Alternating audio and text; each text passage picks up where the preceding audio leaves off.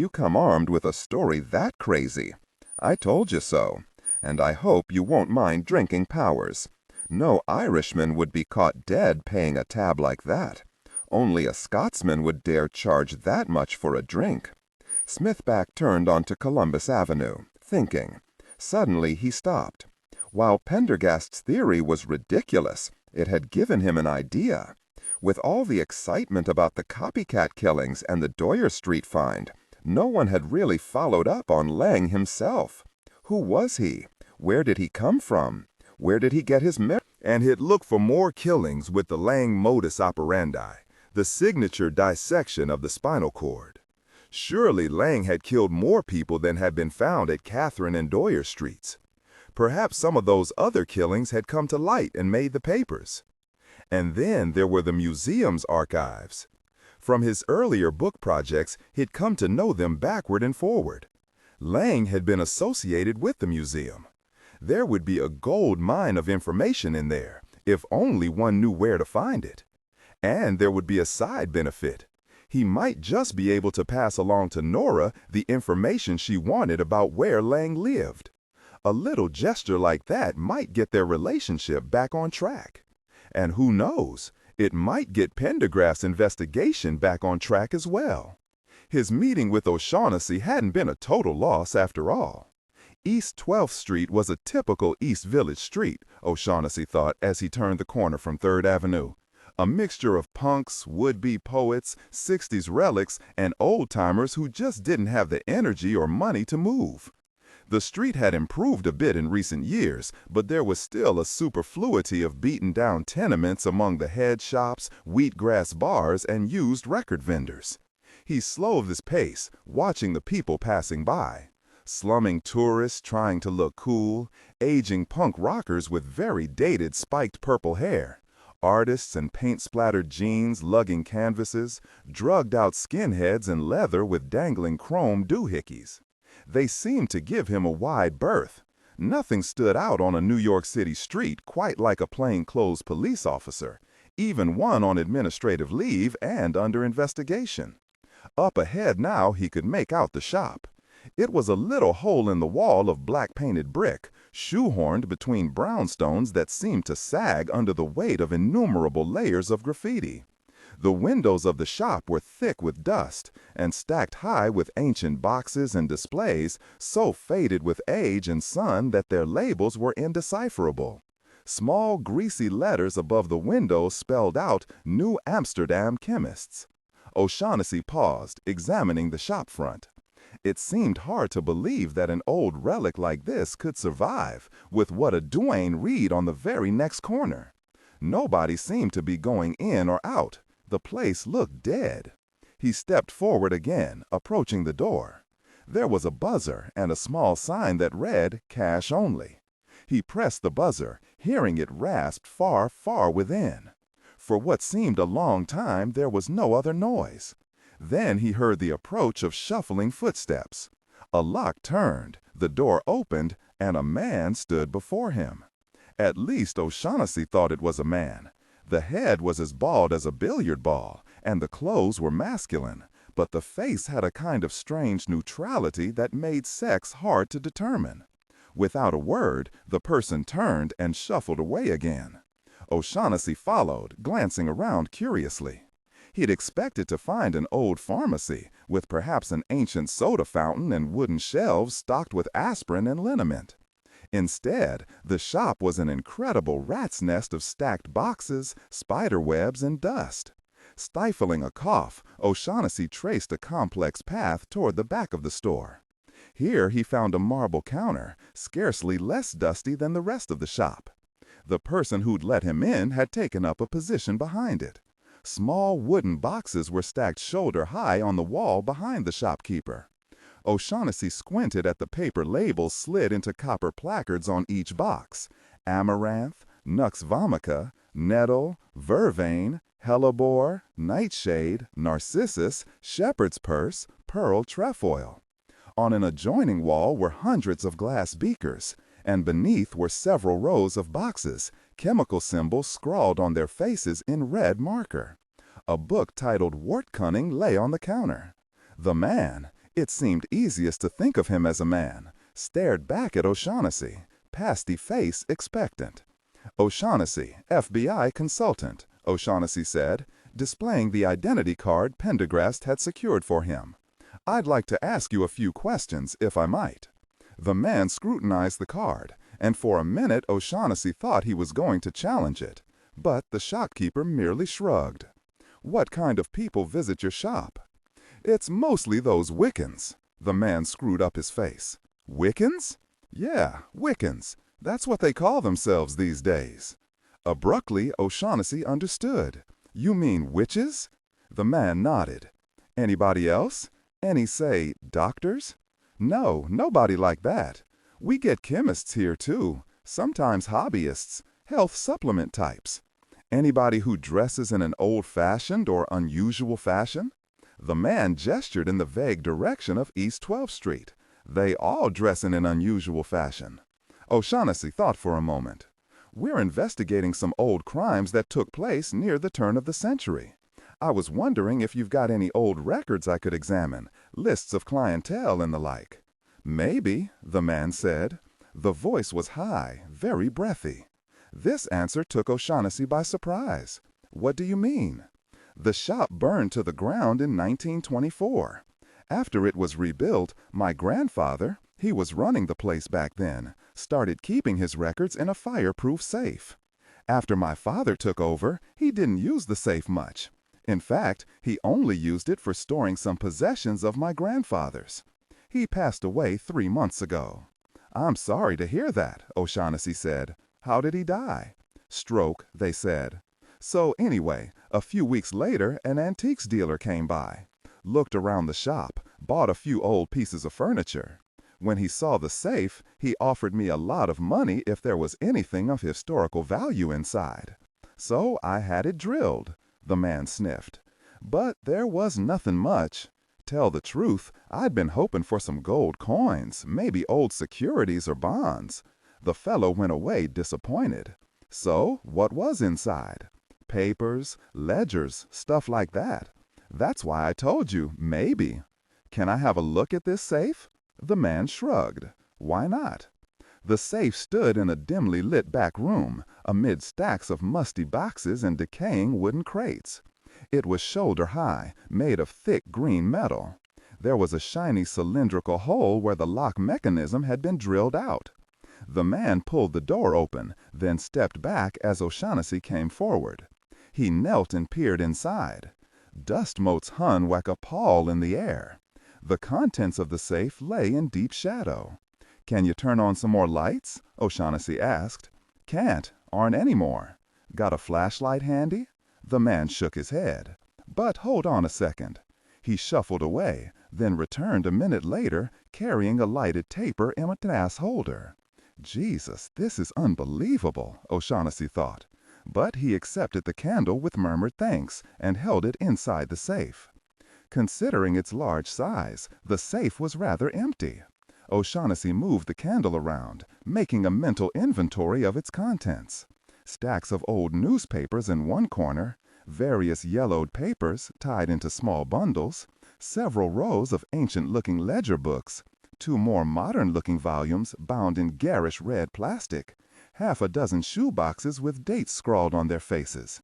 Setting the candle on the floor of the safe, O'Shaughnessy grabbed eagerly at the old ledgers. The first one he opened was simply a shop inventory for the year 1925, page after page of items, written in a spidery hand.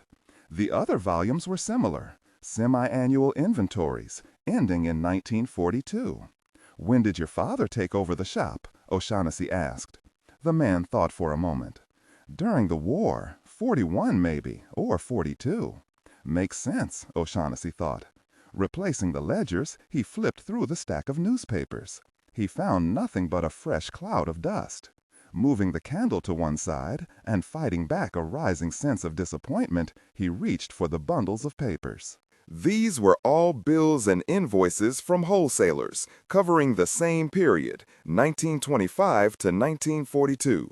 No doubt they would match the inventory ledgers. The red plastic volumes were clearly far too recent to be of any interest. That left just the shoeboxes. One more chance.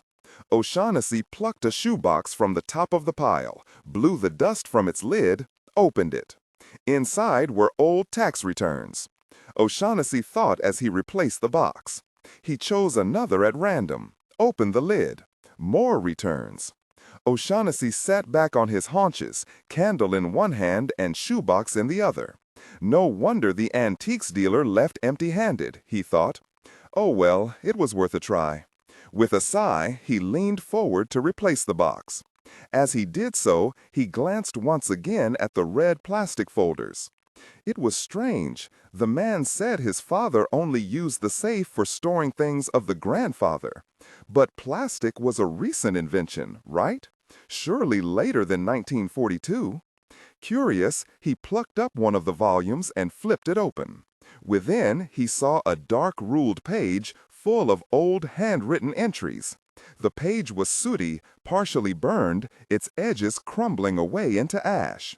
He glanced around. The proprietor of the shop had moved away and was rummaging inside a cardboard box. Eagerly, O'Shaughnessy snatched both the plastic volume and its mate from the safe. Then he blew out the candle and stood up. Nothing much of interest, I'm afraid. He held up the volumes with feigned nonchalance. But as a formality, I'd like to take these down to our office, just for a day or two. With your permission, of course.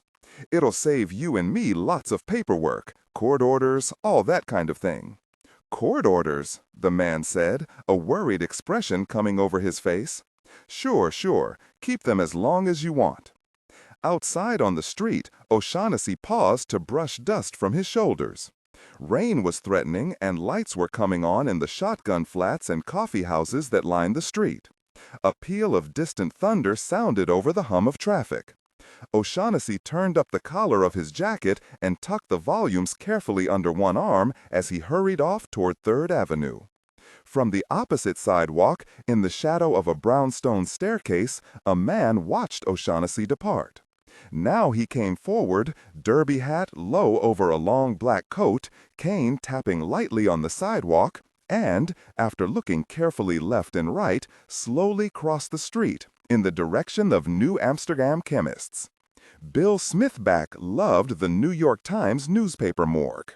A tall, cool room with rows of metal shelves groaning under the weight of leather-bound volumes. On this particular morning, the room was completely empty. It was rarely used anymore by other reporters who preferred to use the digitized online editions, which went back only 25 years. Or, if necessary, the microfilm machines, which were a pain but relatively fast. Still, Smithback found there was nothing more interesting or so curiously useful as paging through the old numbers themselves. You often found little strings of information in successive issues or on adjoining pages that you would have missed by cranking through reels of microfilm at top speed. When he proposed to his editor the idea of a story on Leng, the man had grunted noncommittally, a sure sign he liked it. As he was leaving, he heard the bug-eyed monster mutter, "Just make very sure it's better than that Fairhaven piece, okay? Something with marrow." Well, it would be better than Fairhaven. It had to be. It had to ate. It was afternoon by the time he settled into the morgue. The librarian brought him the first of the volumes he'd requested, and he opened it with reverence, inhaling the smell of decaying wood pulp, old ink, mold, and dust. The volume was dated January 1881, and he quickly found the article he was looking for. The Burning of Shodham's Cabinet. It was a front-page story with a handsome engraving of the flames. The article mentioned that the eminent Professor John C. Shodham was missing and feared dead. Also missing, the article stated, was a man named Enoch Leng who was vaguely billed as a boarder at the cabinet and Shodham's assistant. Clearly, the writer knew nothing about Leng. Smithback paged forward until he found a follow-up story on the fire, reporting that remains believed to be Shodham had been found. No mention was made of Leng. Now working backward, Smithback paged through the city sections looking for articles on the museum, the Lyceum, or any mention of Leng, Shodham, or McFadden. It was slow brewing, and Smithback often found himself sidetracked by various fascinating but unrelated articles. After a few hours, he began to get a little nervous. There were plenty of articles on the museum, a few on the Lyceum, and even occasional mentions of Chatham and his colleague, Tinbury McFadden. But he could find nothing at all on Leng, except in the reports of the meetings of the Lyceum, where a Professor Enoch Leng was occasionally listed among the attendees. Leng clearly kept a low profile. This is going nowhere fast, he thought. He launched into a second line of attack which promised to be much more difficult. Starting in 1917, the date that Enoch Leng abandoned his Dwyer Street laboratory, Smithback began paging forward looking for any murders that fit the profile. There were 365 editions of the Times every year. In those days, murders were a rare enough occurrence to usually land on the front page, so Smithback confined himself to perusing the front pages and the obituaries, looking for the announcement of Leng's death, which would interest O'Shaughnessy as well as himself. There were many murders to read about, and a number of highly interesting obituaries, and Smithback found himself fascinated, too fascinated. It was slow going. But then, in the September 10, 1818 edition, he came across a headline just below the fold, "Mutilated Body in Peckslip Tenement."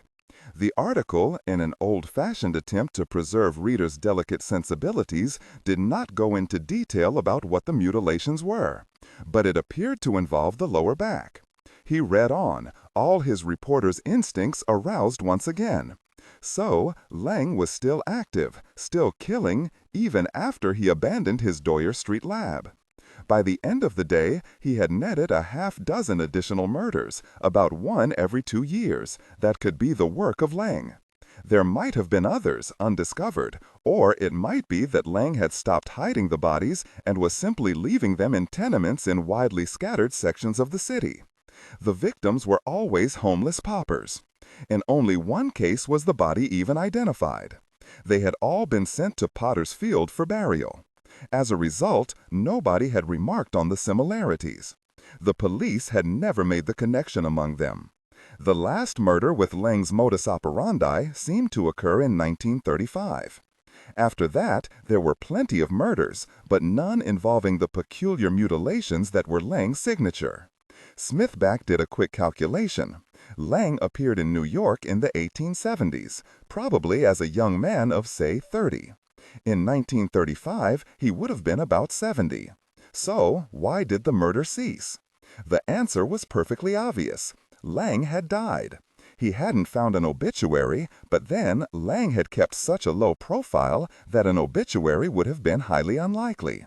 So much for Pendergast, thought Smithback. And the more he thought about it, the more he felt sure that Pendergast couldn't really believe such an absurd thing. No, Pendergast was throwing this out as a red herring for some devious purpose of his own. That was Pendergast through and through. Artful, winding, oblique. You never knew what he was really thinking, or what his plan was. He would explain all this to O'Shaughnessy the next time he saw him. No doubt the cop would be relieved to hear Pendergast hadn't gone off the deep end. Smithback scanned another year's worth of obituaries, but nothing on Leng appeared. Figures. The guy just cast no shadow at all on the historical record. It was almost creepy. He checked his watch. Quitting time. He'd been at it for 10 straight hours. But he was off to a good start. In one stroke, he'd uncovered another half-dozen unsolved murders, which could likely be attributed to Leng. He had maybe 2 more days before his editor started demanding results. More if he could show his work was turning up some nuggets of gold. He eased himself out of the comfortable chair, rubbed his hands together. Now that he'd combed the public record, he was ready to take the next step. Leng's private record. One thing the day's research had revealed was that Leng had been a guest researcher at the museum. Smithback knew that. Back then, all visiting scientists had to undergo an academic review in order to gain unfettered access to the collections. The review gave such details as the person's age, education, degrees, fields of specialty, publications, marital status, and address. This might lead to other treasure troves of documents, deeds, leases, legal actions, so forth. Perhaps Leng could hide from the public eye, but the museum's records would be a different story. By the time Smithback was done, he would know Leng like a brother. The thought gave him a delicious shudder of anticipation. O'Shaughnessy stood on the steps outside the Jacob Javits Federal Building. The rain had stopped, and puddles lay here and there in the narrow streets of Lower Manhattan. Pendergast had not been at the Dakota, and he was not here, at the Bureau. O'Shaughnessy felt an odd blend of emotions: impatience, curiosity, eagerness. He'd been almost disappointed that he couldn't show his find to Pendergast right away. Pendergast would surely see the value of the discovery. Maybe it would be the clue they needed to break the case. He ducked behind one of the building's granite pillars to inspect the journals once again. His eye ran down the columned pages, the countless entries of faded blue ink. It had everything: names of purchasers, lists of chemicals, amounts, prices, delivery addresses, dates. Poisons were listed in red. Pendergast was going to love this. Of course, Leng would have made his purchases under a pseudonym, probably using a false address. But he would have had to use the same pseudonym for each purchase. Since Pendergast had already compiled a list of at least some of the rare chemicals Leng had used, it would be a simple matter to match that with the purchases in this book, and, through that, discover Leng's pseudonym. If it was a name Leng used in other transactions, this little book was going to take them very far indeed. O'Shaughnessy glanced at the volumes another minute, then took them back beneath his arm and began walking thoughtfully down Broadway toward City Hall and the subway. The volumes covered the years 1917 through 1923, antedating the fire that burned the chemist's shop. Clearly, they'd been the only things to survive the fire. They had been in the possession of the grandfather, and the father had had them rebound. That was why the antiques dealer hadn't bothered to examine them. They looked modern. It had been sheer luck that he himself had antiques dealer. Now that he thought about it, it seemed suspicious that some dealer just happened to walk into the store a few weeks after the old man's death, interested in the safe. Perhaps that death hadn't been an accident after all. Perhaps the copycat killer had been there before him, looking for more information on Leng's chemical purchases. But no, that was impossible. The copycat killings had begun as a result of the article. This had happened before. O'Shaughnessy chastised himself for not getting a description of the dealer. Well, he could always go back. Pendergast might want to come along himself. Suddenly he stopped. Of their own accord, his feet had taken him past the subway station to Ann Street. He began to turn back, then hesitated.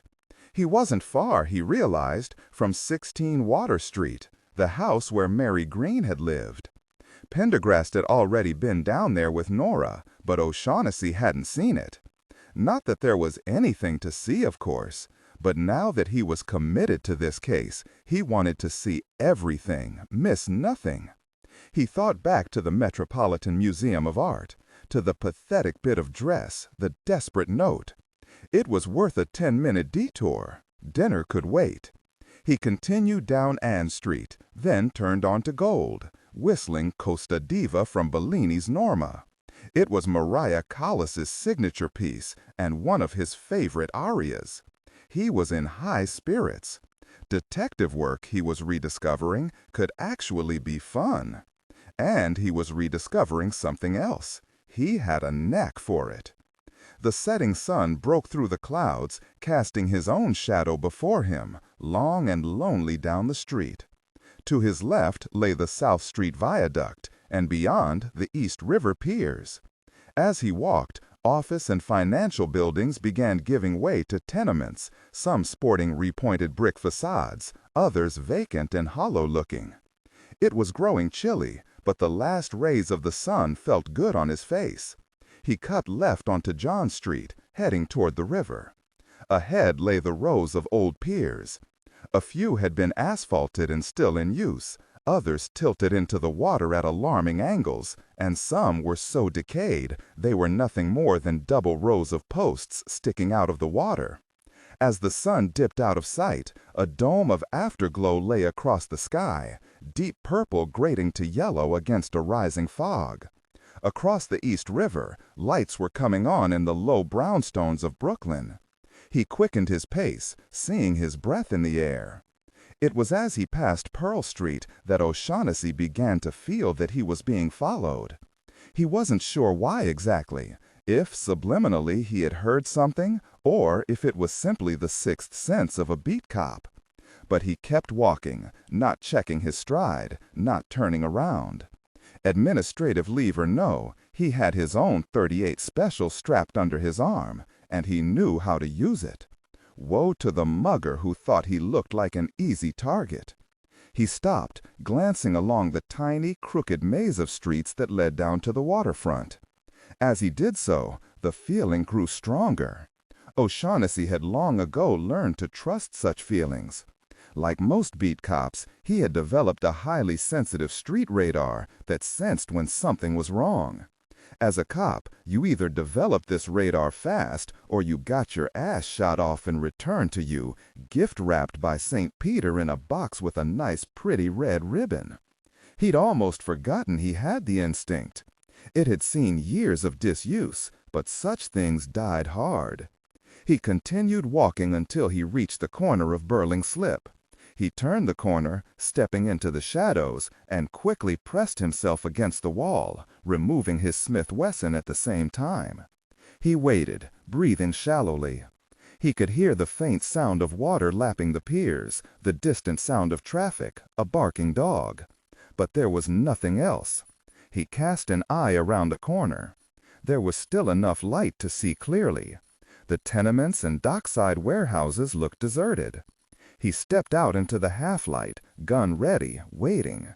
If somebody was following, they'd see his gun, and they would go away. He slowly reholstered the weapon, looked around again, then turned down Water Street. Why did he still feel he was being followed? Had his instincts rung a false alarm after all? As he approached the middle of the block, and number 16, he thought he saw a dark shape disappear around the corner. Thought he heard the scrape of a shoe on pavement. He sprang forward, thoughts of Mary Green forgotten, and whipped around the corner, gun drawn once again.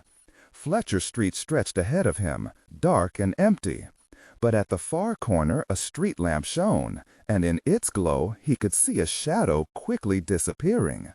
It had been unmistakable. He sprinted down the block, turned, and do not read aloud any text that acts as a technical or structural marker.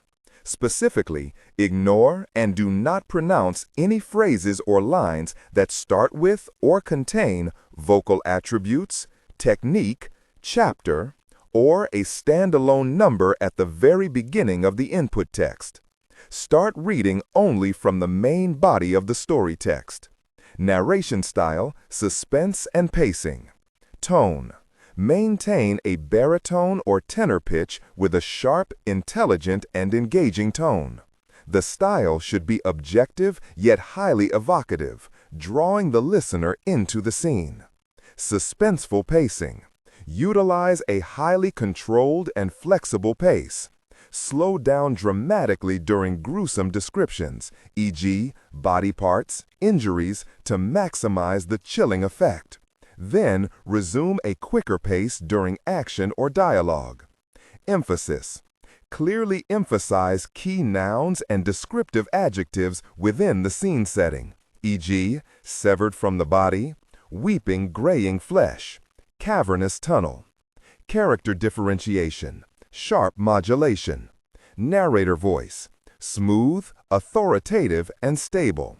This is the baseline pitch. Female dialogue. Increase the pitch significantly.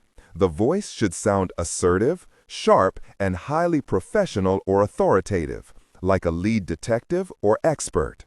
Male dialogue. Lower the pitch slightly compared to the narrator, using a tone that is skeptical, warm, and somewhat cynical to differentiate from the professional female voice. Other characters, e.g., Deputy Burns, quick, focused delivery, clear voice. Technical delivery, vocal texture. Maintain a clean, clear vocal texture, suitable for high-quality production, ensuring every word is crisp and clearly enunciated. Emotional range. Focus on conveying emotions typical of a crime scene: disgust, professional detachment, intellectual curiosity, and underlying tension. Target emotion strength, 8 out of 10. Emphasis on intellectual focus and underlying tension rather than outright screaming or crying. He sprinted down the block, turned another corner. Then he stopped. A black cat strolled across the empty street, tail held high, tip twitching with each step. He was a few blocks downwind of the Fulton Fish Market, and the stench of seafood wafted into his nostrils. A tugboat's horn floated mournfully up from the harbor. O'Shaughnessy laughed ruefully to himself. He was not normally predisposed to paranoia, but there was no other word for it. He had been chasing a cat. This case must be getting to him. Hefting the journals, he continued south, toward Wall Street and the subway. But this time there was no doubt. Footsteps, and close. A faint cough. He turned, pulled his gun again. Now it was dark enough that the edges of the street, the old docks, the stone doorways lay in deep shadow. Whoever was following him was both persistent and good. This was not some mugger. And the cough was nonsense. The man wanted him to know he was being followed. The man was trying to spook him, make him nervous, goad him into making a mistake. O'Shaughnessy turned and ran. Not because of fear, really, but because he wanted to provoke the man into following. He ran to the end of the block, turned the corner, continuing halfway down the next block. Then he stopped, silently retraced his steps, and melted into the shadow of a doorway. He thought he heard footsteps running down the block. He braced himself against the door behind him and waited, gun drawn, ready to spring. Silence. It stretched on for a minute, then 2, then 5. A cab drove slowly by, twin headlights lancing through the fog and gloom. Cautiously, O'Shaughnessy eased his way out of the doorway, looked around. All was deserted once again. He began making his way back down the sidewalk in the direction from which he'd come, moving slowly, keeping close to the buildings. Maybe the man had taken a different turn, or given up. Or maybe, after all, it was only his imagination. And that was when the dark figure lanced out of an adjacent doorway, when something came down over his head and tightened around his neck, when the sickly sweet chemical odor abruptly invaded his nostrils. One of O'Shaughnessy's hands reached for the hood, while the other convulsively squeezed off a shot. And then he was falling without end. The sound of the shot reverberated down the empty street, echoing and re-echoing off the old buildings until it died away. And silence once more settled over the docks and the now empty streets. William Smithback stood, quite self-consciously, in the doorway of Café des Artistes. His new suit of dark blue Italian silk rustled as he scanned the dimly lit room.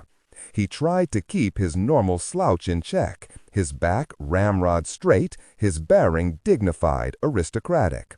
The Armani suit had cost him a small fortune, but as he stood in the entryway, he knew it had been worth every penny. He felt sophisticated, urbane, a bit like Tom Wolfe, though of course he didn't dare try the full rig, white hat and all. The paisley silk handkerchief poking out of his pocket was a nice touch, though perhaps a bit flamboyant. But then again, he was a famous writer, almost famous anyway. If only his last very book had inched up 2 more slots, it would have made the list. And he could get away with such touches. He turned with what he hoped was casual elegance and arched an eyebrow in the direction of the maitre d', who immediately strode over with a smile. Smithback loved this restaurant more than any other in New York City. It was decidedly untrendy, old-fashioned, with superb food. You didn't get the bridge and tunnel crowd in here like you did at Le Cirque 2000. And the Howard Chandler Christie mural added just the right touch of kitsch. "Mr. Smithback, how nice to see you this evening. Your party just arrived." Smithback nodded gravely. Being recognized by the maitre d' of a first-class restaurant, although he would be loath to admit it, meant a great deal to him. It had taken several visits, several well-dropped 20s. What clinched it was the casual reference to his position at the New York Times. Nora Kelly sat at a corner table, waiting for him. As usual, just seeing her sent a little electric current of pleasure through Smithback. Even though she'd been in New York well over a year, she still retained a fresh, out-of-place look that delighted him. And she never seemed to have lost her Santa Fe tan. Funny how they'd met under the worst possible of circumstances. An archaeological expedition to Utah in which they'd both almost lost their lives. Back then, she'd made it clear she thought him arrogant and obnoxious. And here they were, 2 years later, about to move in together. And Smithback couldn't imagine ever spending a day apart from her. He slid into the banquette with a smile. She looked great, as always. Her copper-colored hair spilling over her shoulders, deep green-brown eyes sparkling in the candlelight, the sprinkling of freckles on her nose adding a perfect touch of boyishness. Then his gaze dropped to her clothes. Now those left something to be desired. God, she was actually dirty, she said. Smithback adjusted his tie and turned ever so slightly, allowing the light to catch the elegantly cut shoulder of his suit. "I swear, Bill, you aren't going to believe it. But remember, this is off the record." Now Smithback felt slightly hurt. Not only had she failed to notice the suit, but this business about their conversation being off the record was unnecessary. "Nora, everything between us is off the record." She didn't wait for him to finish. "First, that scumbag Brisbane cut my budget 10%. Smithback made a sympathetic noise. The museum was perpetually short of money. "And then I found this really weird man in my office." Smithback made another noise, slyly moving his elbow into position beside his water glass. Surely she'd noticed the dark silk against the white nap of the tablecloth. "He was reading my books, acting like he owned the place. He looked just like an undertaker, dressed in a black suit with really white skin. Not albino, just white." An uncomfortable feeling of déjà vu began to well up in Smithback's mind. He dismissed it. "He said he was from the FBI, and he dragged me downtown to a building site where they'd uncovered—" Abruptly, the feeling returned. "Did you say FBI? No way, not him. It couldn't be." "Yes, the FBI. Special Agent Pendergast," Smithback finished for her. Now it was Nora's turn to look astonished. "You know him?" "Know him? He was in my book on the museum murders. That book of mine you said you read." "Oh yeah, right." Smithback nodded, too preoccupied to be indignant. Pendergast was not back in Manhattan on a social visit. The man showed up only when there was trouble. Or maybe he just seemed to always bring trouble with him. She finished, just as their morel and black truffle quenelles arrived. "Megan, Fairhaven," said Smithback, digging a fork into the mousse, releasing a heavenly aroma of musk and the deep forest. "Weren't those the guys that got in trouble for ripping down that SRO without a permit when there were still people living there? The single-room occupancy on East First? I think so. Nasty bunch. Fairhaven was arriving in a stretch limo just as we left. Yeah, and in a Rolls, you said." Smithback had to laugh. When he'd been investigating the museum murders, Pendergast went around in a Buick. The conspicuousness of a Rolls had to mean something. Everything Pendergast did served a purpose. Well, you rode in style anyway. But this really doesn't sound like something Pendergast would be interested in. Why not? It's an incredible site, but it is over 100 years old. Why would the FBI or any law enforcement agency be interested in a crime scene that's ancient history? It isn't an ordinary crime scene. 3 dozen young people murdered, dismembered, and walled up in a subterranean crawl space. That's one of the biggest serial killings in U.S. history. Their waiter returned, sliding a dish in front of Smithback. Steak au poivre, cooked rare. "Nora, come on," he said, lifting his knife eagerly. "The murderer is long dead. It's a historical curiosity. It'll make a great story in the paper. Come to think of it, but I still can't see why the FBI would take an interest." He felt Nora glowering at him. "Bill, this is off the record, remember? It's almost prehistoric, Nora, and it would make a sensational story. How could it possibly hurt?" "Off the record." Smithback sighed. "Just give me first shot, Nora, when the time comes." Nora smirked. "You always get first shot, Bill. You know that." Smithback chuckled and sliced a tender corner off his steak. "So what did you find down there?" "Not much. A bunch of stuff in the pockets, some old coins, a comb, pins, string, buttons. These people were poor. I took a vertebra, a hair sample, and—" She hesitated. There was something else. Out with it. There was a piece of paper sewed into the lining of one girl's dress. It felt like a letter. I can't stop thinking about it. I had to put the dress back before I could take a closer look. "You mean it's still there?" Nora nodded. "What are they going to do with the stuff?" "The ME took away the bones, but they said they were going to bag the rest. I got the sense they were eager to lose track of the stuff in some warehouse. The quicker they can get rid of it, the less chance it'll be declared an archaeological site. I've seen developers tear up a site just to make sure that when the archaeologists arrive, there's nothing left to examine. That's illegal, isn't it? Aren't they supposed to stop if it's important? If the site's gone, how can you prove it was important? Developers destroyed dozens of archaeological sites in America in just this way, every single day." Smithback mumbled his righteous indignation as he made headway into the steak. He was famished. Nobody did steak like Café des Artistes. And the helpings were decent, man-sized. None of this nouvelle cuisine crap.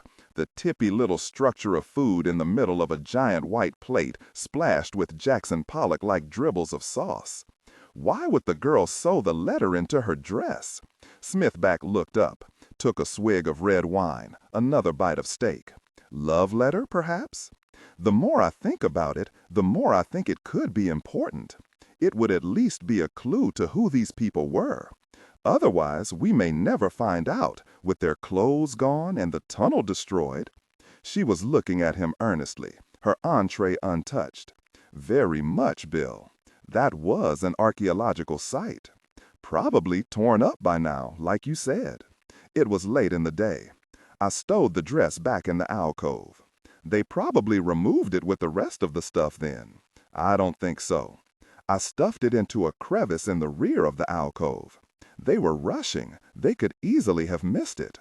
Smithback saw the gleam in Nora's hazel eyes. He'd seen that look before. "No way, Nora," he said quickly. "They must have security at the site. It's probably lit up brighter than a stage. Don't even think about it." Next thing, she would insist on his coming along. "You've got to come with me, tonight. I need that letter." "You don't even know if it is a letter. It might be a laundry slip." "Bill, even a laundry slip would be an important clue. We could be arrested." "No, you won't. What's this, you guys?" "I'll distract the guard while you go over the fence. You can make yourself inconspicuous." As she spoke, Nora's eyes grew brighter. "Yes, you can be dressed like a homeless bum, say, just poking through the garbage. If they catch you, the worst they'll do is make you move on." Smithback was aghast. "Me? A bum? No way. You be the bum." "No, Bill, that won't work. I have to be the hooker." The last forkful of steak froze halfway to Smith's back's mouth. Nora smiled at him. Then she spoke. "You just spilled brandy sauce all down the front of your nice new Italian suit." Patrick O'Shaughnessy awoke very slowly. His head felt as if it had been split open with an axe, his knuckles throbbed, and his tongue was swollen and metallic in his mouth. He opened his eyes, but all was darkness. Fearing he'd gone blind, he instinctively drew his arms toward his face. He realized with a kind of leaden numbness that they were restrained. He tugged, and something rattled. Chains. He was shackled with chains. He moved his legs and found they were chained as well. Almost instantly, the numbness fled, and cold reality flooded over him. The memory of the footsteps, the cat and mouse in the deserted streets, the smothering hood, returned with stark, pitiless clarity. For a moment, he struggled fiercely, a terrible panic bubbling up in his chest. Then he lay back, trying to master himself. Panic's not going to solve anything. You have to think. Where was he? In a cell of some sort. He'd been taken prisoner. But by whom? Almost as soon as he asked this question, the answer came. By the copycat killer. By the surgeon. The fresh wave of panic that greeted this realization was cut short by a sudden shaft of light, bright, even painful after the enveloping darkness. He looked around quickly. He was in a small, bare room of rough-hewn stone, chained to a floor of cold, damp concrete. One wall held a door of rusted metal, and the light was streaming in through a small slot in its face. The light suddenly diminished, and a voice sounded in the slot. O'Shaughnessy could see wet red lips moving. "Please do not discompose yourself," the voice said soothingly. "All this will be over soon. Struggle is unnecessary." The slot rattled shut, and O'Shaughnessy was once again plunged into darkness. He listened as the retreating steps rang against the stone floor. It was all too clear what was coming next. He'd seen the results at the medical examiner's office. The surgeon would come back. He'd come back. And don't think about that. Think about how to escape. O'Shaughnessy tried to relax, to concentrate on taking long, slow breaths. Now his police training helped. He felt calmness settle over him. No situation was ever hopeless, and even the most cautious criminals made mistakes. He'd been stupid, his habitual caution lost in his excitement over finding the ledgers. He'd forgotten Pendergast's warning of constant danger. Well, he wouldn't be stupid any longer. "All this will be over soon," the voice had said. That meant it wouldn't be long before he'd be coming back. O'Shaughnessy would be ready. Before the surgeon could do anything, he'd have to remove the shackles, and that's when O'Shaughnessy would jump him. But the surgeon was clearly no fool. The way he'd shadowed him, ambushed him, that had taken cunning, strong nerves. If O'Shaughnessy merely pretended to be asleep, it wouldn't be enough. This was it. Do or die. He took a deep breath, then another. And then, closing his eyes, he smashed the shackles of his arm against his forehead, raking them laterally from left to right. The blood began to flow almost at once. There was pain, too, but that was good. It kept him sharp, gave him something to think about. Wounds to the forehead tended to bleed a lot. That was good, too. Now he carefully lay to one side, positioning himself to look as if he'd passed out, scraping his head against the rough wall as he slumped to the floor. The stone felt cold against his cheek, the blood warm as it trickled through his eyelashes, down his nose. It would work. It would work. He didn't want to go out like Doreen Hollander, torn and stiff on a morgue gurney. Once again, O'Shaughnessy quelled a rising panic. It would be over soon. The surgeon would return. He'd hear the footsteps on the stones. The door would open. When the shackles were removed, he'd surprise the man, overwhelm him. He'd escape with his life, collar the copycat killer in the process. Stay calm. Stay calm. Eyes shut, blood trickling onto the cold, damp stone, O'Shaughnessy deliberately turned his thoughts to opera. His breathing grew calmer, and soon, in his mind, the bleak walls of the little cell began to ring with the exquisitely beautiful strains of O Isis und Osiris, rising effortlessly toward street level and the inviolate sky far above. Pendergast stood on the broad pavement, small brown package beneath one arm, looking thoughtfully up at the brace of lions that guarded the entrance to the New York Public Library. A brief, drenching rain had passed over the city, and the headlights of the buses and taxis shimmered in countless puddles of water. Pendergast raised his eyes from the lions to the facade behind them, long and imposing, heavy Corinthian columns rising toward a vast architrave. It was past 9 p.m., and the library had long since closed. The tides of students, researchers, tourists, unpublished poets and scholars that swirled about its portals by day had receded hours before. He glanced around once more, eyes sweeping the stone plaza and the sidewalk beyond. Then he adjusted the package beneath his arm and made his way slowly up the broad stairs. To one side of the massive entrance, a smaller door had been set into the granite face of the library. Pendergast approached it, rapped his knuckles lightly on the bronze. Almost immediately it swung inward, revealing a library guard. He was very tall, with closely cropped blonde hair, heavily muscled. A copy of Orlando Furioso was in one meaty hand. "Good evening, Agent Pendergast," the guard said. "How are you this evening?" "Quite well, Francis, thank you," Pendergast replied. He nodded toward the book. "How are you enjoying Ariosto?" "Very much, thanks for the suggestion. I believe I recommended the Bacon translation. Nesmith in the microfiche department has one. The others are on loan. Remind me to send you down a copy." "I'll do that, sir. Thanks." Pendergast nodded again and passed on, through the entrance hall and up the marble stairs, hearing nothing but the sound of his own footsteps. At the entrance to room 315, the main reading room, he paused again. Inside, ranks of long wooden tables lay beneath yellow pools of light. Pendergast entered, gliding toward a vast construction of dark wood that divided the reading room into halves. By day, this was the station from which library workers accepted book requests from patrons and sent them down to the subterranean stacks by pneumatic tube. But now, with the fall of night, the receiving station was silent and empty.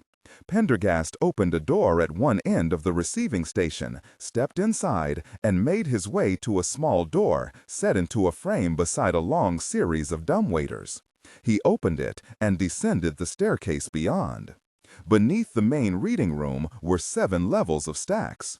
The first 6 levels were vast cities of shelving, laid out in precise grids that went on, row after row, stack after stack. The ceilings of the stacks were low, and the tall shelves of books claustrophobic. And yet, as he walked in the faint light of the first level, taking in the smell of dust and mildew and decomposing paper, Pendergast felt a rare sense of peace. The pain of his stab wound, the heavy burden of the case at hand, seemed to ease. At every turn, every intersection, his mind filled with the memory of some prior perambulation, journeys of discovery, literary expeditions that had frequently ended in investigative epiphanies, abruptly solved cases. But there was no time now for reminiscing, and Pendergast moved on. Reaching a narrow, even steeper staircase, he descended deeper into the stacks. At last, Pendergast emerged from the closet-like stairwell onto the 7th level. Unlike the flawlessly catalogued levels above it, this was an endless rat's nest of mysterious pathways and cul-de-sacs rarely visited, despite some astonishing collections known to be buried here. The air was close and stuffy, as if it had, like the volumes it surrounded, not circulated for decades. Several corridors ran away from the stairwell, framed by bookcases, crossing and recrossing at strange angles. Pendergast paused momentarily. In the silence, his hyperacute sense of hearing picked up a very faint scratching. Colonies of silverfish gorging their way through an endless supply of pulp. And there was another sound too, louder and sharper. Snip. Pendergast turned toward the sound, tracking it through the stacks of books, angling first one way, then another. The sound grew nearer. Snip, snip. Up ahead, Pendergast made out a halo of light. Turning a final corner, he saw a large wooden table, brilliantly lit by a dentist's O-ring lamp. Several objects were arrayed along one edge of the table: needle, a spool of heavy filament, a pair of white cotton gloves, a bookbinder's knife, a glue pin. Next to them was a stack of reference works: Bladus's The Enemies of Books, Ebeling's Urban Entomology, Clapp's Curatorial Care of Works of Art on Paper. On a book truck beside the table sat a tall pile of old volumes in various states of decomposition, covers frayed, hinges broken, spines torn. A figure sat at the table, back to Pendergast. A confusion of long hair, white and very thick, streamed down from the skull onto the hunched shoulders. Snip. Pendergast leaned against the nearest stack and, keeping a polite distance, rapped his knuckles lightly against the metal. "I hear a knocking," the figure quoted, in a high yet clearly masculine tone. He did not turn his head. Snip. Pendergast knocked again. "Anon, anon," the man responded. Snip. Pendergast knocked a third time, more sharply. The man straightened his shoulders with an irritable sigh. "Wake Duncan with thy knocking," he cried. "I would thou couldst." Then he laid aside a pair of library scissors and the old book he had been rebinding, and turned around. He had thin white eyebrows to match the mane of hair, and the irises of his eyes were yellow, giving him a gaze that seemed leonine, almost feral. He saw Pendergast, and his old withered face broke into a smile.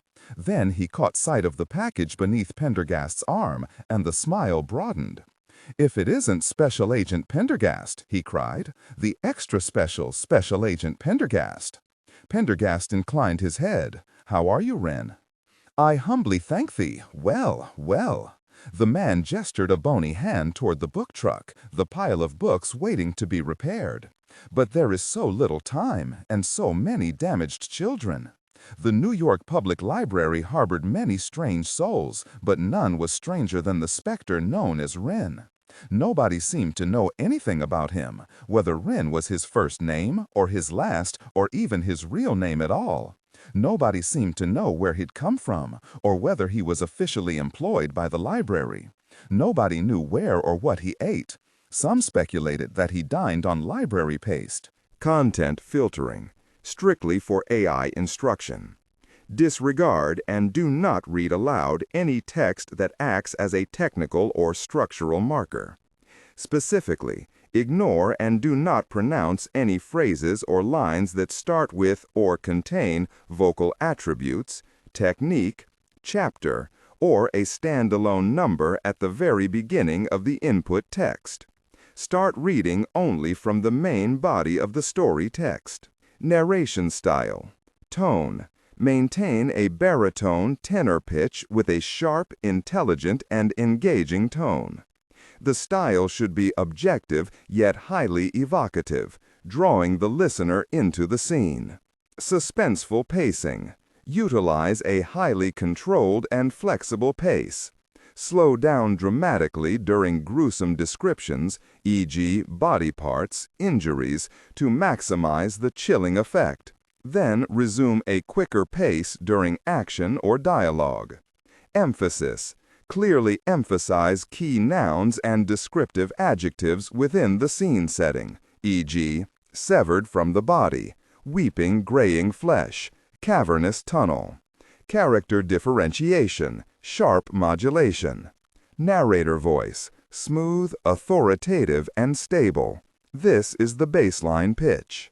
Female dialogue, Megan, increase the pitch significantly. The voice should sound assertive, sharp, and highly professional, authoritative, like a lead detective or expert.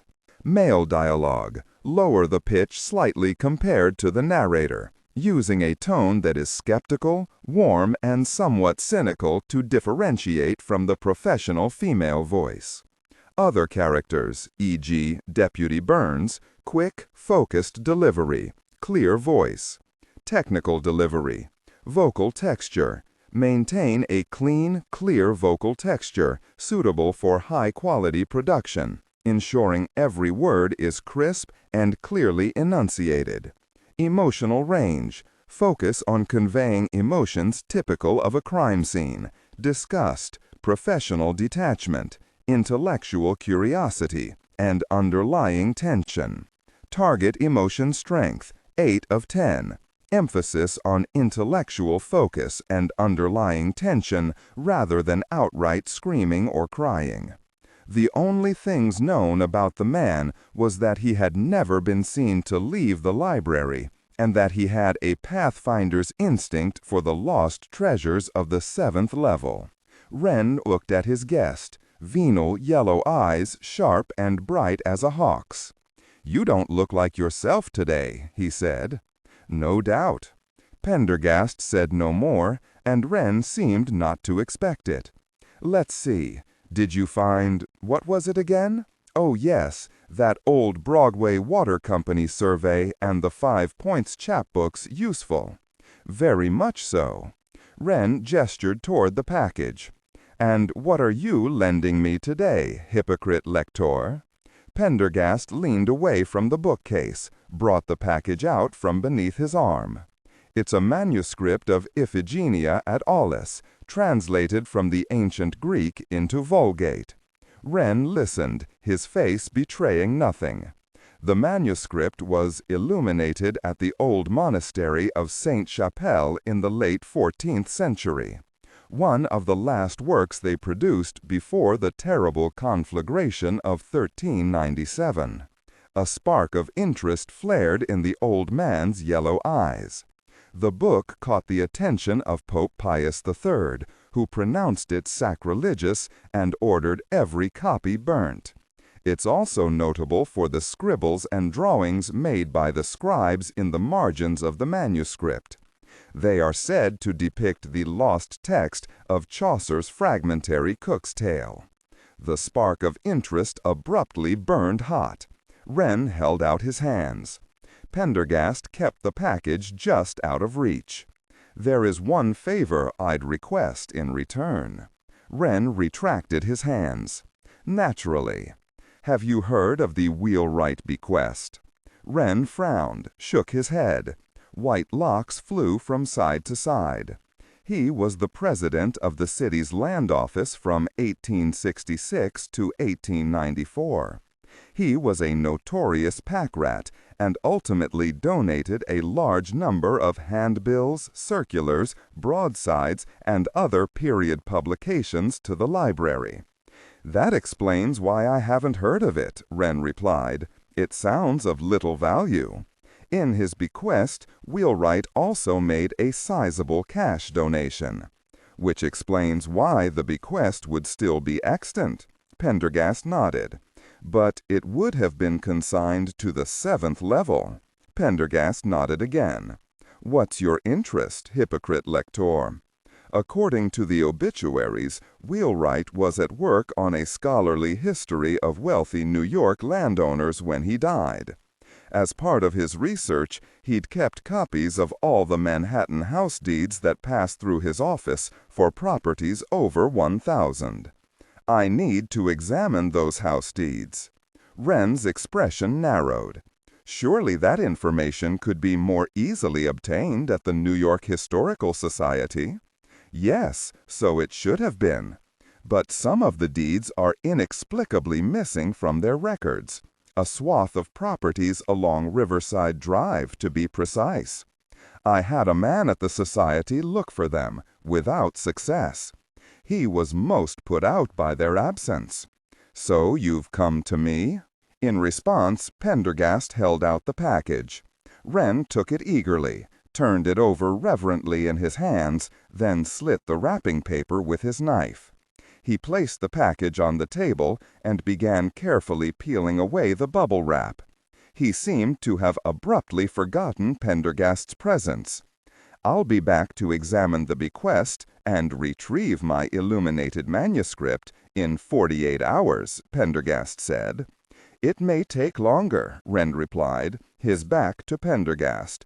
"For all I know, the bequest no longer exists." I have great faith in your abilities." Wren murmured something unaudible. He donned the gloves, gently unbuckled the cloisonné enamel fastenings, stared hungrily at the hand-lettered pages. And Wren. Something in Pendergast's tone made the old man look over his shoulder. "May I suggest you find the bequest first and contemplate the manuscript later? Remember what happened 2 years ago." Wren's face took on a look of shock. "Agent Pendergast, you know I always put your interests first." Pendergast looked into the crafty old face, now full of hurt and indignation. "Of course you do." And then he abruptly vanished into the shadowy stacks. Wren blinked his yellow eyes, then turned his attention back to the illuminated manuscript. He knew exactly where the bequest was. It would be a work of 15 minutes to locate. That left 47 3/4 hours to examine the manuscript. Silence quickly returned. It was almost as if Pendergast's presence had been merely a dream. The man walked up Riverside Drive, his steps short and precise, the metal ferrule of his cane making a rhythmic click on the asphalt. The sun was rising over the Hudson River, turning the water an oily pink, and the trees in Riverside Park stood silently, motionless, in the chill autumn air. He inhaled deeply, his olfactory sense working through the trackless forest of city smells. The tar and diesel coming off the water, dampness from the park, the sour reek of the streets. He turned the corner, then paused. In the rising light, the short street was deserted. 1 block over, he could hear the sounds of traffic on Broadway, see the faint light from the shops. But here it was very quiet. Most of the buildings on the street were abandoned. His own building, in fact, stood beside a site where, many years before, a small riding ring for Manhattan's wealthiest young ladies had been. The ring was long gone, of course, but in its place stood a small, unnamed service drive off the main trunk of Riverside, which served to insulate his building from traffic. The island formed by the service drive sported grass and trees and a statue of Joan of Arc. It was one of the quieter, more forgotten places on the island of Manhattan. Forgotten by all, perhaps, save him. It had the additional advantage of being roamed by nocturnal gangs and having a reputation for being dangerous. It was all very convenient. He slipped down a carriageway, through a side door, and into a close, musty space. By feel, it was dark, with the windows securely boarded over. He made his way down a dim corridor, then another, to a closet door. He opened it. The closet was empty. He stepped inside, turned a knob in the rear wall. It opened noiselessly, revealing stone steps leading down. At the bottom of the steps, the man stopped, feeling along the wall until his fingers found the ancient light switch. He twisted it, and a series of bare bulbs came on, illuminating an old stone. He reached in, and do not read aloud any text that acts as a technical or structural marker. Specifically, ignore and do not pronounce any phrases that start with or contain vocal attributes, technique, chapter, or a standalone number at the very beginning of the input text. Start reading only from the main body of the story text. Narration style, suspense, and pacing. Tone. Maintain a baritone to tenor pitch with a sharp, intelligent, and engaging tone. The style should be objective yet highly evocative, drawing the listener into the scene. Suspenseful pacing. Utilize a highly controlled and flexible pace. Slow down dramatically during gruesome descriptions, e.g. body parts, injuries, to maximize the chilling effect. Then resume a quicker pace during action or dialogue. Emphasis. Clearly emphasize key nouns and descriptive adjectives within the scene setting, e.g. severed from the body, weeping graying flesh, cavernous tunnel. Character differentiation, sharp modulation. Narrator voice, smooth, authoritative, and stable. This is the baseline pitch. Female dialogue, Megan. Increase the pitch significantly. The voice should sound assertive, sharp, and highly professional authoritative, like a lead detective or expert. Male dialogue, lower the pitch slightly compared to the narrator, using a tone that is skeptical, warm, and somewhat cynical to differentiate from the professional female voice. Other characters, e.g. Deputy Burns. Quick, focused delivery, clear voice. Technical delivery. Vocal texture. Maintain a clean, clear vocal texture suitable for high-quality production, ensuring every word is crisp and clearly enunciated. Emotional range. Focus on conveying emotions typical of a crime scene: disgust, professional detachment, intellectual curiosity, and underlying tension. Target emotion strength, 8-10. Emphasis on intellectual focus and underlying tension rather than outright screaming or crying. He reached in and, with infinite caution, withdrew a long, gray, ropey mass. Had it not been for the blood and matter that still adhered to the tissue, it would have resembled the kind of heavy cable that supports a bridge. The red-streaked outer lining filled with thousands of tiny fibrous strings. A small smile curled the man's lips, and his pale eyes glittered as he stared. He held the mass up to the light, which shone through it with a glow. Then he brought it to a nearby sink, where he carefully irrigated it with a bottle of distilled water, washing off the bone chips and other offal. Next, he placed the cleaned organ in a large machine, closed its top, and turned it on. A high whine filled the stone room as the tissue was blended into a paste. At timed intervals, the man consulted the pages of a notebook, then added some chemicals through a rubber bladder in the machine's lid with deft, precise movements. The paste lightened, clarified, and then, his movements ever so careful, the man detached the ultra blender and poured the paste into a long stainless tube, placed it in a nearby centrifuge, closed the cover, and turned a switch. There was a humming noise that grew rapidly in pitch, then stabilized. Centrifuging out the serum would take 20.5 minutes. It was only the first stage in a long process. One had to be absolutely precise. The slightest error at any step only magnified itself until the final product was useless. But now that he'd decided to do all further harvesting here in the laboratory rather than in the field, no doubt things would proceed with even greater consistency. He turned to the sink, in which sat a large, carefully rolled towel. Taking it by one edge, he raised it, letting it unroll. Half a dozen blood-stained scalpels slid into the basin. He began to clean them, slowly, lovingly. They were the old-fashioned kind, heavy, nicely balanced. Of course, they weren't as handy as the modern Japanese models with the snap-in blades, but they felt good in the hand. And they kept an edge. Even in this age of ultra-blenders and DNA sequencing machines, old tools still had their place. Placing the scalpels in an autoclave to dry and sterilize, the man removed the gloves, washed his hands very carefully, then dried them on a linen towel.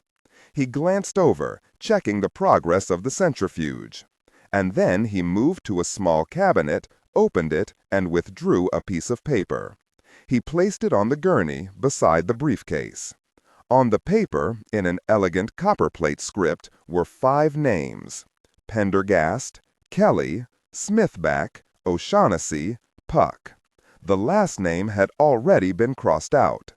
Now the man plucked a fountain pen of inlaid lacquer from his pocket. And then, neatly, formally, with long slender fingers, he drew a beautifully precise line through the 4th name, ending with a little curlicue flourish. At his favorite neighborhood coffee shop, Smithback lingered over his breakfast, knowing the museum did not open its doors until 10. Once more, he glanced over the photocopies of articles he'd culled from back issues of the Times. The more he read them, the more he was sure the old murders were the work of Leng. Even the geography seemed consistent. Most of the murders had taken place on the Lower East Side and along the waterfront, about as far away from Riverside Drive as you could get. At 9:30, he called for the bill and set off down Broadway for a bracing fall walk to the museum. He began to whistle. While he still had the relationship with Nora to repair, he was an eternal optimist. If he could bring her the information she wanted on a silver platter, that would be a start. She couldn't stay mad at him forever. They had so much in common, shared both good and bad times together. If only she didn't have such a temper. He had other reasons to be happy. Although every now and then his instincts failed him, the thing with Fairhaven was a good example, most of the time his journalist's nose was infallible. And his article on Leng had gotten off to a good start. Now all he needed was to dig up a few personal nuggets to bring the madman to life, maybe even a photograph. And he had an idea of where to get all of it. He blinked in the bright fall light, inhaled the crisp air. Years before, during the time he'd spent writing what had started out as a history of the museum's superstition exhibition, Smithback had grown to know the museum very well. He knew its eccentric ways, the ins and outs, the shortcuts, the curiosity, the hidden corners, and miscellaneous archives. If there was any information about Leng hidden within those walls, Smithback would find it. When the great bronze doors opened, Smithback made sure he buried himself within the throngs, staying as anonymous as possible. He paid the suggested admission and pinned on his button, strolling through the great rotunda, gaping like all the others at the soaring skeletons. Soon he broke away from the tourists and worked his way down to the first floor. One of the least known but most useful archives in the museum was here. Colloquially known as Old Records, it housed cabinet upon filing cabinet of personnel records running from the museum's founding to about 1986, when the system was computerized and moved to a gleaming new space on the fourth floor and given the shiny new name of Human Resources. How well he remembered old records, the smell of mothballs and foxed paper, the endless files on long-dead museum employees, associates, and researchers. Old records still contained some sensitive material, and Smithback remembered that it was kept locked and guarded. The last time he was in here, it was on official business and he had assigned permission. This time, he was going to have to use a different approach. The guards might recognize him, then again, after several years, they might not. He walked through the vast hall of birds, echoing and empty, considering how best to proceed. Soon he found himself before the twin riveted copper doors labeled Personnel Records Old. Peering through the crack between them, he could see two guards sitting at a table, drinking coffee. Two guards, twice the chance of being recognized, half the chance of pulling a fast one on them. He had to get rid of one. He took a turn around the hall, still thinking, as a plan began to take shape. Abruptly, he turned on his heel and walked out into the corridor, up the stairs, and into the huge Selous Memorial Hall. There, the usual cadre of cheerful old ladies had taken their places at the information desk. Smithback plucked the visitor's button from his lapel and tossed it in a trash bin. Then he strode up to the nearest lady. "I'm Professor Smithback," he said, with a smile. "Yes, Professor. What can I do for you?"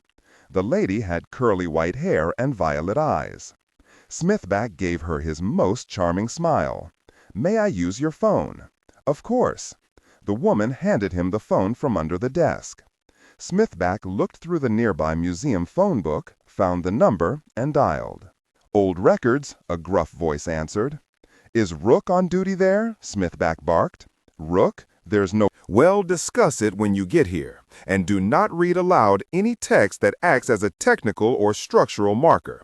Specifically, ignore and do not pronounce any phrases or lines that start with or contain vocal attributes, technique, chapter, or a standalone number at the very beginning of the input text. Start reading only from the main body of the story text. Narration style, suspense, and pacing. Tone. Maintain a baritone tenor pitch with a sharp, intelligent, and engaging tone. The style should be objective yet highly evocative, drawing the listener into the scene. Suspenseful pacing. Utilize a highly controlled and flexible pace. Slow down dramatically during gruesome descriptions, e.g., body parts, injuries, to maximize the chilling effect. Then resume a quicker pace during action or dialogue. Emphasis. Clearly emphasize key nouns and descriptive adjectives within the scene setting, e.g., severed from the body, weeping graying flesh, cavernous tunnel. Character differentiation, sharp modulation.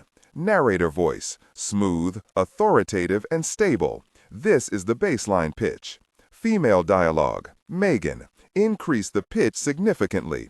The voice should sound assertive, sharp, and highly professional authoritative, like a lead detective or expert. Male dialogue, Sam.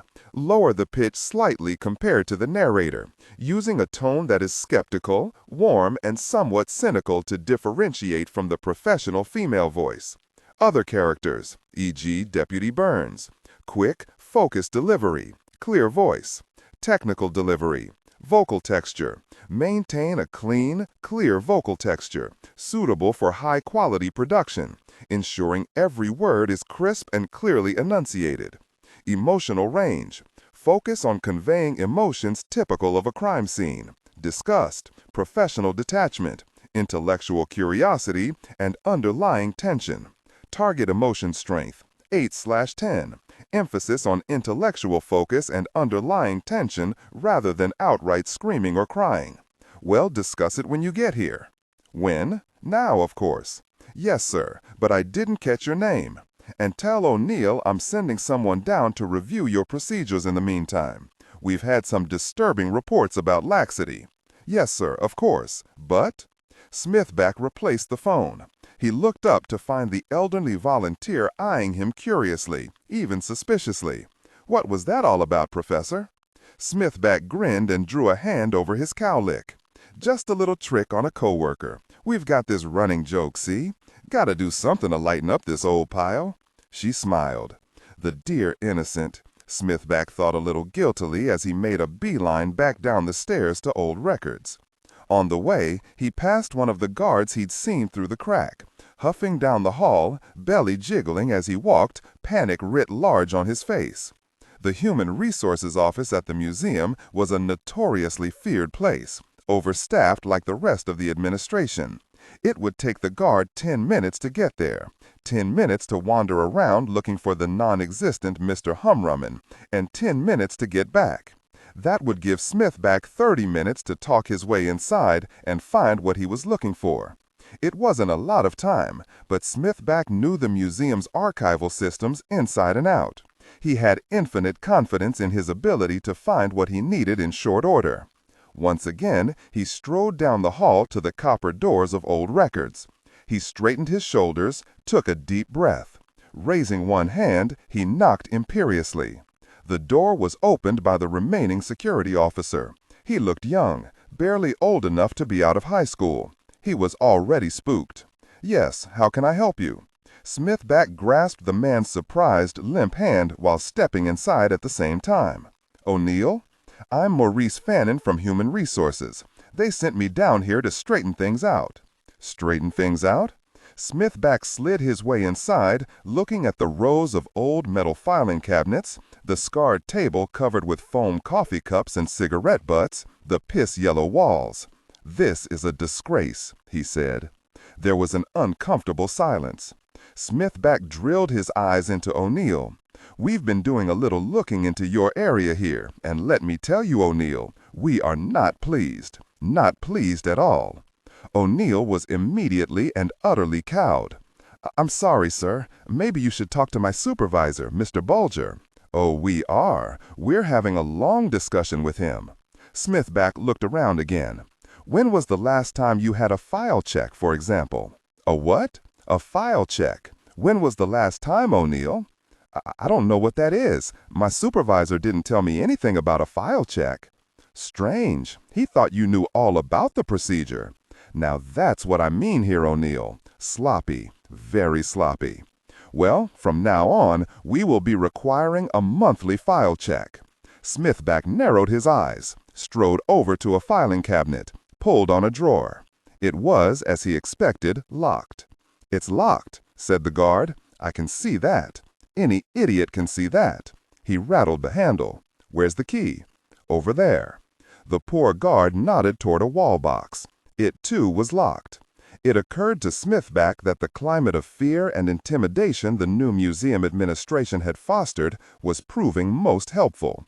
The man was so terrified, the last thing he would think of doing was challenging Smithback or asking for his ID.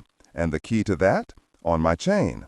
Smithback looked around again, his quick eyes taking in every detail under the pretense of looking for further violations. The filing cabinets had labels on them, each with a date. The dates seemed to run back to 1865, the founding year of the museum. Smithback knew that any outside researchers who were issued a pass to the collections would have to have been approved by a committee of curators. Their deliberations and the files the applicant had to furnish should still be in here. Leng almost certainly had such a collections pass. If his file were still here, it would contain a wealth of personal information. Full name, address, education, degrees, research specialization, list of publications, perhaps even copies of some of those publications.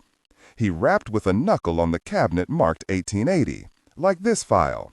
"When was the last time you file-checked this drawer?" As far as I know, never." "Never?" Smithback sounded incredulously. "Well, what are you waiting for?" The guard hustled over, unlocked the wall cabinet, fumbled for the right key, and unlocked the drawer. "Now, let me show you how to do a file check." Smithback opened the drawer and plunged his hands into the files, rifling them, stirring up a cloud of dust, thinking fast. A yellowed index card was poking from the first file, and you whipped it out. It listed every file in the drawer by name, alphabetized, dated, cross-referenced. This was beautiful. Thank God for the early museum bureaucrats. "See, you start with this index card." He waved it in the guard's face. The guard nodded. "It lists every file in the cabinet. Then you check to see if all the files are there. Simple. That's a file check." "Yes, sir." Smithback quickly scanned the list of names on the card. No Leng. He shoved the card back and slammed the drawer. "Now we'll check 1879. Open the drawer, please." "Yes, sir." Smithback drew out the 1879 index card. Again, no Leng was listed. "You'll need to institute much more careful procedures down here, O'Neill.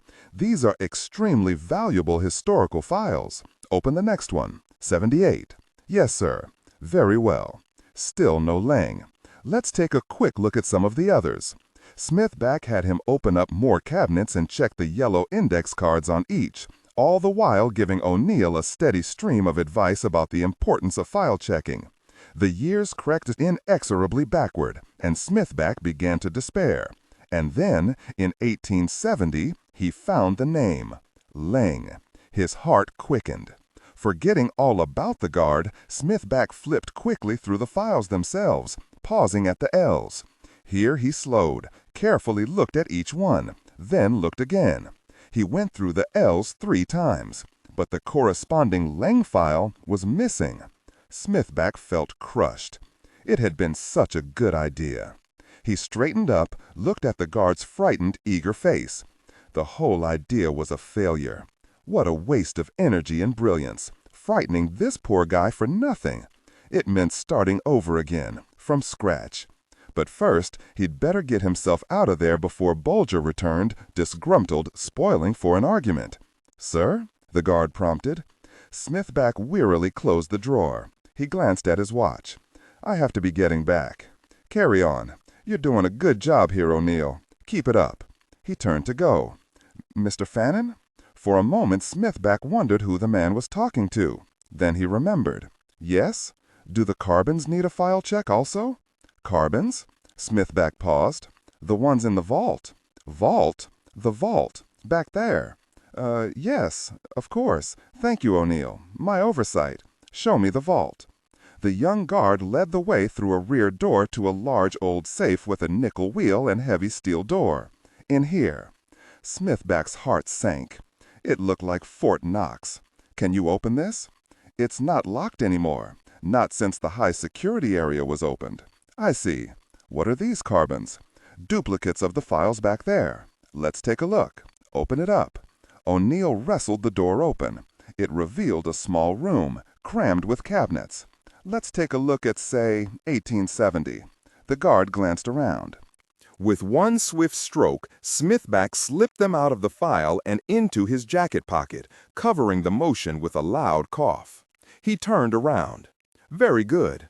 All this will need to be file-checked too, of course." He stepped out of the vault.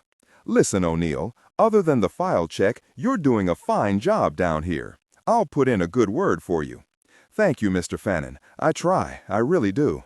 Wish I could say the same for Bulger. Now there's someone with an attitude." "You're right, sir. Good day, O'Neill." And Smithback beat a hasty retreat.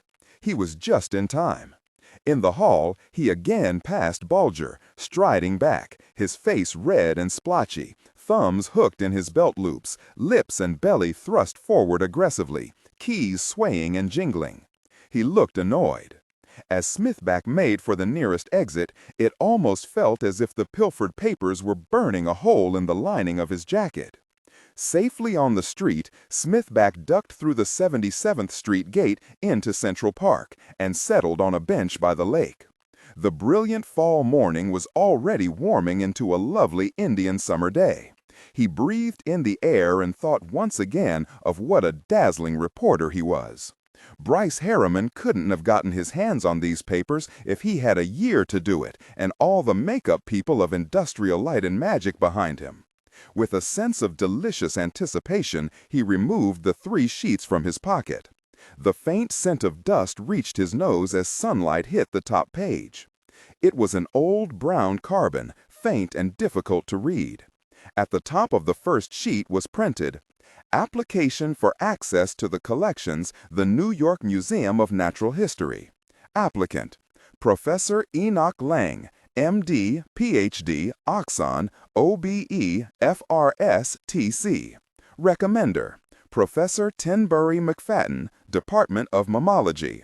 Seconder, Professor Augustus Spragg, Department of Ornithology.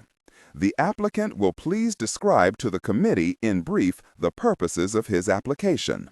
The applicant, Dr. Enoch Leng, wishes access to the collections of anthropology and mammalogy to conduct research on taxonomy and classification, and to prepare comparative essays in physical anthropology, human osteology, and phrenology.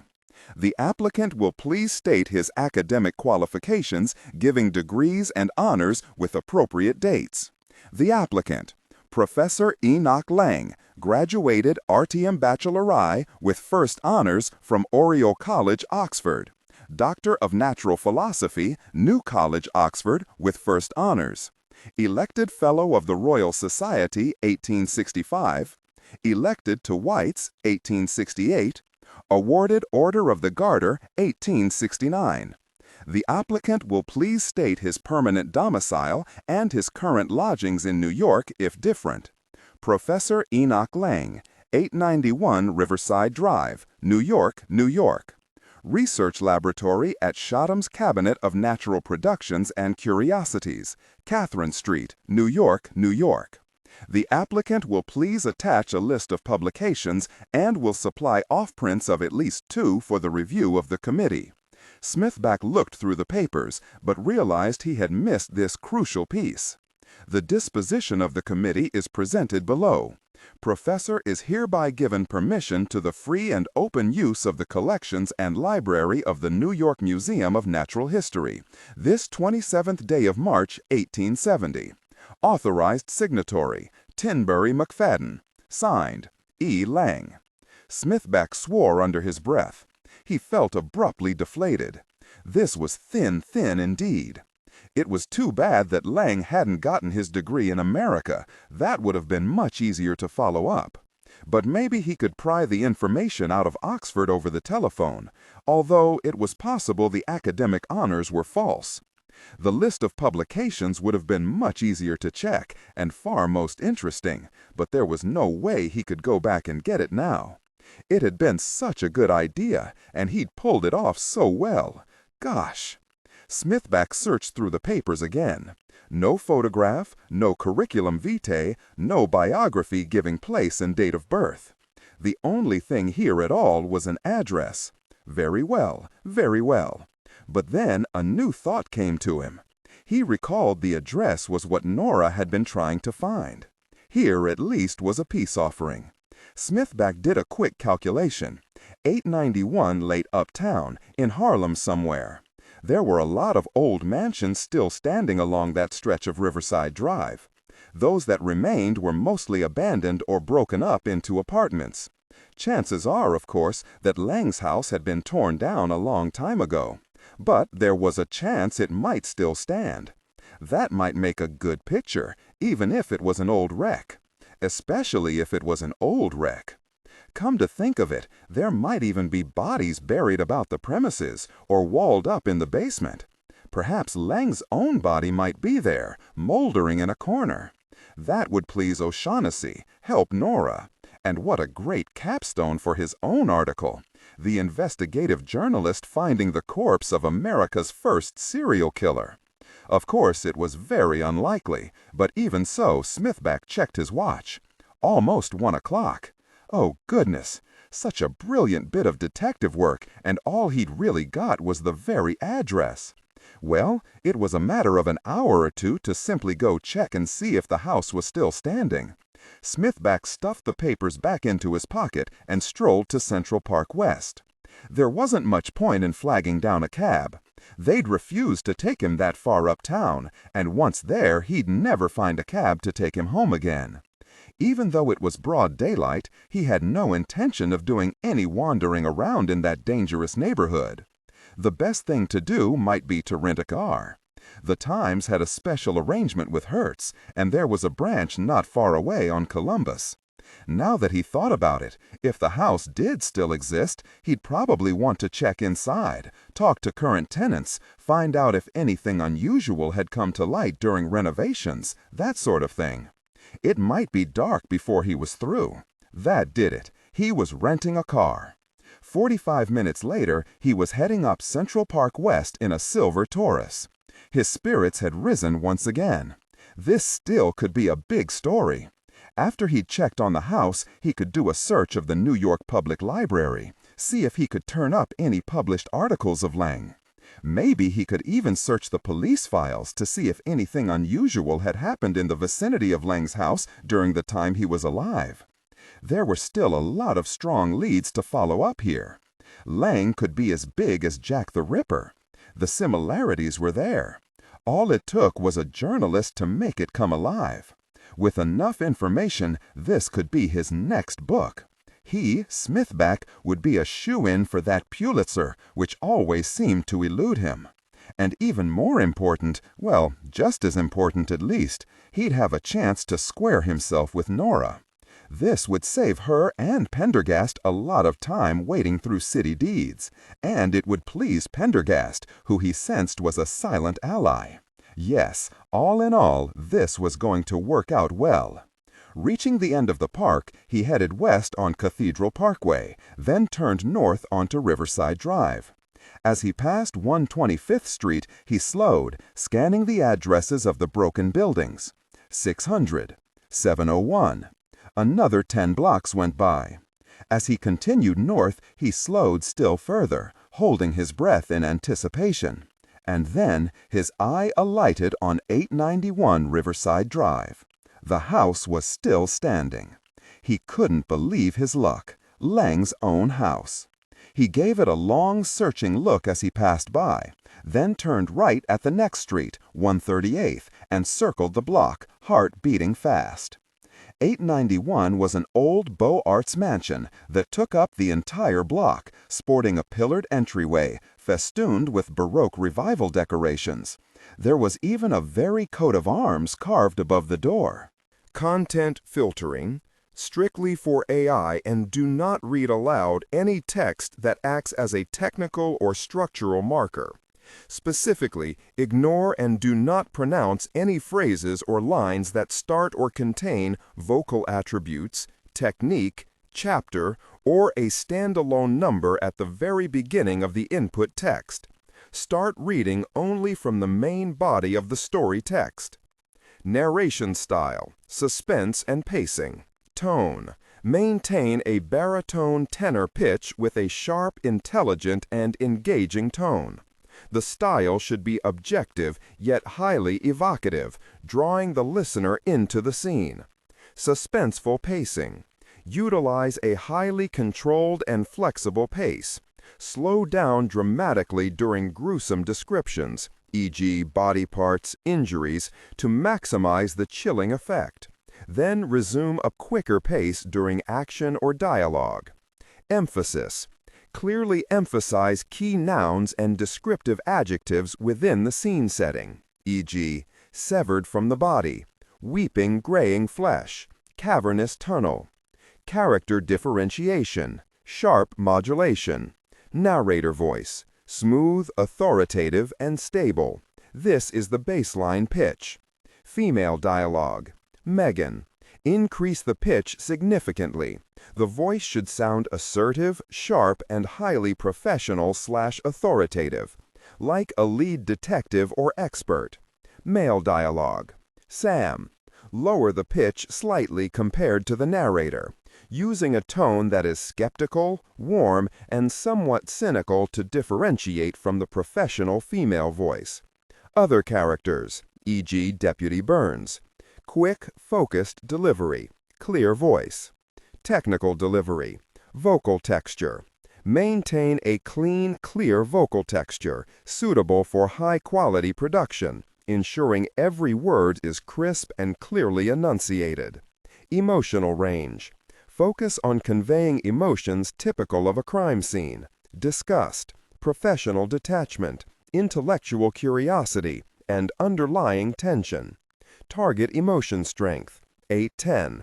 Emphasis on intellectual focus and underlying tension rather than outright screaming/crying. It was set back from the street by a small service road, forming a triangle-shaped island that adjoined Riverside Drive. There were no rows of buzzers beside the door, and the first-floor windows had been securely boarded up and covered with tin. The place, it seemed, had never been broken into apartments. Like so many old mansions along the drive, it had simply been abandoned years before. Too expensive to maintain, too expensive to tear down, too expensive to revamp. Almost all such buildings had reverted to the city for unpaid taxes. The city simply boarded them up and warehoused them. He leaned over the passenger seat, squinting for a better look. The upper-story windows were not boarded up, and none of the panes appeared to be broken. It was perfect. It looked just like the house of a mass murderer. Front-page photo, here we come. Smithback could just see his story generating a police search of the place, the discovery of more bodies. This was getting better and better. So how best to proceed? A little peek through a window might be in order, provided he could find a place to park. Pulling away from the curb, he circled the block again, then drove down Riverside, looking for a parking spot.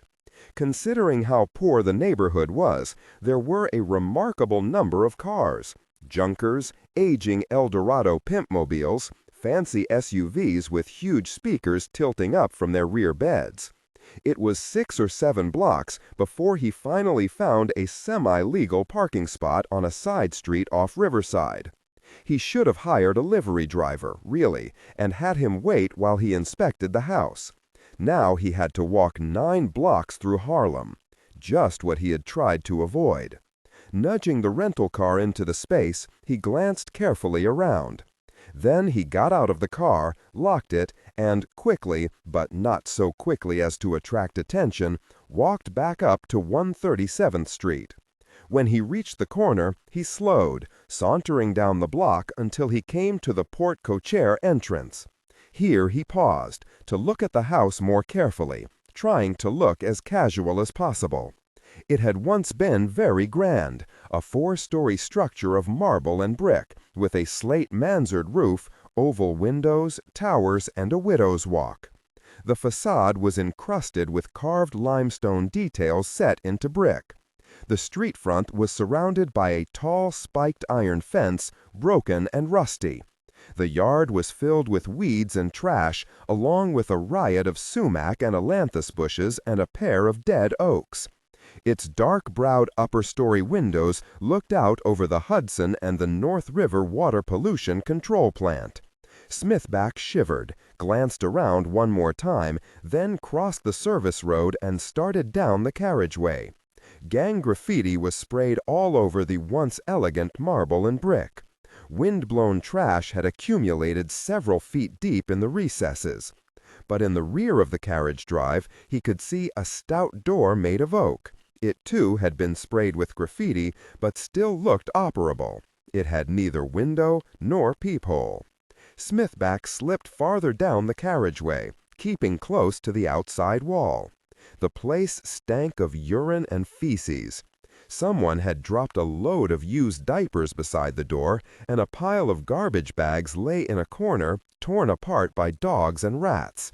As if on cue, an enormously fat rat waddled out of the trash, dragging its belly, looked insolently at him, then disappeared back into the garbage. He noticed 2 small oval windows, set on each side of the door. Both were covered with tin, but there might be a way to pry one loose. Advancing, Smithback carefully pressed his hand against the closest. It was solid as a rock. No cracks, no way to see in. The other was just as carefully covered. He inspected the seams, looking for holes, but there were none. He laid a hand on the oaken door. Again, it felt totally solid. This house was locked up tight, nigh impregnable. Perhaps it had been locked up since the time of Leng's death. There might well be personal items inside. Once again, Smithback wondered if the remains of victims might also be there. Once the police got their hands on the place, he'd lose his chance to learn anything more. It would be very interesting to see inside. He looked up, his eye following the lines of the house. He had had some rock climbing experience gained from a trip to the canyon country of Utah, the trip where he'd met Nora. He stepped away, studying the facade. There were lots of cornices and carvings that would make good handholds. Here, away from the street, he wasn't as likely to be noticed. With a little luck, he might be able to climb to one of the second-story windows, just for a look. He glanced back down the carriageway. The street was deserted, the house deathly silent. Smithback rubbed his hands together, smoothed his cowlick, and then he set his left wingtip into a gap in the lower course of masonry and began to climb. Captain Custer checked the clock on the wall of his office. It was nearly noon. He felt a growl in his capacious stomach and wished, for at least the 20th time, that noon would hurry up and come so he could head out to Dilly's Deli, purchase a double corned beef and Swiss on rye with extra mayo, and place the monstrous sandwich in his mouth. He always got hungry when he was nervous, and today he was very, very nervous. It had been barely 48 hours since he'd been put in charge of the surgeon case, but already he was getting impatient calls. The mayor had called, the commissioner had called. The 3 murders had the entire city close to panicking. And yet he had nothing to report. The breathing space he'd bought himself with that article on the old bones was just about used up. The 50 detectives working the case were desperately following up leads for all the good it did them. But to where? Nowhere. He snorted, shook his head. Incompetent jerks. His stomach growled again, louder this time. Pressure and agitation encircled him like a damp bathhouse towel.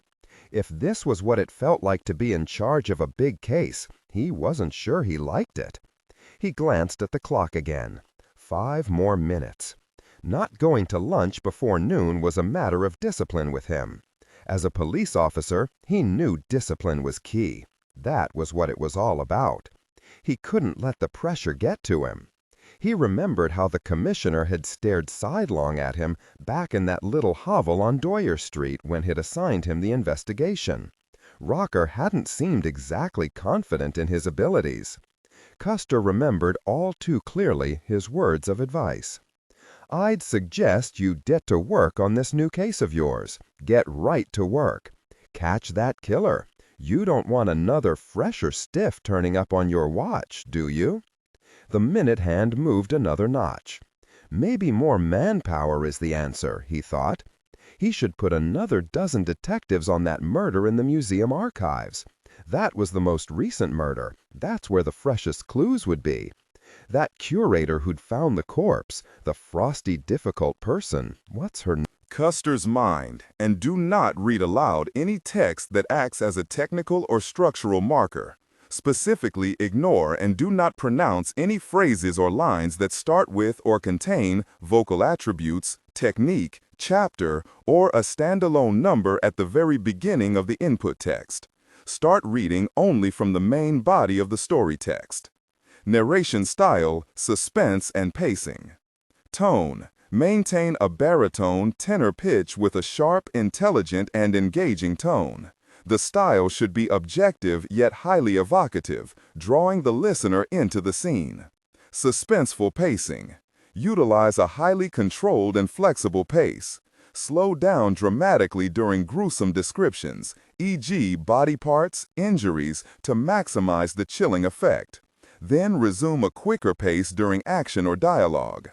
Emphasis. Clearly emphasize key nouns and descriptive adjectives within the scene, e.g., severed from the body, weeping, graying flesh, cavernous tunnel. Character differentiation, sharp modulation. Narrator voice, smooth, authoritative, and stable. This is the baseline pitch. Female dialogue, increase the pitch significantly. The voice should sound assertive, sharp, and highly professional/authoritative, like a lead detective or expert. Male dialogue, lower the pitch slightly compared to the narrator, using a tone that is skeptical, warm, and somewhat cynical to differentiate from the professional female voice. Other characters, e.g. Deputy Burns. Quick, focused delivery, clear voice. Technical delivery, vocal texture. Maintain a clean, clear vocal texture, suitable for high-quality production, ensuring every word is crisp and clearly enunciated. Emotional range. Focus on conveying emotions typical of a crime scene: disgust, professional detachment, intellectual curiosity, and underlying tension. Target emotion strength, 8 out of 10. Emphasis on intellectual focus and underlying tension rather than outright screaming or crying. Custer's mind, unusually clear, began racing over the possibilities, the myriad combinations and permutations. What was needed was strong, decisive action. Whatever it was Puck had found, he would find too, and that would be key to the murderer. There was no time to lose, not 1 minute. He stood up and punched the intercom. "Noise, get in here, right away." The man was in the doorway even before Custer's finger was off the button. "I want the top 10 detectives assigned to the surgeon case over here for a confidential briefing in my office. Half an hour." "Yes, Captain." Noise raised a quizzical but appropriately obsequious eyebrow. "I've got it." "Noise, I figured it out." Noise ceased his gum chewing. "Sir? The key to the surgeon killings is in the museum. It's there, in the archives. God knows, maybe even the murderer himself is in there, on the museum staff." Custer grabbed his jacket. "We're going in there hard and fast, Noise. They won't even know what hit them." Using cornices and escatiles as hand and footholds, Smithback slowly pulled his way up the wall toward the stone embrasure of a second-story window. It had been harder than he expected, and he'd managed to scrape a cheek and mash a finger in the process. And, of course, he was ruining a $250 pair of handmade Italian shoes. Maybe the times would pay. Spread-eagled against the side of the house, he felt ridiculously exposed.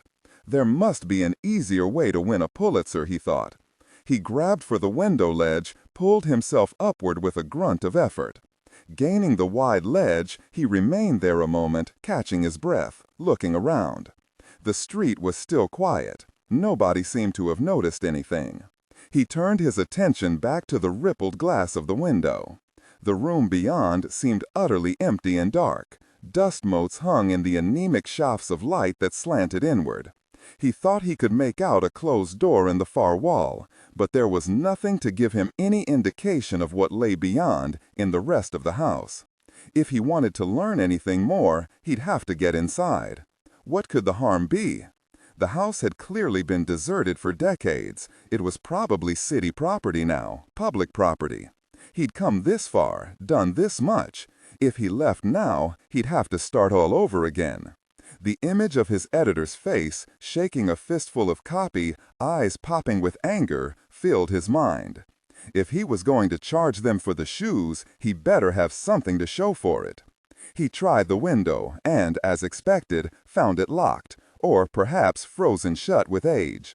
He experienced a moment of indecision, looked around again. The thought of clambering back down the wall was even less pleasant than climbing up had been. What he could see from the window told him nothing. He had to find a way just for the briefest look. He sure as hell couldn't stay on the ledge forever. If anyone happened by and saw him. And then he spotted the cop car a few blocks south on Riverside Drive, cruising slowly north. It would not be good at all if they caught sight of him up here, and he had no way to get down in time. Quickly, he pulled off his jacket, stuffed it into a ball, and placed it against one of the lowest of the large panes. Using his shoulder, he pressed until it gave with a sharp crack. He pried out the pieces of glass, laid them on the ledge, and crawled through. Inside the room, he stood up and peered through the window. All was calm. His entry hadn't been noticed. Then he turned around, listening intently. Silence. He sniffed the air.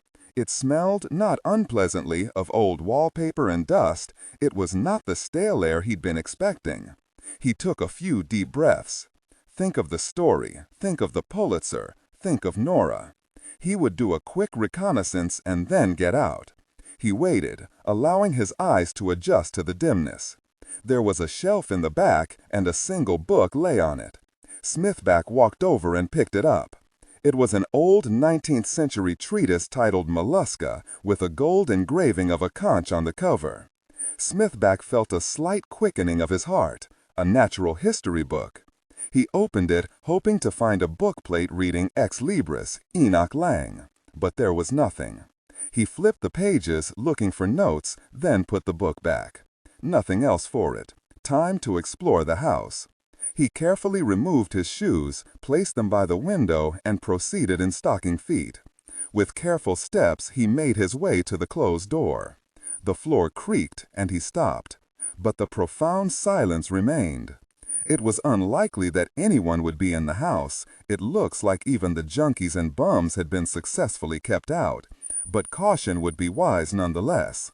He placed his hand on the doorknob, turned it ever so slowly, eased the door open an inch. He peered through the crack. Blackness. He pushed it wider, allowing the dim morning light from the window behind him to spill into the hallway. He saw that it was very long, quite grand, with flocked wallpaper and a heavy green design. On the walls, in gilded alcoves, were paintings draped with white sheets. The sheets clung to the heavy frames. At the far end of the hall, a broad set of marble stairs swept downward, disappearing into a pool of deeper darkness. At the top of the stairs stood something, a statue perhaps, draped in yet another white sheet. Smithback held his breath. It really did look as if the house had been shut up and deserted since Leng's death. It was fantastic. Could all this stuff be Leng's? He ventured a few steps down the hall. As he did so, the smell of mold and dust became something less pleasant, something organic, sweet, decayed. It was as if the rotten old heart of the house had finally died. Perhaps his suspicions were right, and Leng had entombed the bodies of his victims behind the heavy Victorian wallpaper. He paused, an arm's length from one of the paintings. Curious, he reached out, took the corner of the white sheet, and lifted. The rotting sheet fell away in a cloud of dust and tatters, and he stepped back, momentarily startled. A dark painting stood revealed. Smithback peered closer. It depicted a pack of wolves ripping apart a deer in a deep wood. It was ghoulish in its anatomical detail, but beautifully executed nevertheless, and no doubt worth a fortune. Curiosity aroused, Smithback stepped to the next alcove and plucked at the sheet, which also turned to powder at his touch. This painting showed a whale hunt, a great sperm whale, draped with harpoon lines, thrashing about in its death throes, a huge jet of bright arterial blood rising from its spouter, while its flukes dashed a boatful of harpooners into the sea. Smithback could hardly believe his luck. He had struck pay dirt. But then, it wasn't luck. It was the result of hard work and careful research. Even Pendergast hadn't yet figured out where Leng lived. This would redeem his job at the Times, maybe even redeem his relationship with Nora, because he was sure that whatever information about Leng Nora and Pendergast were looking for, it was here. Smithback waited, listening intently, but there were no sounds from below. He moved down the carpeted hallway in slow, small, noiseless steps. Reaching the covered statue at the top of the banister, he reached up and grasped at the sheet. As rotten as the others, it fell apart, dropping to the ground in a dissolving heap. A cloud of dust, dry rot, and mold billowed up into the air.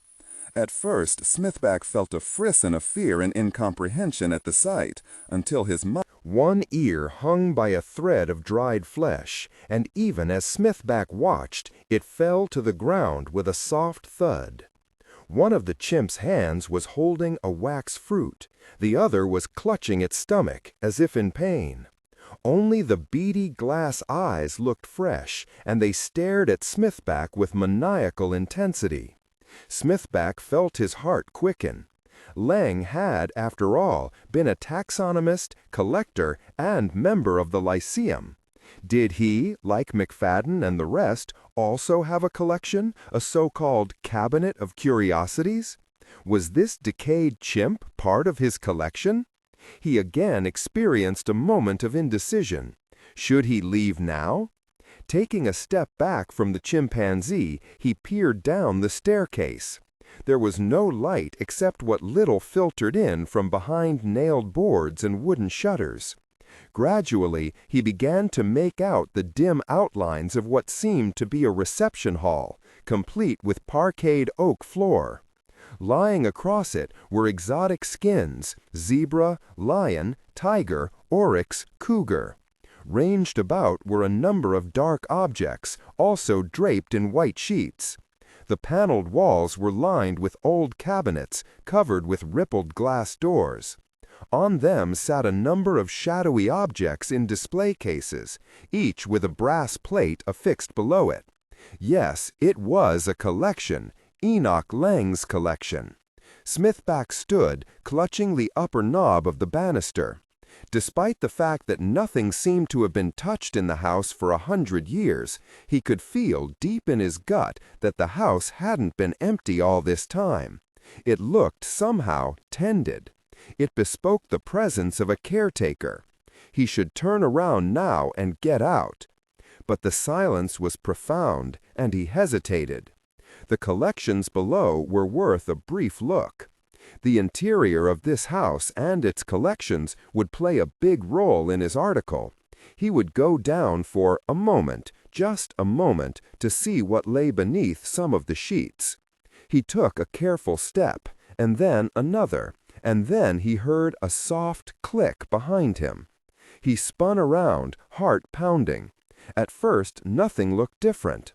And then he realized that the door from which he'd entered the hallway must have closed. He breathed a sigh of relief. A gust of wind had come through the broken window and pushed the door shut. He continued down the sweeping marble staircase, hand clutching the banister. At the bottom, he paused, screwing up his eyes, peering into the even more pronounced darkness. The smell of rot and decay seemed stronger here. His eyes focused on an object in the center of the hall. One of the sheets had become so decayed that it had already fallen from the object it covered. In the darkness, it looked strange, misshapen. Smithback took a step forward, peering intently, and suddenly he realized what it was: the mounted specimen of a small carnivorous dinosaur. But this dinosaur was extraordinarily well preserved, with fossilized flesh still clinging to the bones, some fossilized internal organs, even huge swaths of fossilized skin. And covering the skin were the unmistakable outlines of feathers. Smithback stood dumbstruck. It was an astounding specimen of incalculable value to science. Recent scientists had theorized that some dinosaurs, even T-Rex, might have had a covering of feathers. Here was the proof. He glanced down. A brass label read, "Unknown Colaraptor from Red Deer River, Alberta, Canada." Smithback turned his attention to the cabinets, his eye falling on a series of human skulls. He moved closer. The little brass label below them read, "Hominidae series from Swartkopje Cave, South Africa." Smithback could hardly believe his eyes. He knew enough about hominid fossils to know they were exceedingly rare. These dozen skulls were some of the most complete he had ever seen. They would revolutionize hominid studies. His eye caught a gleam from the next cabinet. He stepped up to it. It was crowded with gemstones, and his eye landed on a large green-cut stone the size of a robin's egg. The label below read, "Diamond, flawless specimen from Novotny Terra, Siberia, 216 carats, believed to be the only green diamond in existence."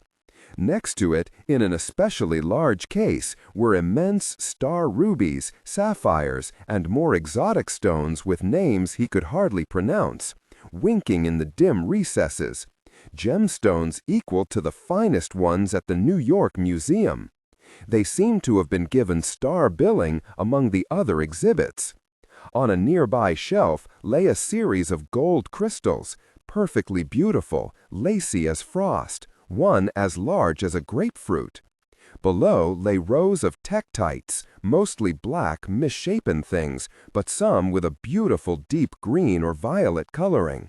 Smithback took a step back, his mind wrestling with the richness and variety of the display. To think all this has stood here in this ruined house for 100 years. He turned away and, on impulse, reached out and twitched off the sheet from a small specimen behind him. The sheet dissolved, and a strange stuffed animal greeted his eye. A large tapir-like mammal with a huge muzzle, powerful forelegs, bulbous head, and curving tusks.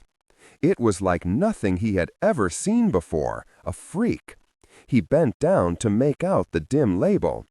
Only known specimen of the tusked megalopedus, described by Pliny, thought to be fantastical until this specimen was shot in the Belgian Congo by the English explorer Colonel Sir Henry F. Morton in 1869. Good Lord, thought Smithback, could it be true? A large mammal, completely unknown to science?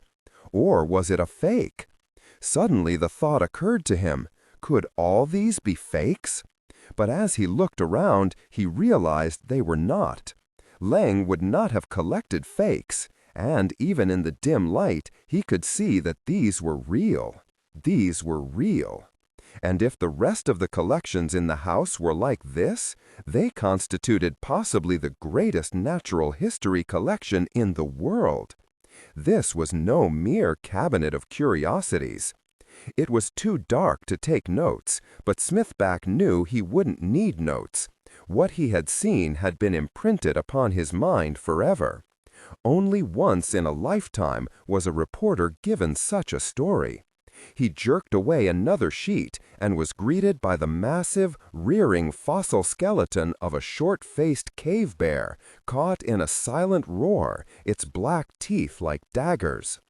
The engraved brass label on the oak mounting stand indicated it had been pulled from the Cuts Canyon tar pits in New Mexico.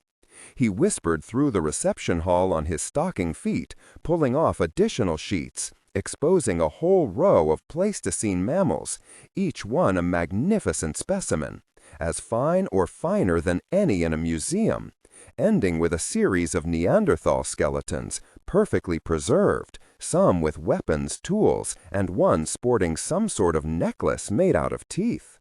Glancing to one side, he noticed a marble archway leading into a room beyond. In its center of the room was a huge pitted meteorite, at least 8 feet in diameter, surrounded by rows upon rows of additional cabinets. It was ruby in color. This was almost beyond belief. He looked away, turning his attention to the objects ranged about mahogany shelves on a nearby wall. There were bizarre masks, flint spear points, a skull inlaid with turquoise, bejeweled knives, toads in jars, thousands of butterflies under glass, everything arranged with the utmost attention to systematics and classification. He noticed that the light fixtures weren't electric. They were gas, each with a little pipe leading up into a mantel, covered by a cut glass shade. It was incredible. It had to be Leng's house, just as he had left it. It was as if he had walked out of the house, boarded it up, and left. Smithback paused, his excitement suddenly abating.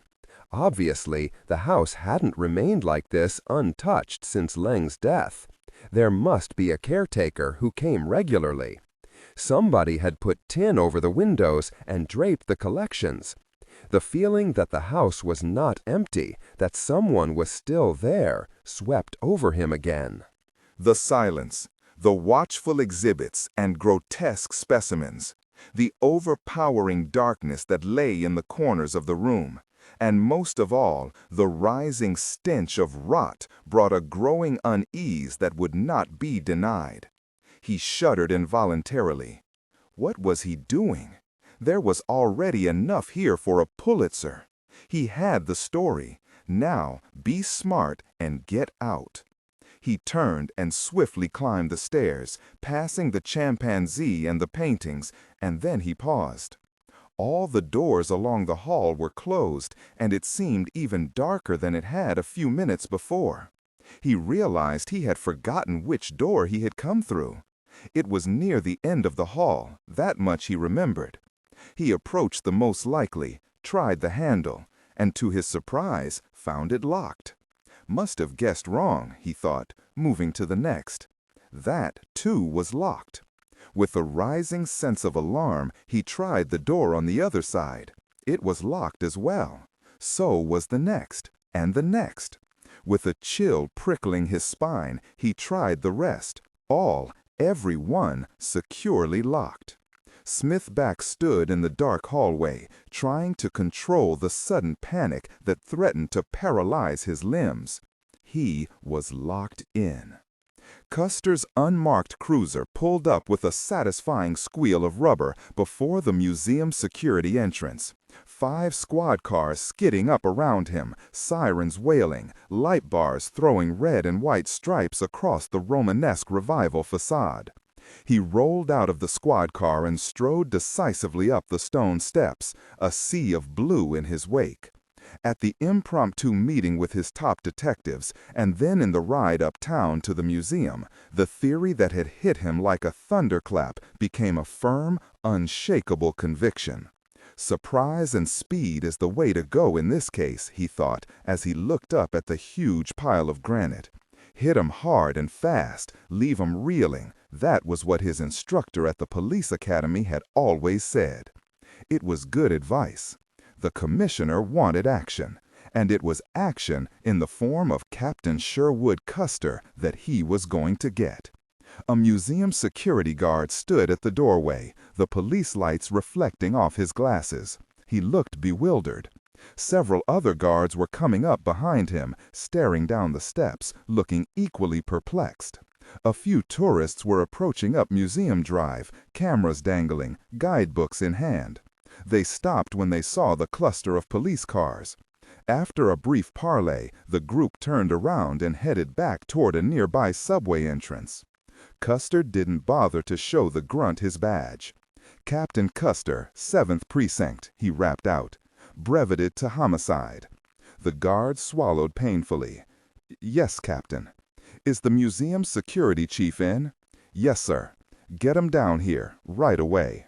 The guard scurried around, and within 5 minutes, a tall man in a tan suit, black hair combed back with a little too much grease, arrived.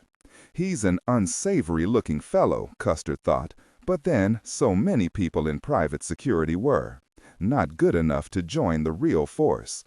The man held out his hand and Custer took it reluctantly. "Jack Manetti, Director of Security. What can I do for you, officers?"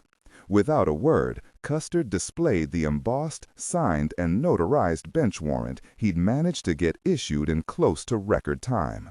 The security director took it, read it over, handed it back to Custer. "This is highly unusual. May I ask what's happened?" "We'll get to the specifics shortly," Custer replied. "For now, this warrant should be all you need to know. My men will need unlimited access to the museum. I'm going to require an interrogation room set up for the questioning of selected staff. We'll work as quickly as we can, and everything will go smoothly, provided we get cooperation from the museum." He paused, thrust his hands behind his back, looked around imperiously. "You realize, of course, that we have the authority to impound any items that, in our judgment, are germane to the case." He wasn't sure what the word germane meant, but the judge had used it in the warrant, and it sounded good. "But that's impossible. It's almost closing time. Can't this wait until tomorrow?" "Justice doesn't wait, Mr. Manetti. I want a complete list of museum staff. We'll single out the individuals we want to question. If certain staff members have gone home early, they'll need to be called back in. I'm sorry, but the museum will just have to be inconvenient." "But this is unheard of. I'm going to have to check with the museum's director." "You do that. In fact, let's go see him in person. I want to make sure we're clear as crystal on all points of order, so that, once our investigations are underway, we will not be inconvenienced or delayed. Understood?" Manetti nodded, displeasure contracting his face. Good, thought Custer. The more upset and flustered everyone became, the quicker he'd be able to flush out the killer. Keep them guessing, don't give them time to think. He felt exhilarated. He turned. "Lieutenant Detective Cannell, take 3 officers and have these gentlemen show you to the staff entrance. I want everyone leaving the premises to be ID'd and checked against personnel records. Get phone numbers, cell numbers, and addresses. I want everyone available to be called back at a moment's notice, if necessary." "Yes, sir." "Lieutenant Detective Piles, you come with me." "Yes, sir." Custer turned a stern eye back on Manetti. "Show us the way to Dr. Colopy's office. We have business to discuss." "Follow me," said the security director, even more unhappily. Custer motioned to the rest of his men, and they followed him through great echoing halls, up several floors in a giant elevator, and along yet more halls filled with displays. Gosh, this place had more than its share of weird mess.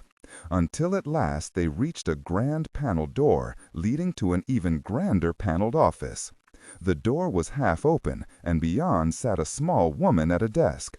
She rose at their approach. "We're here to see Dr. Colopy," said Custer, looking around, wondering why a secretary had such a fancy office. "I'm sorry, sir," the woman said. "Dr. Colopy's not here." "He's not?" Custer and Manetti said in chorus. The secretary shook her head, looking flustered. "He hasn't been back since lunch. Said he had some important business to take care of." "But lunch was hours ago," Custer said. "Isn't there some way he can be reached?" "There's his private cell phone," the secretary said. "Dial it." Custer turned to Manetti. "And you, call around to some of the other top brass. See if they know where this Colopy is." Manetti moved off to another desk, picked up a phone. The large office fell silent, save for the beep of numbers being dialed. Custer looked around. The space was paneled in very dark wood, and it was chock full of bleak oil paintings and forbidding-looking displays parked behind glass-fronted cabinets. Gosh, it was like a house of horrors. "The cell phone's turned off, sir," the secretary said. Custer shook his head. "Isn't there any other number you can call? His house, for example?" The secretary and Manetti exchanged looks. "We aren't supposed to call there," she said, looking even more flustered. "I don't care what you're supposed to do. This is urgent police business. Call his house." The secretary unlocked a desk drawer, rummaged through a file of index cards, plucked one out. She looked at it a moment, shielding it from Custer's and Manetti's view. Then she replaced the card, locked the drawer, and dialed a number. "Nobody's picking up," she said after a moment. "Keep ringing." Half a minute went by. Finally, the secretary replaced the phone in its cradle. "There's no answer." Custer rolled his eyes. "All right, listen, we can't waste any more time. We have good reason to believe that the key to the serial killer known as the Surgeon, perhaps even the killer himself, will be found here in the museum. Time is of the essence. I'm going to personally supervise a thorough search of the archives. Lieutenant Detective Piles will be in charge of questioning certain staff members." Manetti was silent. "With the museum's cooperation, I think we can get through this by midnight, if not sooner. We'll need a room for interrogation. We will require power for our recording machinery, a sound engineer, and an electrician. I will require identification from everyone and access to personnel files on an ongoing basis." "Just which staff members are you going to question?" Manetti asked. "We will determine that from the files. We have 2,500 employees." This temporarily floored Custer. 2,500 people to run a museum. What a welfare program. He took a breath, carefully recomposing his features. "We will deal with that. As a start, we'll need to interview, let's see, night watchmen who might have noticed any unusual comings or goings, and that archaeologist who excavated those skeletons, found the others down on Doyer Street, and Nora Kelly." "Right. The police have already spoken with her, I believe, so we'll be speaking with her again. And we'll want to talk to the head of security, that's you, about your security arrangements in the archives and elsewhere. I want to question everyone connected with the archives and the discovery of, Mr. Puck's body. How's that for a start?" He gave a quick, artificial smile. There was a silence. "Now, direct me to the archives, please." For a moment, Manetti just stared at him, as if the situation was beyond his powers of comprehension. "Direct me to the archives, Mr. Manetti, and make it now, if you please." Manetti blinked. "Very well, Captain, if you'll follow me." As they walked down the storied halls, cops and administrators in tow, Custer felt a huge swelling of excitement at his newly found self-confidence. He'd finally discovered his true calling. Homicide was where he should have been all along. It was obvious he was a natural. He had a knack for the work. His being put in charge of this case had not been a fluke. It had been destiny. Smithback stood in the dark hall, struggling to control his fright. It was fright that was his problem here, not locked doors. Clearly, at least one of them must be unlocked. He had just come through it. As deliberately as he could, he went down the hall once again, trying all the doors, shaking harder this time, even at the cost of making some noise, pushing at the jambs, making sure they weren't simply stuck. But no, it wasn't his imagination. They were all securely locked. Had somebody locked the door behind him? But that was impossible. The room had been empty. A gust of wind had closed it. He shook his head, searching unsuccessfully for amusement in his own paranoia. The doors, he decided, must lock automatically when shut. Maybe that was a feature of old houses like this. No problem. He would find another way out of the house. Downstairs, through the reception hall, and out a first-floor window or door. Perhaps out the porte-cochere door, which had every appearance of being functional. In fact, it was probably the very door used by the custodian. Relief coursed through him at this thought. It would be easier. It would save him the trouble of having to climb back down that outside wall. All he had to do was find his way to it through the dark house. He stood in the hall, waiting for his heartbeat to slow. The place was so quiet, so unusually quiet, that he found his ears alert for the faintest sound. The silence, he told himself, was a good sign. No custodian was around. He probably came only once a week at most, or maybe only once a year, given all the dust in the place. Smithback had all the time in the world. Feeling a little sheepish, he made his way back to the head of the stairs and peered down. The carriage door, it seemed to him, should be to the left, somewhere off the reception hall. He descended the stairs and paused warily at the bottom, peering again at the strange, endless displays. Still no sound. The place was clearly deserted. He remembered Pendergast's theory. What if Leng really had succeeded? Smithback forced himself to laugh out loud. What was he really thinking about? Nobody could live 150 years. The darkness, the silence, the mysterious collections were getting to him. He paused, taking stock. A passage ran off from the hall to the left, in what he thought was the right direction.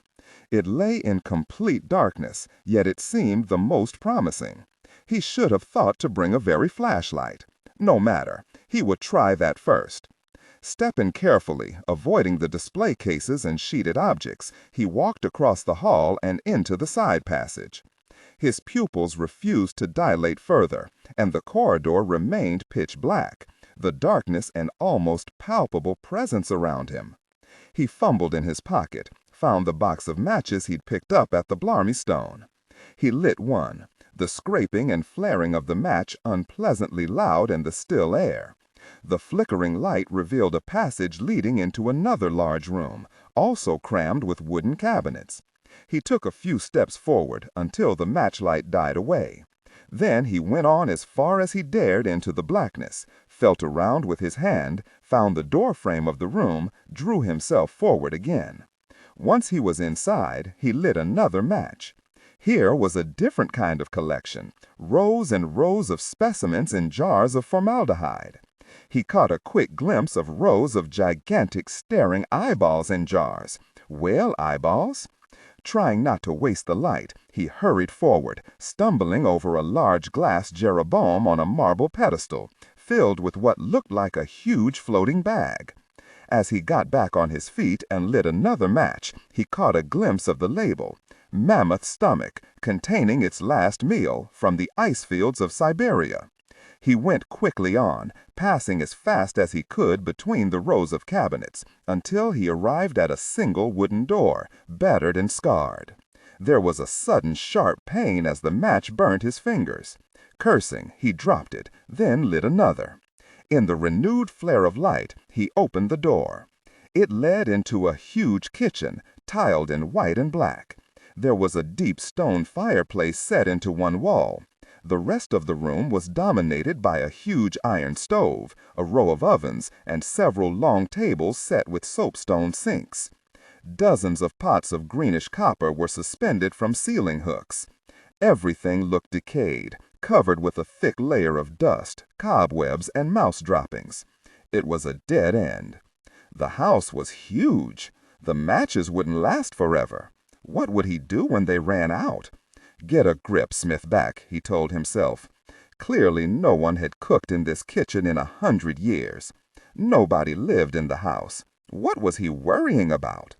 Relying on memory, without lighting any more matches, he backtracked into the large room, feeling his way along the glass-fronted cases. At one point, he felt his shoulder brush against something. A second later, there was a tremendous crash at his feet, and the sudden biting stench of formaldehyde. He waited, nerves taut. He prepared to light a match, thought better of it. Was formaldehyde flammable? Better not experiment now. He took a step, and his stocking foot grazed something large, wet and yielding. The specimen in the jar. He gingerly stepped around it. There had been other doors set into the passageway beyond. He would try them one at a time. But first, he paused to remove his socks, which were sodden with formaldehyde. Then, stepping into the passageway, he ventured another match. He could see 4 doors, 2 on the left wall, 2 on the right. He opened the closest, found an ancient zinc-lined bathroom. Sitting in the middle of the tiled floor was the grinning skull of an Allosaurus. The second door fronted a large closet full of stuffed birds. The third, yet another closet, this one full of stuffed lizards. The fourth opened into a scullery, its walls pocked and scarred, ravaged by traceries of mildew. The match went out, and Smithback stood in the enfolding darkness. He could hear the sound of his own stertorous breathing. He felt in the matchbook, counted with his fingers, 6 left. He fought back unsuccessfully this time, the scrabbling panic that threatened to overwhelm him. He'd been in tough situations before, tougher than this. It's an empty house. Just find your way out.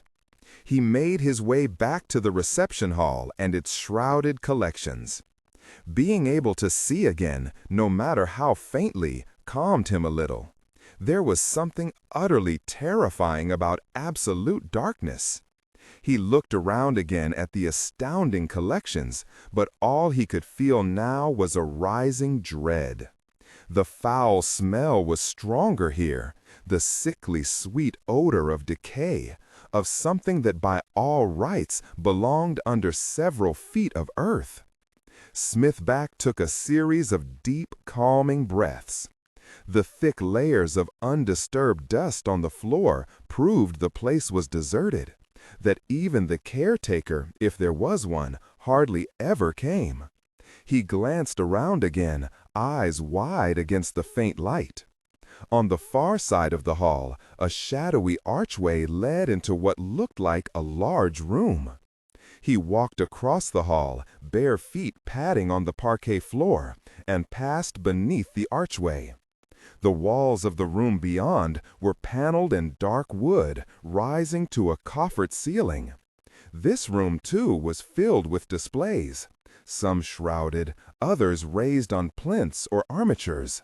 But the displays themselves were utterly different from what he had seen before.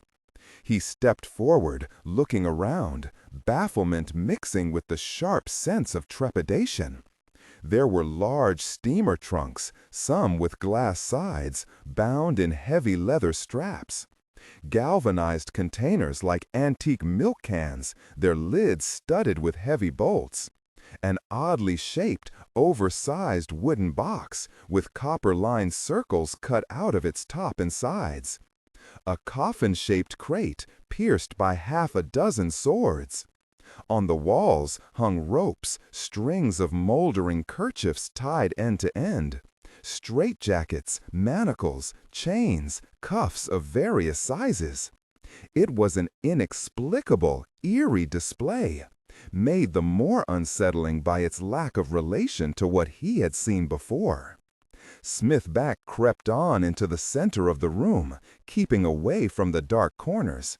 The front of the house, he figured, would be straight ahead. The other side of the house had proven a dead end. Surely he would have better luck this way. If need be, he would batter down the front door. At the far end of the room, another passageway led off into darkness. He stepped gingerly into it, feeling his way along one wall, sliding his feet forward with small, tentative steps. In the faintest of light, he could see the hall ended in another room, much smaller and more intimate than the ones he had passed through before. The specimens were fewer here, just a few cabinets filled with seashells and some mounted dolphin skeletons. It seemed to have once been a drawing room or parlor of some kind. Or, and at the thought, fresh hope surged within him. An entryway? The only illumination came from a single pinprick of light in the far wall, which sent a pencil-thin beam of light through the dusty air. A tiny hole in one of the boarded windows. With a huge sense of relief, he quickly crossed the room and began feeling along the wall with his fingers. There was a heavy oak door here. The hope that was rising within him grew stronger. His fingers fell on a marble doorknob, oversized and terribly cold in his hands. He grasped it eagerly, turned. The knob refused to budge. With desperate strength, he tried again. No luck. He stepped back and, with a groan of despair, felt along the edge of the door with his hands, searching for a deadbolt, lock, anything. An overwhelming sense of fear returned.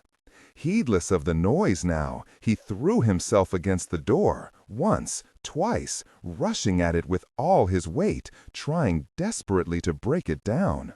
The hollow thumps echoed through the room and down the hall. When the door still refused to budge, he stopped and leaned against it with a gasp of panic. As the last echoes died away, something stirred from within the well of blackness in a far corner of the room. A voice, low and dry as mummy dust, spoke. "My dear fellow, leaving so soon? You've only just got here?" Custer burst through the door to the archives and planted himself in the middle of the entryway, hands on his hips. He could hear the patter of heavy-shod feet as his officers fanned out behind him. Fast and furious, he reminded himself. Don't give 'em time to think. He observed, with more than a little satisfaction, the consternation of the two staff members who had leapt up at the sight of a dozen uniformed officers bearing down on them. "This area is to be searched," Custer barked out. Noyes, stepping forward out of Custer's shadow, held up the warrant in a superfluous gesture. Custer noted, with approval, that Noyes was glaring almost as balefully at the archivists as he was himself.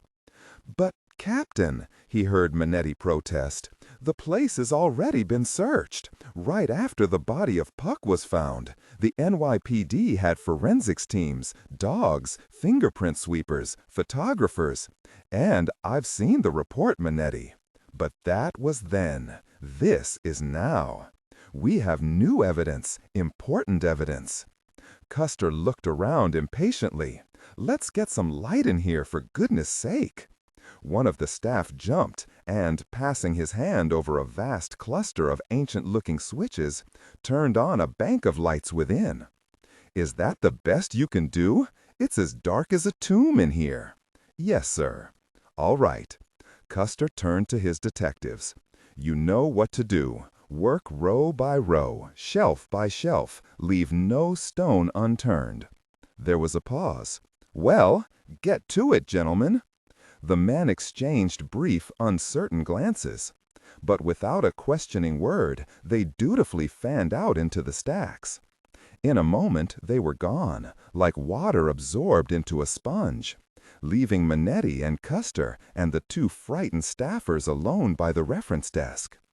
The sound of thumping, banging, and rattling began to echo back down the stacks as Custer's men started to pull things off the shelves. It was a satisfying sound, the sound of progress. "Have a seat, Manetti," said Custer, unable now to keep condescension completely out of his voice. "Let's talk." Manetti looked around, saw no available chairs, and remained standing. "Okay."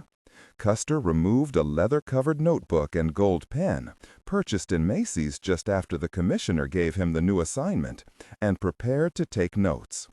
"So, what we got here in these archives? A bunch of papers, newspapers, old takeout menus? What?"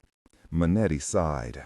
"The archives contain documents as well as specimens not considered important for the main collections. These materials are available to historians and others with a professional interest. It's a low-security area." "Low security is right," Custer replied. "Low enough to get this man Puck hoisted on a very petrified antler. So where's the valuable stuff kept?" "What's not in the general collection is kept in the secure area, a location with a separate security system." "What about signing in to these archives and all that?" "There's a logbook." "Where's the book?" Manetti nodded at a massive volume on the desk. It was photocopied for the police after Puck's death. And what does it record? Everybody who enters or leaves the archives area. But the police already noticed that some of the most recent pages were razored out. Everybody? Staff as well as visiting researchers. Everybody. But Custer turned to Noyes, then pointed at the book. Bag it. Manetti looked at him quickly. That's museum property. It was. Now it's evidence. But you've already taken all the important evidence, like the typewriter those notes were written on, and the... When we're done here, you'll get a receipt for everything. If you ask nicely, Custer thought to himself. So, what we got here, he repeated. Dead files, mostly, from other museum departments. Papers of historical value, memos, letters, reports. Everything but the personnel files and some departmental files. The museum saves everything, naturally, as a public institution. What about that letter found here, the one reported in the papers, describing those killings? How was that found? You'll have to ask Special Agent Pendergast, who found it along with Nora Kelly. He found it hidden in some kind of box, made out of an elephant's foot, I believe. That Nora Kelly again. Custer made a mental note to question her himself once he was done here. She'd be his prime suspect if he thought her capable of hoisting a heavy-set man onto a dinosaur horn. Maybe she had accomplices. Custer jotted some notes. Has anything been moved in or out of here in the past month? There may have been some routine additions to the collection. I believe that once a month or so they send dead files down here. Manetti paused. And, after the discovery of the letter, it and all related documents were sent upstairs for curating, along with other material. Custer nodded. And Calliope ordered that, did he not? Actually, I believe it was done at the order of the museum's vice president and general counsel, Roger Brisbane. Brisbane. He'd heard that name before, too. Custer made another note. And what exactly did the related documents consist of? I don't know. You'll have to ask Mr. Brisbane. Custer turned to the two museum employees behind the desk. This guy Brisbane, you see him down here a lot? Quite a bit, recently, said one. What's he been doing? The man shrugged. Just asking a lot of questions, that's all. What kind of questions? Questions about Nora Kelly, that FBI guy. He wanted to know what they'd been looking at, where they went, that kind of thing. And some journalist. He wanted to know if a journalist had been in here. I can't remember the name. Smithbrick? No, but something like that. Custer picked up his notebook, flipped through it. There it was. William Smithback, Jr. That's it. Custer nodded. How about this Agent Pendergast? Any of you see him? The two exchanged glances. Just once, the first man said. Nora Kelly? Yup, said the same man. A young fellow with hair so short he looked almost bald. Custer turned toward him. Did you know Puck? The man nodded. Your name? Oscar. Oscar Gibbs. I was his assistant. Gibbs, did Puck have any enemies? Custer noticed the two men exchanging another glance, more significant this time. Well, Gibbs hesitated, then began again. Once, Brisbane came down here and really lit into Mr. Puck, screaming and yelling, threatening to bury him, to have him fired. Is that right? Why? Something about Mr. Puck leaking damaging information, failing to respect the museum's intellectual property rights, things like that. I think he was mad because Human Resources hadn't backed up his recommendation to fire Mr. Puck. Said he wasn't through with him, not by a long shot. That's really all I remember. When was this exactly? Gibbs thought a moment. Let's see. That would have been the 13th. No, the 12th. October 12th. Custer picked up his notebook again and made another notation, longer this time. He heard a shattering crash from the bowels of the archives, a shout, then a protracted ripping noise. He felt a warm feeling of satisfaction. There would be no more letters hidden in elephant's feet when he was done. He turned his attention back to Gibbs. Any other enemies? No. To tell the truth, Mr. Puck was one of the nicest people in the whole museum. It was a big shock to see Brisbane come down on him like that. This Brisbane's not a popular guy, thought Custer. He turned to Noyes. Get this man Brisbane for me, will you? I want to talk to him. Noyes moved toward the front desk, just as the archives door burst open. Custer turned to see a man dressed in a tuxedo, his black tie askew, brilliantined hair hanging across his outraged face. "What the hell is going on here?" the man shouted in Custer's direction. "You just can't come bursting in here like this, turning the place upside down. Let me see your warrant." Noyes began fumbling for the warrant, but Custer stayed him with a single hand. It was remarkable, really, how steady his hand felt, how calm and collected he was during all this, the turning point of his entire career. "And who might you be?" he asked in his coolest voice. "Roger C. Brisbane III, first Vice President and General Counsel of the museum." Custer nodded. "Ah, Mr. Brisbane, you're just the man I wanted to see." Nora peered around the corner of Henry Street, shivering slightly. It was a chilly night, and her scant black mini-dress and silver spandex top provided little warmth. Only the heavy makeup, she thought, added any R-factor to her person. In the distance, traffic droned through Chatham Square, and the vast black bulk of the Manhattan Bridge loomed ominously nearby. It was almost 3 o'clock in the morning, and the streets of the Lower East Side were deserted. "What can you see?" Smithback asked from behind her. "The site's pretty well lit. I can only see one guard, though." "What's he doing?" "Sitting in a chair, smoking and reading a paperback."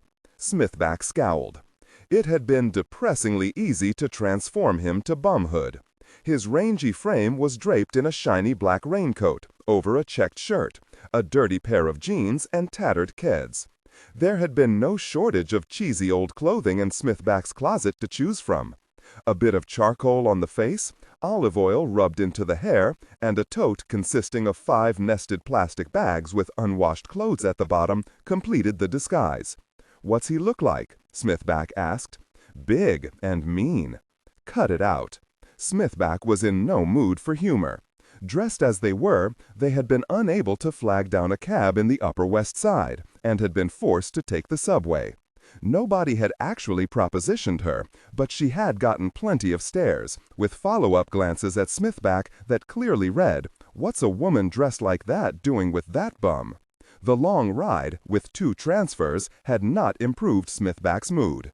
"This plan of yours is pretty weak," Smithback said. "Are you sure you can handle yourself?" He was a mask of irritation.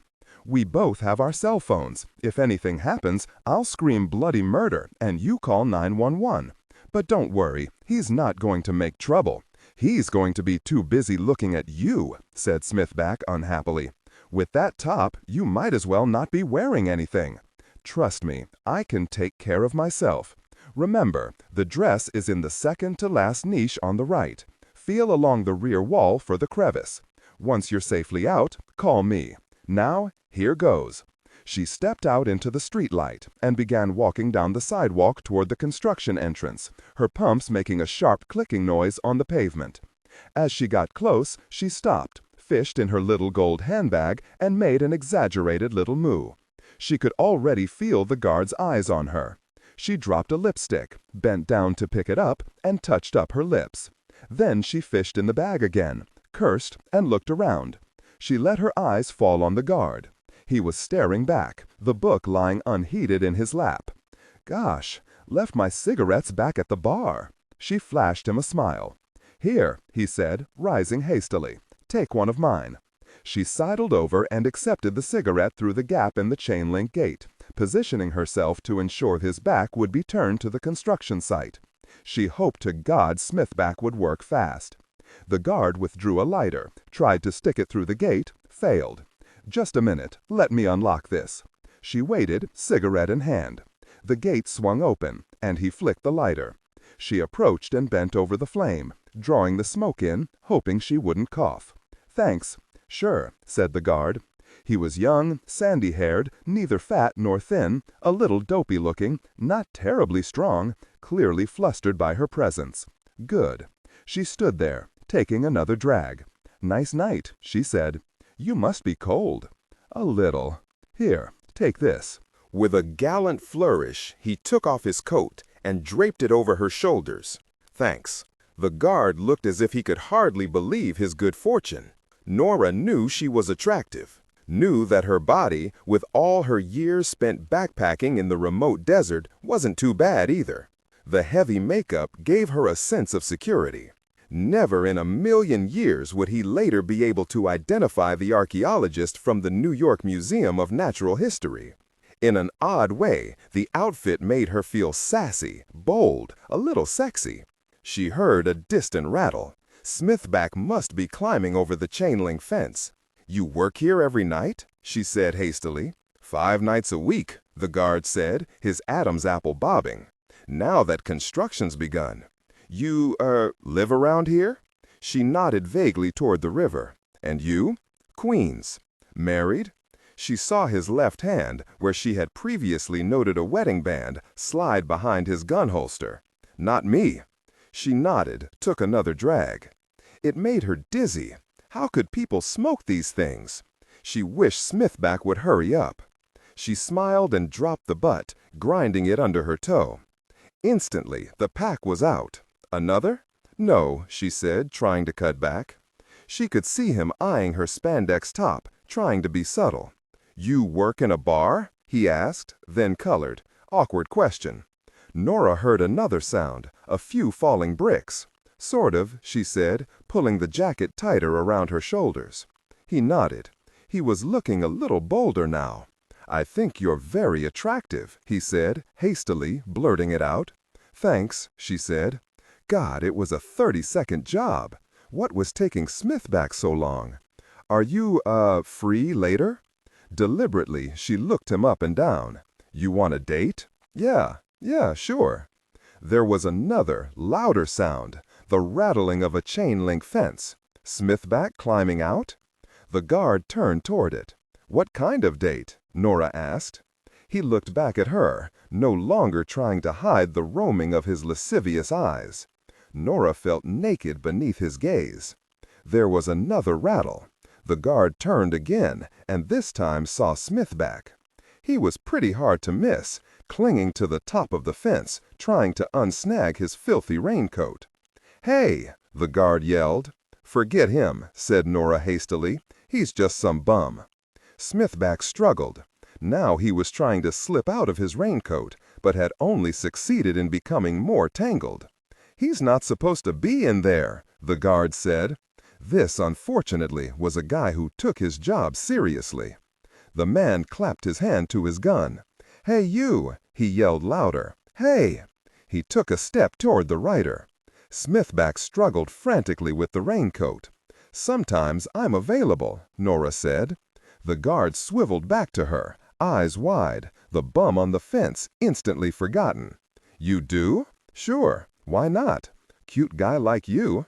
He grinned like an idiot. Now she noticed his ears stuck out. What a weenie, so eager to cheat on his wife. Cheap, too. "Right now?" he asked. "Too cold. Tomorrow." She heard a ripping sound, a thud, a muffled curse. "Tomorrow?"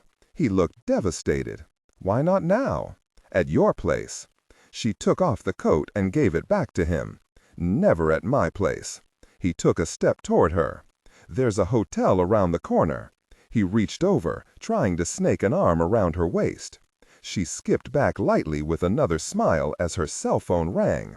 Flooded with relief, she flipped it open. "Mission accomplished," came Smithback's voice. "You can get away from that creep."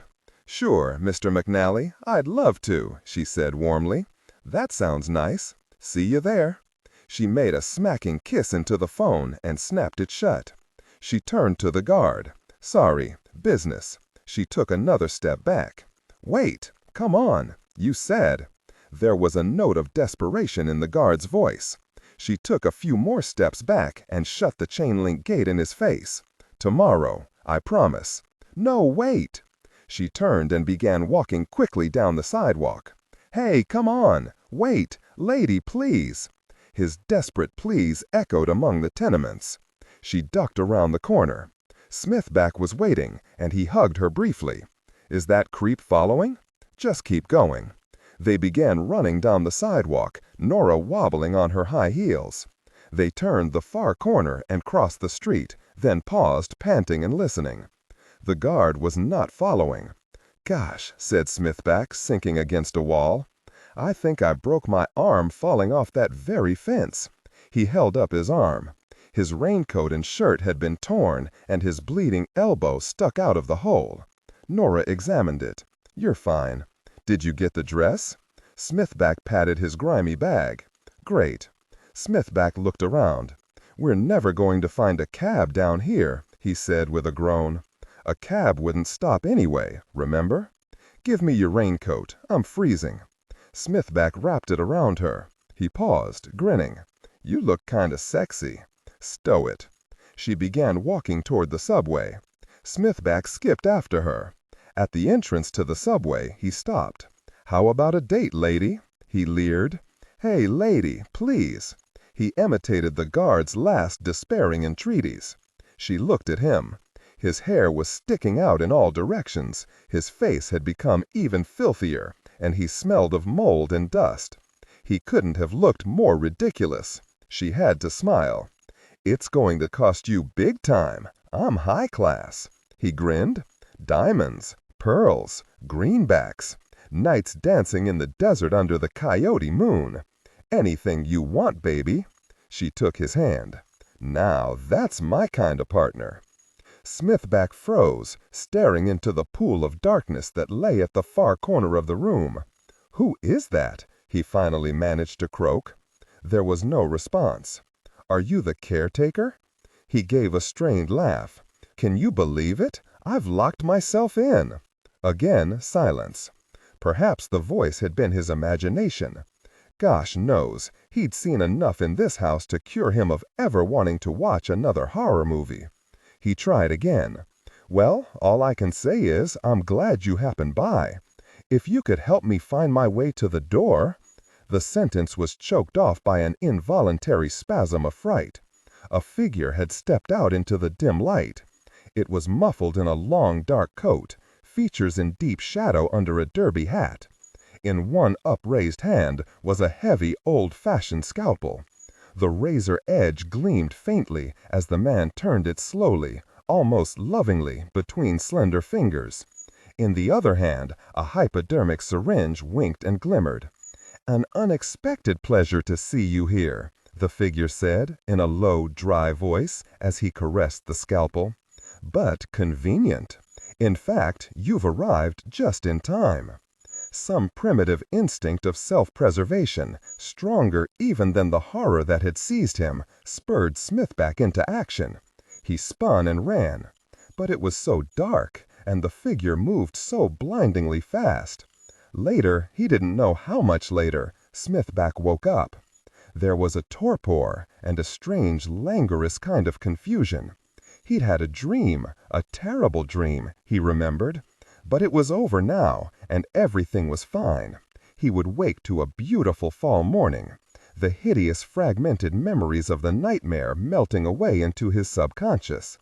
He'd rise, dress, have his usual breakfast of red flannel hash at his favorite Greek coffee shop, and slowly take on, as he did every morning, his mundane workaday life.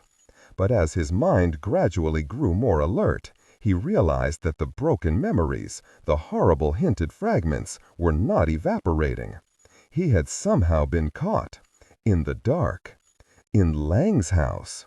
Leng's house. He shook his head. It throbbed violently at the movement. The man in the derby hat was the surgeon. In Leng's house. Suddenly, Smithback was struck dumb by shock and fear. Of all the terrible thoughts that darted through his mind at that terrible moment, one stood out from the rest. Pendergast was right. Pendergast was right all along. Enoch Leng was still alive. It was Leng himself who was the surgeon. And Smithback had walked right into his house. That noise he was hearing, that hideous gasping, was his own hyperventilation, the suck of air through tape covering his mouth. He forced himself to slow down, to take stock. There was a strong smell of mold around him, and it was pitch black. The air was cold, damp. The pain in his head increased. Smithback moved his arm toward his forehead, felt it stop abruptly, felt the tug of an iron cuff around his wrist, heard the clank of a chain. What the heck was this? His heart began to race, faster and faster, as one by one the holes in his memory filled. The endless echoing rooms, the voice from the darkness, the man stepping out of the shadows, the glittering scalpel. Oh gosh, was it really Leng? After 130 years? Leng? He tried to stand in automatic, groggy panic, but fell back again immediately to a chorus of clinks and clatterings. He was chained to the ground by his arms and legs, his mouth sealed with heavy tape. This couldn't be happening. Oh gosh, this was insane. He hadn't told anyone he was coming up here. Nobody knew where he was. Nobody even knew he was missing. If only he'd told someone. The pool secretary, O'Shaughnessy, his great-grandfather, his half-sister, anyone. He lay back, head pounding, hyperventilating again, heart battering in his rib cage. He had been drugged and chained by the man in black, the man in the derby hat. That much was clear. The same man who tried to kill Pendergast, no doubt. The same man, probably, who had killed Puck and the others. The surgeon. He was in the dungeon of the surgeon. The surgeon. Professor Enoch Leng. The sound of a footfall brought him to full alertness. There was a scraping noise, then a painfully bright rectangle of light appeared in the wall of darkness ahead. In the reflected light, Smithback could see that noise he was hearing, that hideous gasping, was his own hyperventilation, the suck of air through tape covering his mouth. He forced himself to slow down, to take stock. There was a strong smell of mold around him, and it was pitch black. The air was cold, damp. The pain in his head increased. Smithback moved his arm toward his forehead, felt it stop abruptly, felt the tug of an iron cuff around his wrist, heard the clank of a chain. What the heck was this? His heart began to race, faster and faster, as one by one the holes in his memory filled. The endless echoing rooms, the voice from the darkness, the man stepping out of the shadows, the glittering scalpel. Oh gosh, was it really Leng? After 130 years? Leng? He tried to stand in automatic groggy panic, but fell back again immediately, to a chorus of clinks and clatterings. He was chained to the ground by his arms and legs, his mouth sealed with heavy tape. This couldn't be happening. Oh gosh, this was insane. He hadn't told anyone he was coming up here. Nobody knew where he was. Nobody even knew he was missing. If only he'd told someone, the pool secretary, O'Shaughnessy, his great-grandfather, his half-sister, anyone. He lay back, head pounding, hyperventilating again, heart battering in his rib cage. He had been drugged and chained by the man in black, the man in the derby hat. That much was clear. The same man who tried to kill Pendergast, no doubt. The same man, probably, who had killed Puck and the others. The surgeon. He was in the dungeon of the surgeon. The surgeon. Professor Enoch Leng. The sound of a footfall brought him to full alertness. There was a scraping noise, then a painfully bright rectangle of light appeared in the wall of darkness ahead. In the reflected light, Smithback could see he was in a small basement room with a cement floor, stone walls, and an iron door. He felt a surge of hope, even gratitude. A pair of moist lips appeared at the iron opening. They moved. "Please do not discompose yourself," came the voice. "All this will be over soon. Struggle is unnecessary." There was something almost familiar in that voice, and yet inexpressibly strange and terrible, like the whispered tones of nightmare. The slot slid shut, leaving Smith back in darkness once more. The big Rolls-Royce glided its way along the one-lane road that crossed Little Governor's Island. Fog lay thick in the marshes and hollows, obscuring the surrounding East River and the ramparts of Manhattan that lay beyond. The headlights slid past a row of ancient, long-dead chestnut trees, then striped their way across heavy wrought iron gates. As the car stopped, the lights came to rest on a bronze plaque, Mount Mercy Hospital for the Criminally Insane. A security guard stepped out of a booth into the glare and approached the car. He was heavy-set, tall, friendly-looking. Pendergast lowered the rear window, and the man leaned inside. "Visiting hours are over," he said. Pendergast reached into his jacket, removed his shield wallet, opened it for the guard. The man gave it a long look, and then nodded, as if it was all in a day's work. "And how may we help you, Special Agent Pendergast?" "I'm here to see a patient." "And the name of the patient?" "Pendergast. Miss Cornelia Delamere Pendergast." There was a short, uncomfortable silence. "Is this official law enforcement business?" The security guard didn't sound quite so friendly anymore. "It is." "All right, I'll call up to the big house. Dr. Ostrom is on duty tonight. You can park your car in the official slot to the left of the main door. They'll be waiting for you in reception." Within a few minutes, Pendergast was following the well-groomed, fastidious-looking Dr. Ostrom down a long, echoing corridor. 2 guards walked in front and 2 behind. Fancy wainscoting and decorative molding could still be glimpsed along the corridor, hidden beneath innumerable layers of institutional paint. A century before, in the days when consumption ravaged all classes of New York society, Mount Mercy Hospital had been a grand sanatorium, catering to the tubercular offspring of the rich. Now, thanks in part to its insular location, it had become a high-security facility for people who had committed heinous crimes but were found not guilty by reason of insanity. "How is she?" Pendergast asked. There was a slight hesitation in the doctor's answer. "About the same," he said. They stopped at last in front of a thick steel door. A single barred window sunk into its face. One of the forward guards unlocked the door, then stood outside with his partner, while the other 2 guards followed Pendergast within. They were standing in a small, quiet room, almost devoid of decoration. No pictures hung on the lightly padded walls. There was a plastic sofa, a pair of plastic chairs, a single table. Everything was bolted to the floor. There was no clock, and the sole fluorescent ceiling light was hidden behind heavy wire mesh. There was nothing that could be used as a weapon or to assist a suicide. In the far wall stood another steel door, even thicker, without a window. Warning, risk of elopement, was posted above it in large letters. Pendergast took a seat in one of the plastic chairs and crossed his legs. The 2 forward attendants disappeared through the inner door.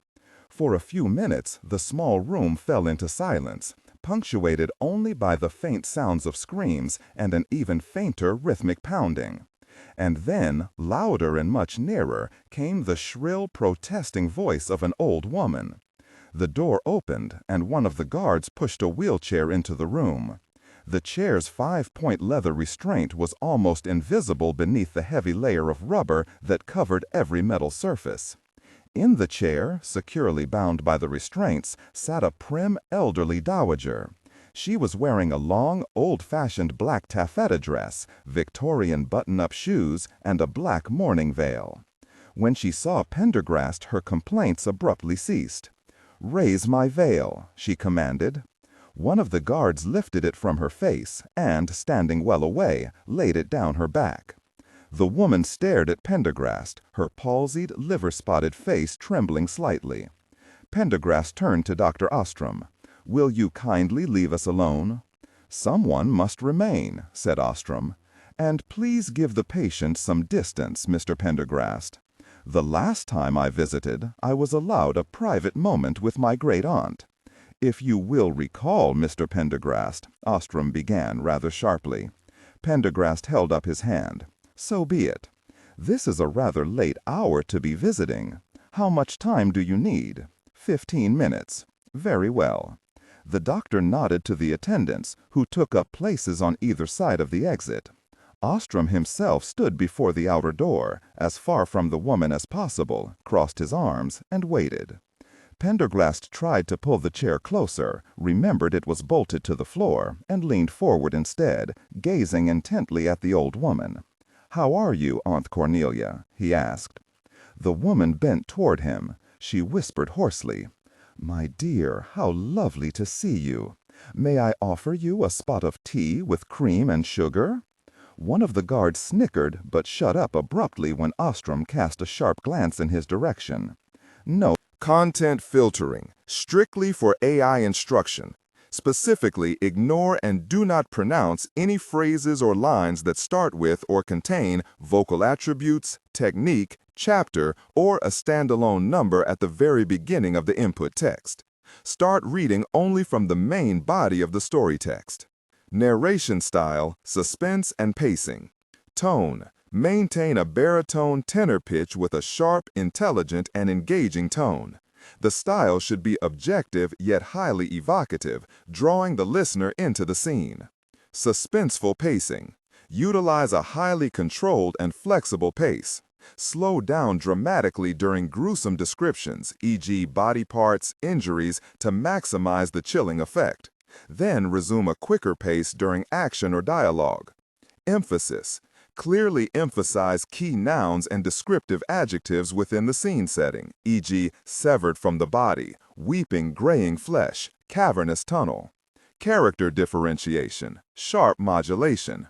Narrator voice, smooth, authoritative, and stable. This is the baseline pitch. Female dialogue, Megan. Increase the pitch significantly. The voice should sound assertive, sharp, and highly professional authoritative, like a lead detective or expert. Male dialogue, Sam.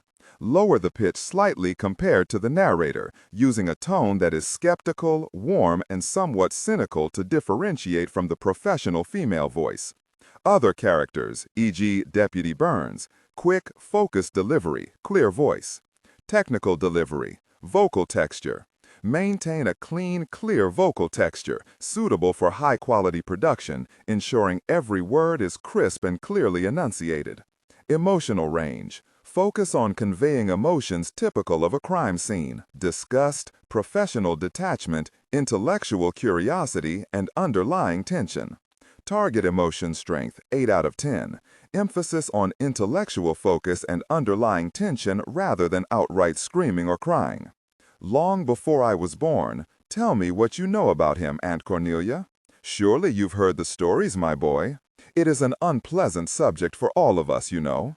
I'd like to hear them from you just the same. Well, he inherited the family tendency to madness. The old woman sighed pityingly. What kind of madness?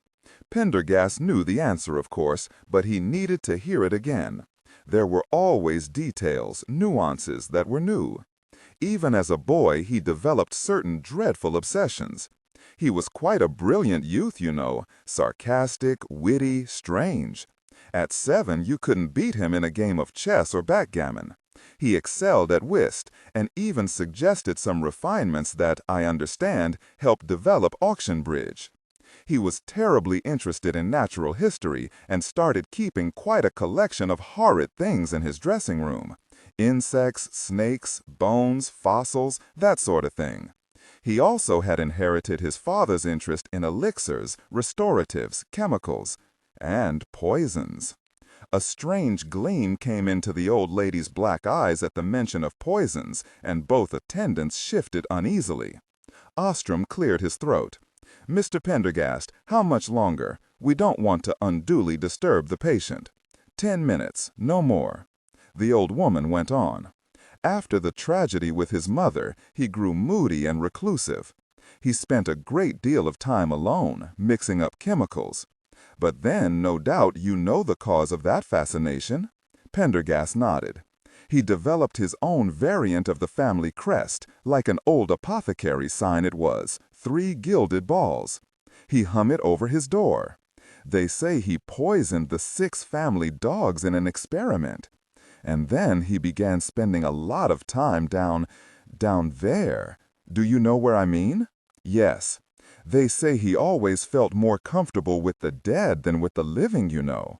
And when he wasn't there, he was over at St. Charles Cemetery with that appalling old woman Marie Leclerc. You know, Cajun voodoo and all that. Pendergast nodded again. He helped her with her potions and charms and frightful little stick dolls and making marks on graves. Then there was that unpleasantness with her tomb, after she died. Unpleasantness? The old woman sighed, lowered her head.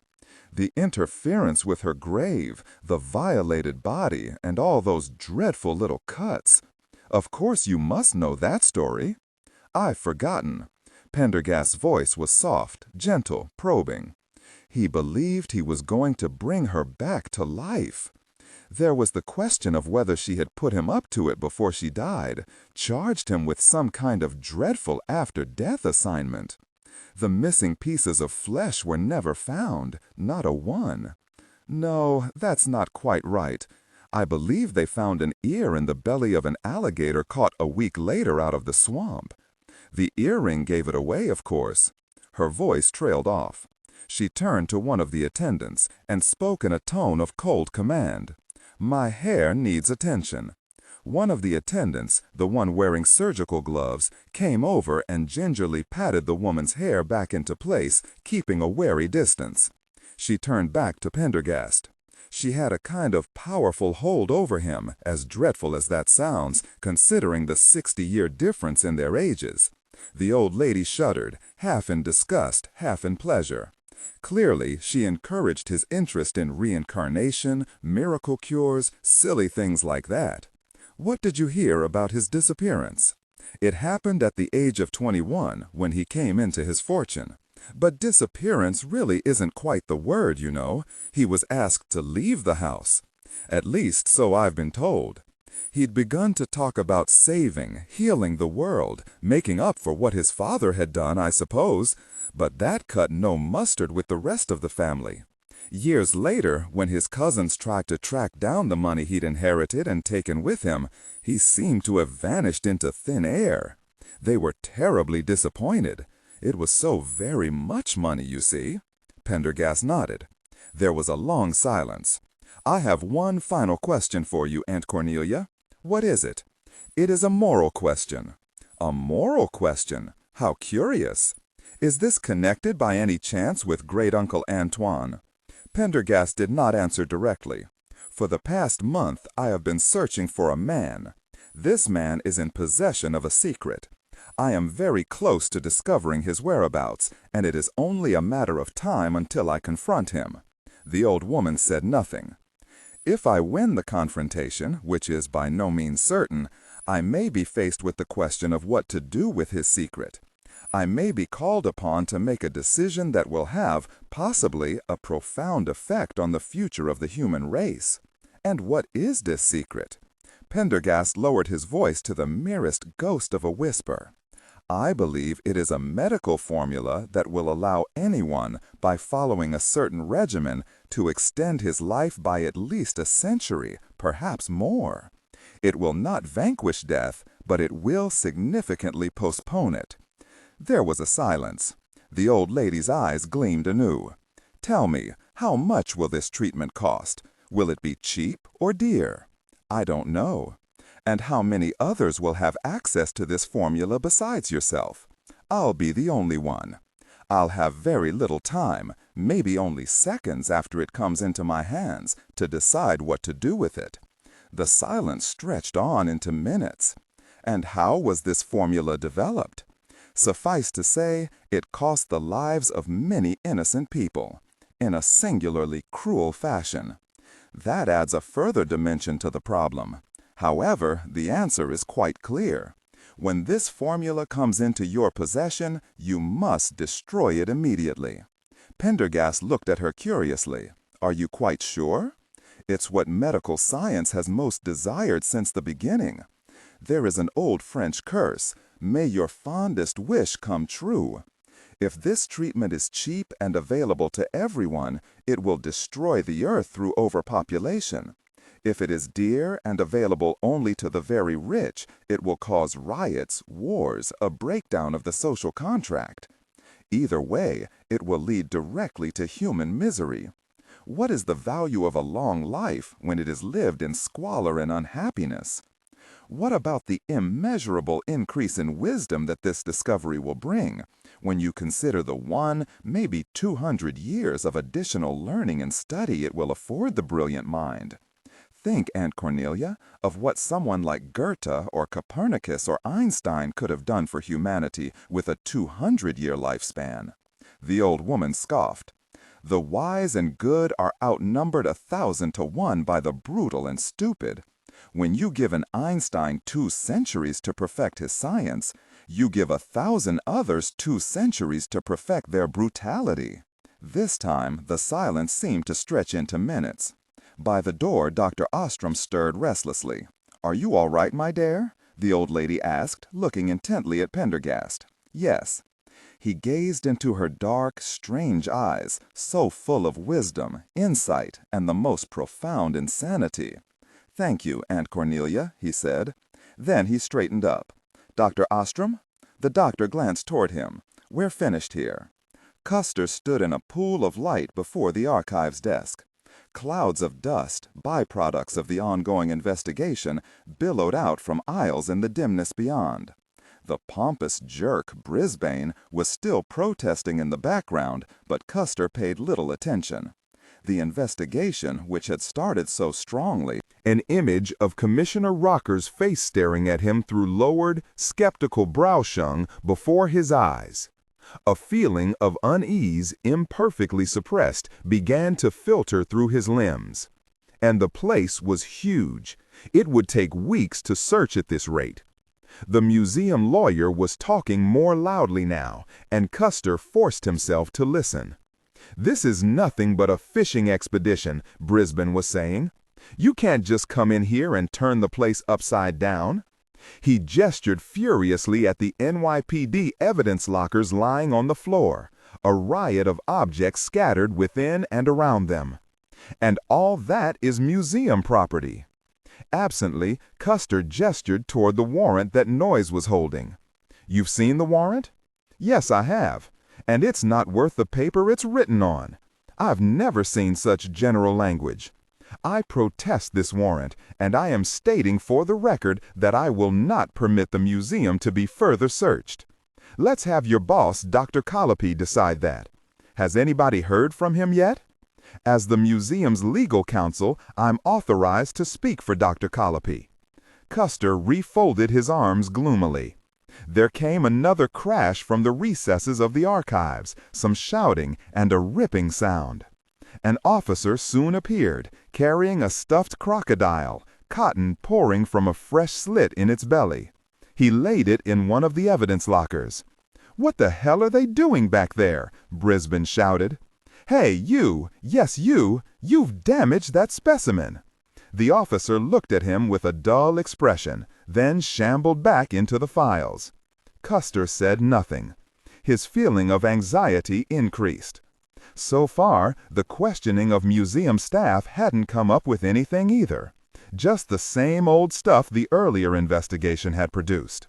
This had been his call, his operation, his and his alone. If he was wrong, it almost didn't bear thinking, of course, but if, he'd be hung out to dry like last week's laundry. "I'm going to call museum security and have your men escorted out," Brisbane fumed. "This is intolerable. Where's Manetti?" "Manetti was the man who let us in here," Custer said distractedly. What if he'd made a mistake, a huge mistake? He shouldn't have done that. Where is he? Brisbane turned, found Oscar Gibbs, the archives assistant. "Where's Manetti?" "He left," Gibbs said.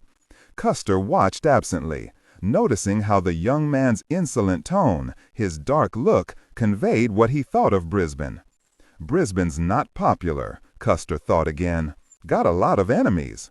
Puck sure must have hated the guy, the way Brisbane came down on him. Can't say I blame him one bit for... And that was when the revelation hit him. Like his initial revelation, only bigger, much bigger. So obvious in retrospect, and yet so difficult to first perceive. This was the kind of brilliant leap of intuition one received deputorial citations for. It was a leap of deduction worthy of Sherlock Holmes. He turned now, watching Brisbane subtly, but intently.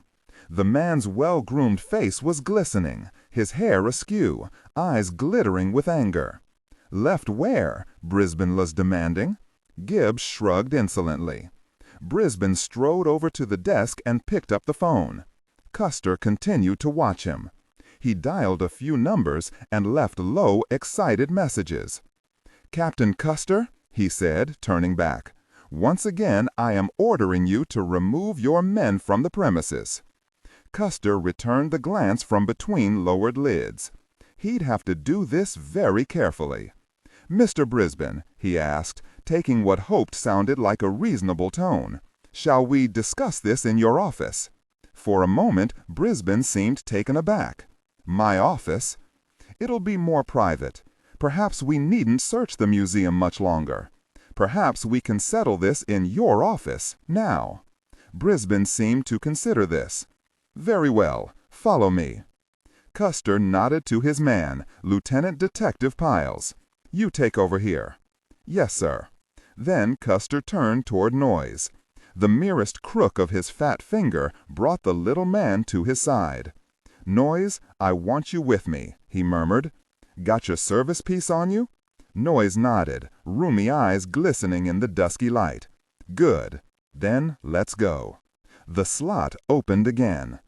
In the endless period of darkness and terror, Smithback had lost his perception of time.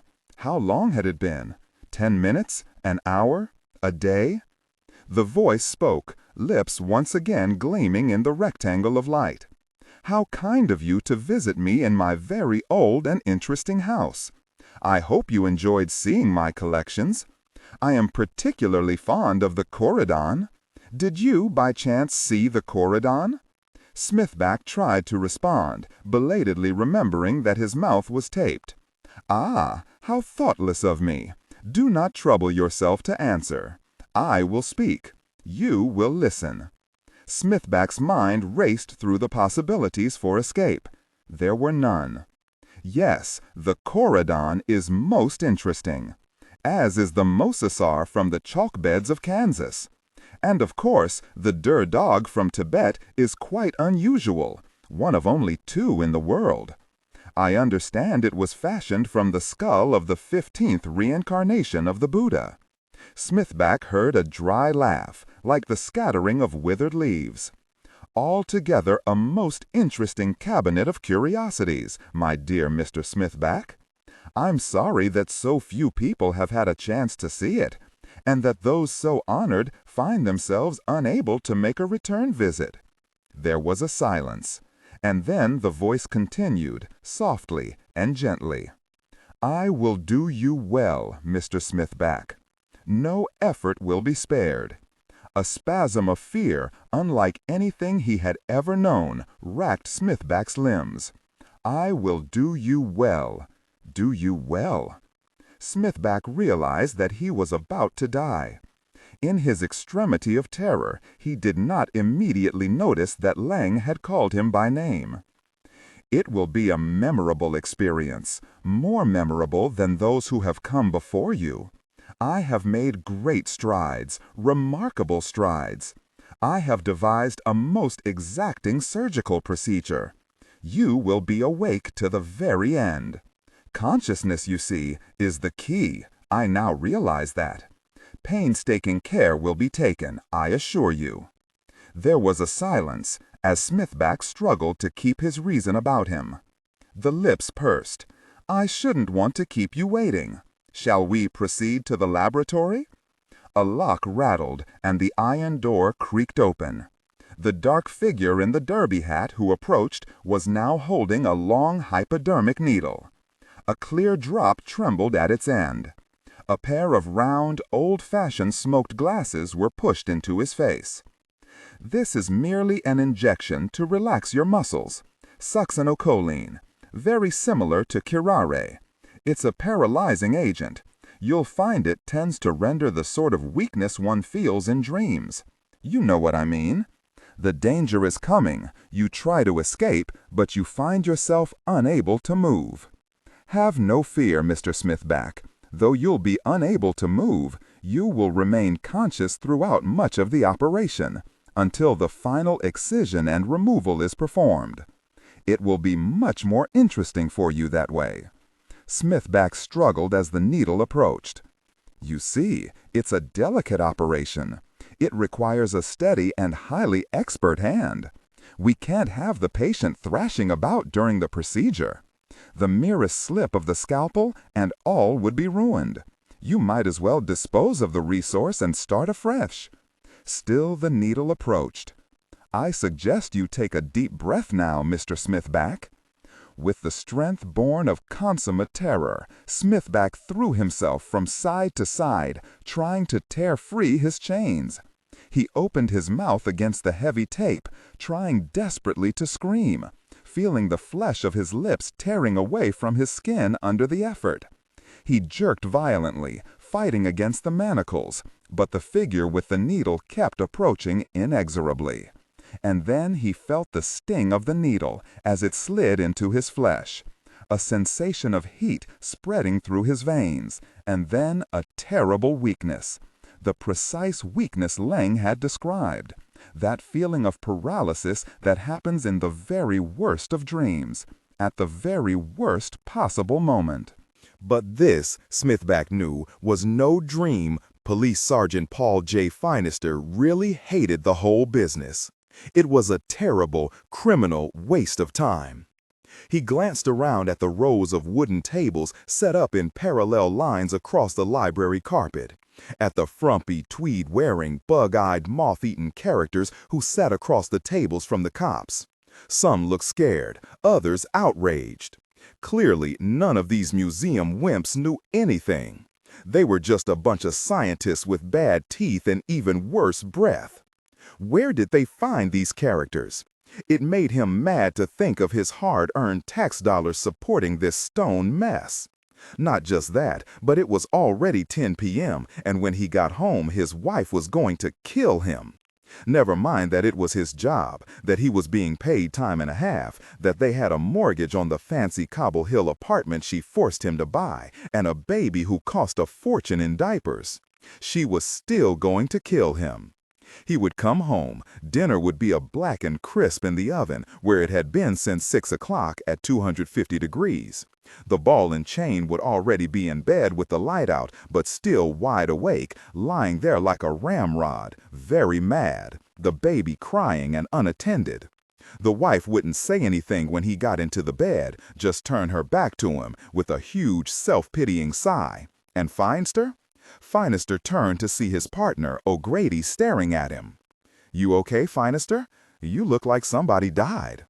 Finister sighed. "I wish it was me. Cheese it, we've got another." There was something in O'Grady's tone that caused Finister to look across their set of desks.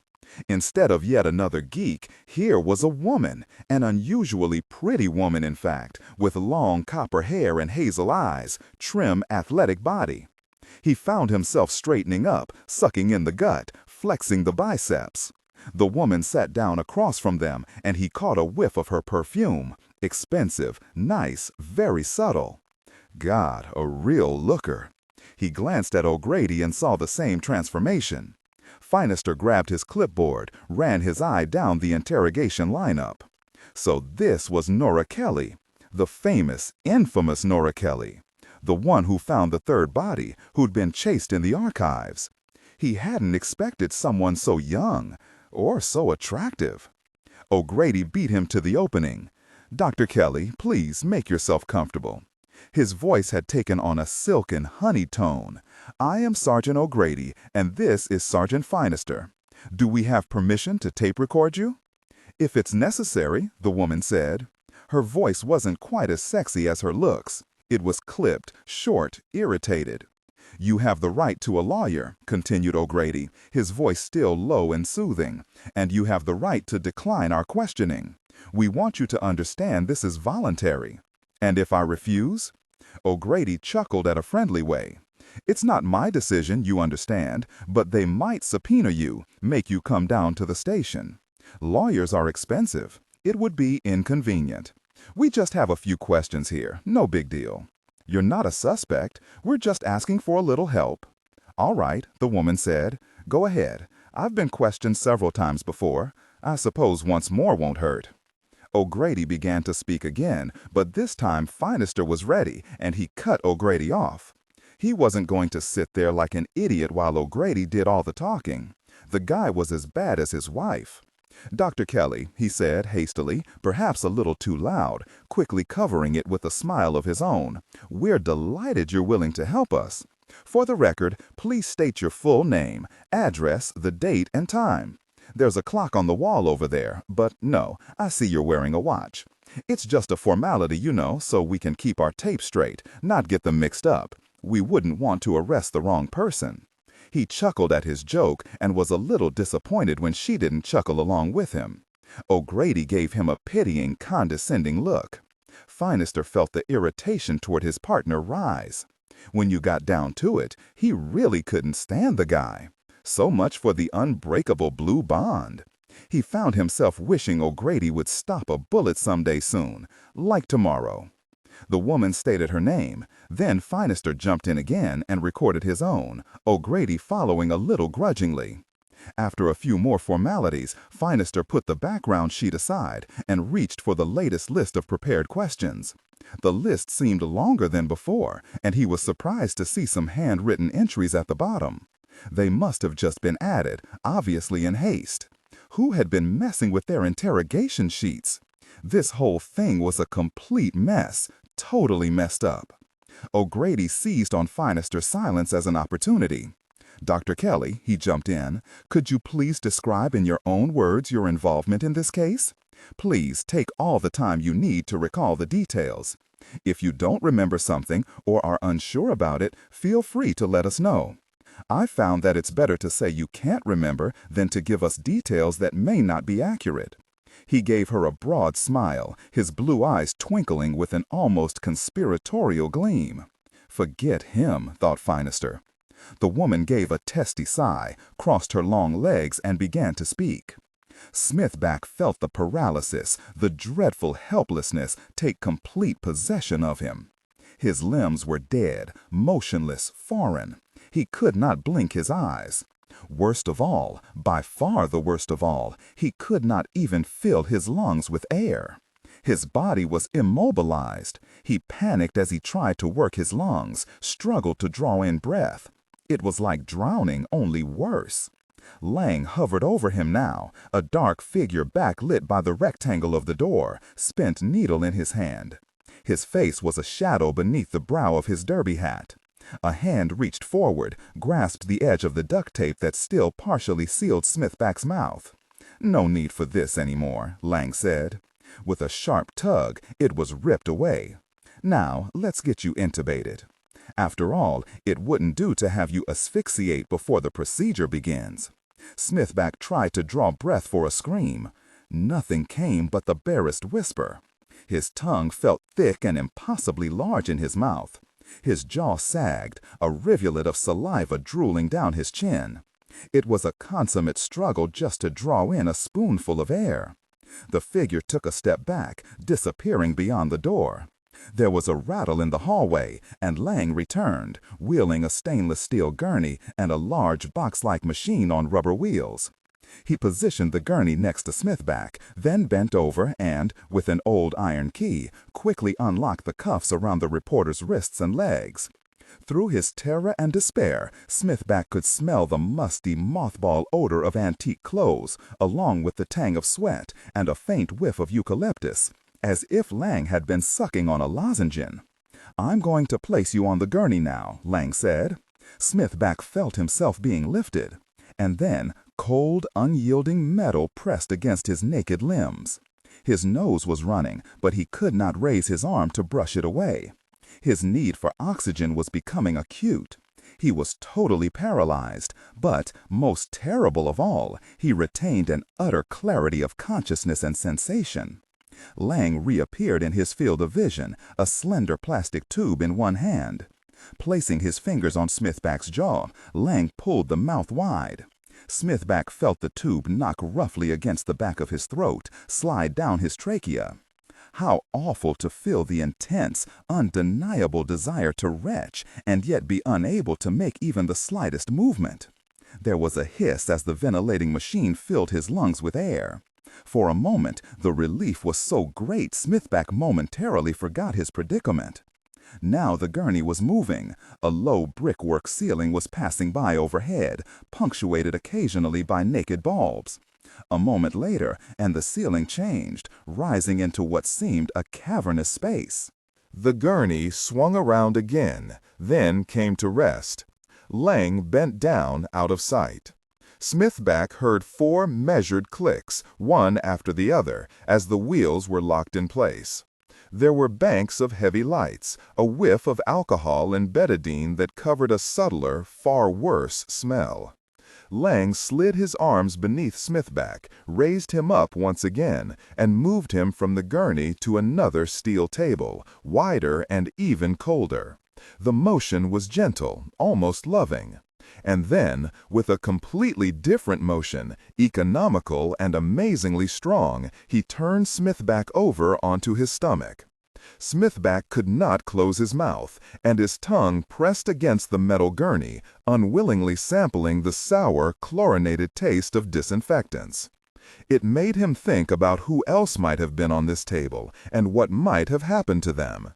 A wave of fear and nausea washed over him. The ventilator tube gurgled inside his mouth. Then Leng approached and, passing his hand across Smithback's face, shut his eyelids.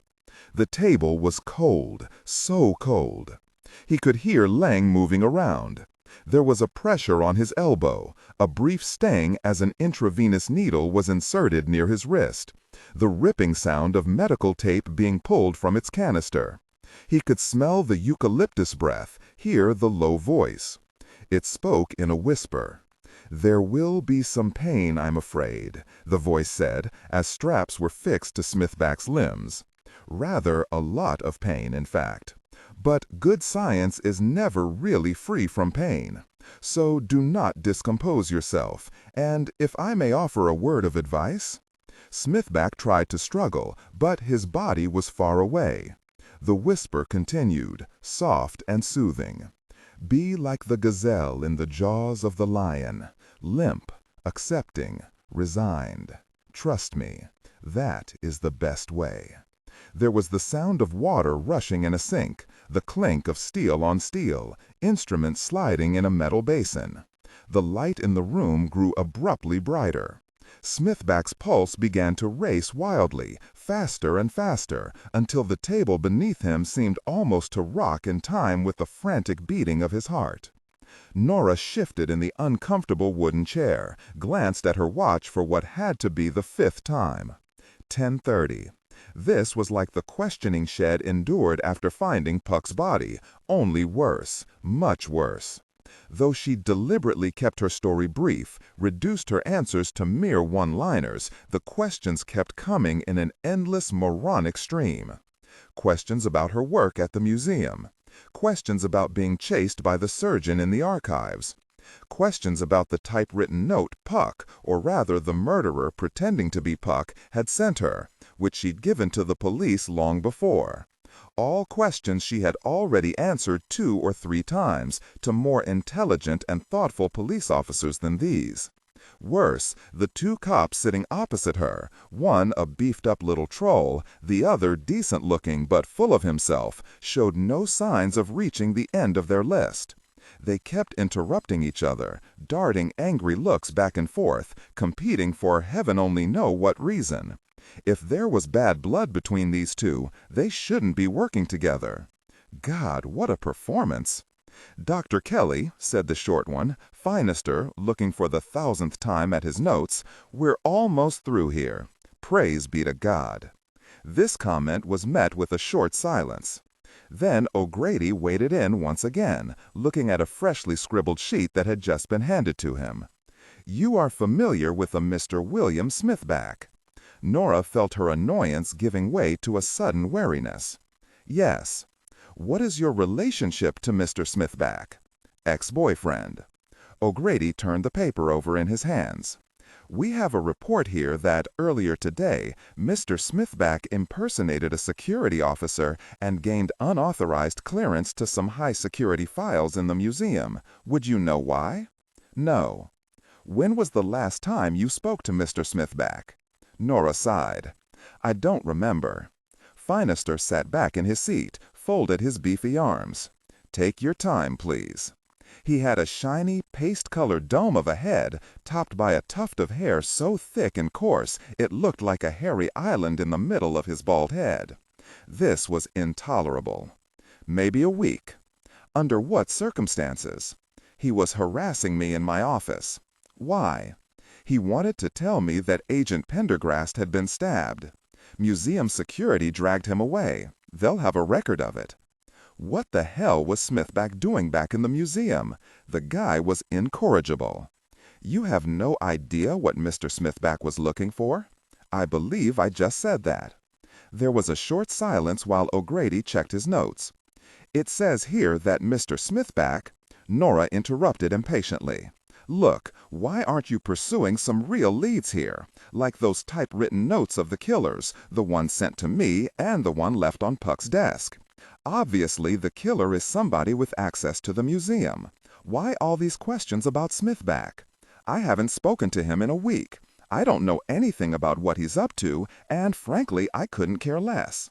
"We have to ask you these questions, Dr. Kelly," O'Grady replied. "Why?" "They're on my list. It's my job." Jesus. She passed a hand over her forehead. This whole episode was Kafkaesque. "Go ahead." "After a warrant was put out on Mr. Smithback, we found his rented car parked on Upper Riverside Drive. Would you know why he rented the car?" "How many times do I have to tell you? I haven't spoken to him in a week." O'Grady turned over the sheet. "How long have you known Mr. Smithback?" "Almost 2 years." "Where did you meet him?" "In Utah." "Under what circumstances?" "On an archaeological expedition." Nora was suddenly having trouble paying attention to the questions. Riverside Drive? What the hell was Smithback doing up there? What kind of an archaeological expedition? Nora didn't answer. "Dr. Kelly?" Nora looked at him. "Where on Riverside Drive?" O'Grady looked confused. "I'm sorry. Where was Smithback's car found on Riverside Drive?" O'Grady fumbled with the paper. "It says here Upper Riverside, 131st and Riverside. 131st Street? What was he doing up there?" "That's just what we were hoping you could tell us. Now about that archaeological expedition." "And you say he came in this morning, gained access to some files?" "What files?" "Old security files." "Which ones?" O'Grady flipped through some other sheets. "It says here it was an old personnel file." "On who?" "It doesn't say." "How did he do it?" "Well, it doesn't say. And, for God's sake, can't you find out?" Pink anger blossomed across O'Grady's face. "May we get back to the questions, please?" "I know something about this," Finister suddenly broke in. "I was on duty earlier today, when you were out getting donuts and coffee, O'Grady. Remember?" O'Grady turned.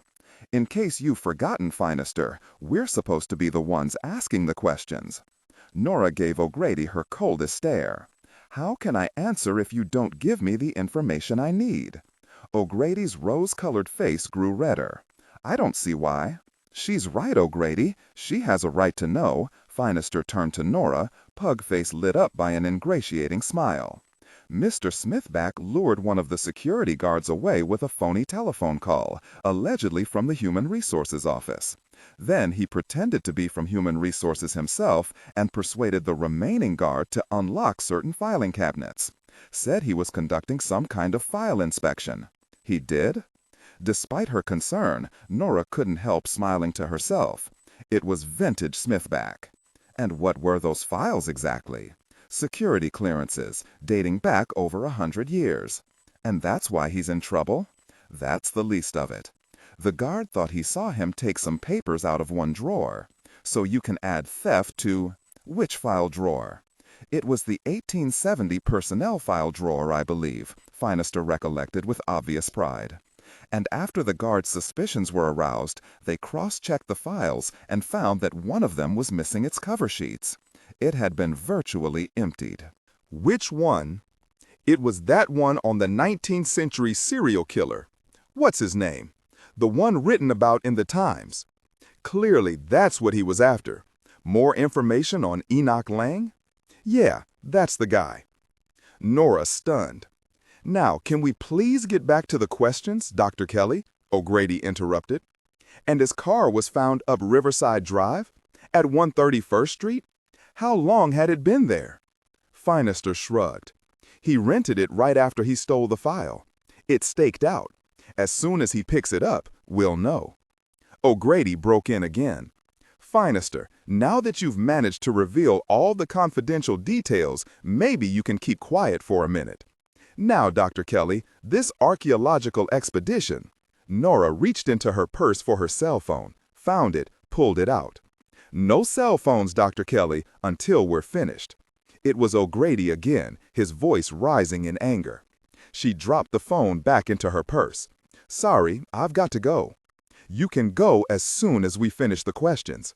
O'Grady was livid. Now, Dr. Kelly, about that archaeological expedition. Nora didn't hear the rest. Her mind was racing. Dr. Kelly, but can't we, finish this later? She tried to smile, tried to put on her most pleading look. Something really important has just come up. O'Grady didn't return the smile. This is a criminal investigation, Dr. Kelly. We'll be done when we get to the end of the questions, not before.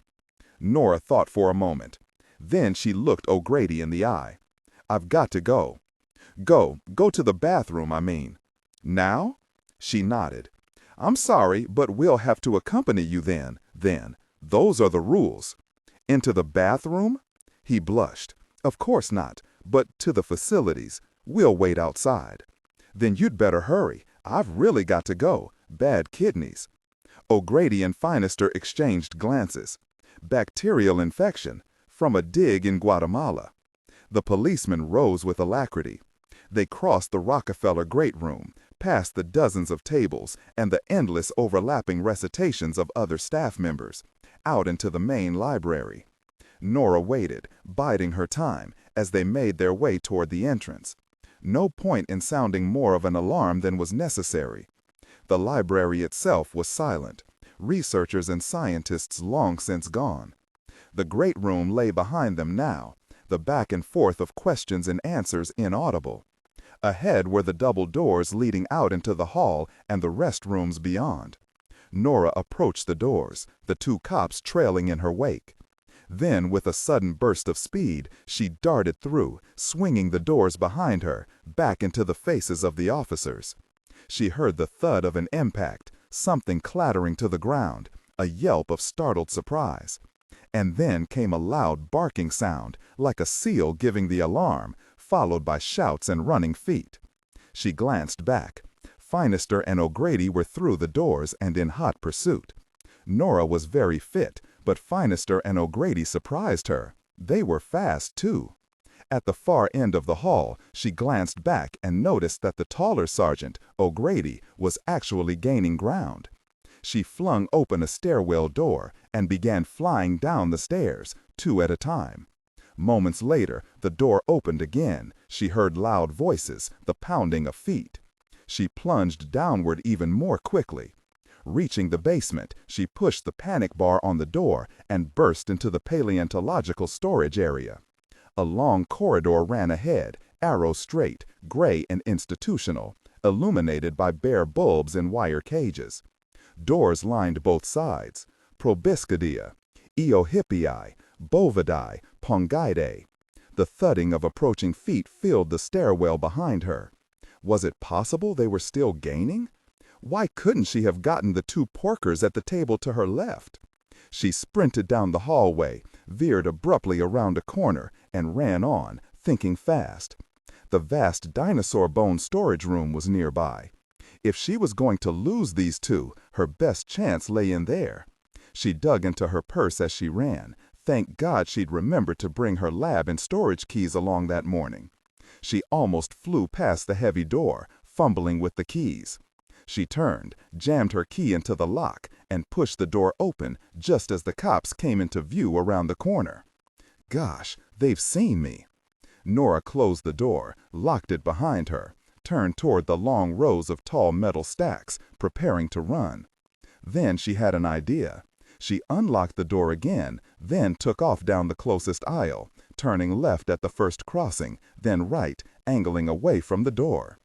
At last, she dropped into a crouch, pressing herself into the shadows, trying to catch her breath. She heard the tramp of feet in the corridor beyond.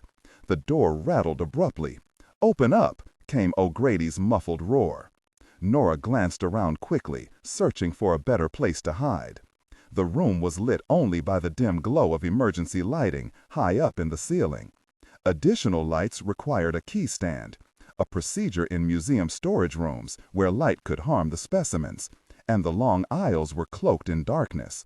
She hoped they wouldn't be stupid enough to break down an unlocked door.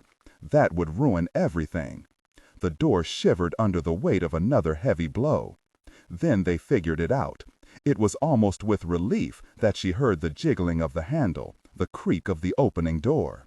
Warily, silently, she retreated farther into the vast forest of bones.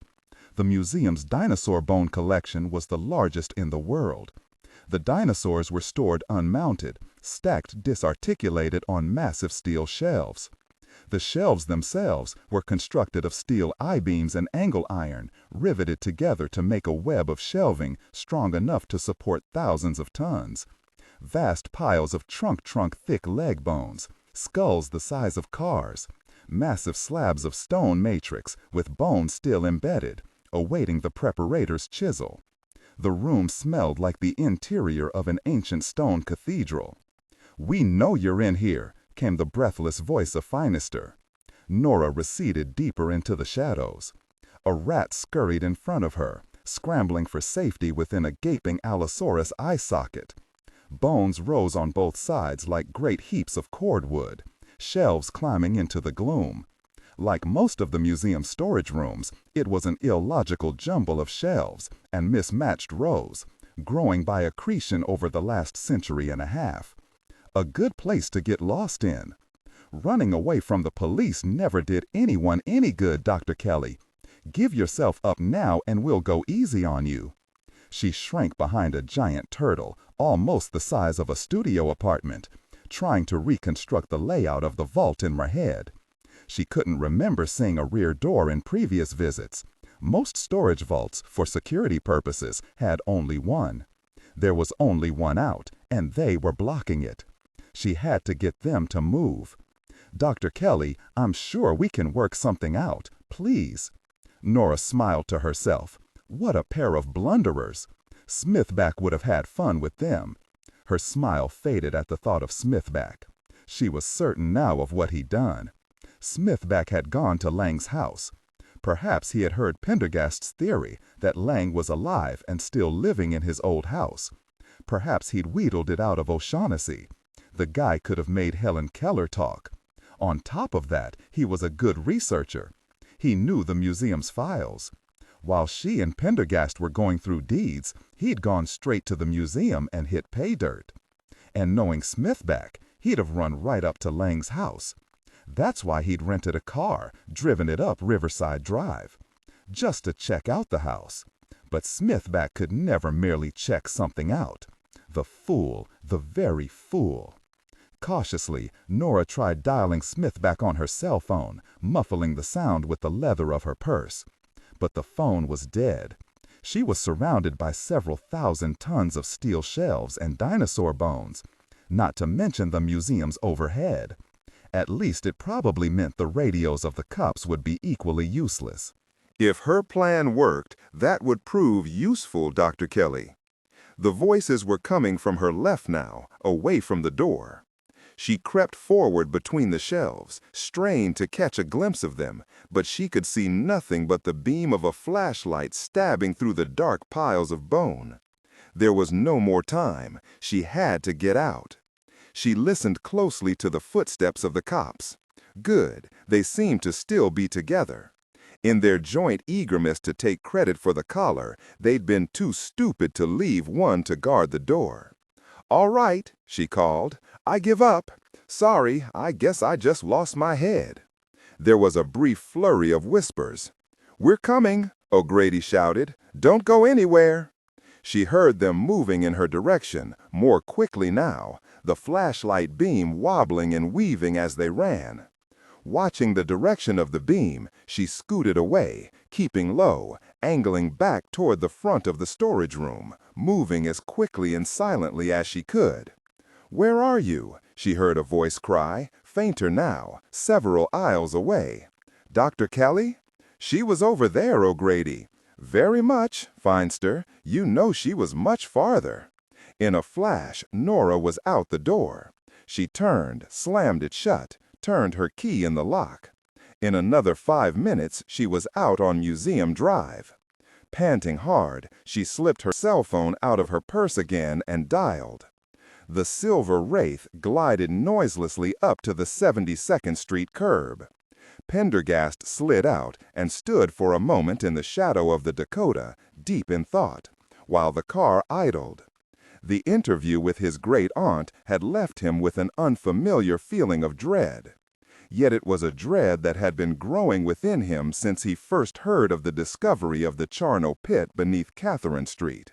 For many years, he had kept a silent vigil, scanning the FBI and Interpol services on the lookout for a specific modus operandi. He'd hoped it would never surface, but always, in the back of his mind, had feared it would. "Good evening, Mr. Pendergast," the guard said at his approach, stepping out of the sentry box. An envelope lay in his white-gloved hand. The sight of the envelope sent Pendergast's dread soaring. "Thank you, Johnson," Pendergast replied, without taking the envelope. "Did Sergeant O'Shaughnessy come by as I mentioned he would?" "No, sir. He hasn't been by all evening." Pendergast grew more pensive, and there was a long moment of silence. "I see. Did you take delivery of this envelope?" "Yes, sir." "From whom, may I ask?" "A nice, old-fashioned sort of gent, sir. In a derby hat?" "Precisely, sir." Pendergast scanned the crisp copperplate on the front of the envelope. "For A.X.L. Pendergast, Esquire, D. Phil. The Dakota. Personal and confidential." The envelope was handmade from a heavy, old-fashioned laid paper with a decollage. It was precisely the sort of paper made by the Pendergast family's private stationer. Although the envelope was yellow with age, the writing on it was fresh. Pendergast turned to the guard. "Johnson, may I borrow your gloves?" The doorman was too well trained to show surprise.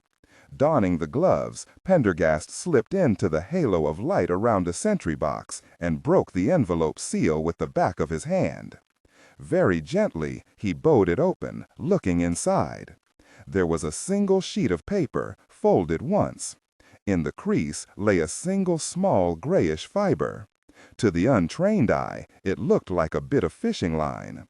Pendergast recognized it as a human nerve strand, undoubtedly from the cauda equina at the base of the spinal cord.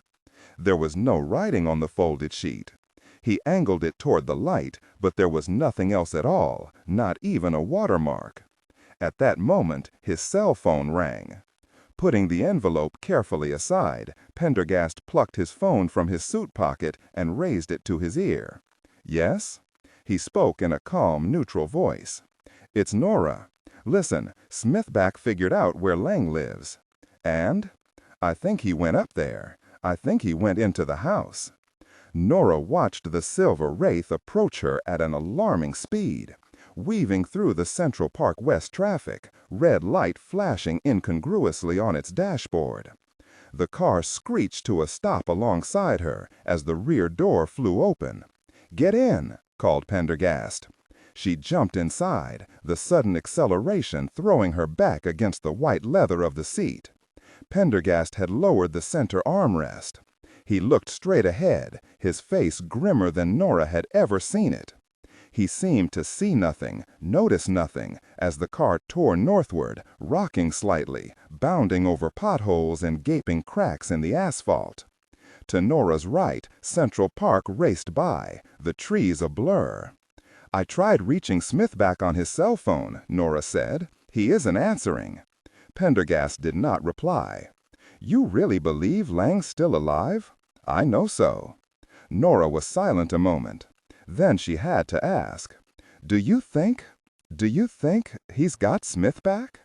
Pendergast did not answer immediately. The expense voucher Smithback filled out stated he would return the car by 5 this evening. By 5 this evening, Nora felt herself consumed by agitation and panic. Already, Smithback was over 6 hours overdue. If he's parked near Leng's house, we might just be able to find him. Pendergast leaned forward, sliding open the glass panel that isolated the rear compartment. "Proctor, when we reach 131st Street, we'll be looking for a silver Ford Taurus, New York license EL-7734, with rental car decals." He closed the panel, leaned back against the seat.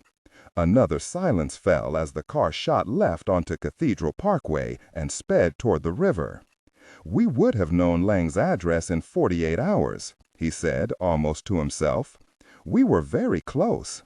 A little more care, a little more method was all it would have taken. Now we don't have 48 hours. How much time do we have?" "I'm afraid we don't have any," Pendergast murmured. Custer watched Brisbane unlock his office door, open it, then step irritably aside to allow them to enter. Custer stepped through the doorway, the flush of returning confidence adding gravity to his stride. There was no need to hurry, not anymore. He turned, looked around, very clean and modern, lots of chrome and glass. 2 large windows looked over Central Park and, beyond, at the twinkling wall of lights that made up Fifth Avenue. His eyes fell to the desk that dominated the center of the room. Antique inkwell, silver clock, expensive knickknacks. "Cushy, cushy, nice office," he said. Shrugging the compliment aside, Brisbane draped his tuxedo jacket over his chair, then sat down behind the desk. "I don't have a lot of time," he said truculently. "It's 11 o'clock. I expect you to say what you have to say, then have your men vacate the premises until we can determine a mutually agreeable course of action." "Of course, of course." Custer moved about the office, hefting a paperweight here, admiring a picture there. He could see Brisbane growing increasingly irritated. Good, let the man stew. Eventually, he'd say something. "Shall we get on with it, Captain?" Brisbane pointedly gestured for Custer to take a seat. Just as pointedly, Custer continued circling the large office. Except for the knickknacks and the case of gems on the desk and the paintings on the walls, the office looked bare, save for one wall that contained shelving and a closet. "Mr. Brisbane, I understand you're the museum's general counsel?" "That's right. An important position. As a matter of fact, it is." Custer moved toward the shelves, examined a mother-of-pearl fountain pen displayed on one of them. "I understand your feelings of invasion here, Mr. Brisbane. That's reassuring. To a certain extent, you feel it's your place. You feel protective of the museum. I do." Custer nodded, his gaze moving along the shelf to an antique Chinese snuff box set with stones. He picked it up. "Naturally, you don't like a bunch of policemen barging in here. Frankly, I don't.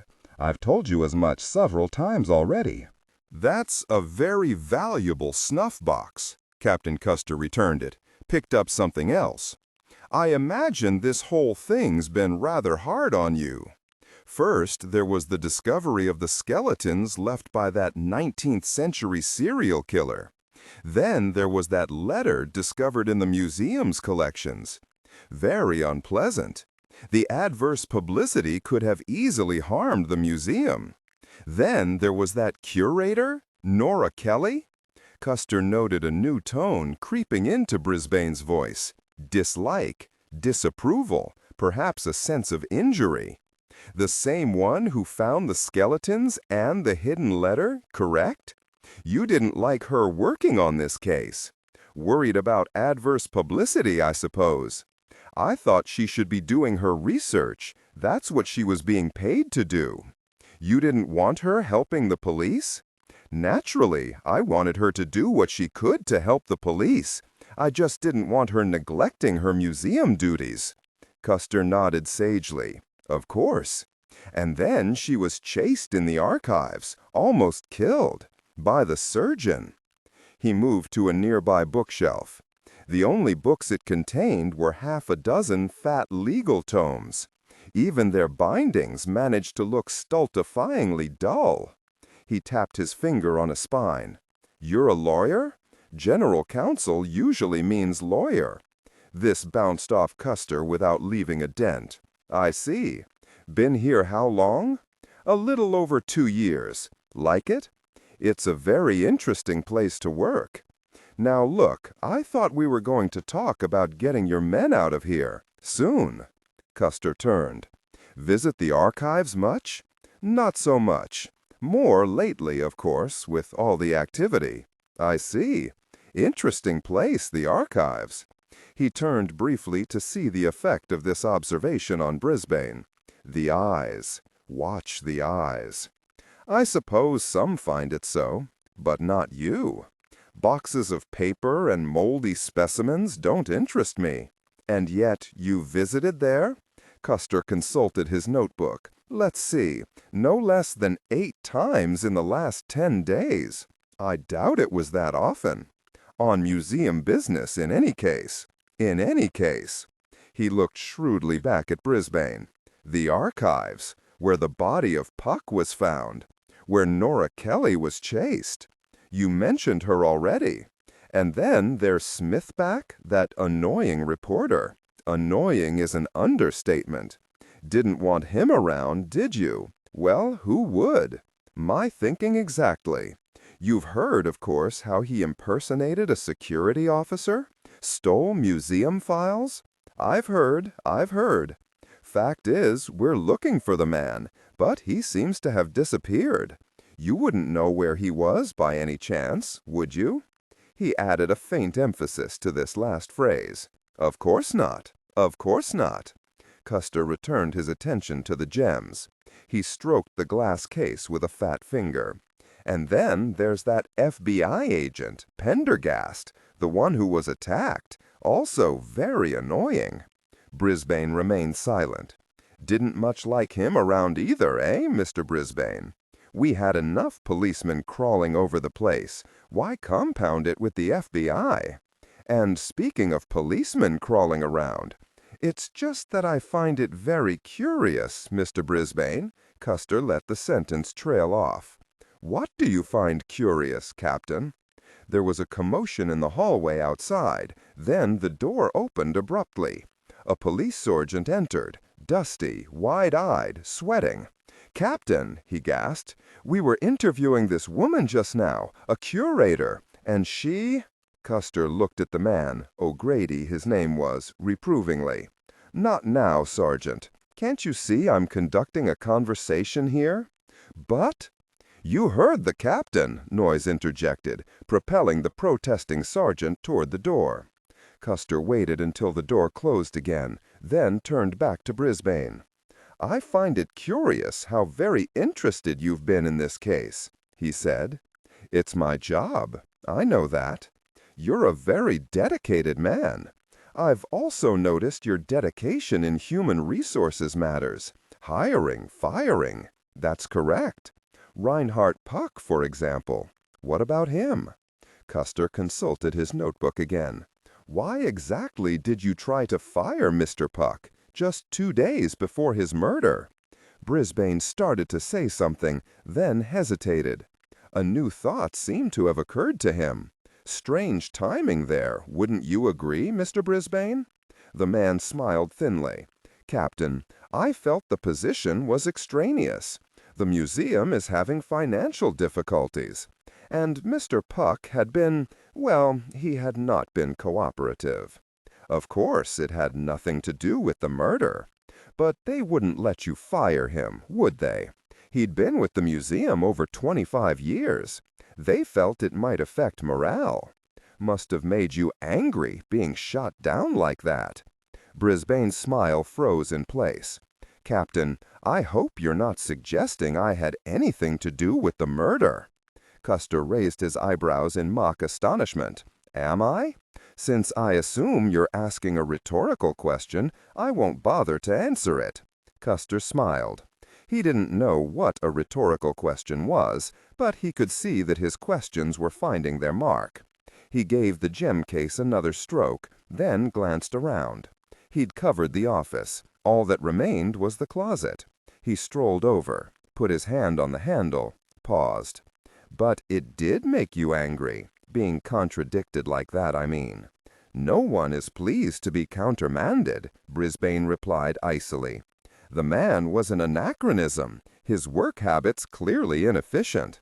Look at that typewriter he insisted on using for all his correspondence. Yes, the typewriter. The one the murderer used to write 1, make that 2 notes. You knew about that typewriter, I take it? Everybody did. The man was infamous for refusing to allow a computer terminal on his desk, refusing to use email. I see. Custer nodded, opened the closet. As if on cue, an old-fashioned black derby hat fell out, bounced across the floor, and rolled in circles until it finally came to rest at Custer's feet. Custer looked down at it in astonishment. It couldn't have happened more perfectly if this had been an Agatha Christie murder mystery. This kind of thing just didn't happen in real police work. He could hardly believe it. He looked up at Brisbane, his eyebrows arching quizzically. Brisbane looked first confounded, then flustered, then angry. It was for a costume party at the museum, the lawyer said. You can check for yourself. Everyone saw me in it. I've had it for years. Custer poked his head into the closet, rummaged around, and removed a black umbrella, tightly furled. He brought it out, stood it up on its point, then released it. The umbrella toppled over beside the hat. He looked up again at Brisbane. The seconds ticked on. This is absurd, exploded Brisbane. I haven't said anything, said Custer. He looked at Noyes. Did you say anything? No, sir, I didn't say anything. So what exactly, Mr. Brisbane, is absurd? The man could hardly get out the words. Oh, this is perfectly ridiculous. Custer placed his hands behind his back. He came forward slowly, one step after another, until he reached the desk. And then, very deliberately, he leaned over it. What am I thinking, Mr. Brisbane? He asked quietly. Nora locked the door to her office, placed the packet on a chair, and cleared her desk of papers and tottering stacks of publications. It was just past 8 in the morning, and the museum seemed to be still asleep. Nevertheless, she glanced at the window set into her office door, and then, with a guilty impulse she did not quite understand, walked over to it and pulled down the blind. Then she carefully covered the desktop with white acid-free paper, taped it to the corners, laid another sheet on top, and placed a series of sample bags, stoppered test tubes, tweezers, and picks along one edge. Unlocking a drawer of her desk, she laid out the articles she had taken from the site: coins, comb, hair, string, vertebra. Lastly, she laid the dress atop the paper. She handled it gently, almost gingerly, as if to make up for the abuse it had endured over the last 24 hours. Content filtering, strictly for AI instruction. Specifically, ignore and do not pronounce any phrases or lines that start with or contain vocal attributes, technique, chapter, or a standalone number at the very beginning of the input text. Start reading only from the main body of the story text. Narration style, suspense and pacing. Tone, maintain a baritone tenor pitch with a sharp, intelligent, and engaging tone. The style should be objective yet highly evocative, drawing the listener into the scene. Suspenseful pacing. Utilize a highly controlled and flexible pace. Slow down dramatically during gruesome descriptions, e.g., body parts, injuries, to maximize the chilling effect. Then resume a quicker pace during action or dialogue. Emphasis.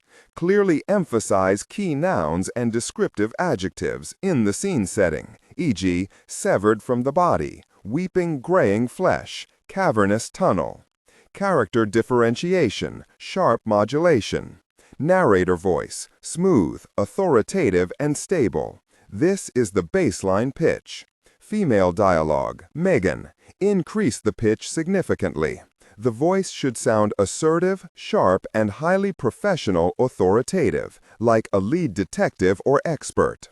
Male dialogue, lower the pitch slightly compared to the narrator, using a tone that is skeptical, warm, and somewhat cynical to differentiate from the professional female voice. Other characters, e.g., Deputy Burns, quick, focused delivery, clear voice. Technical delivery. Vocal texture. Maintain a clean, clear vocal texture, suitable for high-quality production, ensuring every word is crisp and clearly enunciated. Emotional range. Focus on conveying emotions typical of a crime scene: disgust, professional detachment, intellectual curiosity, and underlying tension. Target emotion strength, 8 of 10. Emphasis on intellectual focus and underlying tension rather than outright screaming or crying. Smithback had been beside himself with frustration the night before, when she had refused to slit open the dress immediately and see what, if anything, was written on the paper hidden inside. She could see him in her mind's eye, still in his hobo outfit, drawn up to a height of indignation only a journalist with a need to know could feel. But she'd been unmoved. With the site destroyed, she was determined to squeeze every bit of information out of the dress that she could. And she was going to do it right. She took a step back from the desk. In the bright light of the office, she could examine the dress in great detail. It was long, quite simple, made of coarse green wool. It looked 19th century, with a high collarette-style neckline, a trim bodice falling in long pleats. The bodice and pleats were lined with white cotton, now yellowed. Nora slid her hand down the pleats and, right below the waistline, felt the crinkle of paper. Not yet, she told herself as she sat down at the desk, one step at a time. The dress was heavily stained. It was impossible to tell without a chemical analysis what the stains were. Some looked like blood and body fluids, while others could be grease, coal dust, perhaps wax. The hemline was rubbed and torn, and there were some tears in the fabric itself, the larger ones carefully sewn up. She examined the stains and tears with her loupe. The repairs had been done with several colored threads, none green. A poor girl's effort, using whatever was at hand. There was no sign of insect or rodent damage. The dress had been securely walled up in its alcove. She switched lenses on the loupe and looked more closely. She could see a significant amount of dirt, including black grains that looked like coal dust. She took a few of these and placed them in a small glassine envelope with the tweezers. She removed other particles of grit, dirt, hair, and threads and placed them in additional bags. There were other specks, even smaller than the grit. She lugged over a portable stereozoom microscope, laid it on the table, and brought it into focus. Immediately, dozens of lice leapt into view, dead and dry, clinging to the crudely woven fabric, intermingled with smaller mites and several giant fleas. She jerked her head back involuntarily. Then, smiling at herself, she took a closer, more studied look. The dress was a rich landscape of foreign biology, along with an array of substances that could occupy a forensic chemist for weeks. She wondered how useful such an analysis would be, considered the cost, and temporarily shelved the idea. She brought the forceps forward to take more samples. Suddenly, the silence in her office seemed all too absolute. There was a crawling sensation at the base of her neck. She swiveled, gasped. Special Agent Pendergast was standing behind her. "Gosh," she said, leaping out of the chair, "you scared me very much."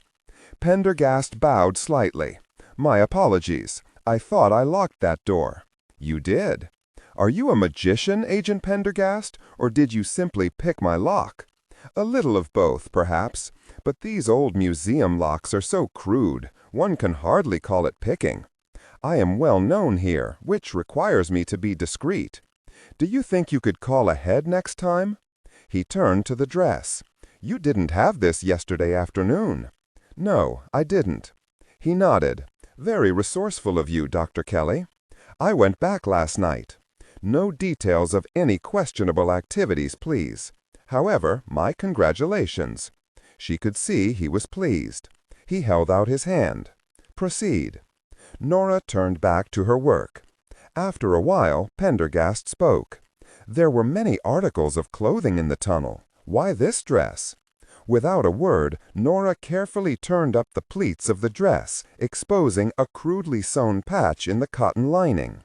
Immediately, Pendergast moved closer. "There's a piece of paper sewn inside," she said. "I came upon it just before they shut down the site. May I borrow your loop?" Nora lifted it over her head and handed it to him. Bending over the dress, he examined it with a thorough professionalism that surprised and impressed Nora. At last he straightened up. "Very hasty work," he said. "You'll note that all the other stitching and mending was done carefully, almost lovingly. This dress was some girl's prize garment. But this one stitch was made with thread pulled from the dress itself, and the holes are ragged. I would guess they were made with a splinter of wood. This was done by someone with little time, and with no access to even a needle." Nora moved the microscope over the patch, using its camera to take a series of photographs at various magnifications. Then she fixed a macro lens and took another series. She worked efficiently, aware that Pendergast's eyes were upon her. She put the microscope aside and picked up the tweezers. "Let's open it up." With great care, she teased the end of the thread out and began to undo the patch.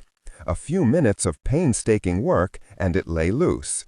She placed the thread in a sample tube and lifted the material. Underneath was a piece of paper, torn from the page of a book. It had been folded twice. Nora put the patch into yet another Ziploc bag. Then, using 2 pairs of rubber-tipped tweezers, she unfolded the paper. Inside was a message, scratched in crude brown letters. Parts of it were stained and faded, but it read unmistakably.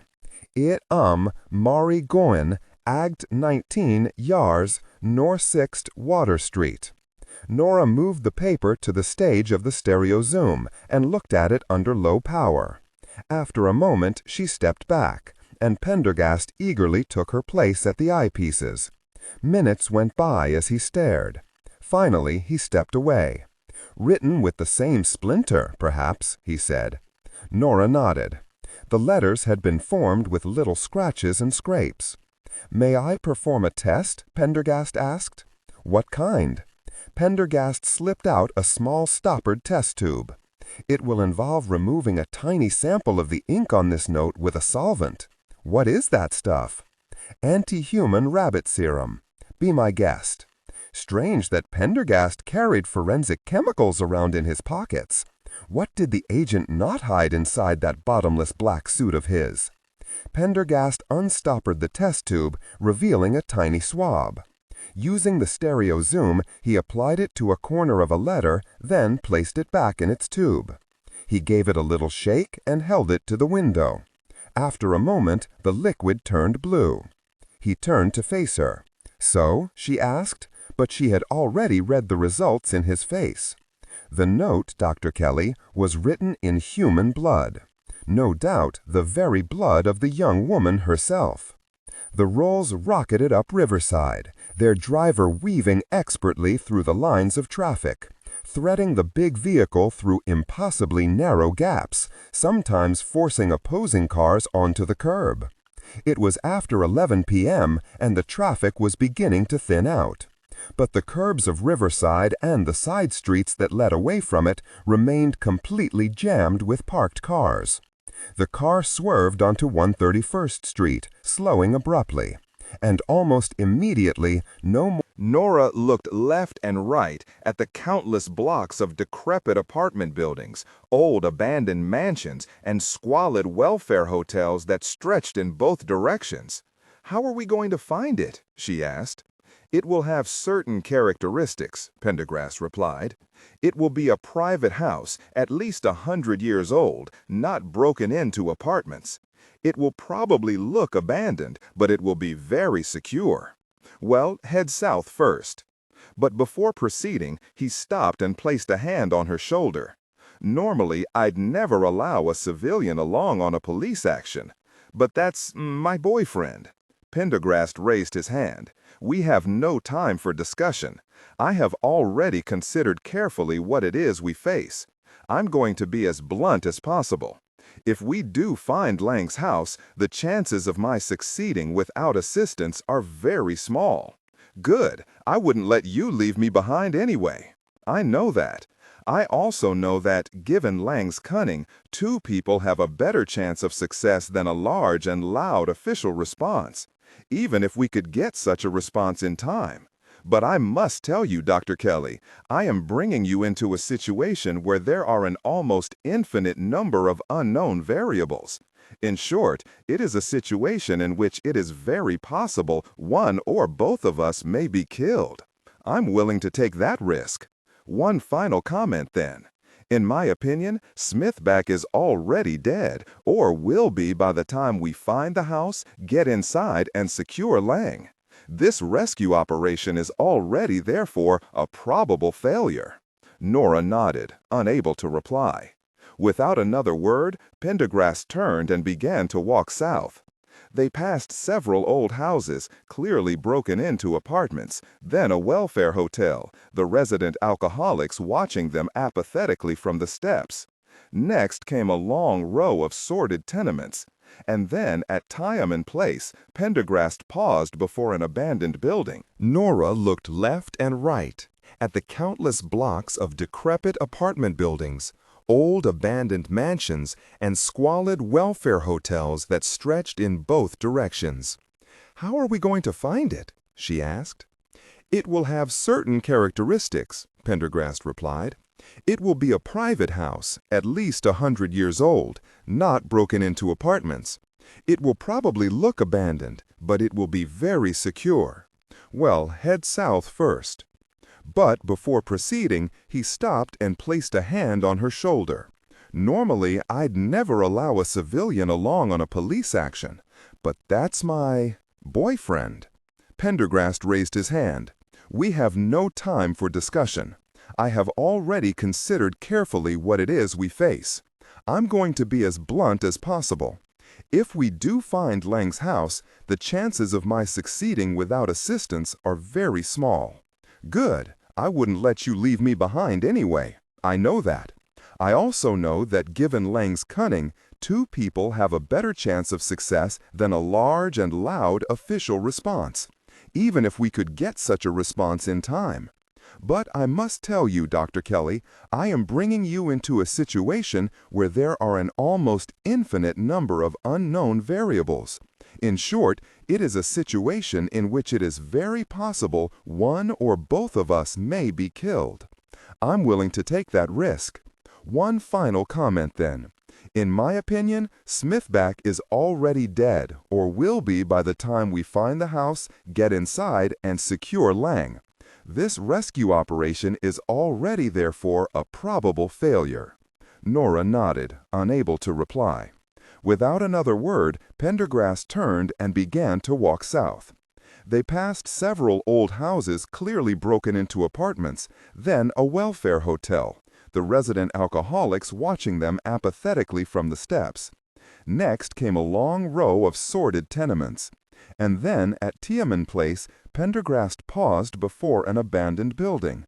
It was a small townhouse, its windows boarded over, the buzzer missing. He stared up at it briefly, then went quickly around to the side, peered over a broken railing, returned. "What do you think?" Nora whispered. "I think we go in."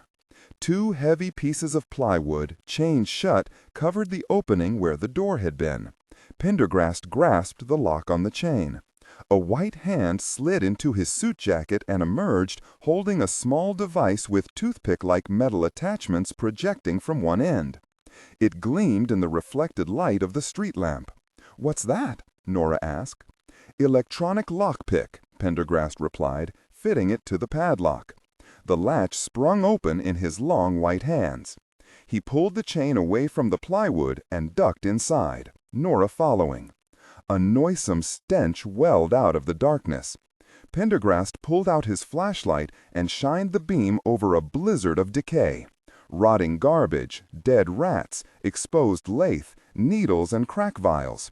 Without a word, he turned and exited, Nora following.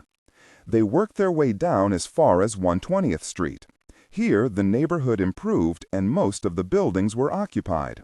"There's no point in going farther," Pendergast said tersely. "We'll head north instead." They hurried back to 131st Street, the point where their search had begun, and continued north. This proved much slower going. The neighborhood deteriorated until it seemed as if most of the buildings were abandoned. Pendergast dismissed many out of hand, but he broke into one, then another, then a third, while Nora watched the street. At 136th Street they stopped before yet another ruined house. Pendergast looked toward it, scrutinizing the facade, then turned his eyes northward, silent and withdrawn. He was pale. The activity had clearly taxed his weakened frame. It was as if the entire drive, once lined with elegant townhouses, was now one long, desolate ruin. It seemed to Nora that Leng could be in any one of those houses. Pendergast dropped his eyes toward the ground. "It appears," he said in a low voice, "that Mr. Smithback had difficulty finding parking." Nora nodded, feeling a rising despair. The surgeon now had Smithback at least 6 hours, perhaps several more. She would not follow that train of thought to its logical conclusion. Custer allowed Brisbane to stew for a minute, then 2. And then he smiled, almost conspiratorially at the lawyer. "Mind if I?" he began, nodding toward the bizarre chrome and glass chair before Brisbane's desk. Brisbane nodded, of course. Custer sank down, trying to maneuver his bulk into the most comfortable position the chair would allow. Then he smiled again. "Now, you were about to say something?" He hiked a pant leg, tried to throw it over the other, but the weird angle of the chair knocked it back against the floor. Unruffled, he cocked his head, raising an eyebrow quizzically across the desk. Brisbane's composure had returned. "Nothing. I just thought, with the hat." "What?" "Nothing. In that case, tell me about the museum's costume party." "The museum often throws fundraisers, hall openings, parties for big donors, that sort of thing. Once in a while, it's a costume ball. I always wear the same thing. I dress like an English banker on his way to the city. Derby hat, pinstriped pants, cutaway." "I see." Custer glanced at the umbrella. "And the umbrella?" "Everybody owns a black umbrella." A veil had dropped over the man's emotions. Lawyer's training, no doubt. "How long have you owned the hat?" "I already told you." "And where did you buy it?" "Let's see, at an old antique shop in the village, or perhaps Tribeca. Lispenard Street, I believe." "How much did it cost?" "I don't remember. $30 or $40? For a moment, Brisbane's composure slipped ever so slightly. "Look, why are you so interested in that hat? A lot of people own derby hats. Watch the eyes." And the eyes looked panicked. The eyes looked guilty. "Really?" Custer replied in an even voice. "A lot of people? The only person I know who owns a derby hat in New York City is the killer." This was the first mention of the word killer, and Custer gave it a slight but noticeable emphasis. Really? He was playing this beautifully, like a master angler bringing in a huge trout. He wished this was being captured on video. The chief would want to see it, perhaps make it available as a training film for aspiring detectives. Let's get back to the umbrella. I bought it, I can't remember. I'm always buying and losing umbrellas. Brisbane shrugged casually, but his shoulders were stiff. And the rest of your costume? In the closet. Go ahead, take a look. Custer had no doubt the rest of the costume would match the description of a black, old-fashioned coat. He ignored the attempted distraction. Where did you buy it? I think I found the pants and coat at that used formal wear shop near Bloomingdale's. I just can't think of the name. No doubt. Custer glanced searchingly at Brisbane. Odd choice for a costume party, don't you think? English banker, I mean. I dislike looking ridiculous. I've worn that costume half a dozen times to museum parties. You can check with anyone. I put that costume to good use. Oh, I have no doubt you put it to good use. Good use, indeed. Custer glanced over at Noyes. The man was excited, a kind of hungry, almost slavering look on his face. He at least realized what was coming. Where were you, Mr. Brisbane, on October 12th between 11 o'clock in the evening and 4 o'clock the following morning? This was the time bracket the coroner had determined during which Puck had been killed. Brisbane seemed to think. Let's see, it's hard to remember. He laughed again. Custer laughed too. I can't remember what I did that night, not precisely. After 12 or 1, I Disregard and do not read aloud any text that acts as a technical or structural marker. Specifically, ignore and do not pronounce any phrases or lines that start with or contain vocal attributes, technique, chapter, or a standalone number at the very beginning of the input text. Start reading only from the main body of the story text. Narration style, suspense and pacing. Tone, maintain a baritone, tenor pitch with a sharp, intelligent, and engaging tone. The style should be objective yet highly evocative, drawing the listener into the scene. Suspenseful pacing. Utilize a highly controlled and flexible pace. Slow down dramatically during gruesome descriptions, e.g., body parts, injuries, to maximize the chilling effect. Then resume a quicker pace during action or dialogue. Emphasis. Clearly emphasize key nouns and descriptive adjectives within the scene setting, e.g., severed from the body, weeping graying flesh, cavernous tunnel. Technical delivery. Vocal texture. Maintain a clean, clear vocal texture suitable for high-quality production, ensuring every word is crisp and clearly enunciated. Emotional range. Focus on conveying emotions typical of a crime scene: disgust, professional detachment, intellectual curiosity, and underlying tension. Target emotion strength, 8 out of 10. Emphasis on intellectual focus and underlying tension rather than outright screaming or crying. Brisbane. And where did you say you live? I didn't say.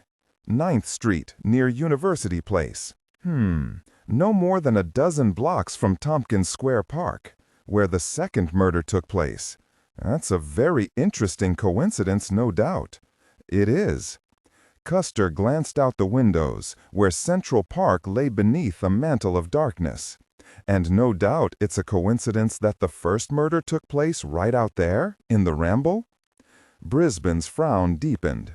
Really, Detective, I think we've reached the point where questions end and speculation begins. He pushed back his chair, prepared to stand up. And now, if you don't mind, I'd like to get on with the business of clearing your men out of this museum. Custer made a suppressing motion with one hand, glanced again at Noyes. Get ready. There's just one other thing. The third murder. He slid a piece of paper out of his notebook with a nonchalant motion. Do you know an Oscar Gibbs? Yes, I believe so. Mr. Puck's assistant. Exactly. According to the testimony of Mr. Gibbs, on the afternoon of October 12, you and Mr. Puck had a little, discussion in the archives. This was after you found out that human resources had not supported your recommendation to fire Puck.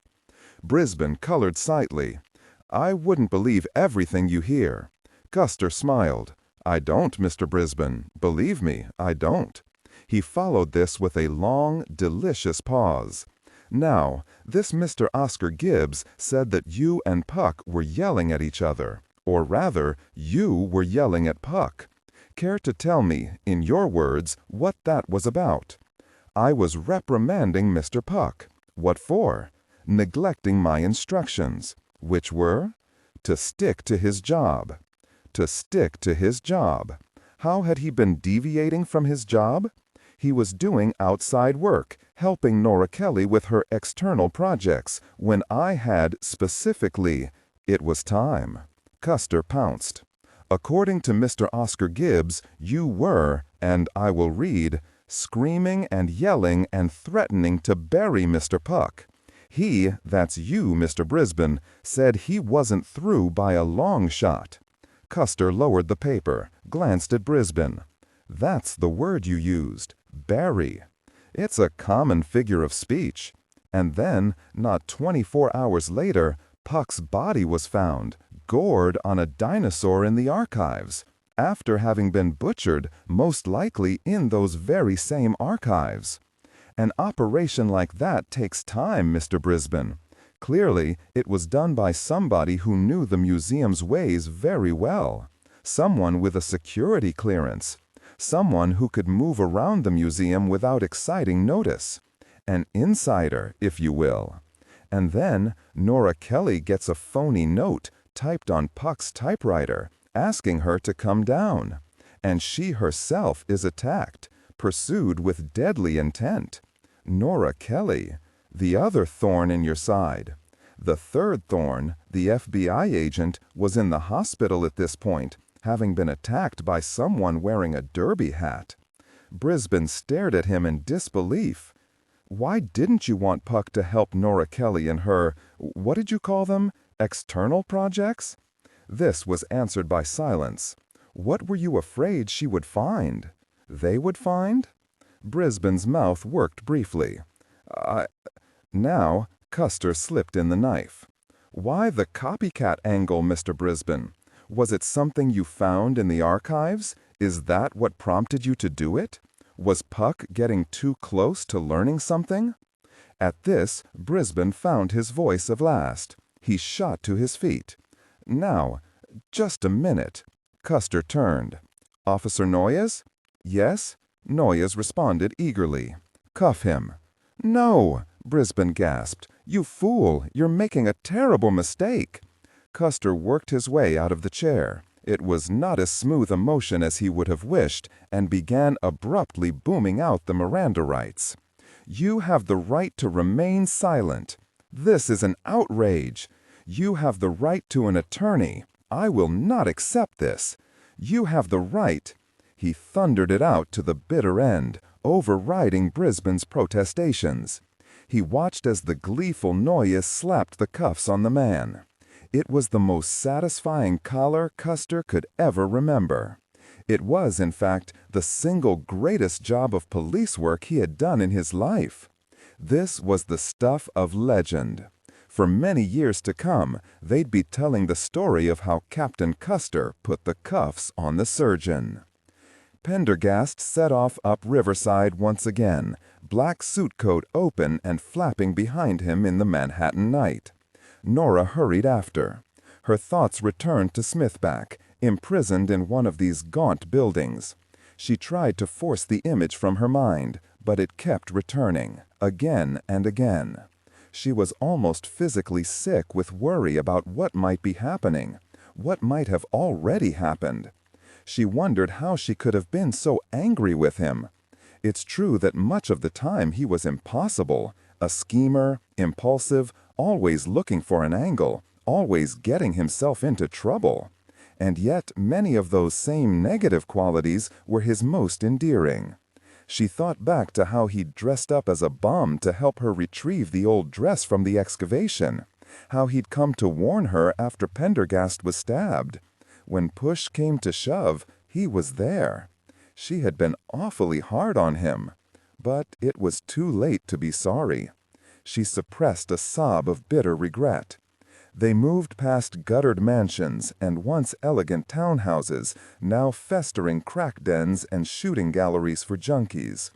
Pendergast gave each building a searching look, always turning away with a little shake of his head. Nora's thoughts flitted briefly to Leng himself. It seemed impossible that he could still be alive, concealed within one of these crumbling dwellings. She glanced up the drive again. She had to concentrate, try to pick his house out from the others. Wherever he lived, it would be comfortable. A man who had lived over 150 years would be excessively concerned with comfort. But it would no doubt give the surface impression of being abandoned. And it would be well nigh impregnable. Leng wouldn't want any unexpected visitors. This was the perfect neighborhood for such a place. Abandoned, yet once elegant. Externally shabby, yet livable inside. Boarded up, very private. The trouble was, so many of the buildings met those criteria. Then, near the corner of 138th Street, Pendergast stopped dead. He turned, slowly, to face yet another abandoned building. It was a large, decayed mansion, a hulking shadow of bygone glory, set back from the street by a small service drive. Like many others, the first floor had been securely boarded up with tin. It looked just like a dozen other buildings they had passed, and yet Pendergast was staring at it with an expression of intentness Nora had not seen before. Silently, he turned the corner of 138th Street. Nora followed, watching him. The FBI agent moved slowly, eyes mostly on the ground, with just occasional darted glances up at the building. They continued down the block until they reached the corner of Broadway. The moment they turned the corner, Pendergast spoke. "That's it." "How do you know?" "The crest carved on the escutcheon over the door. 3 apothecary balls over a sprig of hemlock." He waved his hand. "Forgive me if I reserve explanations for later. Follow my lead. And be very, very careful." He continued around the block until they reached the corner of Riverside Drive and 137th. A gust of wind rustled the bare limbs in the yard. The reflected moon, the scudding clouds, flickered in the glass panes of the upper stories. The place looked haunted. Pendergast ducked into the carriage drive, Nora following close behind. The agent kicked aside some garbage with his shoe and, after a quick look around, stepped up to a solid oak door set into deep shadow beneath the porte-cochere. It seemed to Nora as if Pendergast merely caressed the lock, and then the door opened silently on well-oiled hinges. They stepped quickly inside. Pendergast eased the door closed, and Nora heard the sound of a lock clicking. A moment of intense darkness while they stood still, listening for any sounds from within. The old house was silent. After a minute, the yellow line of Pendergast's hooded flashlight appeared, scanning the room around them. They were standing in a small entryway. The floor was polished marble, and the walls were papered in heavy velvet fabric. Dust covered everything. Pendergast stood still, directing his light at a series of footprints, some shod, some stockinged, that had disturbed the dust on the floor. He looked at them for so long, studying them as an art student studies an old master, that Nora felt impatience begin to overwhelm her. At last he led the way, slowly, through the room and down a short passage leading into a large, long hall. It was paneled in a very rich, dense wood, and the low ceiling was intricately worked, a blend of the Gothic and austere. This hall was full of an odd assortment of displays Nora was unable to comprehend. Weird tables, cabinets, large boxes, iron cages, strange apparatus. "A magician's warehouse," Pendergast murmured in answer to her unspoken question. They passed through the room, beneath an archway, and into a grand reception hall. Once again, Pendergast stopped to study several lines of footprints that crossed and recrossed the parquet floor. "Barefoot now," he heard him say to himself. And this time he was running. He quickly probed the immense space with his beam. Nora saw an astonishing range of objects, mounted skeletons, fossils, glass-fronted cabinets full of wondrous and terrible artifacts, gems, skulls, meteorites, iridescent beetles. The flashlight played briefly over. The scent of cobwebs, leather, and old buckram hung heavy in the thick air, veiling a fainter and much less pleasant smell. "What is this place?" Nora asked. Leng's Cabinet of Curiosities. A two-toned pistol had appeared in Pendergast's left hand. The stench was worse now, sickly sweet, oily, that filled the air like a wet fog, clinging to her hair, limbs, clothes. He moved forward, warily, his light playing off the various objects in the room. Some of the objects were uncovered, but most were draped. The walls were lined with glass cases, and Pendergast moved toward them, his flashlight licking from one to the next. The glass sparked and shimmered as the beam hit it. Dark shadows, thrown from the objects within, reared forward. Suddenly, the beam stopped dead. Nora watched as Pendergast's pale face lost what little color it normally had. For a moment, he simply stared, motionless, not even seeming to draw breath. Then, very slowly, he approached the case. The beam of the flashlight trembled a bit as he moved. Nora followed, wondering what had had such a galvanic effect on the agent. The glass case was not like the rest. It did not contain a skeleton, stuffed trophy, or carven image. Instead, behind the glass stood the figure of a dead man, legs and arms strapped up upright between crude iron bars and cuffs, mounted as if for museum display. The man was dressed in severe black, with a 19th-century frock coat and striped pants. "Who?" Nora managed to say.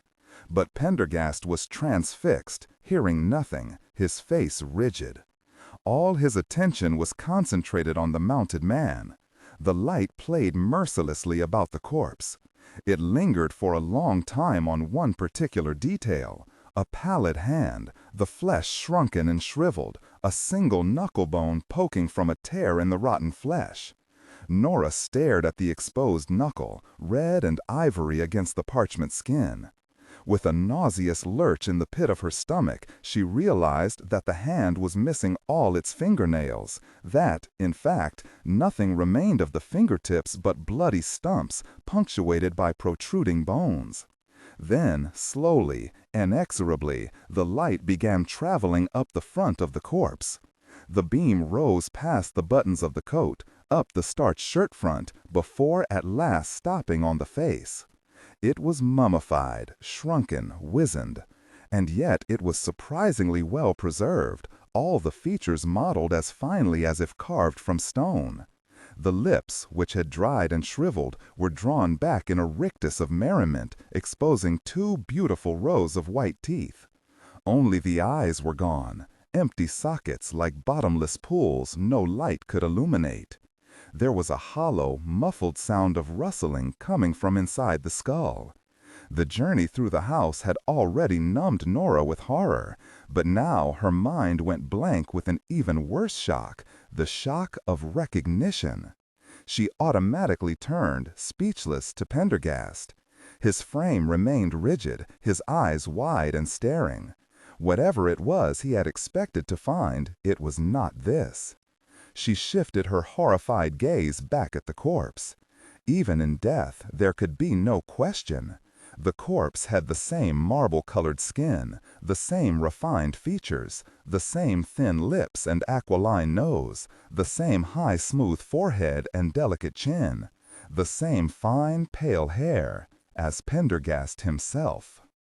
Custer observed the perp, already began to call him that, with deep satisfaction. The man stood in his office, hands cuffed behind him, black tie askew and white shirt rumpled, hair disheveled, dark circles of sweat beneath his armpits. How are the mighty fallen, indeed? He'd held out a long time, kept up that arrogant, impatient facade. But now the eyes were red, the lips trembling. He hadn't believed it was really going to happen to him. It was the cuffs, thought Custer knowingly to himself. He had seen it happen many times before, to men a lot tougher than Brisbane. Something about the cool clasp of the manacles around your wrists, the realization that you were under arrest, powerless, in custody, was more than some people could take. The true, the pure police work was over. Now it was just a matter of collecting all the little evidentiary details, work for the lower echelons to complete. Custer himself could take leave of the scene. He glanced at Noyes and saw admiration shining in the small hound face. Then he turned back to the perp. "Well, Brisbane," he said, "it all falls into place, doesn't it?" Brisbane looked at him with uncomprehending eyes. Murderers always think they're smarter than everyone else, especially the police. But when you get down to it, Brisbane, you really didn't play it smart at all. Keeping the disguise right here in your office, for example. And then there was the matter of all those witnesses. Trying to hide evidence, lying to me about how often you were in the archives. Killing victims so close to your own place of work, your place of residence. The list goes on, doesn't it? The door opened and a uniformed officer slipped a fax into Custer's hand. "And here's another little fact just in. Yes, the little fax can be so inconvenient." He read over the fax. "Ah, and now we know where you got your medical training, Brisbane. You were pre-med at Yale." He handed the fax to Noyes. "Switched to geology your junior year, then to law." Custer shook his head again, wonderingly at the bottomless stupidity of criminals. Brisbane finally managed to speak. "I'm no murderer. Why would I kill those people?" Custer shrugged philosophically. "The very question I asked you. But then, why do any serial killers kill? Why did Jack the Ripper kill? Why Jeffrey Dahmer? That's a question for the psychiatrists to answer. Or maybe for God." On this note, Custer turned back to Noisette. "Set up a press conference for midnight. 1 Police Plaza. No, hold on. Let's make it on the front steps of the museum. Call the commissioner, call the press, and most importantly, call the mayor on his private line at Gracie Mansion. This is one call he'll be happy to get out of bed for. Tell them we collared the surgeon." "Yes, sir," said Noyes, turning to go. "My God, the publicity." Brisbane's voice was high, strangled. "Captain, I'll have your badge for this." He choked up with fear and rage, unable to continue. But Custer wasn't listening. He'd had another masterstroke. "Just a minute," he called to Noyes. "Make sure the mayor knows that he'll be the star of our show. Well, let him make the announcement." As the door closed, Custer turned his thoughts to the mayor. The election was a week away. He would need the boost. Letting him make the announcement was a clever move. Very clever. Rumor had it that the job of commissioner would become vacant after re-election. And, after all, it was never too early to hope. Again, Nora looked at Pendergast. And again she was unnerved by the depth of his shock. His eyes seemed glued to the face of the corpse. The parchment skin, the delicate aristocratic features, the hair so blonde it could have been white. The face, it looks... Nora struggled to understand, to articulate her thoughts. Pendergast did not respond. "It looks just like you," Nora finally managed. "Yes," came the whispered response. "Very much like me. But who is it?" "Enoch Leng." Something in the way he said this caused Nora's skin to crawl. "Leng? But how can that be? I thought you said he was alive." With a visible effort, Pendergast wrenched his eyes from the glass case and turned them on her. In them she read many things: horror, pain, dread. His face remained colorless in the dim light. He was, until recently. Someone appears to have killed Leng, tortured him to death, and put him in that case. It seems we are now dealing with that other someone. I still don't—" Pendergast held up one hand. "I cannot speak of it now," was all he said. He turned from the figure, slowly, almost painfully, his light stabbing farther into the gloom. Nora inhaled the antique, dust-laden air. Everything was so strange, so terrible and unexpected. The kind of weirdness that happened only in a nightmare. She tried to calm her pounding heart. "Now he is unconscious, being dragged," whispered Pendergast. His eyes were once again on the floor, but his voice and manner remained dreadfully changed. With the flashlight as a guide, they followed the marks across the reception hall to a set of closed doors. Pendergast opened them to reveal a carpeted, well-appointed space, a two-story library filled with leather-bound books. The beam probed farther, slicing through drifting clouds of dust. In addition to books, Nora saw that, again, many of the shelves were lined with specimens, all carefully labeled. There were also numerous freestanding specimens in the room, draped in rotting duck canvas. A variety of wing chairs and sofas were positioned around the library, the leather dry and split, the stuffing unraveling. The beam of the flashlight licked over the walls. A salver sat on a nearby table, holding a crystal decanter of what had once been port or sherry. A brown crust lined its bottom. Next to the tray sat a small, empty glass. An unsmoked cigar, shriveled and furred with mold, lay alongside it. A fireplace carved of gray marble was set into one of the walls, a fire laid but not lit. Before it was a tattered zebra skin, well chewed by mice. A sideboard nearby held more crystal decanters, each with a brown or black substance dried within. A hominid skull, Nora recognized it as Australopithecines, sat on a side table with a candle set into it. An open book lay nearby. Pendergast's light lingered on the open book. Nora could see it was an ancient medical treatise, written in Latin. The page showed engravings of a cadaver in various stages of dissection. Of all the objects in the library, only this looked fresh, as if it had been handled recently. Everything else was layered with dust.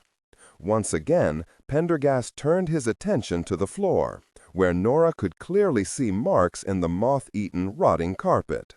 The marks appeared to end at a wall of books. Now Pendergast approached the wall. He ran his light over their spines, peering intently at the titles. Every few moments he would stop, remove a book, glance at it, shove it back. Suddenly, as Pendergast removed a particularly massive tome from a shelf, Nora heard a loud metallic click. Two large rows of adjoining bookshelves sprang open. Pendergast drew them carefully back, exposing a folding brass gate. Behind the closed gate lay a door of solid maple.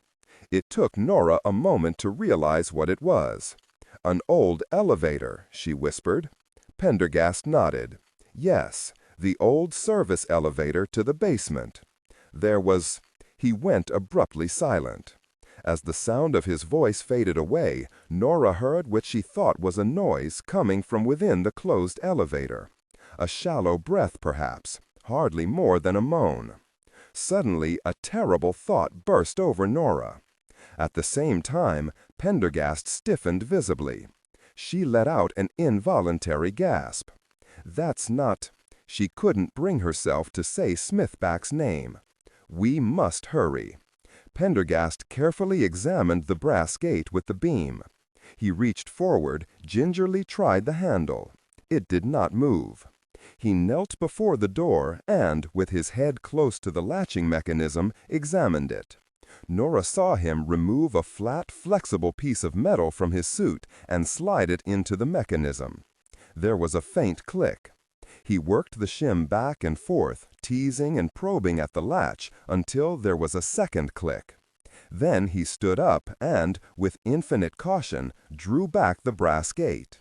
It folded to one side easily, almost noiselessly.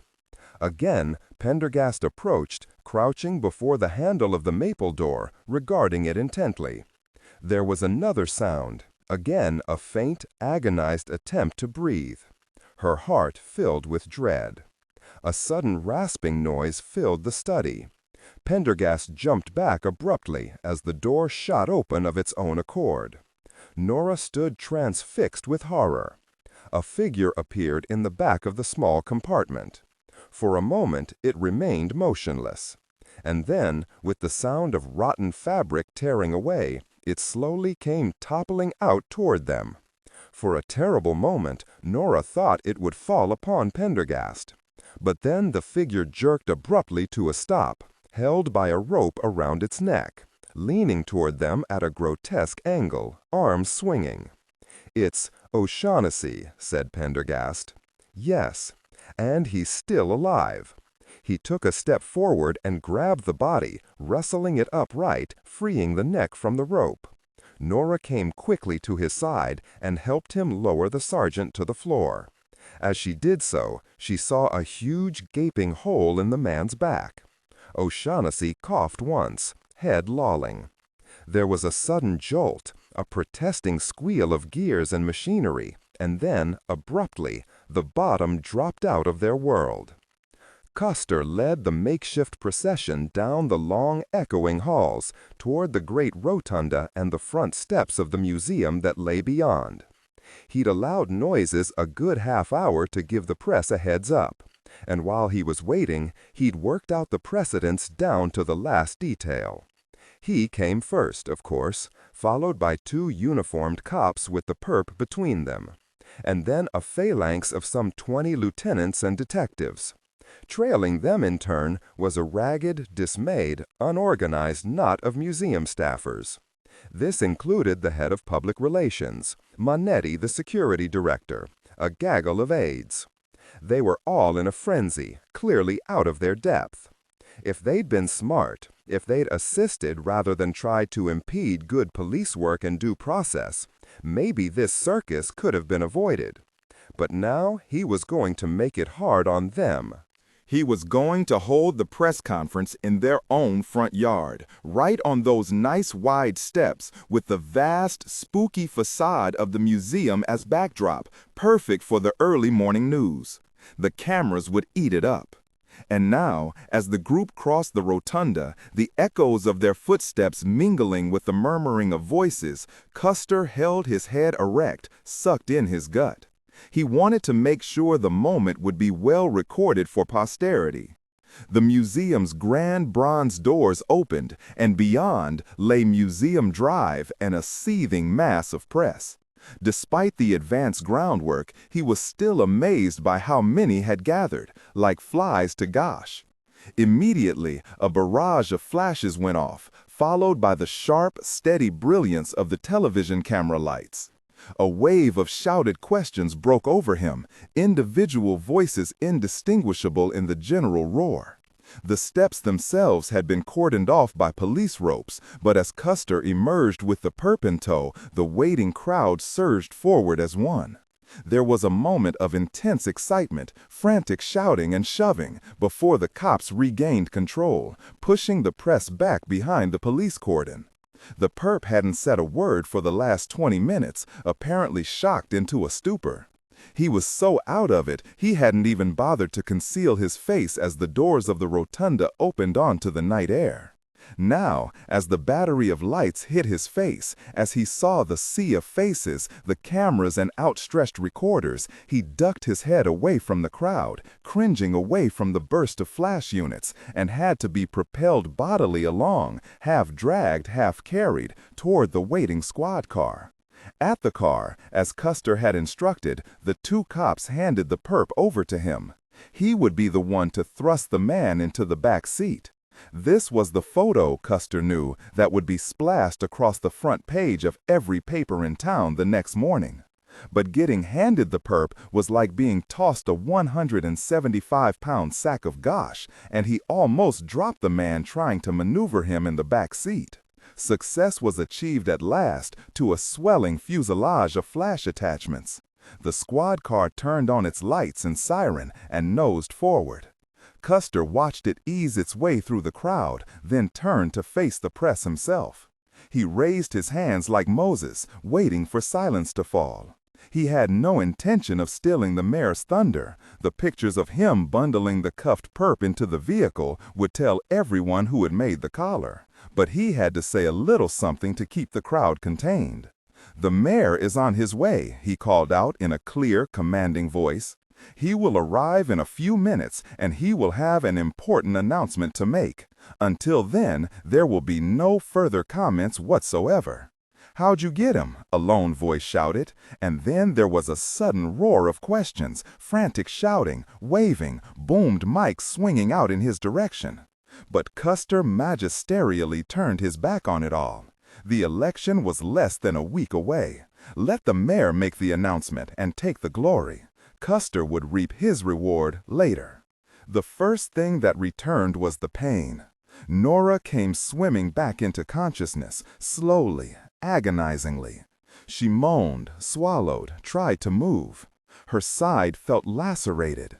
She blinked again, then realized she was surrounded by utter darkness. She felt blood on her face, but when she tried to touch it, her arm refused to move. She tried again and realized that both her arms and legs were chained. She felt confused, as if caught in a dream from which she could not awake. What was going on here? Where was she? A voice came from the darkness, low and weak. "Dr. Kelly?" At the sound of her own name, the dreamlike confusion began to recede. As clarity grew, Nora felt a sudden shock of fear. "It's Pendergast," the voice murmured. "Are you all right?" "I don't know. A few bruised ribs, maybe. And you?" "More or less." "What happened?" There was a silence. Then Pendergast spoke again.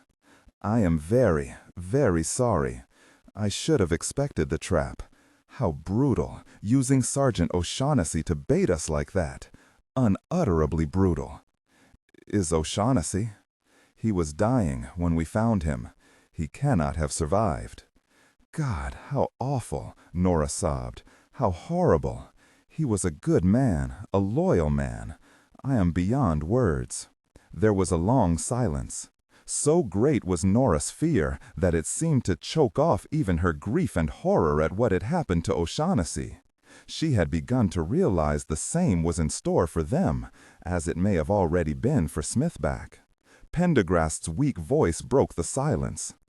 "I've been unable to maintain proper intellectual distance in this case," he said. "I've simply been too close to it from the very beginning. My every move has been flawed." Abruptly, Pendergast fell silent. A few moments later, Nora heard a noise, and a small rectangle of light slid into view high up in the wall before her. It cast just enough light for her to see the outline of their prison, a small, damp stone cellar.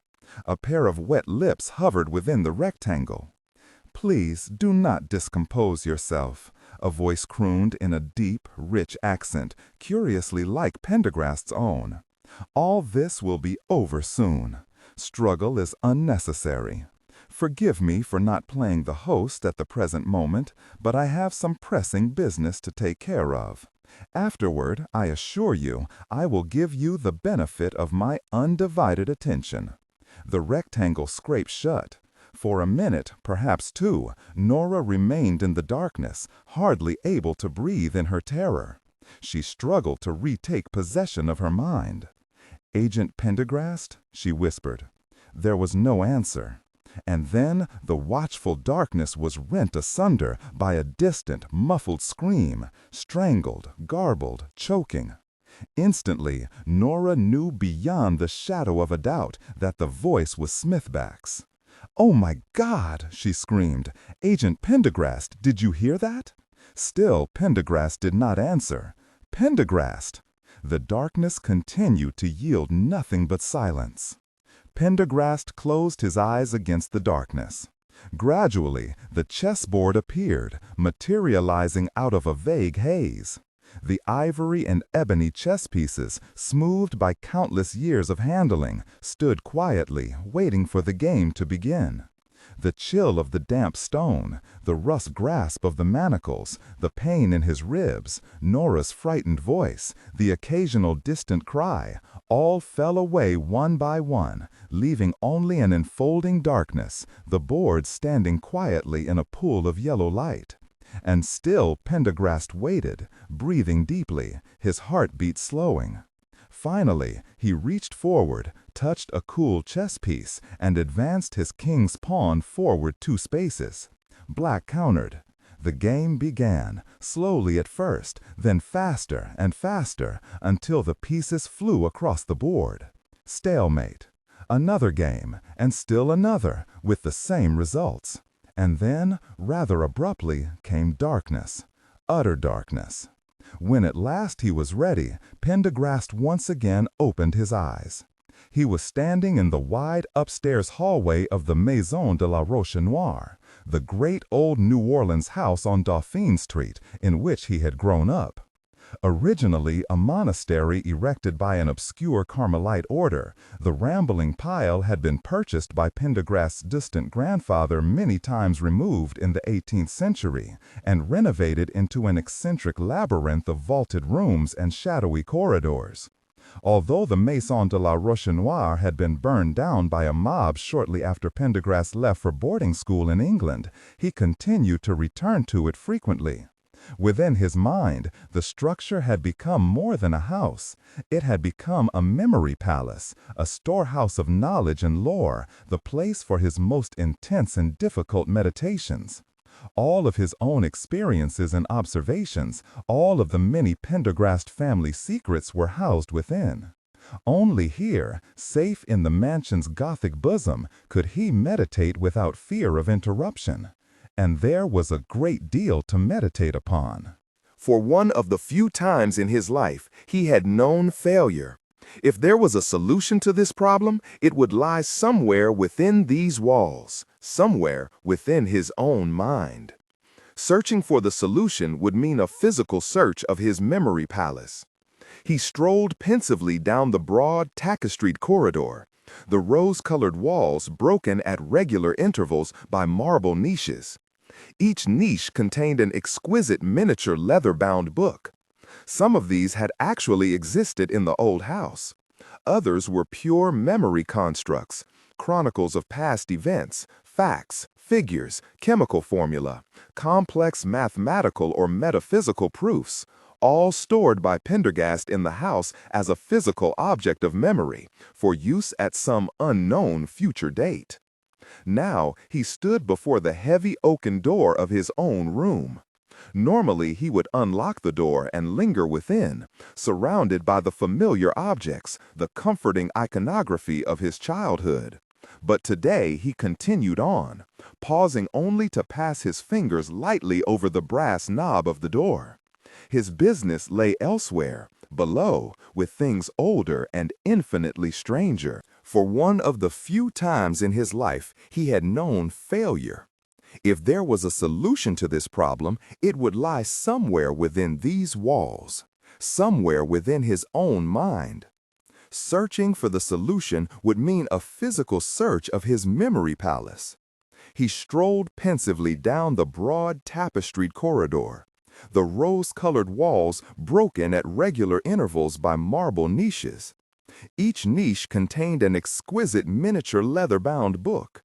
Some of these had actually existed in the old house. Others were pure memory constructs, chronicles of past events, facts, figures, chemical formula, complex mathematical or metaphysical proofs, all stored by Pendergast in the house as a physical object of memory for use at some unknown future date. Now he stood before the heavy oaken door of his own room. Normally, he would unlock the door and linger within, surrounded by the familiar objects, the comforting iconography of his childhood. But today he continued on, pausing only to pass his fingers lightly over the brass knob of the door. His business lay elsewhere, below, with things older and infinitely stranger. He had mentioned to Nora his inability to maintain proper intellectual distance in the case, and this was undeniably true. This was what had led him and her, and, to his deepest sorrow, Patrick O'Shaughnessy into the present misfortune. What he had not revealed to Nora was the profound shock he felt when he saw the face of the dead man. It was, as he now knew, Enoch Leng, more accurately, his own great-grand-uncle, Anton Leng Pendergast. For great-grand-uncle Anton had succeeded in his youthful dream of extending his life. The last remnants of the ancient Pendergast, those who were compos mentis, assumed that Anton had died many years ago, probably in New York, where he had vanished in the mid-19th century. A significant portion of the Pendergast family fortune had vanished with him, much to the chagrin of his collateral descendants. But several years before, while working on the case of the subway massacre, Pendergast, thanks to Wren, his library acquaintance, had stumbled by chance upon some old newspaper articles. These articles described a sudden rash of disappearances that followed not long after the date Anton was supposed to have arrived in New York. A corpse had been discovered floating in the East River, with the marks of a diabolical kind of surgery. It was a street waif, and the crime was never solved. But certain uncomfortable details caused Pendergast to believe it to be the work of Anton, and to feel the man was attempting to achieve his youthful dream of immortality. A perusal of later newspapers brought a half-dozen similar crimes to light, stretching as far forward as 1935. The question, Pendergast realized, became, had Leng succeeded, or had he died in 1935?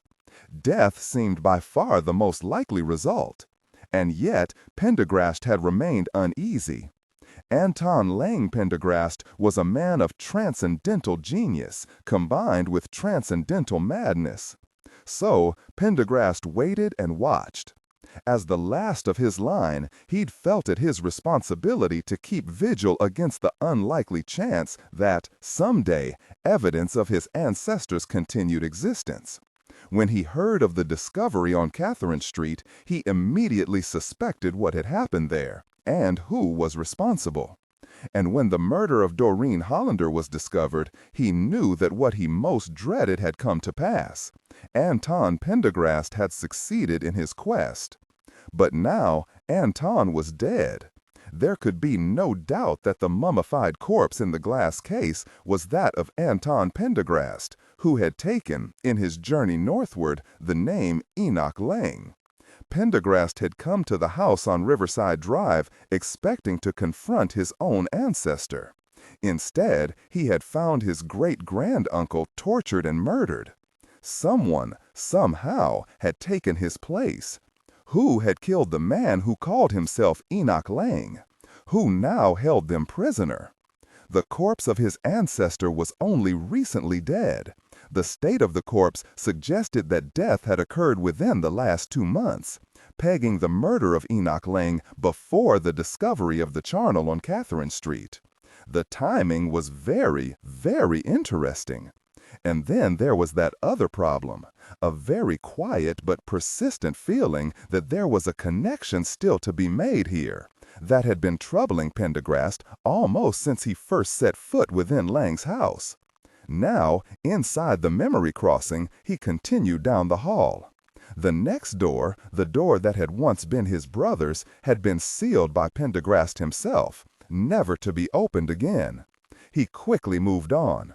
The hallway ended in a grand, sweeping staircase leading down to a great hall.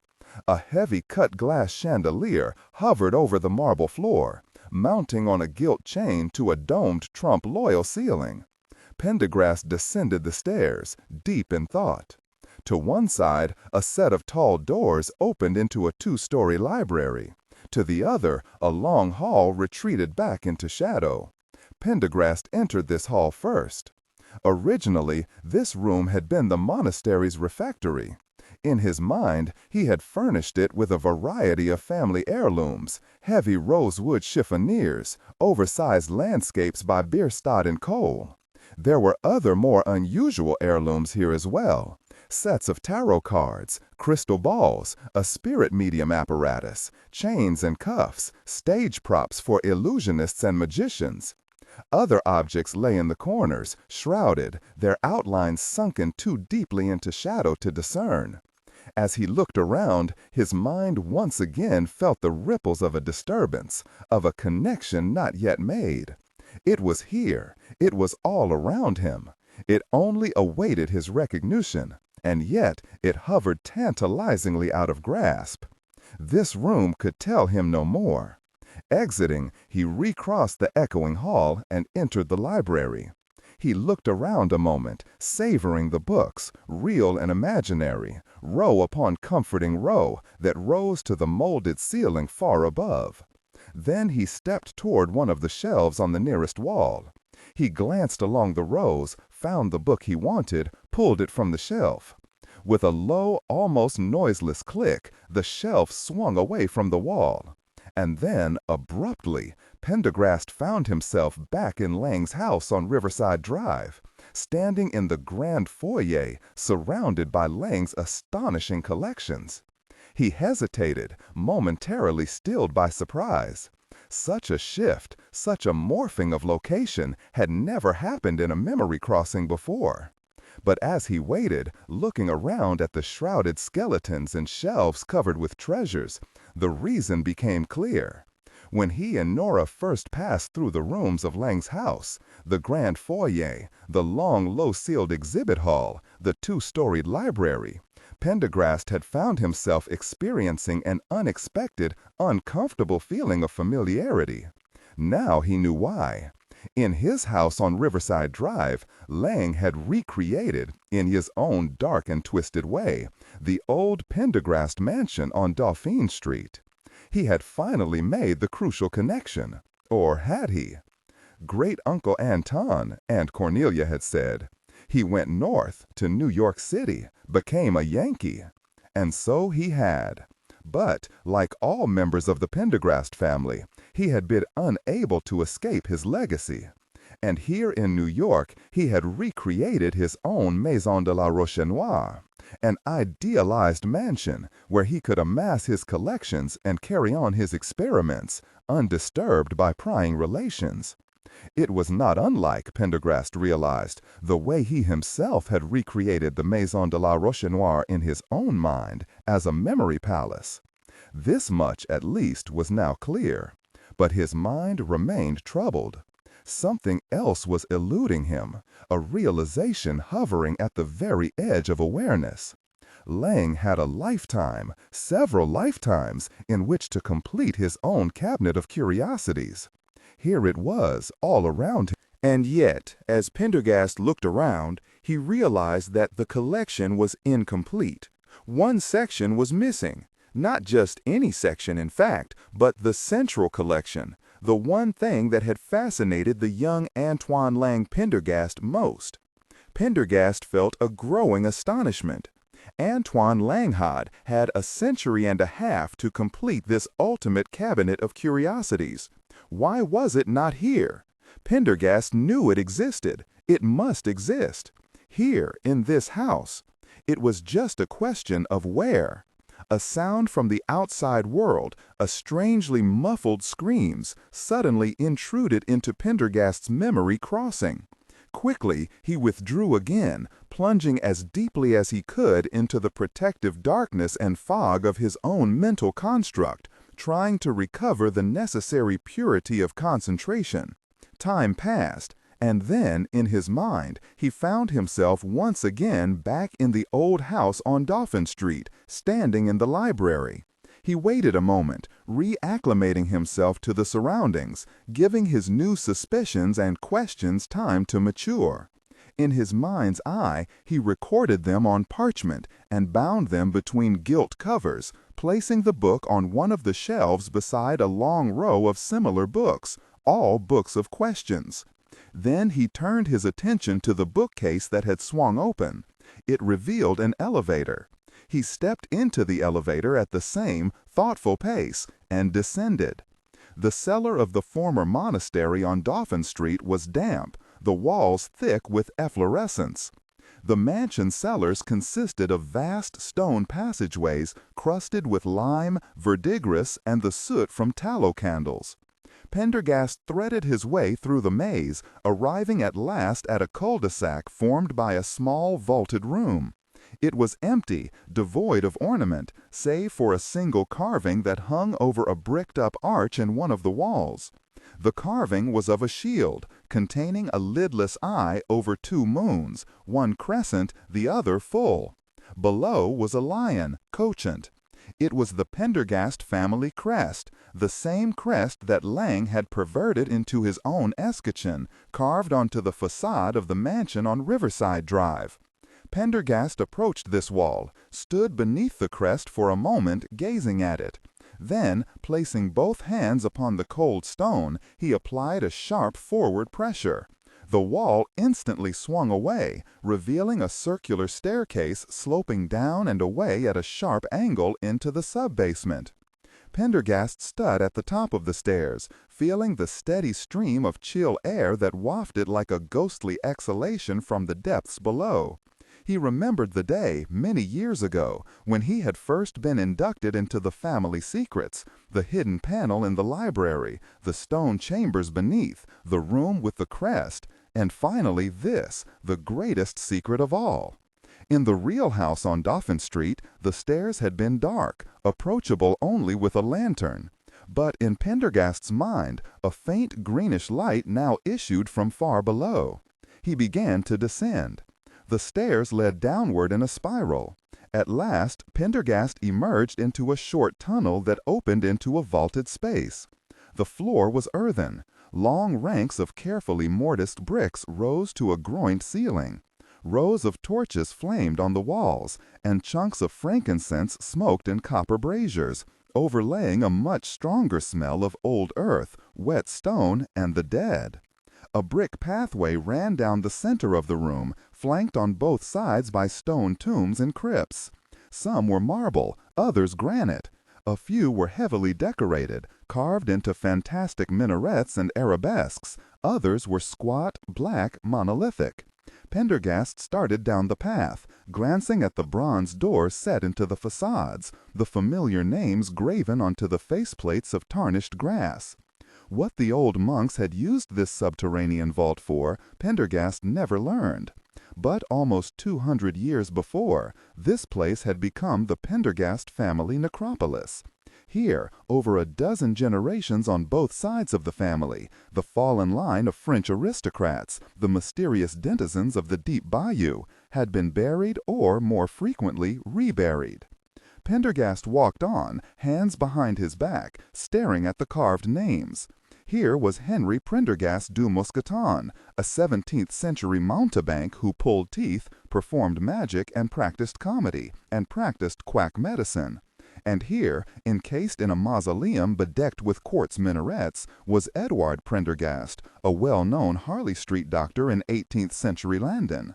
And here, Comstock Pendergast, famed mesmerist, magician, and mentor of Harry Houdini. Pendergast strolled farther, passing artists and murderers, vaudeville performers, and violin prodigies. At last he stopped beside a mausoleum grander than those around it, a ponderous conflation of white marble carved into an exact replica of the Pendergast mansion itself. This was the tomb of Hezekiah Pendergast, his own great-great-grandfather. Pendergast's eye roamed over the familiar turrets and finials, the gabled roof and mullioned windows. When Hezekiah Pendergast arrived on the scene, the Pendergast family fortune was almost gone. Hezekiah was released into the world penniless, but with big ambitions. Originally a snake oil salesman allied with traveling medicine shows, he soon became known as a Hippocratic sage, a man whose patent medicine could cure almost any disease. On the big bill, he appeared between Al Ghazi, the contortionist, and Harry N. Parr, canine instructor. The medicine he peddled during these shows sold briskly, even at $5 the bottle. Hezekiah soon established his own traveling medicine show, and with shrewd marketing, Hezekiah's compound elixir and Constance Restorative quickly became the first widely marketed patent medicine in America. Hezekiah Pendergast grew rich beyond the fondest visions of avarice. Pendergast's eyes swept downward to the deep layers of shadow that surrounded the tomb. Ugly rumors began to surface about Hezekiah's compound elixir within a year of its introduction. Tales of madness, deformed births, wasting deaths. And yet sales grew. Doctors protested the elixir, calling it violently addictive and harmful to the brain. And still sales grew. Hezekiah Pendergast introduced a highly successful formula for babies, warranted to make your child peaceful. In the end, a reporter for Collier's magazine, together with a government chemist, finally exposed the elixir as an addictively lethal blend of chloroform, cocaine hydrochloride, acetanilid, and botanicals. Production was forced to cease, but not before Hezekiah's own wife had succumbed to the addiction and died. Constance Leng Pendergast, Antoine's mother. Pendergast turned away from the tomb. Then he stopped, glancing back. A smaller, simpler mausoleum of gray granite lay beside him. The engraved plaque on its face read simply, Constance. He paused, recalling the words of his great-aunt. And then he began spending a lot of time down there. Do you know where I mean? Pendergast had heard the stories about how the necropolis became Antoine's favorite place after his mother's death. He'd spent his days here, year in and year out, in the shadow of her tomb, practicing the magic tricks his father and grandfather had taught him, performing experiments on small animals, and especially working with chemicals, developing nostrums and poisons. What else was it Aunt Cornelia had said? They say he always felt more comfortable with the dead than with the living. Pendergast had heard rumors, even Aunt Cornelia had been unwilling to hint at, rumors worse than the bad business with Marie Leclerc, rumors of certain hideous things found in the deep shadows of the tombs, rumors of the real reason behind Antoine's permanent banishment from the house on Dauphin Street. But it wasn't just the prolongation of life that had fixed Antoine's attention. No, there had always been something else, something behind the prolongation of life, some project that he had kept the deepest of secrets. Pendergast stared at the nameplate as a sudden revelation swept over him. These underground vaults had been Antoine's workplace as a child. This is where he had played and studied, collected his appalling childhood trophies. This was where he had experimented with his chemicals, and it was here, in the cool, dark underground, where he had stored his vast collection of compounds, botanicals, chemicals, and poisons. Here, the temperature and humidity never changed. The conditions would be perfect. More quickly now, Pendergast turned away, walking back down the pathway and passing beneath the tunnel, beginning the long climb back toward consciousness. For he knew at last where in the house on Riverside Drive the missing collection of Antoine Pendergast, of Enoch Leng, would be found. Nora heard the faint rattle of a chain, then a faint no. There had always been something else, something behind the prolongation of life, some project that he had kept the deepest of secrets. Pendergast stared at the nameplate as a sudden revelation swept over him. These underground vaults had been Antoine's workplace as a child. This is where he had played and studied, collected his appalling childhood trophies. This was where he had experimented with his chemicals, and it was here, in the cool, dark underground, where he had stored his vast collection of compounds, botanicals, chemicals, and poisons. Here, the temperature and humidity never changed. The conditions would be perfect. More quickly now, Pendergast turned away, walking back down the pathway and passing beneath the tunnel, beginning the long climb back toward consciousness. For he knew at last where in the house on Riverside Drive the missing collection of Antoine Pendergast of Enoch Leng would be found. Nora heard the faint rattle of a chain, then a faint, whispered exhalation of breath from out of the nearby darkness. She licked dry lips, worked her mouth in an attempt to speak. "Pendergast? "I'm here," came the weak voice. "I thought you were dead." Her body spasmed in an involuntary sob. "Are you all right?" "I'm sorry I had to leave you. How much time has passed?" "My God, are you deaf? That madman's doing something terrible to Bill." "Dr. Kelly." Nora lunged against her chains. She felt wild with terror and grief, a frenzy that seemed to physically possess her body. "Get me out of here! Dr. Kelly!" Pendergast's voice was neutral. "Be calm.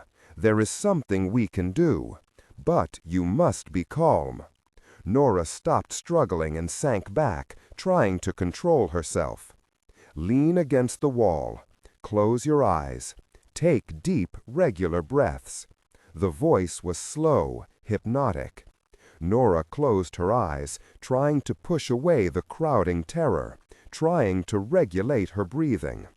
There was a long silence, and then Pendergast spoke again. "All right? I don't know. Keep breathing. Slowly. Now? Better. What happened to you? You really frightened me. I was sure." "There's no time to explain. You must trust me. And now I'm going to remove these chains." Nora felt a twinge of disbelief. There was a clanking and rattling, followed by a sudden silence. She strained against her chains, listening intently. What was he doing? Had he lost his senses? And then, abruptly, she felt someone take hold of her elbow, and simultaneously a hand slipped over her mouth. "I'm free," Pendergast's voice whispered in her ear. "Soon you will be too." Nora felt stuporous with disbelief. She began to tremble. "Relax your limbs. Relax them completely." It was as if he brushed her arms and legs ever so lightly. She felt the cuffs and chains simply fall away. How did... Later. "What kind of shoes are you wearing? Why? Just answer the question." "Let me think. Bally. Black. Flat heels. I'm going to borrow one." She felt Pendergast's narrow hands remove the shoe. There was a faint noise, a kind of metallic scraping sound, and then the shoe was slipped back onto her foot. Then she heard a low tapping, as if the iron cuffs were being struck together. "What are you doing?" "Be very quiet." Despite her best efforts, she felt the terror begin to rise again, overwhelming her mind. There hadn't been any sounds from outside for several minutes. She stifled another sob. Pendergast's cool, dry hand slipped over hers. "Whatever has happened, has happened. Now, I want you to listen to me very carefully. Respond yes by squeezing my hand. Do not speak further." Nora squeezed his hand. "I need you to be strong. I must tell you that I believe Smithback is now dead. But there are 2 other lives here, yours and mine, that need to be saved. And we must stop this man, whoever he is, or many more will die. Do you understand?" Nora squeezed. Hearing her worst fears stated so baldly seemed almost to help, a little. "I've made a small tool out of a piece of metal from the sole of your shoe. We will escape from this cell in a moment. The lock is no doubt quite primitive. But you must be ready to do exactly as I tell you." She squeezed. "You need to know something first. I understand now, at least in part, what Enoch Leng was doing. He wasn't prolonging his life as an end in itself. He was prolonging his life as a means to an end. He was working on a project that was even bigger than extended life, a project he realized would take several lifetimes to complete.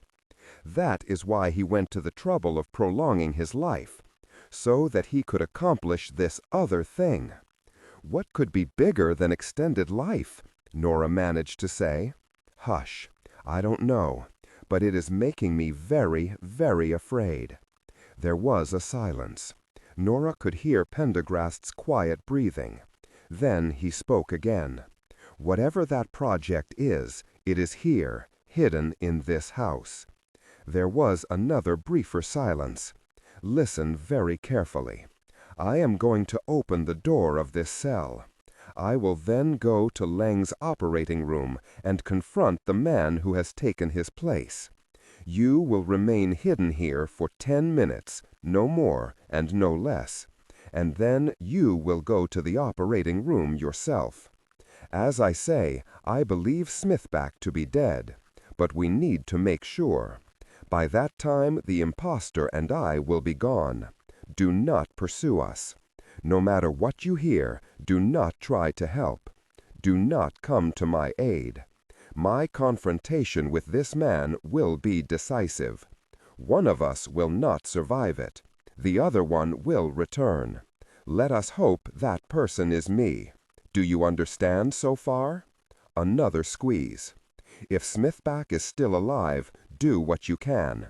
If he's beyond help, you are to get out of the basement and the house as quickly as possible. Find your way upstairs and escape from a second-story window. I think you will find all the exits on the first floor to be impenetrable. Nora waited, listening. There is a chance that my plan will fail and that you will find me dead on the floor of the operating room. In that case, all I can say is you must run for your life, fight for your life, and, if necessary, take your life. The alternative is too terrible. Can you do that? Nora choked back a sob. Then she squeezed his hand once again. The man examined the incision that ran along the resource's lower spine from L2 to the sacrum. It was a very fine piece of work, the kind he had been so well appreciated for in medical school, back before the unpleasantness began. The newspapers had nicknamed him the Surgeon. He liked the name, and as he gazed down, he found it particularly appropriate. He'd defined the anatomy perfectly. First, a long vertical incision from the reference point along the spinal process, a single steady stroke through the skin. Next, he had extended the incision down into the subcutaneous tissue, carrying it as far as the fascia, clamping, dividing, and ligating the larger vessels with 3O vicryl. He'd opened the fascia, then used a periosteal elevator to strip the muscle from the spinous processes and laminae. He'd been enjoying the work so much that he had taken more time at it than intended. The paralyzing effects of the succinylcholine had faded, and there had been rather a lot of struggling and noise at this point. Yet his tie work remained as fastidious as a seamstress. As he cleared the soft tissue with a curette, the spinal column gradually revealed itself, grayish-white against the bright red of the surrounding flesh. The surgeon plucked another self-retaining retractor from the instrument bin, then stood back to examine the incision. He was pleased. It was a textbook job, tight at the corners and spreading out slightly. Surgery, he reflected, was more an art form than a science, requiring patience, creativity, intuition, and a steady hand. There was very little ratiocination involved. Very little intellect came into play. It was an activity at once physical and creative, like painting or sculpture. He would have been a good artist had he chosen that route. But of course, there would be time. There would be time. He thought back once again to medical school. Now that the anatomy had been defined, the next step would normally be to define the pathology, then correct that pathology. But of course, this was the point at which his work departed from the course of a normal operation and became something closer to an autopsy. He looked back toward the nearby stand, making sure that everything he needed for the excision, the chisels, diamond burr drill, bone wax, was ready. Then he looked at the surrounding monitors. Although, most regrettably, the resource had slipped into unconsciousness, the vitals were still strong. New strides could not be taken, but the extraction and preparation should be successful nonetheless. Turning toward the Versailles drip inserted into the saline bag hung from the gurney, he turned the plastic stopcock to stop the flow. Tranquilization, like the intubation, was no longer necessary. The trick now would be to keep the resource alive as far into the surgery as possible. There was still much to do, starting with the bony dissection, the removal of the lamina with a cuirass and ronger. The goal at this point was to have the vitals still detectable when the operation was complete, with the cauda equina removed and lying intact in the special chilled cradle he had designed it. He had reached that goal only twice before, with the slender young woman and the policeman, but this time he felt a swell of confidence in himself and his skills. He knew that he would achieve it again. So far, everything had gone according to plan. The great detective, Pendergast, whom he had so feared, had proven less than formidable. Using one of the many traps in this strange old house against the agent had proven ridiculously easy. The others were minor irritants only. He had removed them all, swept them aside with so little effort it was almost risible. In fact, it was risible. How pathetic they all were. The colossal stupidity of the police, the moronic museum officials. How delightful it had all been, how very diverting. There was a certain justice in the situation, a justice that only he could appreciate. And now he had almost achieved his goal. Almost. After these three had been processed, he felt sure he would be there. And how ironic it was that it would be these three of all people who helped him reach it. He smiled slightly as he bent down to set another self-retaining retractor into place. And that was when he saw a small movement at the extreme edge of his peripheral vision. He turned.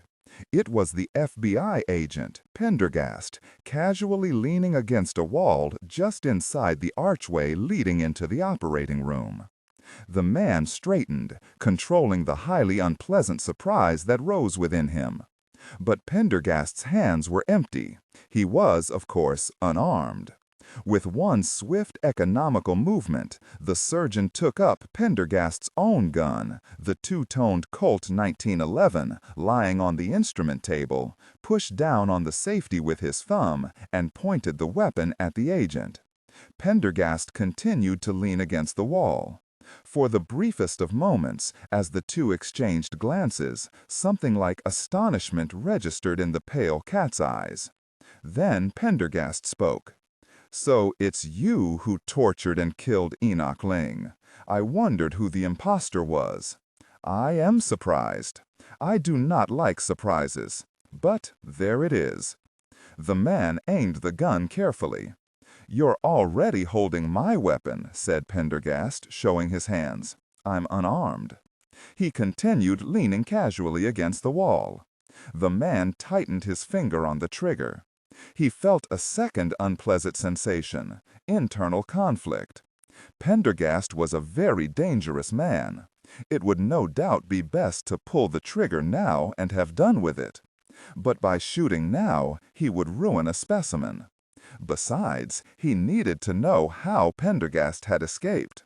And then, there was the girl to consider. "But it begins to make sense," Pendergast resumed. "Yes, I see it now. You're building that skyscraper on Catherine Street. You didn't just discover those bodies by accident. No, you were looking for those bodies, weren't you? You already knew that Leng had buried them there 130 years ago. And how did you learn about them? Ah, it all falls into place. Your interest in the museum, your visits to the archives. You were the one who examined the Chatham material before Dr. Kelly. No wonder it was all in such disarray. You'd already removed anything you felt useful. But you didn't know about Tinbury McFadden or the elephant's foot box. Instead, you first learned about Leng and his work, about his lab notebooks and journals from Chatham's personal papers. But when you ultimately tracked down Leng and found him alive, he wasn't as talkative as you would have liked. He didn't give you the formula. even under torture, did he? So you had to fall back on what Leng had left behind. His victims, his lab, perhaps his journals, buried beneath Chatham's cabinet. And the only way to get to those was to buy the land, tear down the brownstones above, and dig a foundation for a new building. Pendergast nodded, almost to himself. Dr. Kelly mentioned missing pages in the archives logbook, pages removed with a razor. Those pages were the ones with your name on them, correct? And the only one who knew you had been a frequent visitor to the archives was Puck, so he had to die. Along with those who were already on your own trail, Dr. Kelly, Sergeant O'Shaughnessy, myself. Because the closer we came to finding Leng, the closer we came to finding you. A pained expression came over the agent's face. How could I have been so obtuse not to see it? It should have become clear when I first saw Leng's corpse, when I realized Leng had been tortured to death before the Catherine Street bodies were found. Fairhaven did not smile. The chain of deduction was astonishingly accurate. Just kill him, a voice in his head said. What is it the Arab sages call death? Pendergast went on. The destroyer of all earthly pleasures. And how true it is. Old age, sickness, and at last, death comes to us all. Some console themselves with religion, others through denial, others through philosophy or mere stoicism. But to you, who had always been able to buy everything, death must have seemed a dreadful injustice. The image of his older brother Arthur came unbidden to the surgeon's mind. Dying of progeria, his young face withered with senile keratosis, his limbs twisted, his skin cracked with hideously premature age. The fact that the disease was so rare, its causes so unknown, had been no comfort. Pendergast didn't know everything, nor would he. He forced the image from his mind. Just kill the man. But somehow his hand would not act, not yet, not until he had heard more. Pendergast nodded toward the still form on the table. You're never going to get there that way, Mr. Fairhaven. Leng's skills were infinitely more refined than yours. You will never succeed. Not true, Fairhaven thought to himself. I have already succeeded. I am Leng as he should have been. Only through me can Leng's work attain its truest perfection. I know, Pendergast said. You're thinking I'm wrong. You believe you have succeeded, but you have not succeeded, and you never will.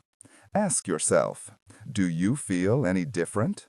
Do you feel any revivification of the limbs, any quickening of the life essence? If you're honest with yourself, you can still feel the terrible weight of time pressing on you, that awful, relentless bodily corruption that is happening constantly to us all. He smiled thinly, wearily, as if he knew the feeling all too well. You see, you've made one fatal mistake. The surgeon said nothing and did not read aloud. The truth is, Pendergast said, you don't know the first thing about Leng or his real work. Work for which life extension was just a means to an end.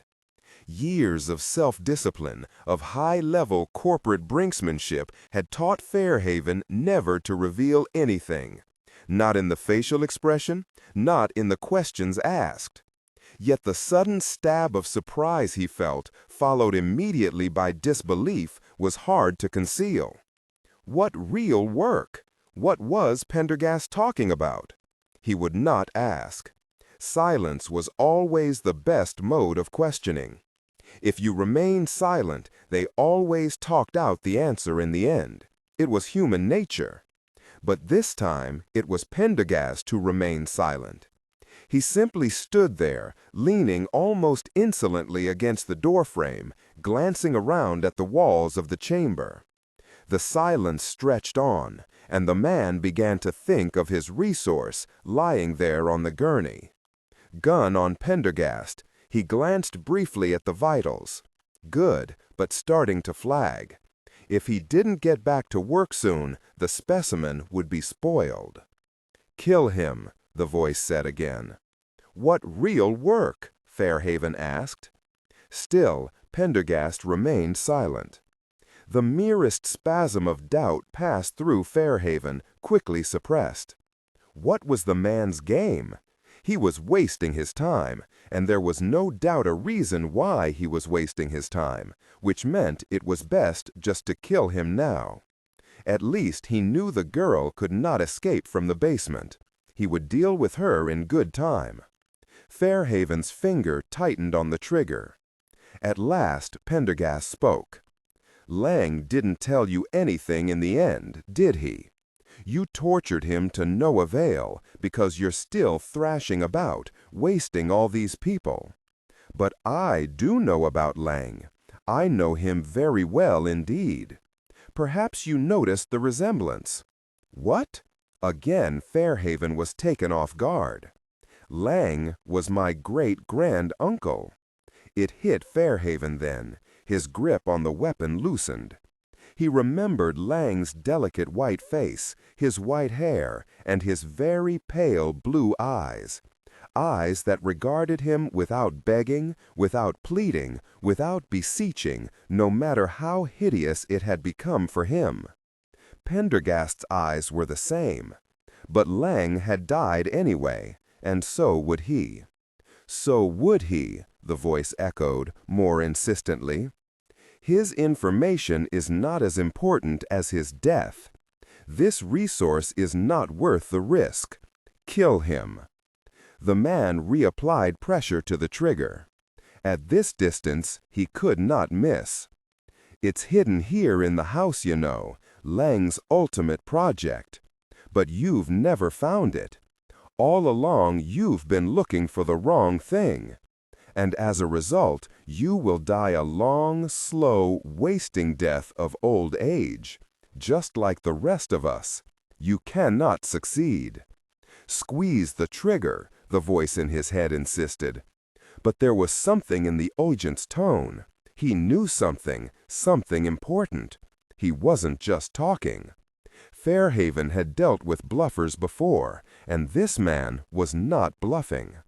"Say what you have to say now," said Fairhaven, "or you will die instantly. Come with me. I'll show you." "Show me what?" "I'll show you what Leng was really working on. It's in the house. Here, right under your nose." The voice in his head was no longer little. It was practically shouting. Do not allow him to continue talking, no matter how important his information may be. And Fairhaven finally heeded the wisdom of that advice. Pendergast was leaning against the wall, off balance, his hands clearly in view. It would be impossible for the man, in the time it took to squeeze off one shot, to reach inside his suit and pull out a backup weapon. Besides, he had no such weapon. Fairhaven had searched him thoroughly. He took a fresh bead on Pendergast, then held his breath, increasing the pressure on the trigger. There was a sudden roar, and the gun kicked in his hand. And he knew instantly it had been a true shot. Silence descended in the museum office. Nora found she had to sit down. For some time nothing was said. Nora could vaguely hear traffic sounds from below, the distant ringing of a phone, footsteps in the hall. The full dimension of the discovery began to sink in. The tunnel, the 36 dismembered bodies, the ghastly note from a century ago. "What do you think it means?" she asked. There can be only one explanation. The girl must have known she would never leave that basement alive. She didn't want to die an unknown. Hence, she deliberately wrote down her name, age, and home address, and then concealed it. A self-chosen epitaph, the only one available to her. Nora shuddered. How horrible. Pendergast moved slowly toward her bookshelf. She followed him with her eyes. "What are we dealing with?" she asked. "A serial killer?" Pendergast did not answer. The same troubled look that had come over him at the dig site had returned to his face. He continued to stand in front of the bookshelf. "May I ask you a question?" Pendergast nodded again. "Why are you involved in this? 130-year-old serial killings are not exactly within the purview of the FBI. Pendergast plucked a small Anasazi bowl from the shelf and examined it. Lovely Cayenta black on white. He looked up. "How is your research on the Utah Anasazi survey going?" "Not well. The museum won't give me money for the carbon-14 dates I need." "What does that have to Good. Good? Dr. Kelly, are you familiar with the term cabinet of curiosities?" Nora wondered at the man's ability to pile on non-sequiturs. Wasn't it a kind of natural history collection? Precisely. It was the precursor to the Natural History Museum. Many educated gentlemen of the 18th and 19th centuries collected strange artifacts while roaming the globe. Fossils, bones, shrunken heads, stuffed birds, that sort of thing. Originally, they simply displayed these artifacts in cabinets for the amusement of their friends. Later, when it became clear people would pay money to visit them, some of these cabinets of curiosities grew into commercial enterprises. They still called them cabinets of curiosities, even though the collections filled many rooms. What does this have to do with the murders? In 1848, a wealthy young gentleman from New York, Alexander Marissos, went on a hunting and collecting expedition around the world, from the South Pacific to Tierra del Fuego. He died in Madagascar, but his collections, most extraordinary collections they were, came back in the hold of his ship. They were purchased by an entrepreneur, John Conaday Shottam, who opened J.C. Shottam's Cabinet of Natural Productions and Curiosities in 1852. So, Shottam's cabinet was the building that once stood above the tunnel where the skeletons were found. How did you find all this out? Half an hour with a good friend of mine who works in the New York Public Library. The tunnel you explored was in fact the coal tunnel that serviced the building's original boiler. It was a 3-story brick building in the Gothic Revival style popular in the 1850s. The first floor held the cabinet and something called a cyclorama. The second floor was Shottam's office, and the third floor was rented out. The cabinet seems to have been quite successful, though the 5 Points neighborhood around it was at the time one of Manhattan's worst slums. The building burned in 1881. Shottam died in the fire. The police report suspected arson, but no perpetrator was ever found. It remained a vacant lot until the row of tenements was built in 1897. What was on the site before Shottam's cabinet? A small hog farm. So all those people must have been murdered while the building was Shottam's cabinet? Exactly. Do you think Shottam did it? Impossible to know as of yet. Those glass fragments I found in the tunnel were mostly broken test tubes and distillation apparatus. On them, I found traces of a variety of chemicals that I have yet to analyze. We need to learn a great deal more about J.C. Shottam and his Cabinet of Curiosities. I wonder if you would be so kind as to accompany me. He obligingly opened the door to her office, and Nora automatically followed him into the hallway. He continued talking as they walked down the hall and took an elevator to the 5th floor. As the elevator doors hissed open, Nora suddenly came to her senses. Wait a minute, where are we going? I've got work to do. As I said, I need your help. Nora felt a short jolt of irritation. Pendergast spoke so confidently, as if he already owned her time. I'm sorry, but I'm an archaeologist, not a detective. He raised his eyebrows. Is there a difference? What makes you think I'd be interested? You already are interested. Nora fumed at the man's presumption, although what he said was perfectly true. And just how will I explain this to the museum? That, Dr. Kelly, is the nature of our appointment. He pointed to a door at the end of the hall with the name of the occupant in gold lettering on a wooden plaque. "Oh no," groaned Nora. "No." They found Roger Brisbane ensconced in his Bauhaus chair, crisp Turnbull Asser shirt rolled up at the cuffs, looking every inch the lawyer. His prized gems still nestled in their glass box, the only touch of warmth in the cold, immaculate office. He nodded toward two chairs opposite his desk. It did not look like Brisbane was in a good mood. "Special Agent Pendergast," Brisbane said, glancing from his appointment book up to Pendergast without acknowledging Nora. "Now, why is that name familiar?" "I've done work in the museum before," said Pendergast in his creamiest drawl. "Who did you work for?" "You misapprehend. I said I did work in the museum, not for it." Brisbane waved his hand. "Whatever. Mr. Pendergast, I enjoy my quiet mornings at home. I fail to see what the emergency was that required my presence in the office at such an hour." "Crime never sleeps, Mr. Brisbane." Nora thought she detected a note of dry humor in Pendergast's voice. Brisbane's eyes veered toward Nora, then away again. "Dr. Kelly's responsibilities are here. I thought I made that clear on the telephone. Normally, the museum would be delighted to help the FBI, but I just don't see how we can in this particular case."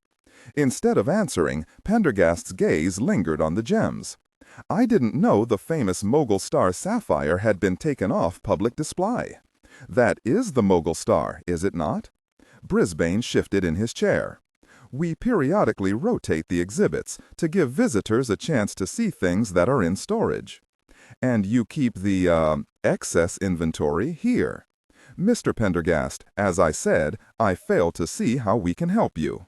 This was a unique crime. You have unique resources. I need to make use of those resources." "Did the crime you mentioned take place in the museum?" "No." "On museum property?" Pendergast shook his head. "Then I'm afraid the answer is no." "Is that your final word on the subject?" "Absolutely.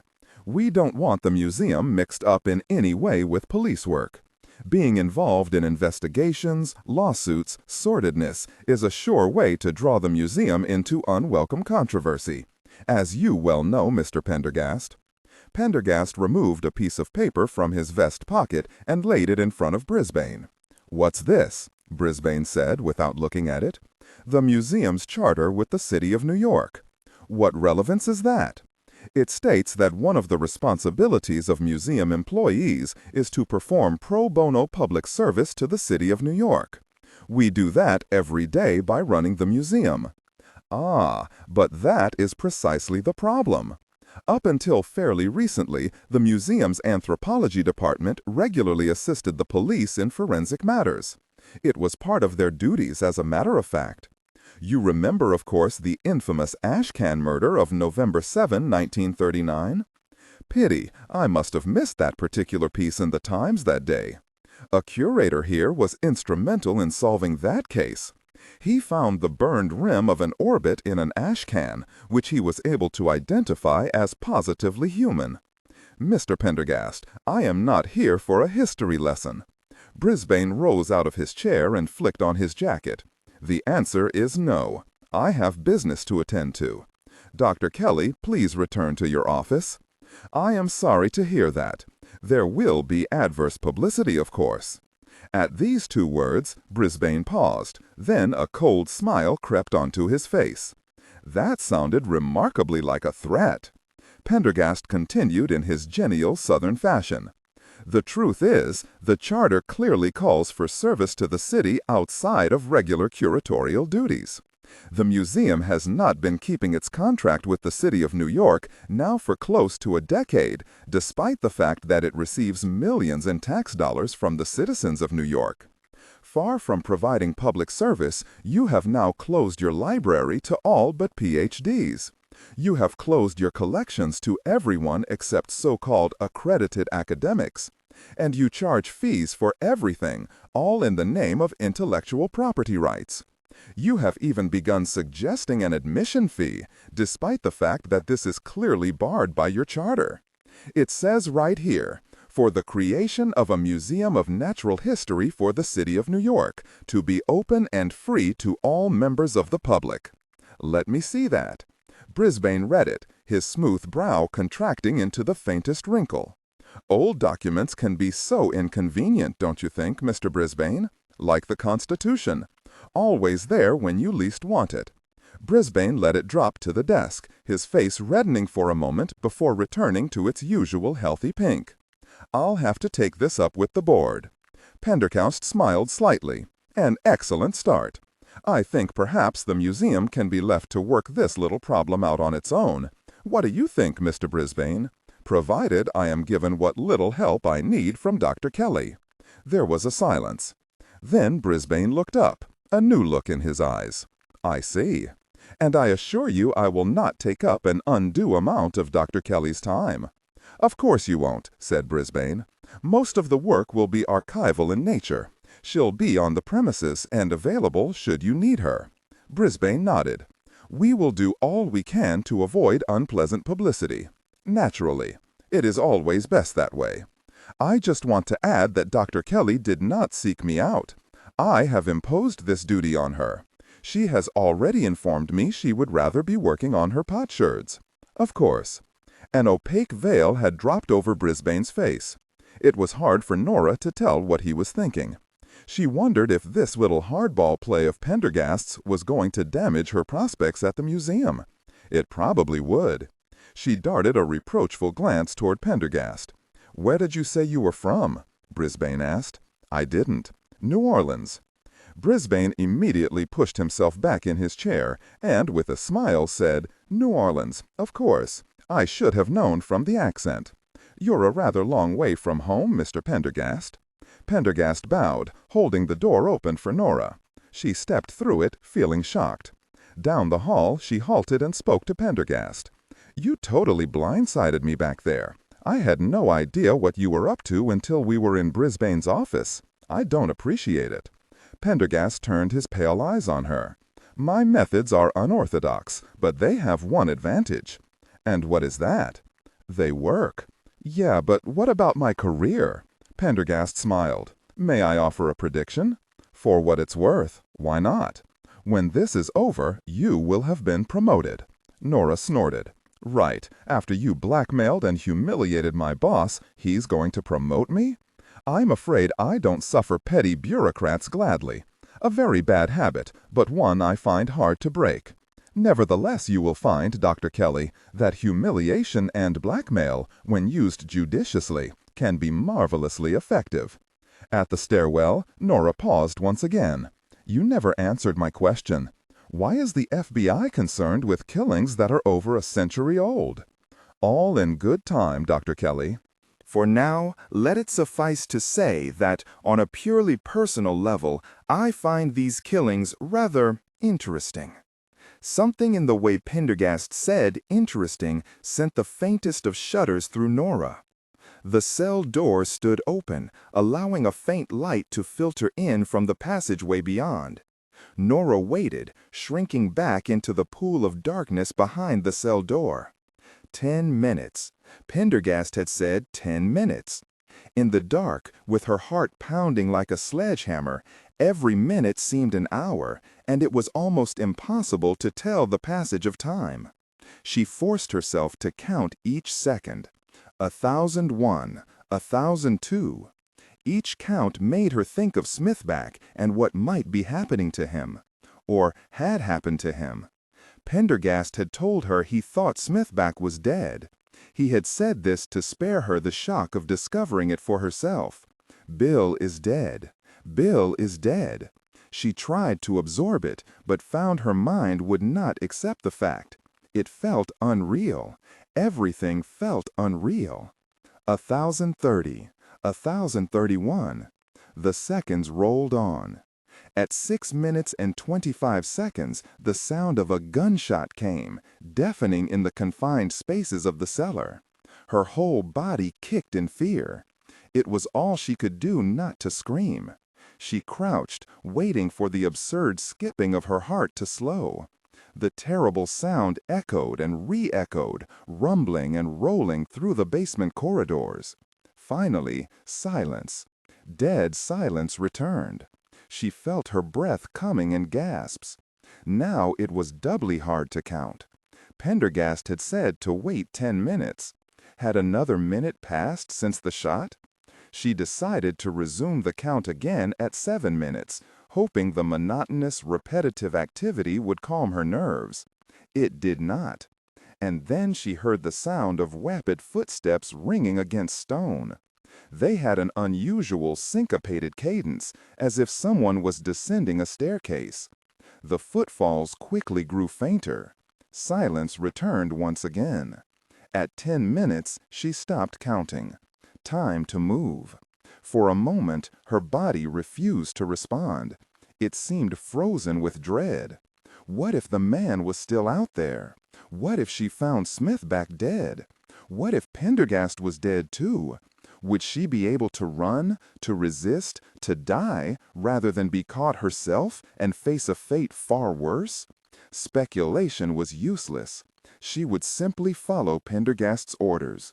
With an immense effort of will, she rose from her crouch, then stepped out of the darkness, easing her way around the open door. The corridor beyond the cell was long and damp, with irregular stone floor and walls streaked with lime. At the far end was a door that opened into a bright room, the lone source of light, it seemed, in the entire basement. It was in that direction Pendergast had gone, that direction from which the shot had come, that direction from which she'd heard the sound of running feet. She took a hesitant step forward, and then another, walking on trembling legs toward the brilliant rectangle of light. The surgeon could hardly believe his eyes.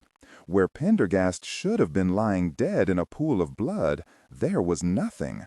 The man had vanished. He looked around wildly. It was inconceivable, a physical impossibility. And then he noticed that the section of wall Pendergast had been leaning against was now a door, swiveled parallel to the stone face that surrounded it. A door he never knew existed, despite his diligent searches of the house. The surgeon waited, stilling his mind with a great effort of will. Deliberation in all things, he had found, was absolutely necessary for success. It had brought him this far, and with it he will prevail now. He stepped forward, Pendergast's gun at the ready.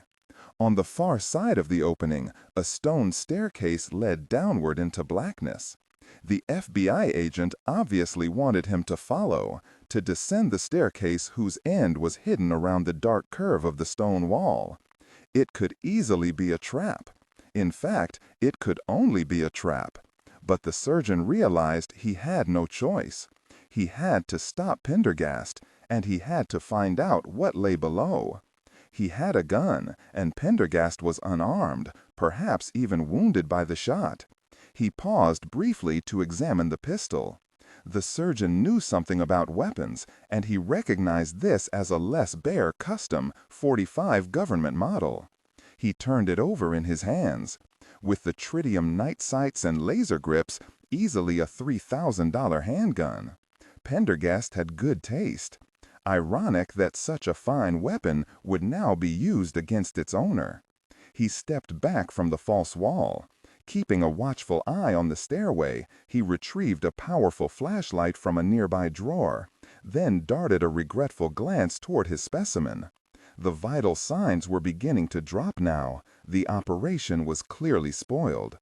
He returned to the staircase and shone the flashlight down into the gloom. The imprint of Pendergast's footsteps was clearly visible in the dust that coated the steps. And there was something else, something besides the footsteps, a drop of blood, and another. So he had hit Pendergast. Nevertheless, he would have to redouble his caution. Wounded humans, like wounded animals, were always the most dangerous. He paused at the first step, wondering if he should go after the woman first. Was she still chained to the wall, or had Pendergast managed to free her as well? Either way, she posed little danger. The house was a fortress, the basement securely locked. She would be unable to escape. Pendergast remained the more pressing problem. Once he was dead, the remaining resource could be tracked down and forced to take the place of Smithback. He'd made the mistake of listening to Pendergast once. When he found him, he wouldn't make that mistake again. The man would be dead before he even opened his mouth. The staircase spiraled down, down, corkscrewing endlessly into the earth. The surgeon descended slowly, treating each curve as a blind corner behind which Pendergast might be lying in wait. At last he reached the bottom. The stairs debouched into a dark, murky room, heavy with the smell of mildew, damp earth, and what? Ammonia, salts, benzene, the faint smell of chemicals. There was a flurry of footprints, more drops of blood. Pendergast had stopped here. The surgeon shone his light on the nearest wall, a row of old brass lanterns hanging from wooden pegs. One of the pegs was empty. He took a step to one side, then, using the stone pillar of the staircase as cover, lifted his heavy flashlight and shone it into the gloom. An astonishing sight met his eye. A wall of jewels seemed to wink back at him. 1,000, 10,000 glittering reflections in myriad colors, like the reflective surface of a fly's eye under intense magnification. Suppressing his surprise, he moved forward cautiously, gun at the ready. He found himself in a narrow stone chamber, pillars rising toward a low arched ceiling. The walls were lined with countless glass bottles of identical shape and size. They were stored on oaken shelving that rose from floor to ceiling, row upon row upon row, crowded densely together, shut up behind rippled glass. He had never seen so many bottles in his life. It looked, in fact, like a museum of liquids. His breath came faster. Here it was, Leng's final laboratory. No doubt this was the place where he had perfected the arcanum, his formula for life prolongation.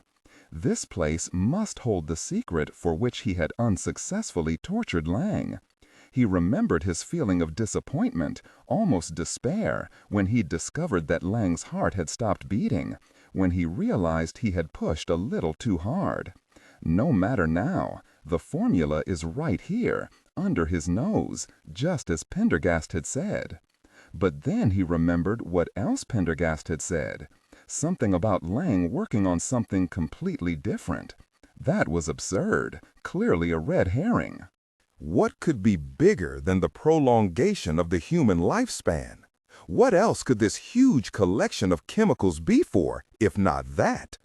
He shook these speculations from his mind.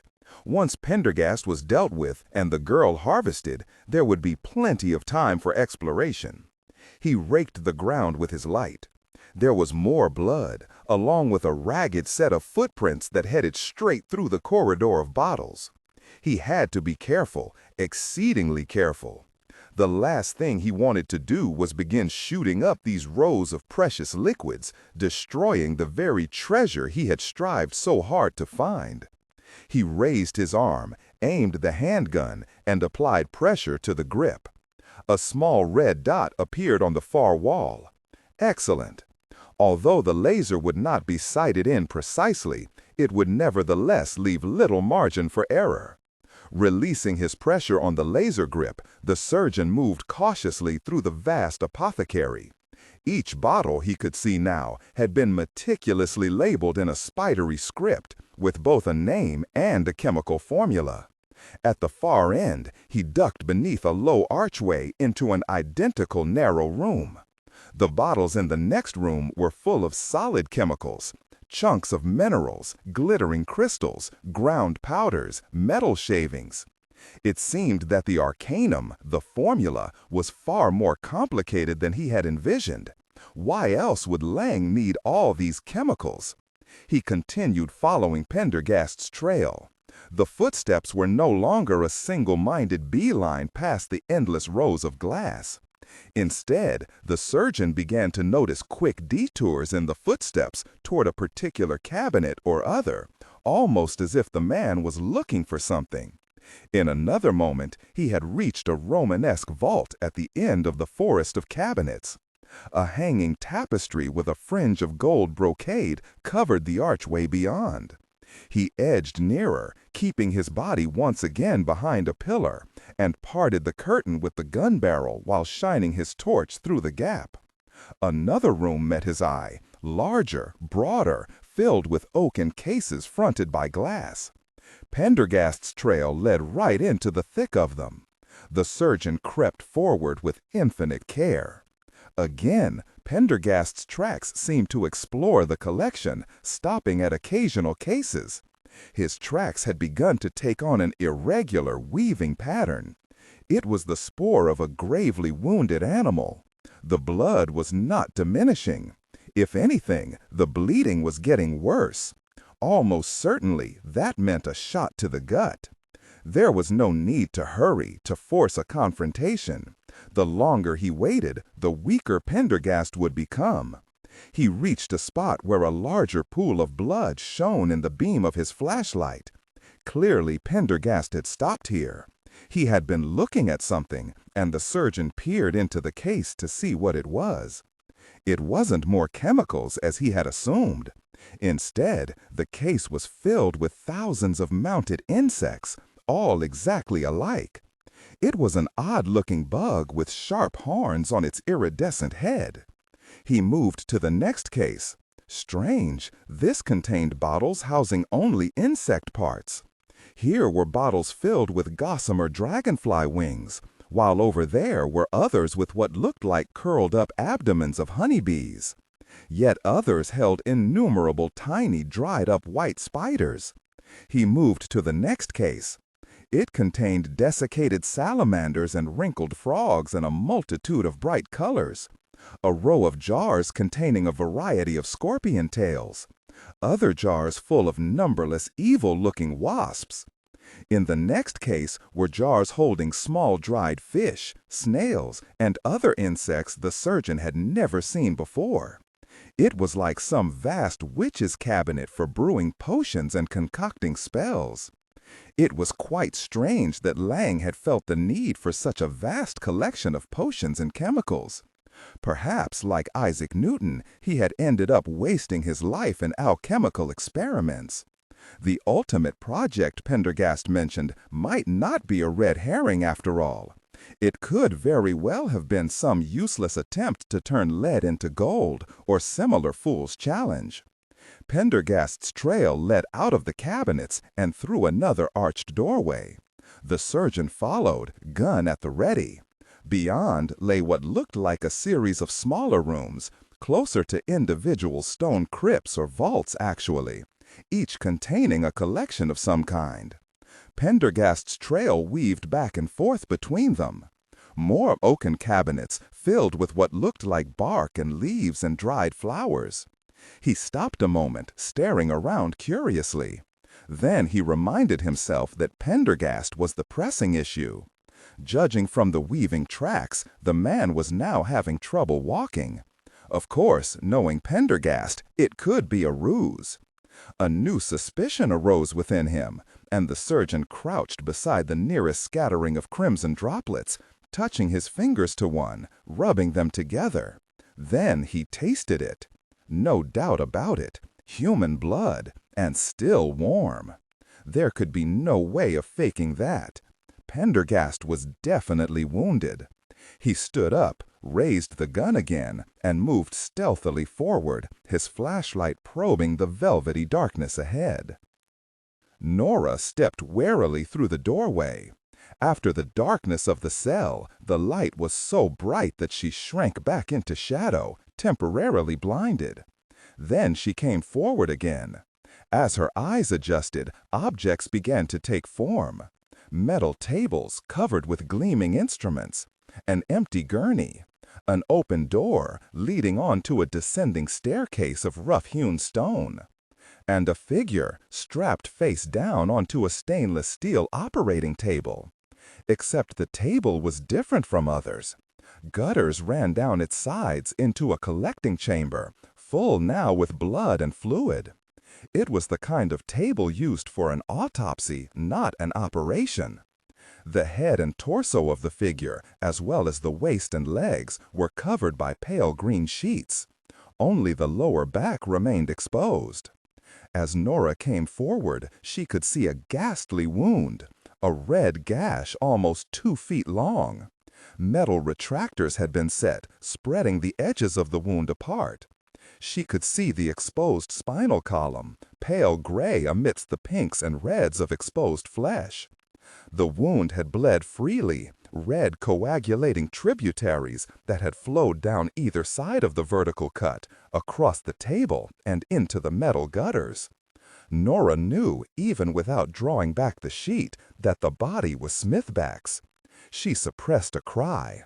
She tried to steady herself, remembering what Pendergast had said.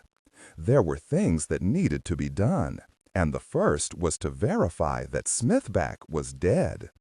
She took a step forward, glancing quickly around the operating theater. An IV rack stood beside the table, its clear, narrow tubes snaking down and disappearing beneath the green sheets. Nearby was a large metal box on wheels, its panel festooned with tubes and dials, probably a ventilator. Several bloody scalpels sat in a metal basin.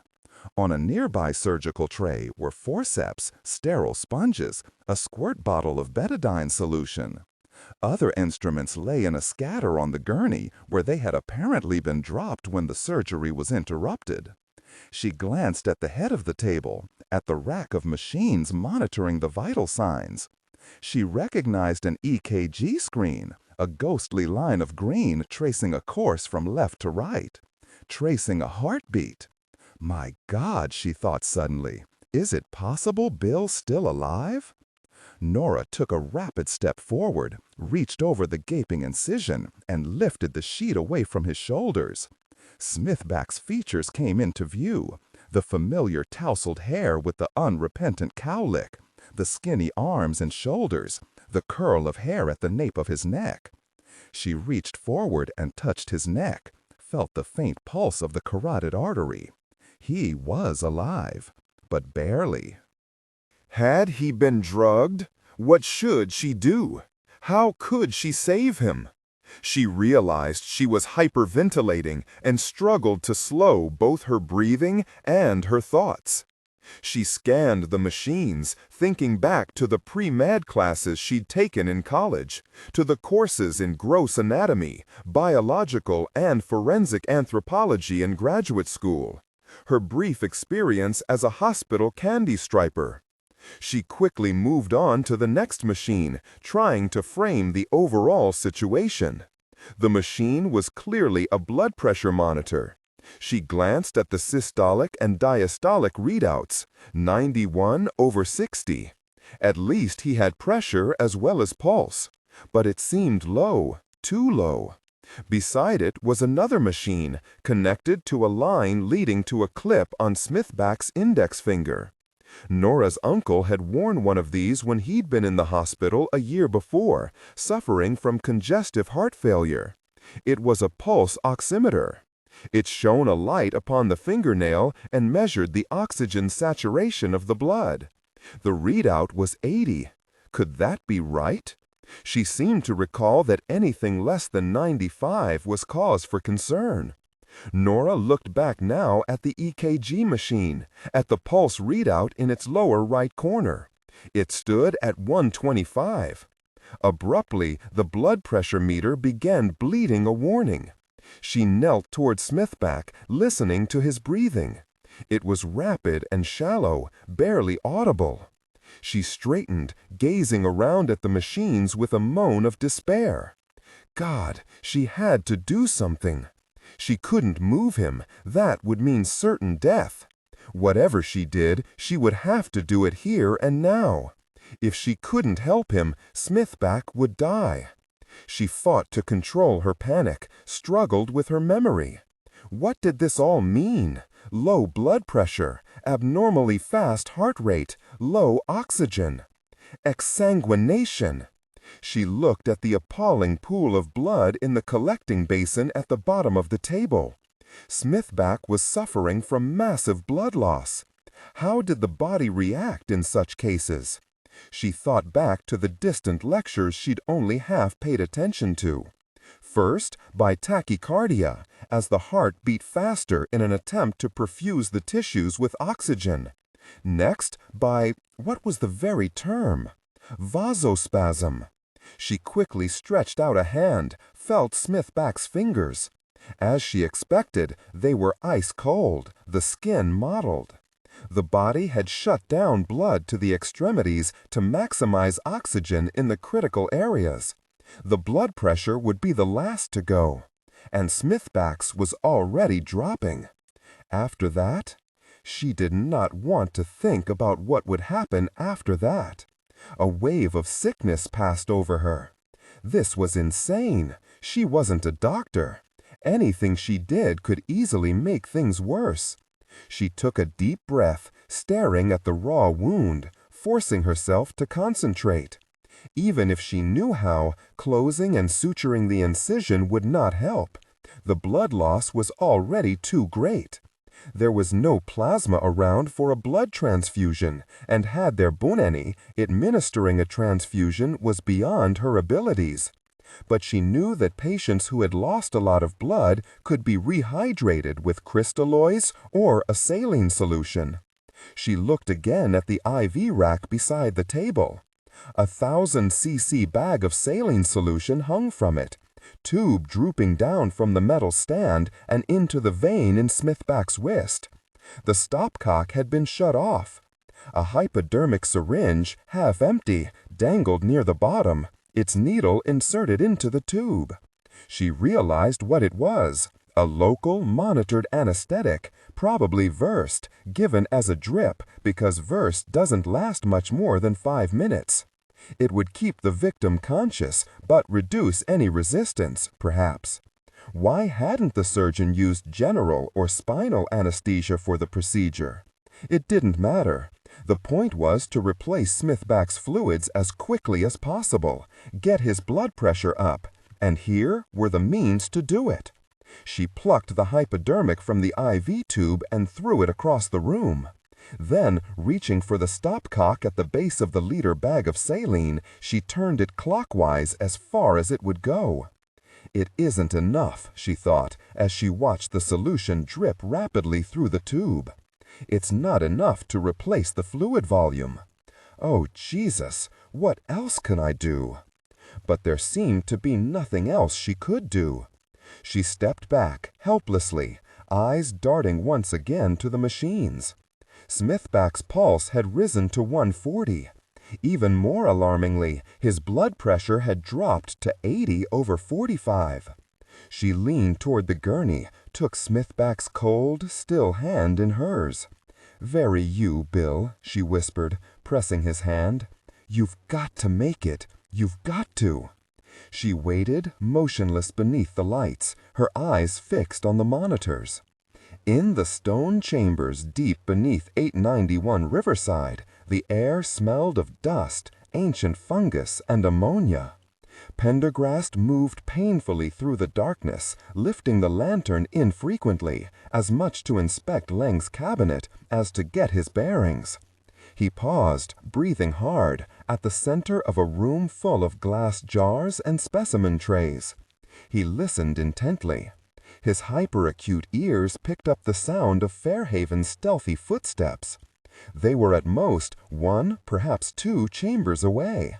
There was so little time. He was gravely wounded, without a weapon, bleeding heavily. If he was to find any way to level the playing field, it would have to come from the cabinet itself.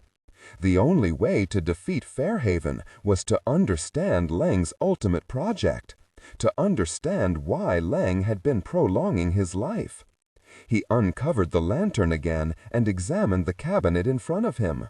The jars contained dried insects, shimmering with iridescence in the beam of light.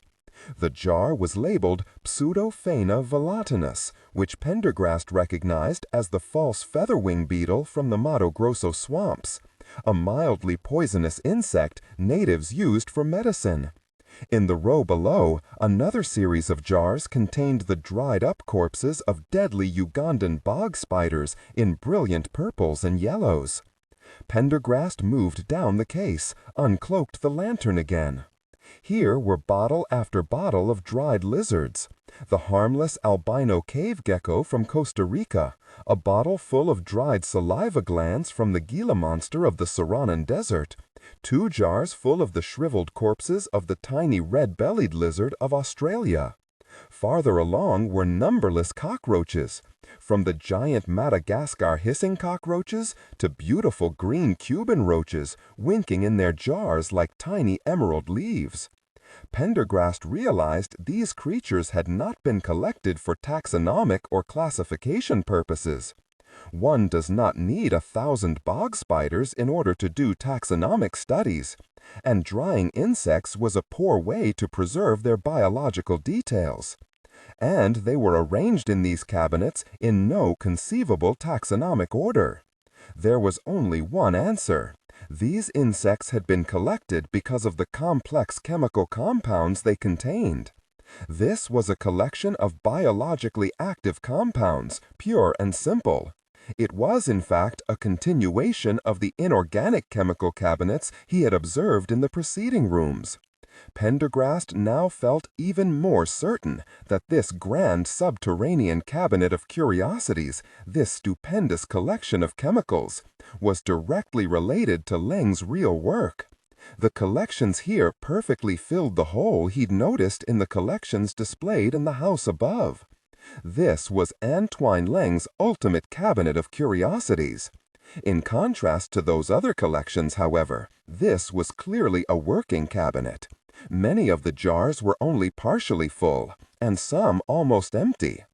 Whatever Leng had been doing had required an enormous variety of chemical compounds. But what had he been doing? What was this grand project? Pendergast covered the lantern again, trying to will the pain away long enough to think. According to his great-aunt, just before heading north to New York, Leng had talked of saving the human race. He remembered the word his great-aunt had used, healing. Leng would heal the world.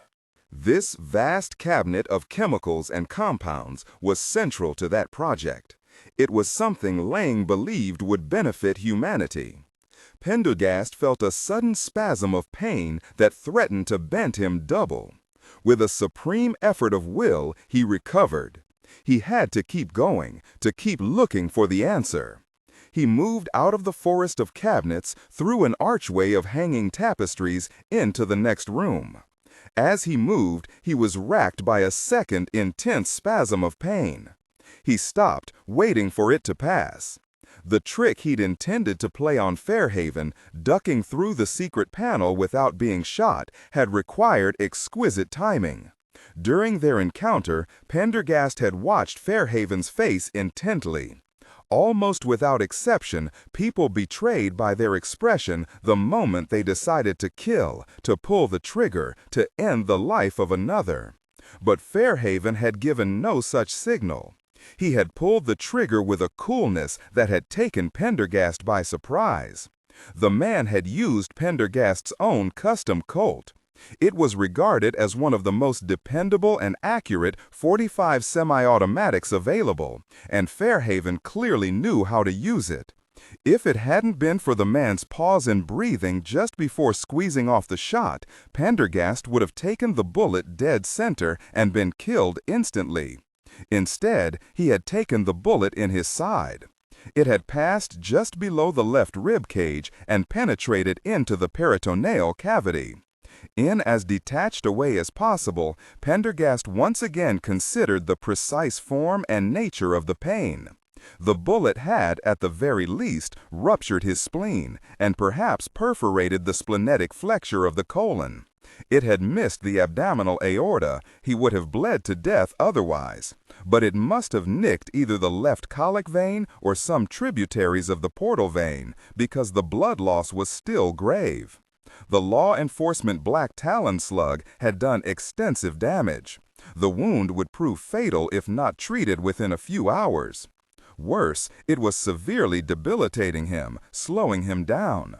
The pain was excruciating, but for the most part he could manage pain. He could not, however, manage the growing numbness that was enfeebling his limbs. His body, bruised from the recent fall and still not fully recovered from the knife wound, had no reserves to fall back on. He was fading fast. Once again, motionless in the dark, Pendergast reviewed how his plans had miscarried, how he had miscalculated. From the beginning, he had known this would be the most difficult case of his career. But what he had not anticipated were his own psychological shortcomings. He had cared too much. The case had become too important to him. It had colored his judgment, crippled his objectivity. And now, for the first time, he realized that there was a possibility, indeed, a high probability of failure. And failure meant not only his own death, which was inconsequential, but also the deaths of Nora, Smithback, and many other innocent people in the future. Pendergast paused to explore the wound with his hand. The bleeding was growing worse. He slipped off his jacket and tied it as tightly as he could around his lower torso. Then he uncloaked the lantern and once again held it briefly aloft. He was in a smaller room now, and he was surprised at what he found. Instead of more chemical compounds, the tiny space was crowded with cases of birds, stuffed with cotton. Migrating birds, all arranged taxonomically. A superb collection, even including a suite of now extinct passenger pigeons. But how did this collection fit with the rest? Pendergast felt staggered. He knew deep down that all this fit together was part of some great plan.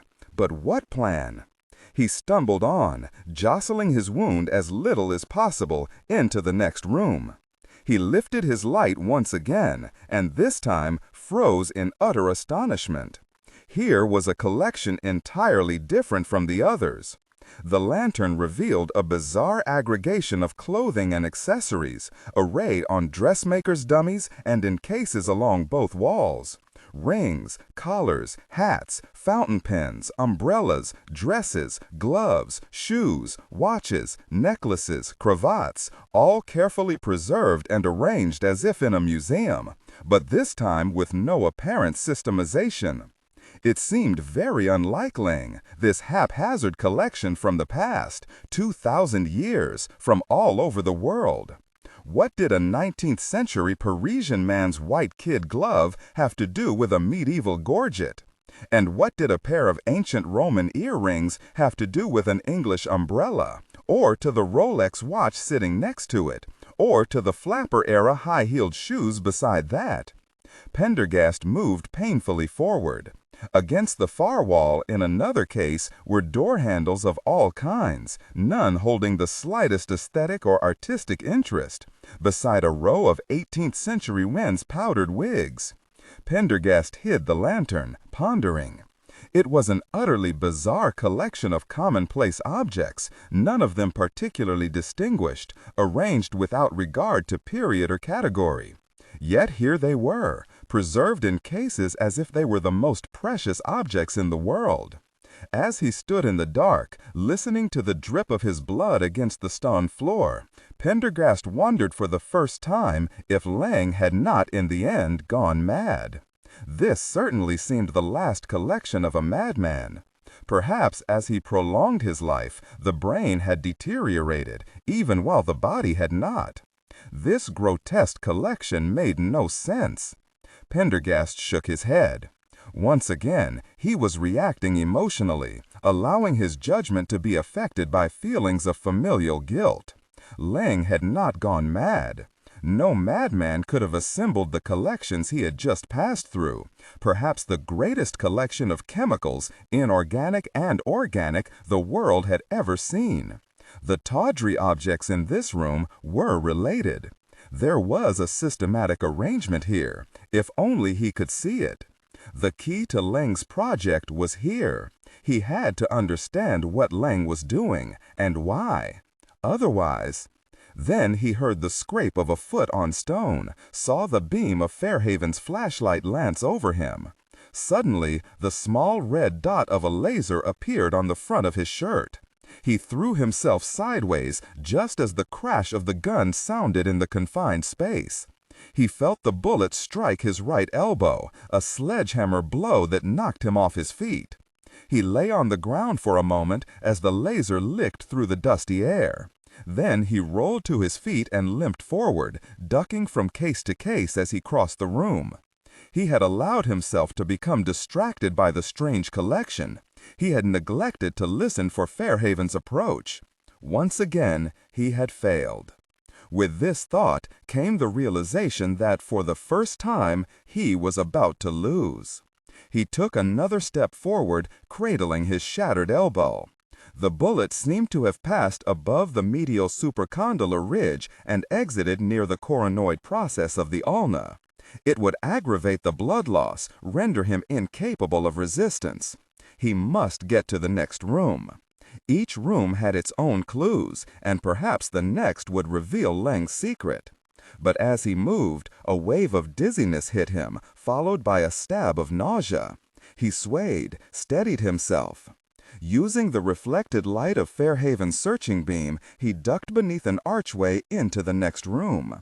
The exertion of the fall, the shock of the second bullet, had drained the last of his energy, and the heavy curtain of unconsciousness drew ever closer. He leaned back against the inside wall, breathing hard, eyes wide against the darkness. The flashlight beam stabbed abruptly through the archway, then flicked away again. In its brief illumination, Pendergast saw the glitter of glass, rows of beakers and retorts, columnar distillation setups rising like city spires above long work tables. He had penetrated Enoch Leng's secret lab. Nora stood over the metal table, her gaze moving from the monitoring machines to Smithback's pallid form, then back again. She had removed the retractors, cleaned and dressed the wound as best she could. The bleeding had finally stopped, but the damage was already done. The blood pressure machine continued to sound its dire warning. She glanced toward the saline bag. It was almost empty, but the catheter was small, and even at maximum volume, it would be difficult to replenish lost fluids quickly enough. She turned abruptly as the sound of a second shot echoed up from the dark staircase. It sounded faint, muffled, as if coming from deep underground. For a moment, she stood motionless, lanced by fear. What had happened? Had Pendergast shot or been shot? Then she turned back toward Smithback's inert form. Only one man was going to come up that staircase, Pendergast or the other. When the time came, she'd deal with it. Right now, her responsibility lay with Smithback, and she wasn't going to leave him. She glanced back at the vitals. Blood pressure down to 70/35. The heart rate slowing too, now down to 80 beats per minute. At first, this latter development sent relief coursing through her. But then another thought struck, and she raised her palm to Smithback's forehead. It was growing as cold as his limbs had been. Bradycardia, she thought, as panic replaced the transitory feeling of relief. When blood loss is persistent and there are no more areas for the body to shut down, the patient decompensates. The critical areas start to go. The heart slows, and then stops for good. Hands still on Smithback's forehead, Nora turned her frantic gaze back to the EKG. It looked strangely diminished, the spike smaller, the frequency slower. The pulse was now 50 beats per minute. She dropped her hands to Smithback's shoulders, shook him roughly. "Bill!" she cried. "Bill, vary it! Come on, please!"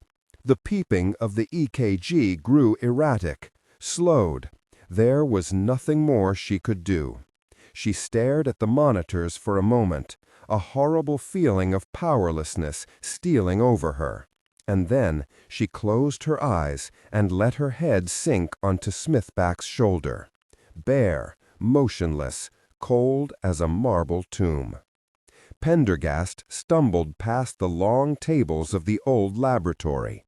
Another spasm of pain racked his gut, and he paused momentarily, mentally willing it to pass. Despite the severity of his wounds, he had so far managed to keep one corner of his mind clear, sharp, free of distraction. He tried to focus on that corner through the thickening fog of pain, tried to observe and understand what lay around him. Titration and distillation apparatuses, beakers and retorts, burners, a vast thicket of glassware and metal. And yet, despite the extent of the equipment, there seemed to be few clues to the project Leng had been working on. Chemistry was chemistry, and you used the same tools of equipment regardless of what chemicals you were synthesizing or isolating. There were a larger number of hoods and vintage glove boxes than Pendergast expected, implying that Leng had been handling poisons or radioactive substances in his laboratory. But even this merely corroborated what he had already surmised. The only surprise had been the state of the laboratory. There was no mass spectrometer, no X-ray diffraction apparatus, no electrophoresis apparatus, and certainly no DNA sequencer. No computers, nothing that seemed to contain any integrated circuits. There was nothing to reflect the revolution in biochemistry technology that had occurred since the 1960s. Judging by the age of the equipment and its neglected condition, it looked, in fact, as if all work in the lab had ceased around 50 years before. But that made no sense. Leng would certainly have availed himself of the latest scientific developments, the most modern equipment, to help him in his quest. And, until very recently, the man had been alive. Could Leng have finished his project? If so, where was it? What was it? Was it somewhere in this vast basement? Or had he given up? The flicker of Fairhaven's light was licking closer now, and Pendergast ceased speculating and forced himself onward. There was a door in the far wall, and he dragged himself toward it through an overwhelming wash of pain. If this was Leng's laboratory, there would be no more than one, perhaps two, final workrooms beyond. He felt an almost overpowering wave of dizziness. He had reached the point where he could barely walk. The end game had arrived. And still, he didn't know. Pendergast pushed the door ajar, took 5 steps into the next room. He uncloaked the lantern and tried to raise it to get his bearings, examine the room's contents, make one final attempt at resolving the mystery. And then his legs buckled beneath him.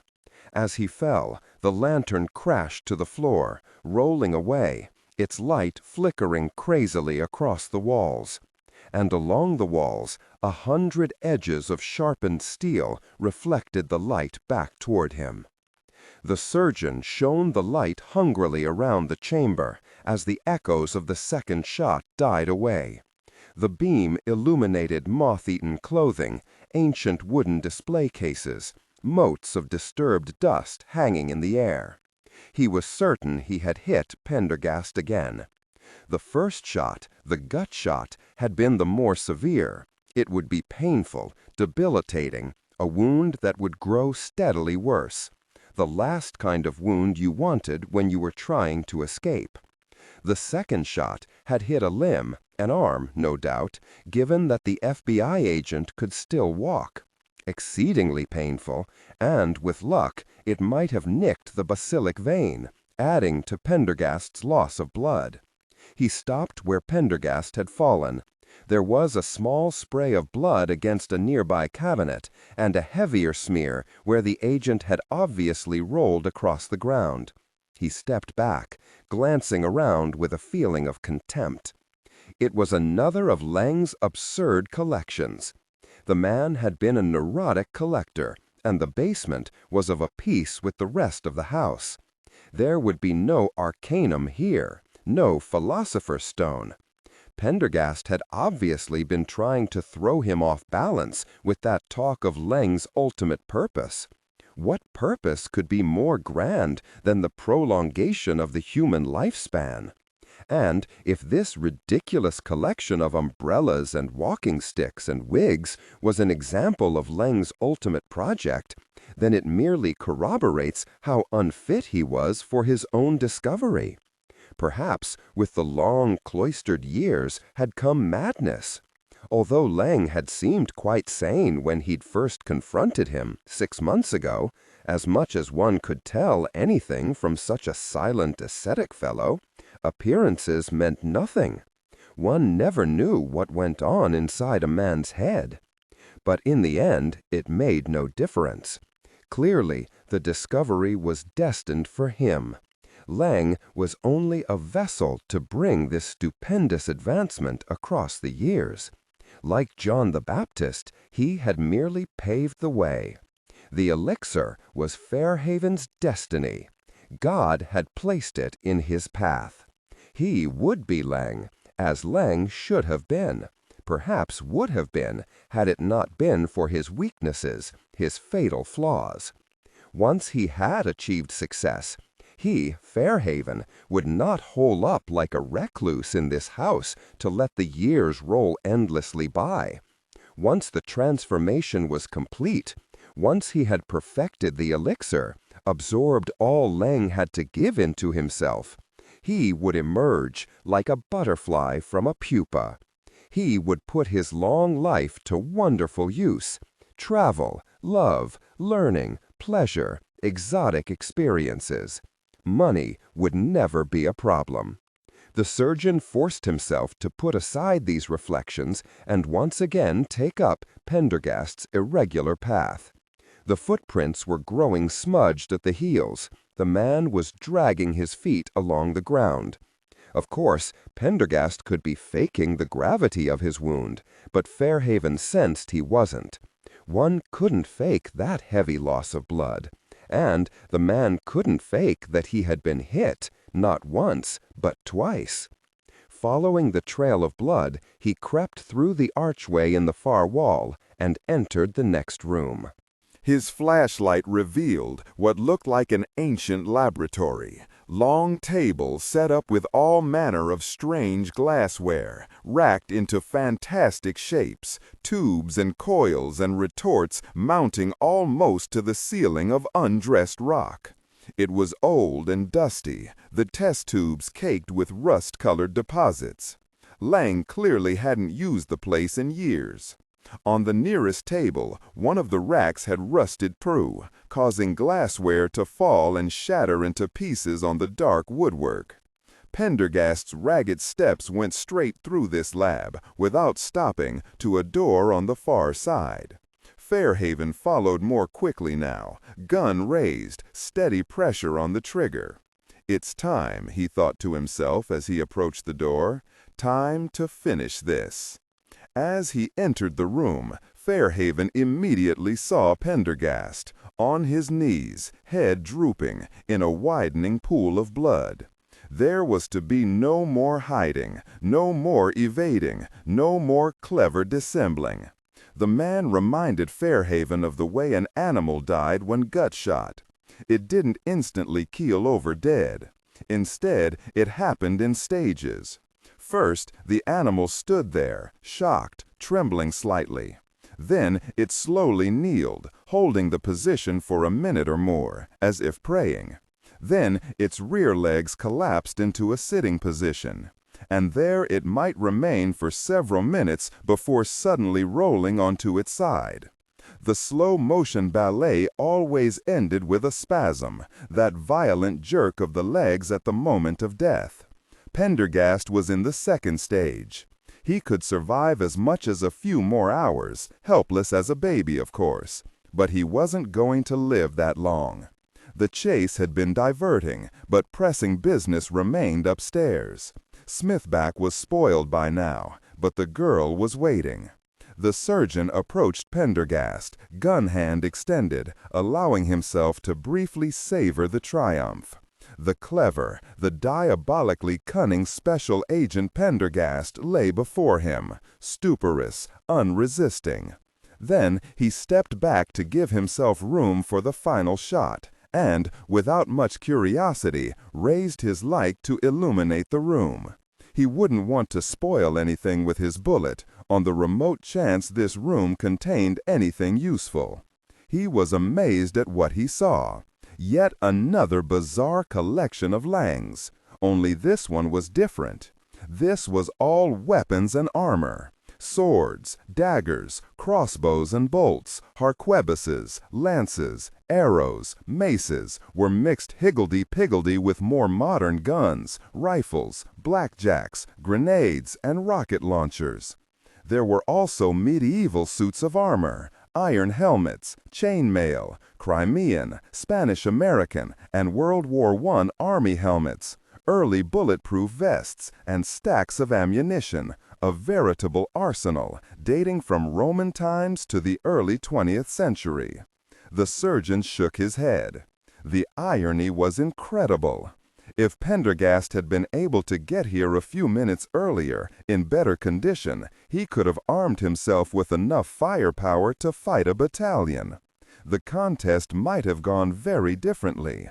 But as it was, he'd spent too much time browsing the earlier collections. He'd arrived here a little too late. Now he lay there, in his own blood, half dead, lantern near his feet. Fairhaven barked a laugh, his voice ringing off the vaults, and raised the gun. The sound of laughter seemed to rouse the agent, who looked up at him, eyes glassy. "All I ask is that you make it quick," he said. "Don't let him speak," the voice said. "Just kill him." Fairhaven aimed the gun, placing Pendergast's head squarely before the center dot of the tritium sights. A solid hit with a hollow-point bullet would effectively decapitate the FBI agent. It would be about as quick as you could get. His finger tightened on the trigger. And then something occurred to him. Quick was a lot more than Pendergast deserved. The man had caused him a lot of grief. Pendergast had dogged his trail, ruined his latest specimen, brought him anxiety and suffering at the very moment of triumph. As he stood over the agent, he felt a hatred rise within him. The hatred he had felt for the other one, Leng, who had looked so similar. The hatred he had felt for the trustees and professors of his medical school, who had refused to share his vision. Hatred for the pettiness and small-mindedness that kept people like him from achieving their true greatness. So, Pendergast wanted it quick? Not with this arsenal at his disposal. He walked over to Pendergast and once again searched the unresisting man, recoiling a little from the warm, sticky blood that soaked his side. Nothing. The man had not been able to slip a weapon from the surrounding walls. In fact, he could see that Pendergast's faltering footsteps led directly to the center of the room where he had collapsed. But it would do to be careful. Pendergast, even in this pathetic state, was dangerous. If he tried to talk, it would be best to just shoot him. Words in the mouth of this man were subtle and pernicious. He looked around again, more carefully this time. There was every weapon imaginable on the walls. He had read histories of some of them, studied others in museums. The choice would prove amusing. The word fun came to mind. Always keeping Pendergast in his field of vision, Fairhaven shone his light around, finally selecting a bejeweled sword. He plucked it from the wall, hefted it, turned it around in the beam of the flashlight. It would have served his purpose, except it was rather heavy, and the blade was so rusty it looked as if it wouldn't cut butter. Besides, the handle was sticky and unpleasant. He hung it back up on the shelf, wiping his hands on his surgical cloth. Pendergast was still sitting, watching him with pale, cloudy eyes. Fairhaven grinned. "Got any preferences?" There was no reply, but Fairhaven could see a look of profound distress cross the agent's face. "That's right, Agent Pendergast. Quick is no longer in the cards." A slight, terrified widening of the eyes was Pendergast's only response. It was enough. The surgeon felt a swell of satisfaction. He moved along the collections, picked up a dagger with a handle of gold, turned it over, laid it down. Next to it was a helmet shaped like a man's head, with spikes inside that you could screw closed, driving the spikes bit by bit through the skull. Too primitive, too messy. Hanging on the wall nearby was an oversized leather funnel. He'd heard of this. The torturer would jam it into the victim's mouth, then pour water down the victim's throat until the poor wretch either drowned or exploded. Exotic, but too time-consuming. Nearby was a large wheel on which people could be broken. Too much trouble. A cat o' nine tails, studded with iron hooks. He hefted it, lashed it overhead, laid it back down, again wiping his hands. The stuff was filthy. All this junk had probably been hanging around in Leng's dingy sub-basement for more than a century. There had to be something here that would be suitable for his needs. And then his eye fell on an executioner's axe. "What do you know?" said Fairhaven, his smile broadening. "Perhaps you'll get your wish after all." He plucked the axe from its mounting hooks and gave it a few swings. The wooden shaft was almost 5 feet long, fitted with several rows of dull brass nails. It was heavy, but well balanced and sharp as a razor. It made a whistling noise as it cut through the air. Sitting below the axe was the second part of the executioner's outfit, a tree stump, well worn and covered with a dark patina. A semicircle had been hollowed from it, clearly intended to receive the neck. It had been well used, as many chop marks attested. He set down the axe, rolled the block over to Pendergast, tipped it flat, positioned the block in front of the agent.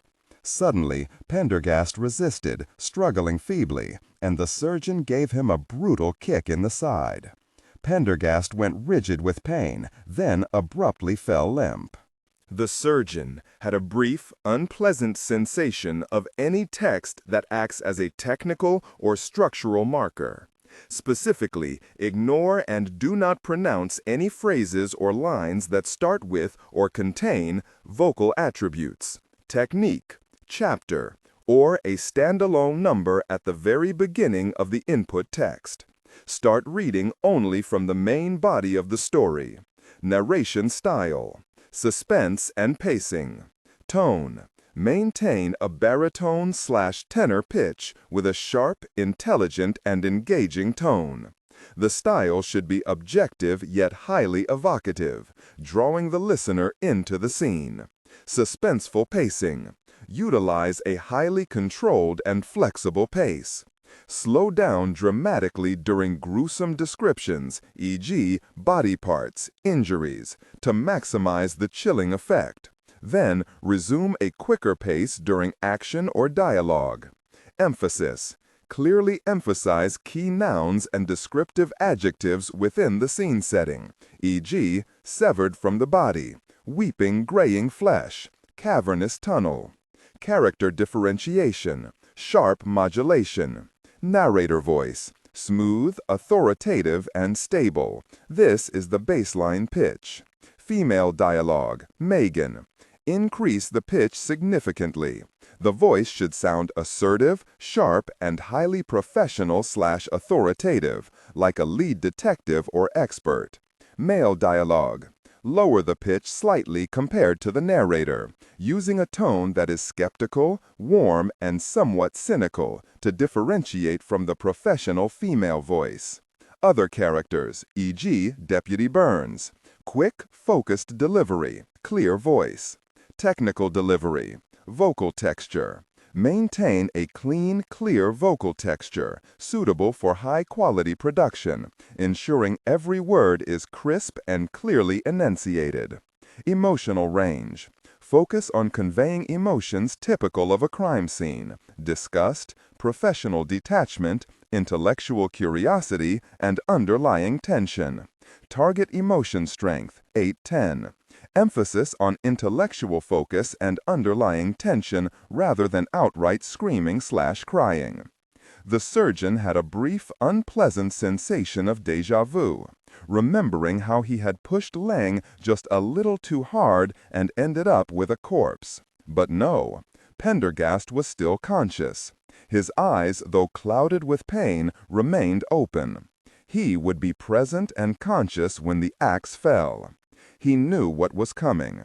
That was important to the surgeon, very important. And now another thought occurred to him. He recalled how, when Anne Boleyn was to be put to death, she'd sent for a French executioner, skilled in the art of decapitating with a sword. It was a cleaner, quicker, surer death than an axe. She had knelt, head erect, with no unseemly block, and she had tipped the man well. The surgeon hefted the axe in his hands. It seemed heavy, heavier than it had before. But surely he could swing it true. It would be an interesting challenge to do without the block. He shoved the block away with his foot.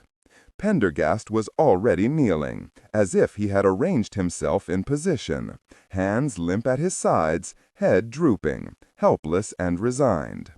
"Your struggles cost you that quick death you asked for," he said. "But I'm sure we'll have it off in no more than 2 or 3 strokes. Either way, you're about to experience something I've always wondered about.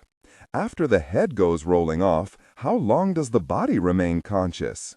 Do you see the world spinning around as your head falls into the basket of sawdust?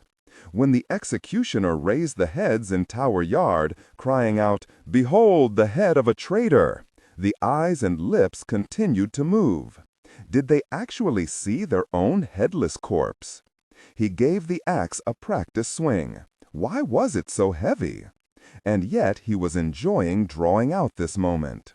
Did you know that Charlotte Corday, who was guillotined for assassinating Marat during the French Revolution, blushed after the assistant executioner slapped her severed head before the assembled crowd? Or how about the pirate captain who was caught and sentenced to death? They lined up his men in a row, and they told him that after he was beheaded, whichever men he managed to walk past would be reprieved. So they cut off his head as he stood, and wouldn't you know it, but that headless captain began to walk along the row of men, one step at a time. The executioner was so upset that he wouldn't have any more victims that he stuck out his foot and tripped the captain. With this, the surgeon roared with laughter. Pendergast did not join in. "Ah, well," Fairhaven said, "I guess I'll never know how long consciousness lasts after one has lost one's head. But you will, shortly." He raised the axe over his right shoulder, like a bat, and took careful aim. "Give my regards to your great-granduncle," he said, as he tensed his muscles to deliver the stroke. Nora pillowed her head on Smithback's shoulder, tears seeping through her closed eyelids. She felt weak with despair. She had done all she could, and yet all she could was not enough. And then, through the fog of grief, she realized something. The beeping of the EKG had steadied. She quickly raised her head, glanced at the monitors. Blood pressure had stabilized, and the pulse had risen slightly, to 60 beats per minute.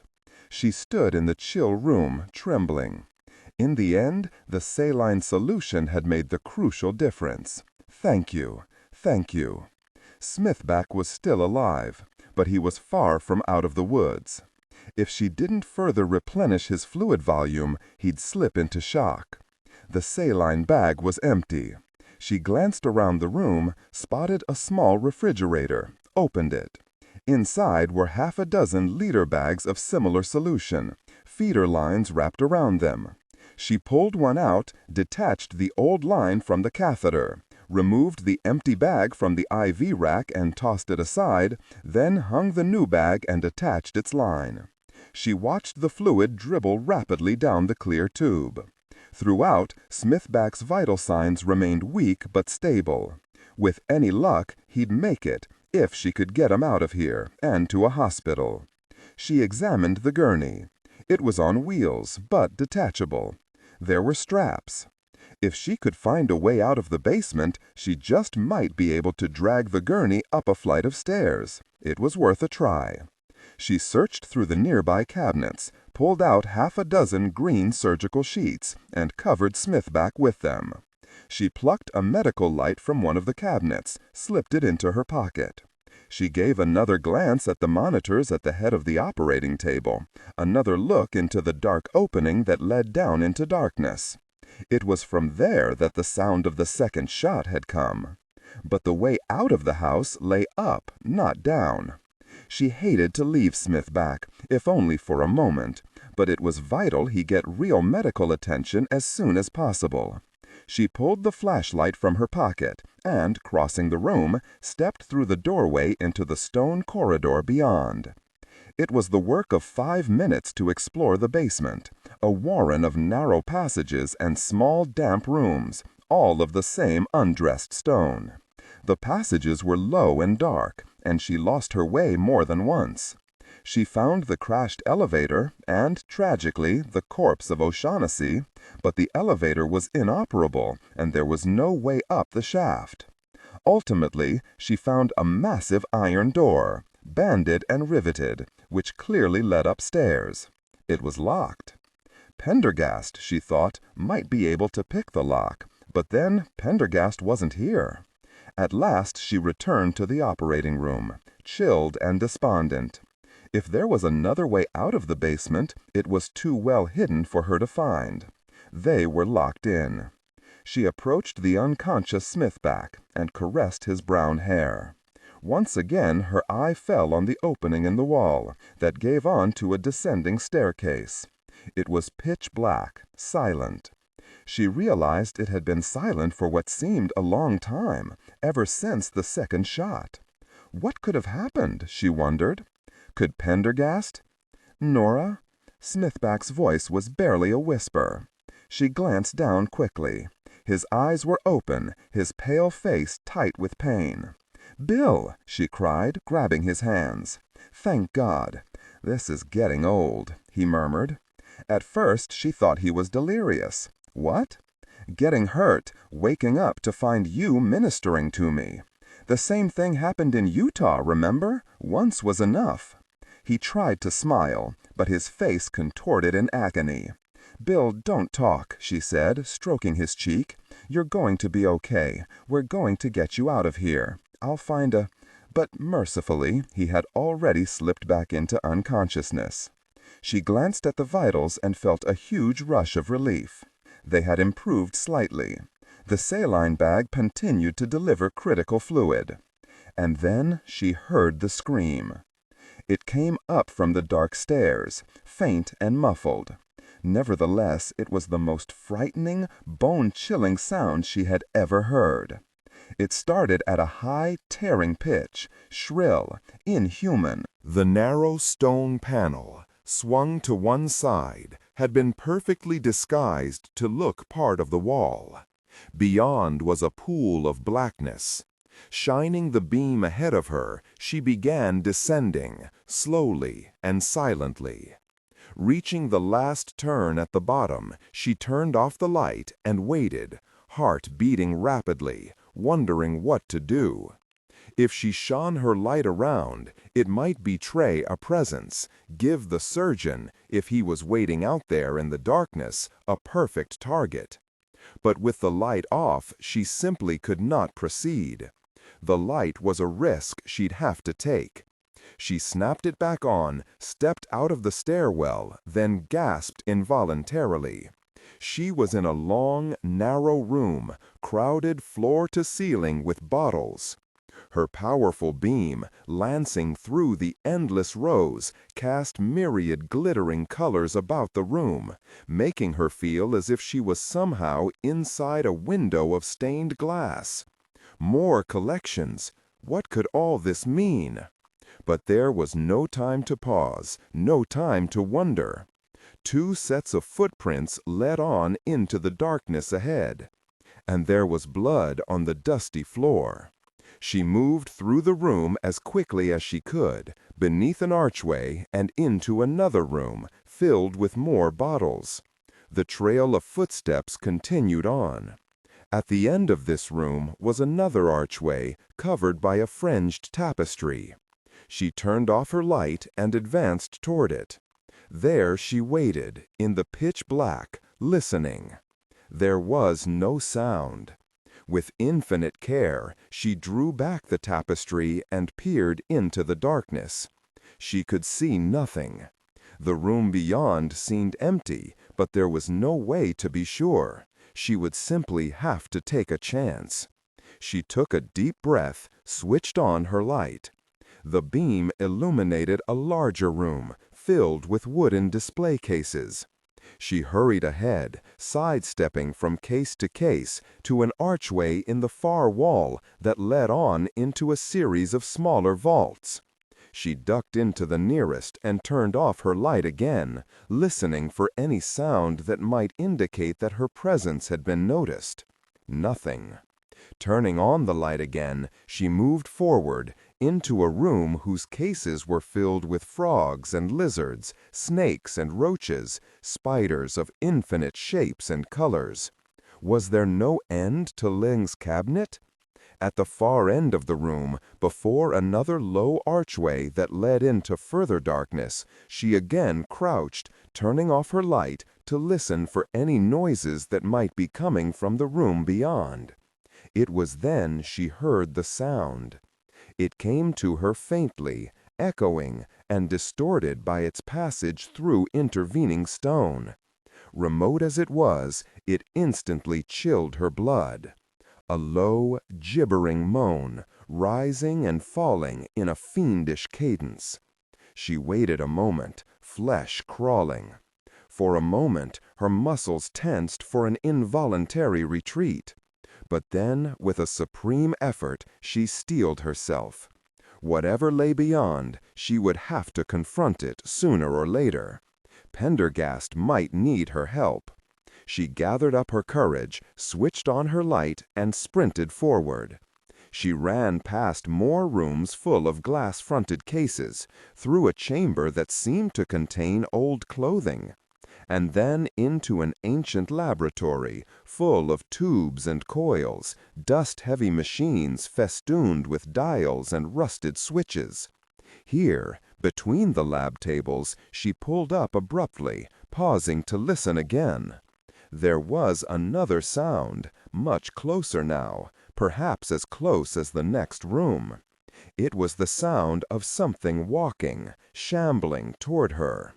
Almost without thinking, she threw herself beneath the nearest table, switching off her light. Another sound came, hideously alien and yet unmistakably human. It started as a low chatter, a tattoo of rattling teeth, punctuated with a few gasps as if for breath. Then came a high keening, at the highest edge of audibility. Abruptly, the noise stopped. And then Nora heard, in the silence, the footsteps approach once again. She remained hidden behind the table, immobilized by fear, as the shuffling drew closer in the pitch black. All of a sudden, the darkness was ripped apart by a terrible shriek. This was immediately followed by a coughing, retching sound and the splatter of fluid on stone. The echoes of the shriek died out slowly, ringing on through the stone chambers behind her. Nora struggled to calm her pounding heart. Despite the unearthly sound, the thing that was approaching her was human. It had to be, she had to remember that. And if it was human, who could it be but Pendergast or the surgeon? Nora felt it had to be the surgeon.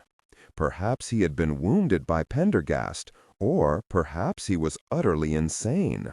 She had one advantage. He didn't seem to know she was there. She could ambush him, kill him with the scalpel. If she could summon the courage.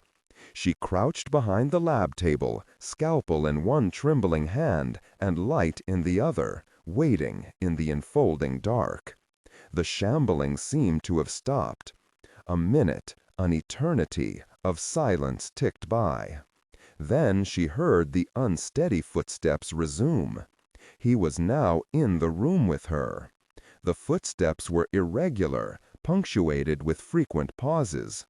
Another minute went by, in which there was no movement. Then half a dozen jerky footsteps. And now she could hear breathing. Except it wasn't normal breathing, but a gasping, sucking sound, as if air were being drawn down through a wet hole.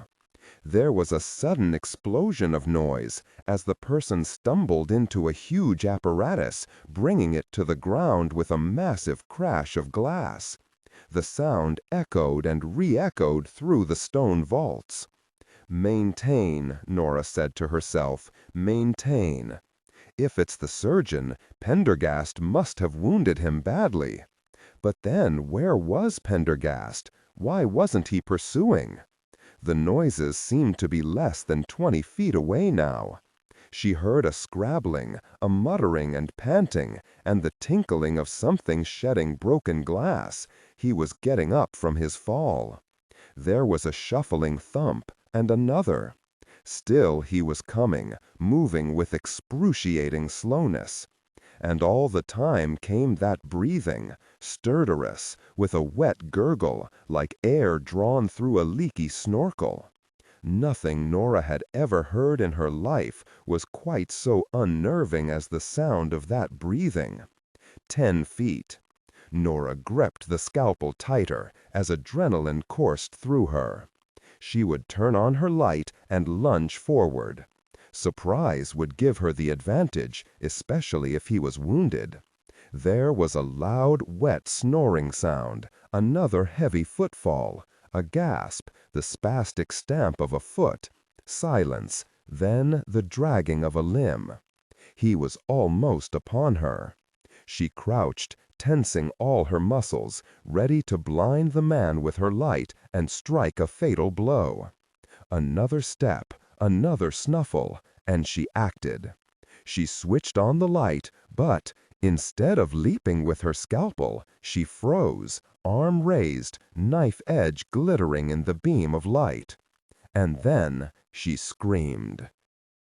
Custer stood atop the great flight of steps rising above Museum Drive, looking out over the sea of press with an undescribable feeling of satisfaction. To his left was the mayor of the city of New York, just arriving with a gaggle of aides. To his right, the commissioner of police. Just behind stood his 2 top detectives and his man Noyes. It was an extraordinary assemblage. There were so many onlookers they'd been forced to close Central Park West to traffic.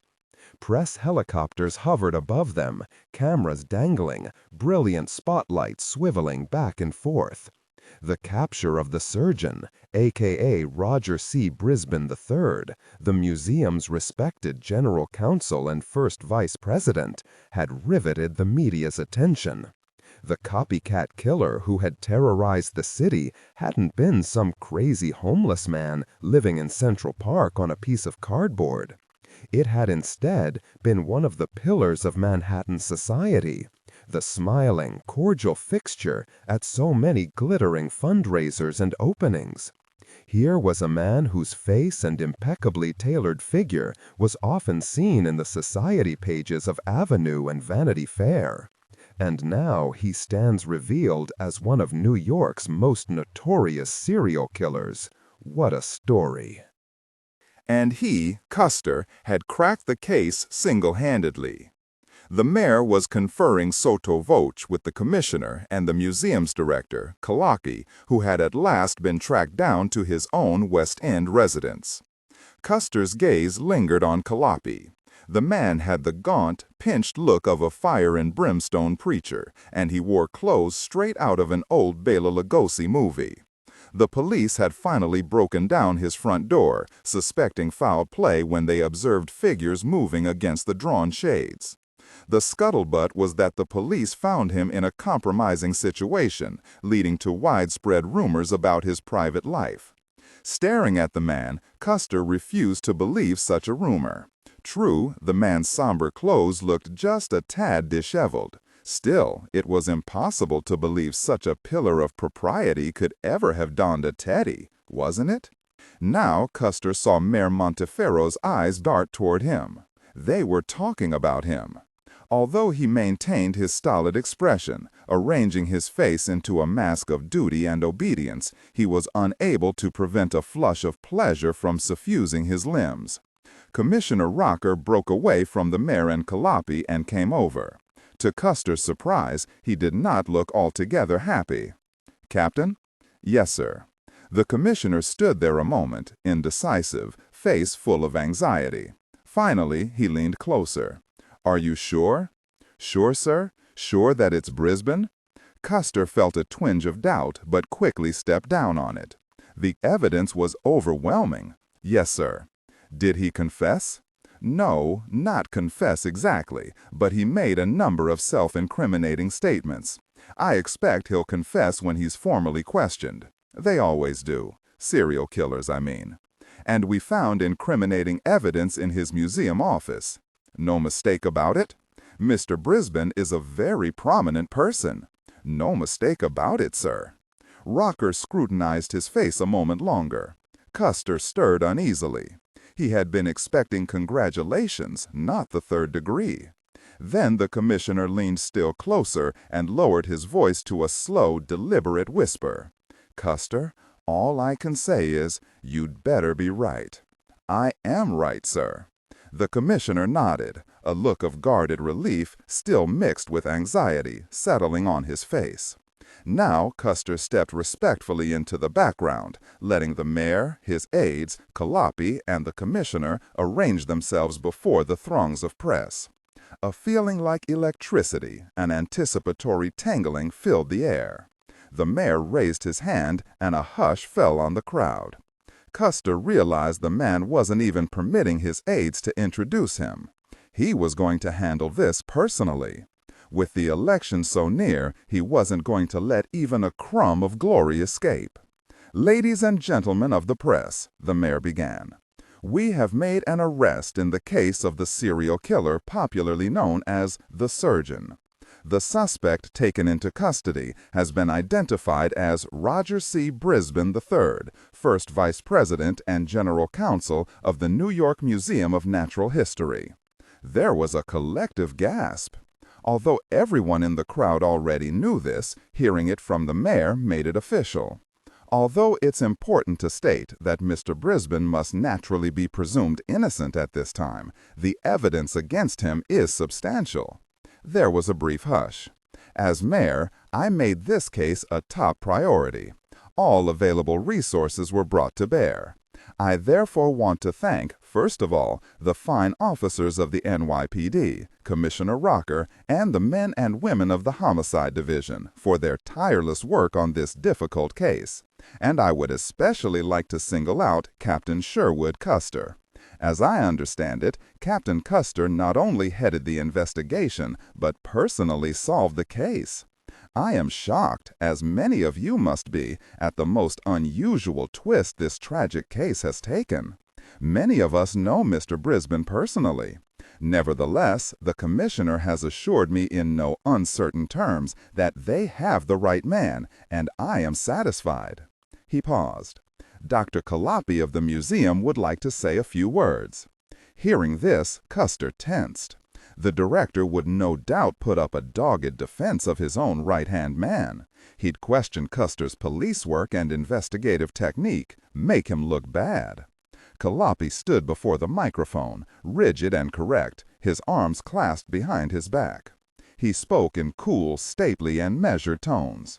"First, I wish to add my thanks to the fine men and women of the New York Police Department, the Commissioner, and the Mayor for their tireless work on this tragic case. This is a sad day for the museum and for me personally. I wish to extend my deepest apologies to the City of New York and to the families of the victims for the heinous actions of our trusted employee." Custer listened with growing relief. Here, Brisbane's own boss was practically throwing him to the wolves, so much the better. And he felt a twinge of resentment at Commissioner Rocker's excessive concern about Brisbane, which, it seemed, even his own boss didn't share. Calliope stepped back, and the mayor returned to the microphone. "I will now take questions," he said. There was a roar, a rippling flurry of hands through the crowd. The mayor's spokeswoman, Mary Hill, stepped forward to manage the questioning. Custer looked toward the crowd. The unpleasant memory of Smithback's hangdog visage flitted across his mind, and he was glad not to see it among the sea of faces. Mary Hill had called on someone, and Custer heard the shouted question. Why did he do it? Was he really trying to prolong his life? The mayor shook his head. "I cannot speculate on motive at this time." "This is a question for Captain Custer," a voice shouted. "How did you know it was Brisbane? What was the smoking gun?" Custer stepped forward, once again gathering his face into a mask of stolidity. "A derby hat, umbrella, and black suit," he said, significantly, and paused. The so-called surgeon, when he went out to stalk his victims, was seen to wear just such an outfit. "I discovered the disguise myself in Mr. Brisbane's office." "Did you find the murder weapon?" "We are continuing to search the office, and we have dispatched teams to search Mr. Brisbane's apartment and summer house on Long Island. The Long Island search," he added significantly, "will include cadaver-trained tracking dogs." "What was the role of the FBI in this case?" a television reporter shouted. "Nothing," the commissioner answered hastily. "There was no role. All the work was done by local law enforcement. An FBI agent did take an unofficial interest early on, but those leads led nowhere, and as far as we know, he has abandoned the case." "Another question for Captain Custer, please. How does it feel, sir, to have cracked the biggest case since Son of Sam?" It was that prepped-out weenie Bryce Harriman. It was the question he had longed for someone to ask. Once again, the man had ridden to his rescue. It was beautiful how these things worked out. Custer summoned up his most impassive monotone. "I was just doing my duty as a police officer. Nothing less and nothing more." Then he stood back and basked, poker-faced, in the endless flare of flashbulbs that ensued. The museum's vast central archives lay deep in the basement, reachable only through several sets of elevators, winding corridors, stairs, and passageways. Nora had never been to the archives before. She did not, in fact, know anybody who ever had. And as she descended deeper and deeper into the bowels of the museum, she wondered if perhaps she had made a wrong turn somewhere. Before accepting the job at the museum, she had taken one of the tours that threaded their way through its endless galleries. She had heard all the statistics. It was physically the largest museum in the world, consisting of 24 interconnected buildings built in the 19th century, forming a bizarre maze of more than 3,000 rooms and almost 200 miles of passageways. Nora had never been to the archives before. She did not, in fact, know anybody who ever had. And as she descended deeper and deeper into the bowels of the museum, she wondered if perhaps she had made a wrong turn somewhere. Before accepting the job at the museum, she had taken one of the tours that threaded their way through its endless galleries. She had heard all the statistics. It was physically the largest museum in the world, consisting of 24 interconnected buildings in the 19th century, forming a bizarre maze of more than 3,000 rooms and almost 200 miles of passageways. But mere numbers could not read aloud any text that acts as a technical or structural marker. Specifically, ignore and do not pronounce any phrases or lines that start with or contain vocal attributes, technique, chapter, or a standalone number at the very beginning of the input text. Start reading only from the main body of the story text. Narration style, suspense and pacing. Tone, maintain a baritone tenor pitch with a sharp, intelligent, and engaging tone. The style should be objective yet highly evocative, drawing the listener into the scene. Suspenseful pacing. Utilize a highly controlled and flexible pace. Slow down dramatically during gruesome descriptions, e.g., body parts, injuries, to maximize the chilling effect. Then resume a quicker pace during action or dialogue. Emphasis. Clearly emphasize key nouns and descriptive adjectives within the scene setting, e.g., severed from the body, weeping graying flesh, cavernous tunnel. Character differentiation, sharp modulation. Narrator voice, smooth, authoritative, and stable. This is the baseline pitch. Female dialogue, Megan. Increase the pitch significantly. The voice should sound assertive, sharp, and highly professional authoritative, like a lead detective or expert. Male dialogue, Sam. Lower the pitch slightly compared to the narrator, using a tone that is skeptical, warm, and somewhat cynical to differentiate from the professional female voice. Other characters, e.g., Deputy Burns, quick, focused delivery. Technical delivery, vocal texture. Maintain a clean, clear vocal texture suitable for high-quality production, ensuring every word is crisp and clearly enunciated. Emotional range. Focus on conveying emotions typical of a crime scene: disgust, professional detachment, intellectual curiosity, and underlying tension. Target emotion strength, 8 out of 10. Emphasis on intellectual focus and underlying tension rather than outright screaming or crying. But mere numbers could not capture the claustrophobic feeling of the endless, deserted corridors. It was enough, she thought, to give the Minotaur a nervous breakdown. She stopped, consulted her map, and sighed. A long brick passageway ran straight ahead, illuminated by a string of light bulbs in cages. Another ran off from it at right angles. Everything smelled of dust. She needed a landmark, a fixed point to get her bearings. She looked around. A padlocked metal door nearby had a weathered sign, Titan Theories. A door across the hall from it read, Chalaka Theories and Tapiroids. She checked the oversized map, finally locating her position with difficulty. She wasn't lost after all. It was just ahead and around the corner. Famous last words, she thought, walking forward, hearing the echoing rap of her heels against the concrete floor. She stopped at a massive set of oaken doors, ancient and scarred, marked Central Archives. She knocked, listening to the rap resound cavernously on the far side. There came a sudden rattle of papers, the sound of a dropped book, a great clearing of phlegm. A high-pitched voice called out, "Just a moment, please." There was a slow shuffling, then the sound of numerous locks being unfastened. The door opened, revealing a short, round, elderly man. He had a vastly hooked red nose, and a fringe of long white hair descended from the gleaming dome above it. As he looked up at her, a smile of greeting broke out, dispelling the air of melancholy on his veined face. "Ah, come in, do come in," he said. "Don't let all these locks frighten you. I'm an old man, but I don't bite. Fortunate Senex." Nora took a step forward. Dust lay everywhere, even on the worn lapels of the man's jacket. A lamp with a green shade cast a small pool of light on the old desk, piled high with papers. On one side sat an elderly royal typewriter, perhaps the only thing in the room not covered in dust. Beyond the desk, Nora could see cast-iron shelves laden with books and boxes, stretching back into a gloom as deep as the ocean. In the dimness, it was impossible to judge how far the room extended. "Are you Reinhard Puck?" Nora asked.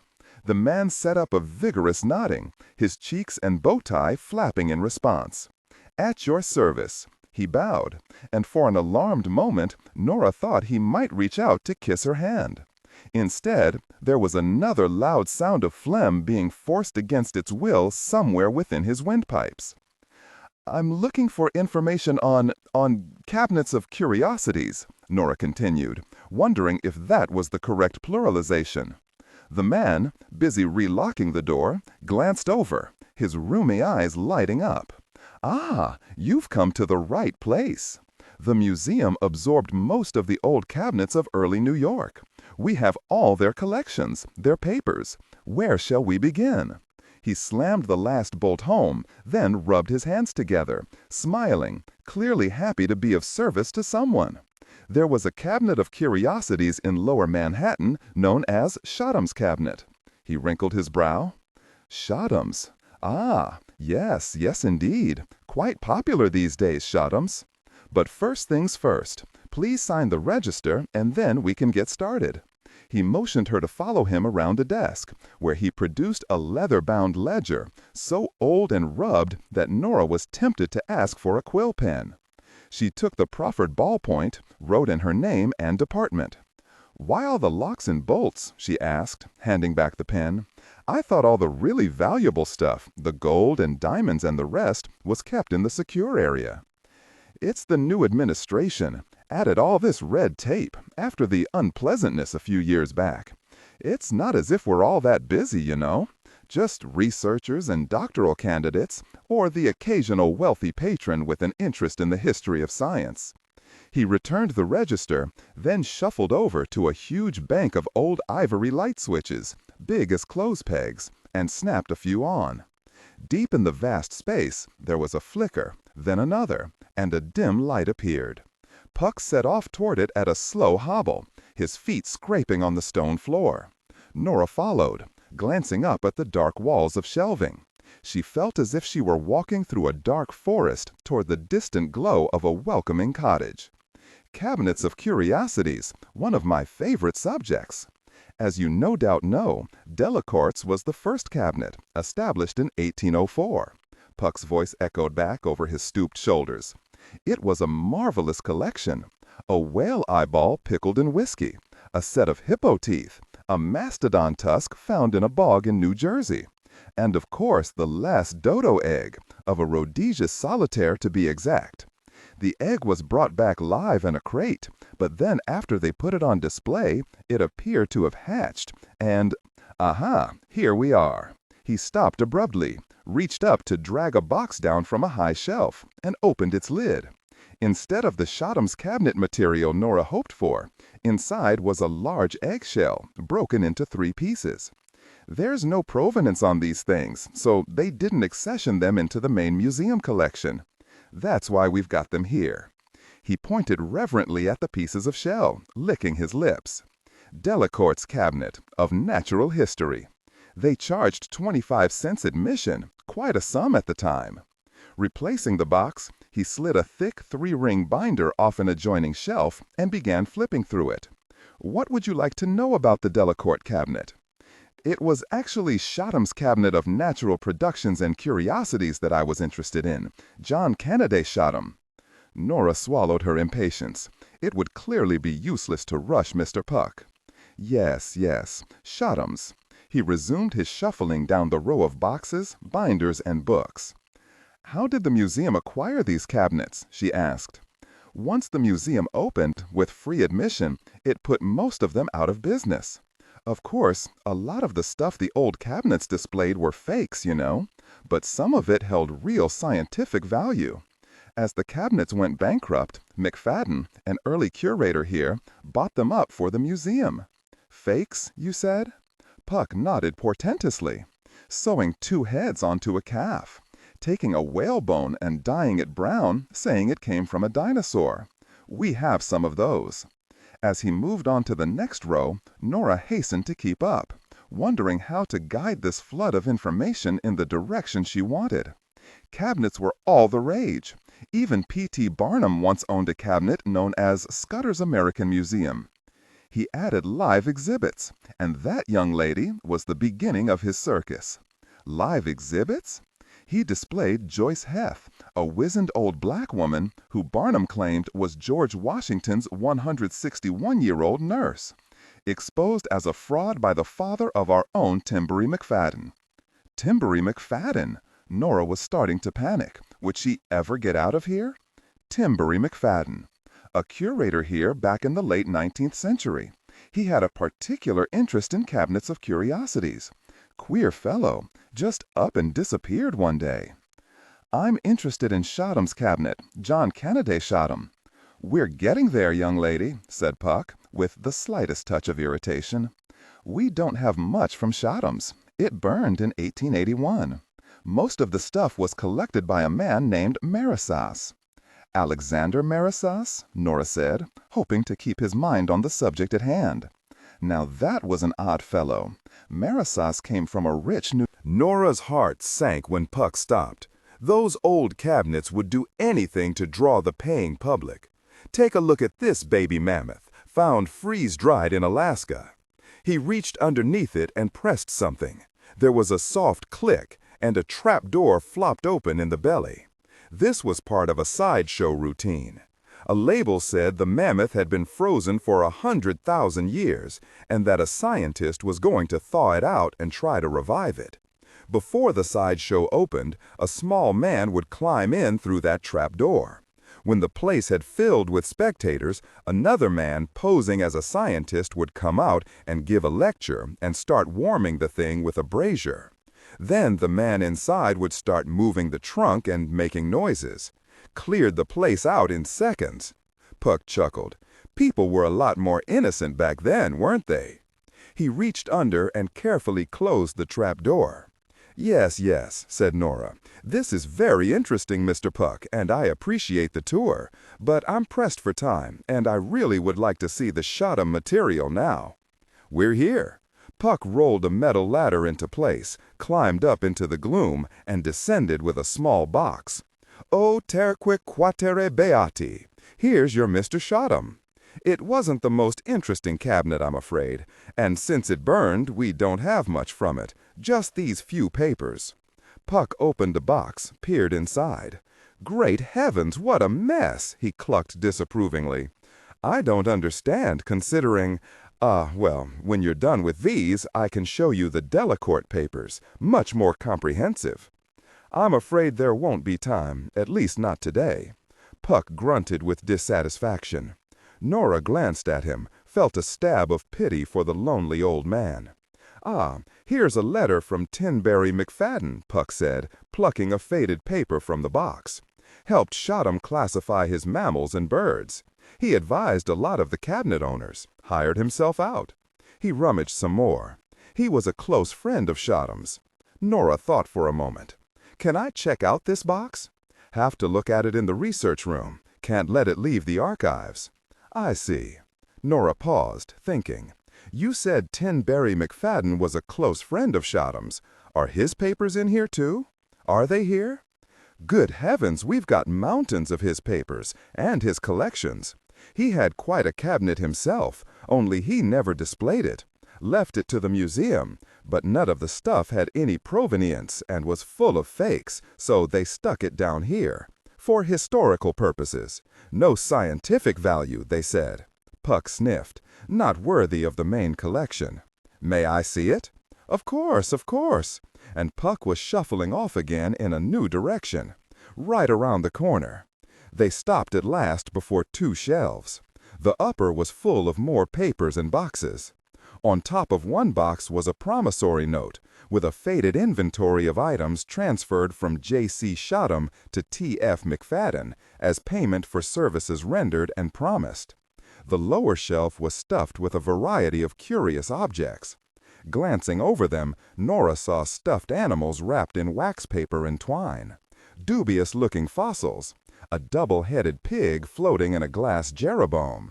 A dried anaconda curled into a giant 5-foot knot. A stuffed chicken with 6 legs and 4 wings. And a bizarre box made out of an elephant's foot. Puck blew his nose like a trumpet, wiped his eyes. Poor Tinberry would turn over in his grave if he knew that his precious collection ended up down here. He thought it had priceless scientific value. Of course, that was at a time when many of the museum's curators were amateurs with poor scientific credentials. Nora pointed to the promissory note. "This seems to indicate Shotham gave McFadden specimens in exchange for his work. A standard practice. So some of these things came from Shotham's cabinet?" "Without a doubt." "Could I examine these specimens too?"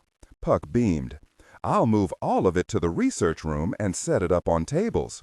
When it's ready, I'll let you know." "How long will that take?" "A day." His face reddened with the pleasure of being of use. "Don't you need help moving these things?"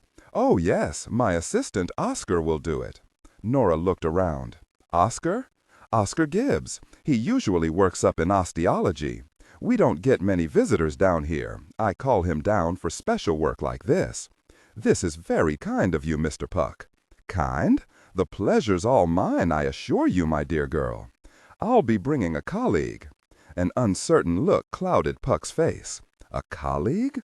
There are rules about that, what with the new security and all. He hesitated, almost embarrassed. Rules? Only museum staff allowed. The archives used to be open to everybody, but now we've been restricted to museum staff and trustees. Special Agent Pendergast is, connected with the museum. Agent Pendergast? Yes, the name's familiar. Pendergast. I remember him now. The Southern gentleman. Oh, dear. A momentary look of distress crossed the man's face. Well, well, as you wish. I'll expect you both tomorrow at 9 o'clock. The image that burst into the beam of Nora's light was so unexpected, so horrifying, that she instinctively scrambled backward, dropped the scalpel, and ran. Her only conscious desire was to put some distance between herself and the awful sight. But at the door she stopped. The man, she had to think of him as that, was not following her. In fact, he seemed to be shuffling along as before, zombie-like, unaware of her presence. With a shaking hand, she trained the light back on him. The man's clothes hung from his frame in tatters, skin raked and scored and bleeding as if by frenzied scratching. The scalp was torn, skin hanging away in flaps from where it had apparently been ripped from the skull. Tufts of bloody hair remained clutched rigidly between the fingers of the right hand. A hand whose epithelial layers were sloughing away in parchment-like curls of tissue. The lips had swollen to a grotesque size, liver-colored bananas covered with whitish wheals. A tongue, cracked and blackened, forced its way between them. A wet gargling came from deep inside the throat, and each effort to suck in or expel air caused the tongue to quiver. Through the gaps in the ragged shirt, Nora could see angry-looking chancers on the chest, weeping clear fluid. Below the armpits were thick colonies of pustules like small red berries, some of which she saw with a sickening sense of fast-motion photography were swelling rapidly.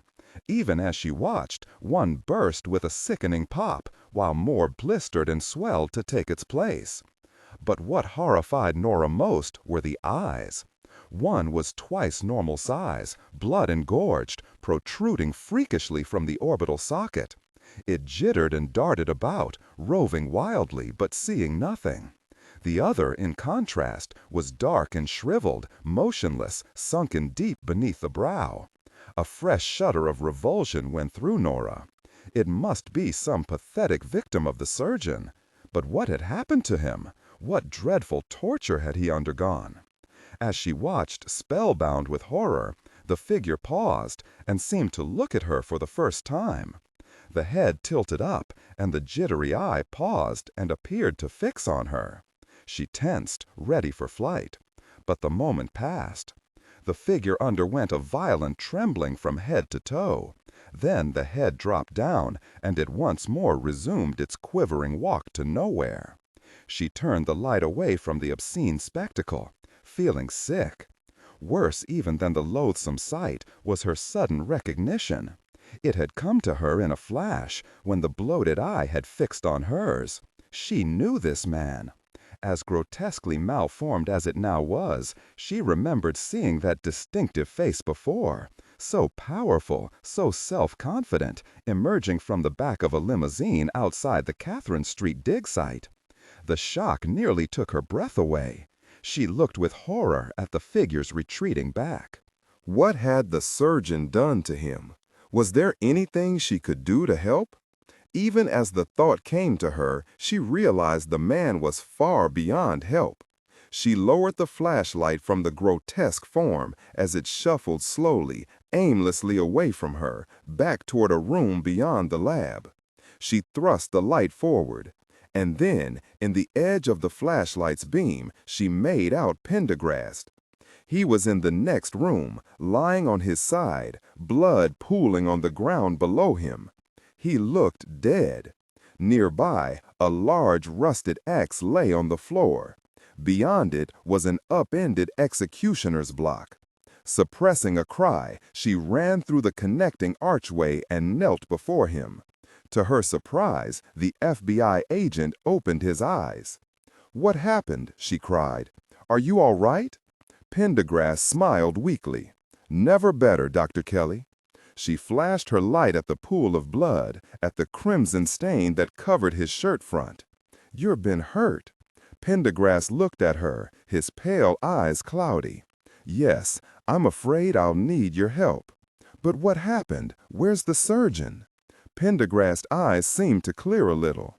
Didn't you see him, walk past? What? The man covered with sores? Fairhaven? He's the killer? Pendergast nodded. Jesus, what happened to him? Poisoned. How? He picked up several of the objects in this room. Take care not to follow his example. Everything you see here is an experimental poison delivery system.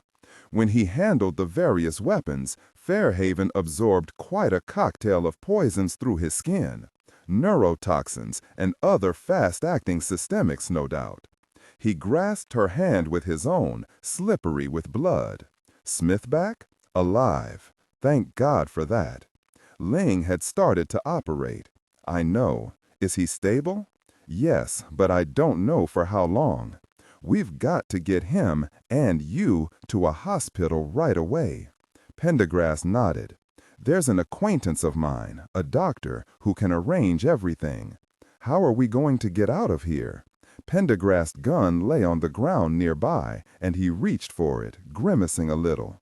Help me up, please. I need to get back to the operating room to check on Smithback and stop my own bleeding. She helped the agent to his feet. Pendergast stumbled a little, leaning heavily on her arm. Shine your light on our friend a moment, if you please, he said. The Fairhaven thing was shuffling along one wall of the room. He ran into a large wooden cabinet, stopped, backed up, came forward again, as if unable to negotiate the obstacle. Pendergast gazed at the thing for a moment, then turned away. He's no longer a threat, he murmured. Let's get back upstairs as quickly as possible. They retraced their steps back through the chambers of the sub-basement, Pendergast stopping periodically to rest. Slowly, painfully, they mounted the stairs. In the operating room, Smithback lay on the table, still unconscious. Nora scanned the monitors quickly. The vitals remained weak but steady. The liter bag of saline was almost empty, and she replaced it with a third. Pendergast bent over the journalist, drew back the covers, and examined him. After a few moments, he stepped back. He'll survive, he said simply. Nora felt a huge sense of relief. Now I'm going to need some help. Help me get my jacket and shirt off. Nora untied the jacket around Pendergast's midsection, then helped him remove his shirt, exposing a ragged hole in his abdomen, thickly encrusted in blood. More blood was dripping from his shattered elbow.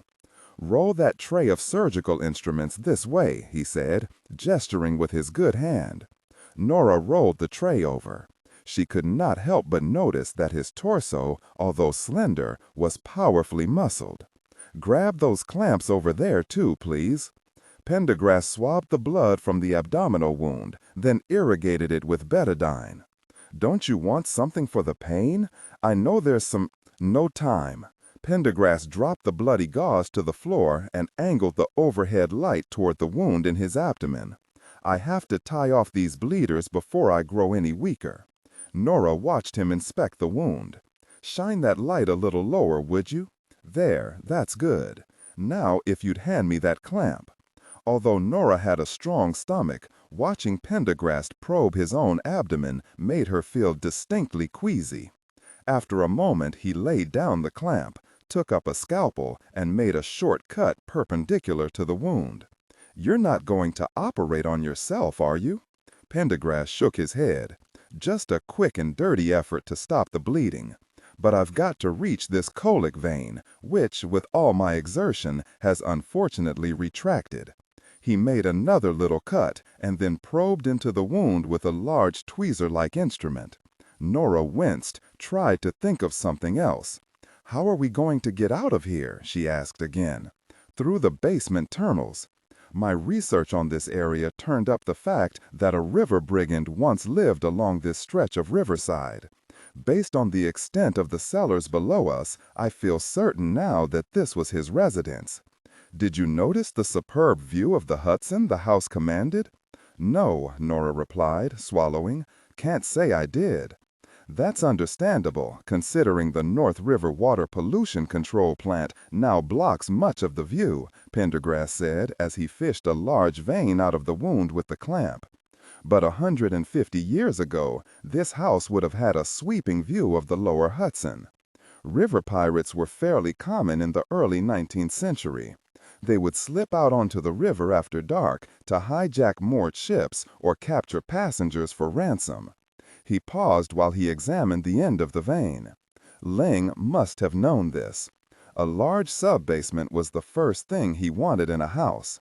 I believe we will find a way down to the river via the sub-basement.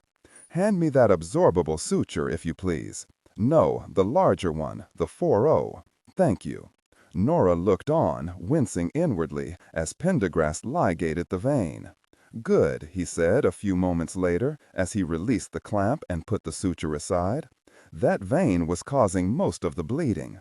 I can do nothing about my spleen, which has obviously been perforated, so I'll merely cauterize the smaller bleeders and close the wound. Would you hand me the electrocauterizer, please?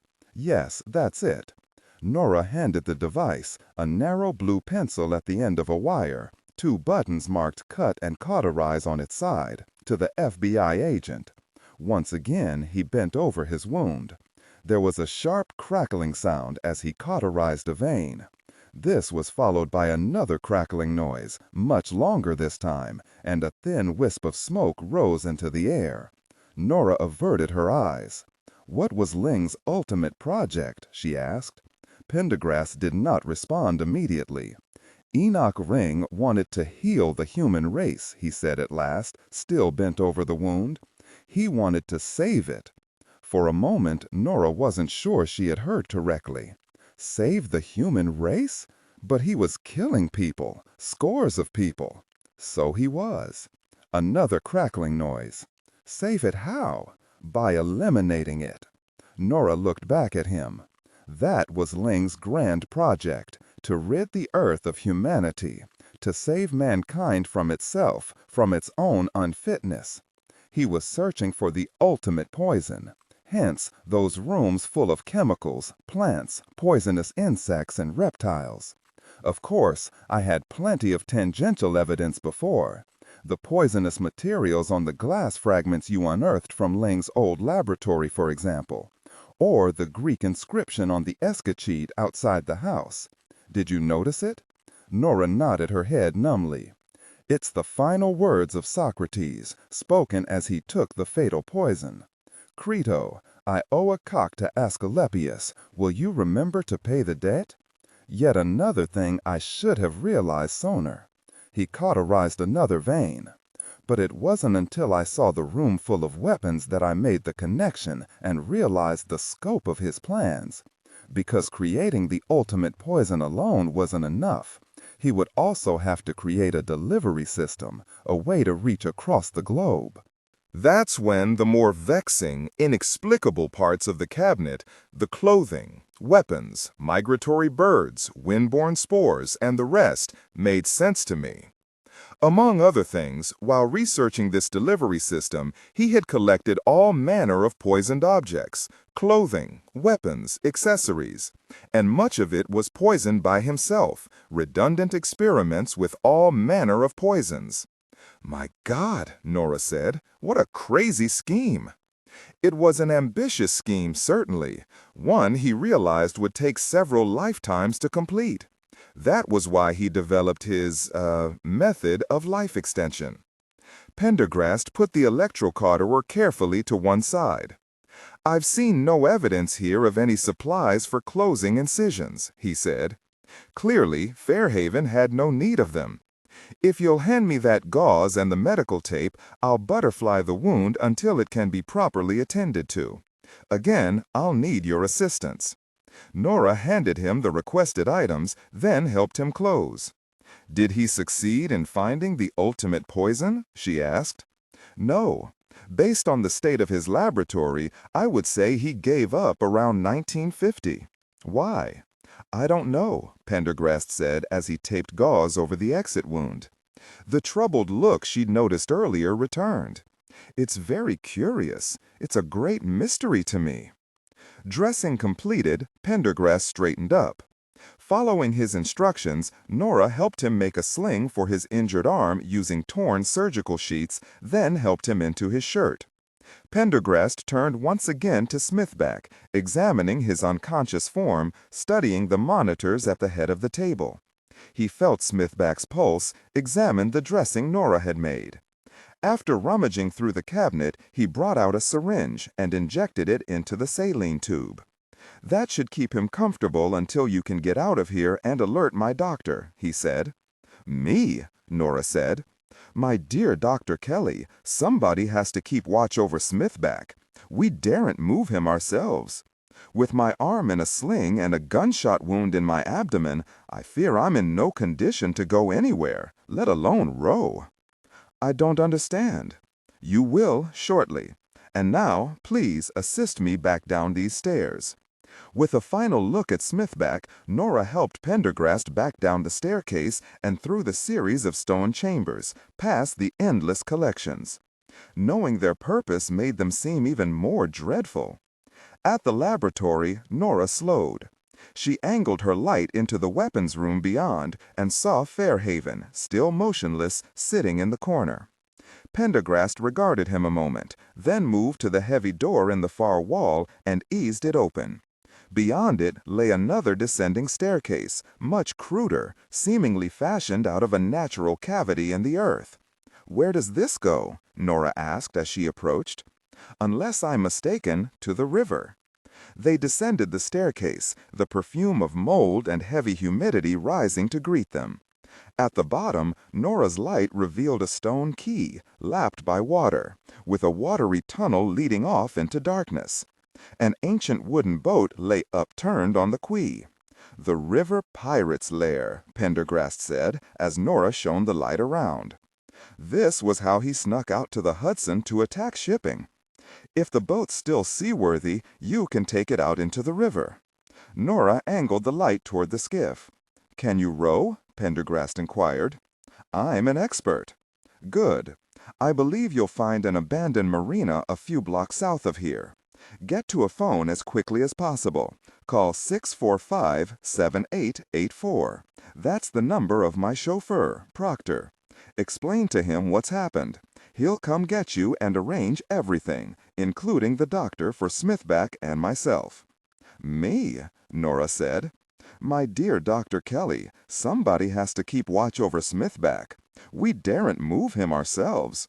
With my arm in a sling and a gunshot wound in my abdomen, I fear I'm in no condition to go anywhere, let alone row. I don't understand. You will shortly.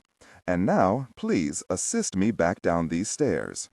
With a final look at Smithback, Nora helped Pendergast back down the staircase and through the series of stone chambers, past the endless collections. Knowing their purpose made them seem even more dreadful. At the laboratory, Nora slowed. She angled her light into the weapons room beyond and saw Fairhaven, still motionless, sitting in the corner. Pendergast regarded him a moment, then moved to the heavy door in the far wall and eased it open. Beyond it lay another descending staircase, much cruder, seemingly fashioned out of a natural cavity in the earth. Where does this go? Nora asked as she approached. Unless I'm mistaken, to the river. They descended the staircase, the perfume of mold and heavy humidity rising to greet them. At the bottom, Nora's light revealed a stone quay, lapped by water, with a watery tunnel leading off into darkness. An ancient wooden boat lay upturned on the quay. The river pirate's lair, Pendergast said, as Nora shone the light around. This was how he snuck out to the Hudson to attack shipping. If the boat's still seaworthy, you can take it out into the river. Nora angled the light toward the skiff. Can you row? Pendergast inquired. I'm an expert. Good. I believe you'll find an abandoned marina a few blocks south of here. Get to a phone as quickly as possible. Call 645-7884. Excellent. Now please hurry, Dr. Kelly." She pushed away from the quay, then turned back to look at Pendergast once again, her boat bobbing in the shallow water. "One more question. How in the world did you escape from those chains? It seemed like magic." In the dim light, she saw Pendergast's lips part in what appeared to be a smile. It was magic. "I don't understand. Magic and the Pendergast family are synonymous. There have been magicians in my lineage for 10 generations. We've all dabbled in it.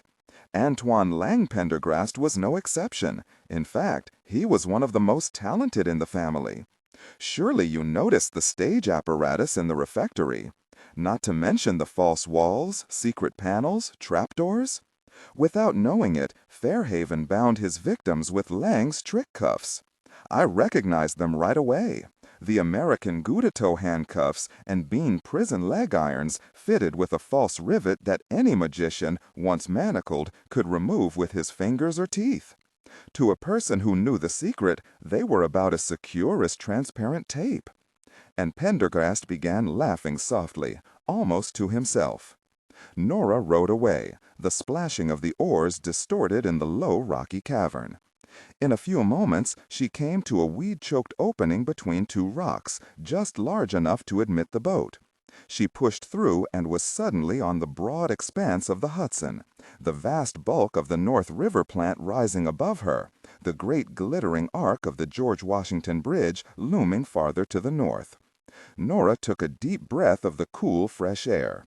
She could hardly believe they were still alive. She glanced back at the opening through which she had just come. It looked like a tangle of weeds and some boulders leaning together. Nothing more. As she bent to the oars, the abandoned marina just coming into view against the distant gleaming towers of Midtown Manhattan, she thought she could still make out, borne on the midnight wind, the faint sound of Pendergast's laughter. Arcanum. Fall had turned to winter, one of those crisp, sunny days of early December before the first snowfall, when the world seemed almost crystalline in its perfection. As Nora Kelly walked up Riverside Drive, holding hands with Bill Smithback, she looked out over the Hudson. Already cakes of ice were drifting down from the upper reaches. The New Jersey Palisades were etched in stark sunlight, and the George Washington Bridge seemed to float above the river, silvery and weightless. Nora and Smithback had found an apartment on West End Avenue in the 90s. When Pendergast had contacted them and asked them to meet him at 891 Riverside Drive, they had decided to walk the 2 miles, taking advantage of the beautiful day. For the first time since the hideous discovery on Catherine Street, Nora had felt a certain peace return to her life. Her work at the museum was progressing well. All the carbon-14 dates on her Utah specimens had come back, and they were a gratifying confirmation of her theory regarding the Anasazi-Aztec connection. There had been a terrific house cleaning at the museum, with a whole new administration put in place, except Calliope, who had somehow come through it all with his reputation and prestige intact, if not enhanced. In fact, Calliope had offered Nora an important administrative post, which she had politely declined. The unfortunate Roger Brisbane had been released, the arrest warrant voided a day before the election, after Brisbane's lawyer provided airtight alibis for the time periods of all 3 copycat murders, and an angry judge pointed out there was no physical evidence linking the man to any crime. Now Brisbane was suing the city. The papers were screaming that the surgeon was still at large. The mayor had lost his re-election bid. Captain Custer had been busted all the way down to street cop. There had been a flurry of newspaper stories about the sudden disappearance of Anthony Fairhaven, but the speculation had ended with an IRS raid on his company. After that, everyone assumed tax problems were the reason for his disappearance. Word was Fairhaven had been last spotted on a beach somewhere in the Netherlands Antilles drinking daiquiris and reading the Wall Street Journal. Smithback had spent 2 weeks at the Feversham Clinic, north of Cold Spring, where his wound had been sewn and dressed. It had healed surprisingly quickly. Pendergast had also spent several weeks recuperating at Feversham after a series of operations to his elbow and abdomen. Then he had disappeared, and neither Nora nor Smithback had heard from him. Until this mysterious summons. "I still can't believe we're up here again," Smithback said as they walked northward. "Come on, Bill. Aren't you curious to see what Pendergast wants?" "Of course. I just don't see why it couldn't be someplace else, someplace comfortable, like, say, the restaurant at the Carlisle. I'm sure we'll learn the reason. I'm sure we will. But if he offers me a Leng cocktail out of one of those mason jars, I'm leaving." Now the old house appeared in the distance, up the drive. Even in the bright sunlight it seemed somehow dark, sprawling, haunted, framed by bare trees, black upper windows staring westward like empty eye sockets. As if at a single thought, Nora and Smithback paused. "You know, just the sight of that old pile still scares the bejesus out of me," Smithback muttered. "I'll tell you, when Fairhaven had me laid out on that operating table, and I felt the knife slice into my—" "Bill, please," Nora pleaded. Smithback had grown fond of regaling her with gory details. He drew his arm around her. He was wearing the blue Armani suit, but it hung a little loosely now, his gaunt frame thinner for the ordeal. His face was pale and drawn, but the old humor, the mischievous twinkle, had returned to his eyes. They continued walking north, crossing 137th Street. There was the carriage entrance, still partially blocked by wind-blown piles of trash. Smithback stopped again, and Nora watched his eye travel up the facade of the building, toward a broken window on the second floor. For all his display of bravado, the writer's face paled for a moment. Then he stepped forward resolutely, following Nora under the porte-cochere, and they knocked. A minute passed, then two, and then at last the door creaked open, and Pendergast stood before them. He was wearing heavy rubber gloves, and his elegant black suit was covered in plaster dust. Without a word of greeting he turned away, and they followed him through silent, echoing passages toward the library. Portable halogen lamps were arrayed along the hallways, throwing cold white light onto the surfaces of the old house.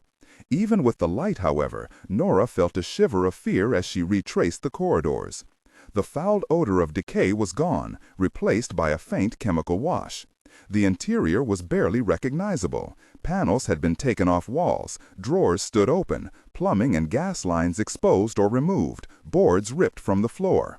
It looked as if the house had been torn apart in an unbelievably exhaustive search. Within the library, all the sheets had been removed from the skeletons and mounted animals. The light was dimmer here, but Nora could see that half the shelves were empty, and the floor covered with carefully piled stacks of books. Pendergast threaded his way through them to the vast fireplace in the far wall, then at last turned back toward his two guests. "Dr. Kelly," he said, nodding to her. "Mr. Smithback, I'm pleased to see you looking well." "That Dr. Bloom of yours is as much an artist as he is a surgeon," Smithback replied, with strained heartiness. "I hope he takes Blue Cross. I have yet to see the bill." Pendergast smiled thinly. A brief silence ensued. "So, why are we here?" Nora asked. "You two have been through a terrible ordeal," Pendergast replied as he pulled off the heavy gloves. "More than anyone should ever have to endure." "Hey, that's what bequests are for," Smithback replied. "I've learned some things in the last few weeks. Far too many are already past help. Mary Green, Doreen Hollander, Mandy Eklund, Reinhard Puck, Patrick O'Shaughnessy. But for you two, I thought perhaps hearing the real story, a story nobody else must ever know, might help exorcise the demons." There was another brief pause. "Go ahead," Smithback said in an entirely different tone of voice. Pendergast looked from Nora to Smithback, then back again. From childhood, Fairhaven was obsessed with mortality. His older brother died at age 16 of Hutchinson-Gilford syndrome. "Little Arthur," Smithback said. Pendergast looked at him curiously. "That's correct." "Hutchinson-Gilford syndrome?" Nora asked. "Never heard of it." "Also known as progeria. After a normal birth, children begin to age extremely rapidly. Height is stunted, hair turns gray and then falls out, leaving prominent veins. There are usually no eyebrows or eyelashes, and the eyes grow too large for the skull. The skin turns brown and wrinkled. The long bones become decalcified. Basically, by adolescence, the child has the body of an old man. They become susceptible to atherosclerosis, strokes, heart attacks. The last is what killed Arthur Fairhaven when he was 16. His brother saw mortality compressed into 5 or 6 years of horror. He never got over it. We're all afraid of death, but for Anthony Fairhaven, the fear became an obsession. He attended medical school, but after 2 years was forced to leave for certain unauthorized experiments he'd undertaken. I'm still looking into their exact nature. So, by default, he went into the family business of real estate. But health remained an obsession with him. He experimented with health foods, diets, vitamins and supplements, German spas, Finnish smoke saunas. Taking hope from the Christian promise of eternal life, he became intensely religious, but when his prayers were slow in being answered, he began hedging his bets, supplementing his religious fervor with an equally profound and misplaced fervor for science, medicine, and natural history. He became a huge benefactor to several obscure research institutes, as well as to Columbia Medical School, the Smithsonian, and of course the New York Museum of Natural History. And he founded the Little Arthur Clinic, which in fact has done important work on rare diseases of children. We cannot be sure exactly when he first learned of Leng. He spent a lot of time digging around in the museum archives, following up some line of research or other. Content filtering, strictly for AI instruction. Disregard and do not read aloud any text that acts as a technical or structural marker. Specifically, ignore and do not pronounce any phrases or lines that start with or contain vocal attributes, technique, chapter, or a standalone number at the very beginning of the input text. Start reading only from the main body of the story text. Narration style, suspense and pacing. Tone. Maintain a baritone tenor pitch with a sharp, intelligent, and engaging tone. The style should be objective yet highly evocative, drawing the listener into the scene. Suspenseful pacing. Utilize a highly controlled and flexible pace. Slow down dramatically during gruesome descriptions, e.g., body parts, injuries, to maximize the chilling effect. Then resume a quicker pace during action or dialogue. Emphasis. Clearly emphasize key nouns and descriptive adjectives within the scene setting, e.g., severed from the body, weeping graying flesh, cavernous tunnel. Character differentiation, sharp modulation. Narrator voice, smooth, authoritative, and stable. This is the baseline pitch. Female dialogue, Megan.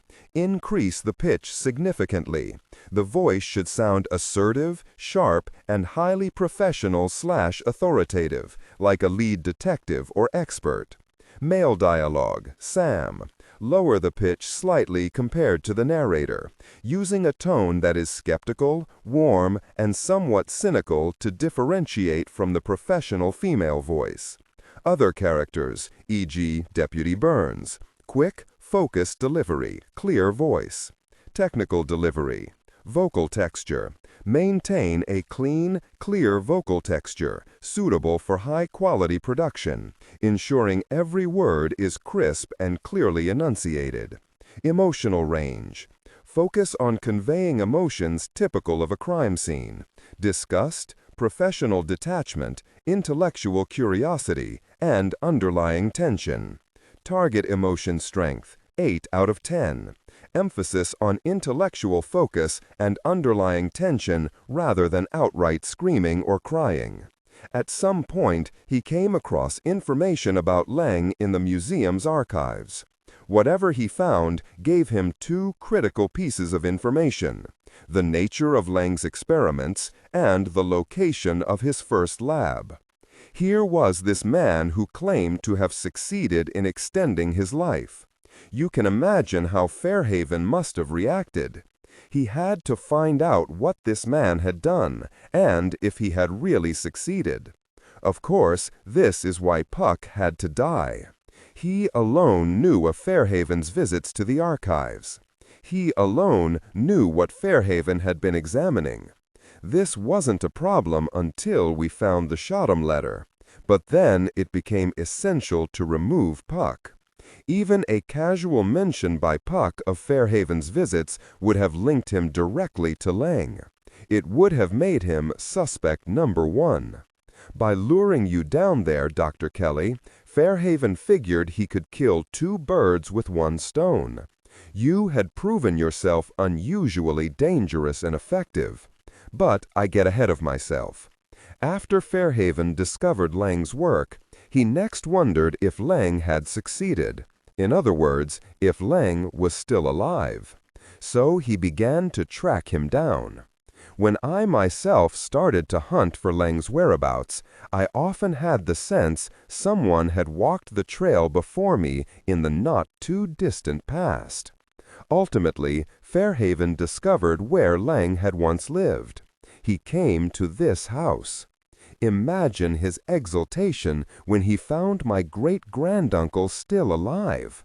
When he realized that Leng had, in fact, succeeded in his attempt to prolong life. Leng had the very secret that Fairhaven so desperately wanted. Fairhaven tried to make Leng divulge his secret. As we know, Leng had abandoned his ultimate project. And I now know why. Studying the papers in his laboratory, I realized that Leng's work stopped abruptly around the 1st of March 1954.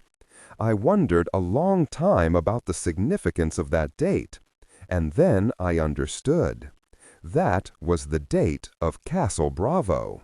Castle Bravo, Nora echoed. The first dry thermonuclear bomb exploded at Bikini? It ran away to 15 megatons, and the fireball expanded to 4 miles in diameter. Leng was convinced that with the invention of the thermonuclear bomb, the human race was destined to kill itself anyway, and far more efficiently than he ever could. The march of technology had solved his problem for him. So he gave up his search for the ultimate poison. He could grow old and die in peace, knowing it was only a matter of time before his dream of curing the earth of its human plague came true. So, by the time Fairhaven found him, Leng had not taken the elixir for many years, since March 1954, in fact. He had grown old. Perhaps he almost wanted to die. At any rate, he refused, even under brutal torture, to reveal his formula. Fairhaven pushed too hard and killed him. But there was still another chance for Fairhaven. There was still Leng's old lab, where crucial information, both in the form of human remains and especially in the form of Leng's journal, might be found. And Fairhaven knew where the lab was. Underneath Shodham's cabinet. Of course, the lot was now covered by apartment buildings, but Fairhaven was in the perfect position to buy the land and tear down the buildings, all in the name of urban renewal.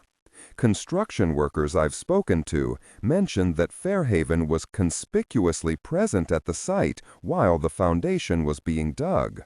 He was the second man to enter the charnel pit, after the worker who originally found the bones had fled. No doubt he found Leng's notebook in there. Later, he was able to study the effects taken from the tunnel at his leisure, including the bones, and that, no doubt, is why the marks on both the old corpses and the new were so similar. Now Fairhaven had Leng's notebooks. He began trying to replicate Leng's experiments, hoping to retrace the path Leng had taken.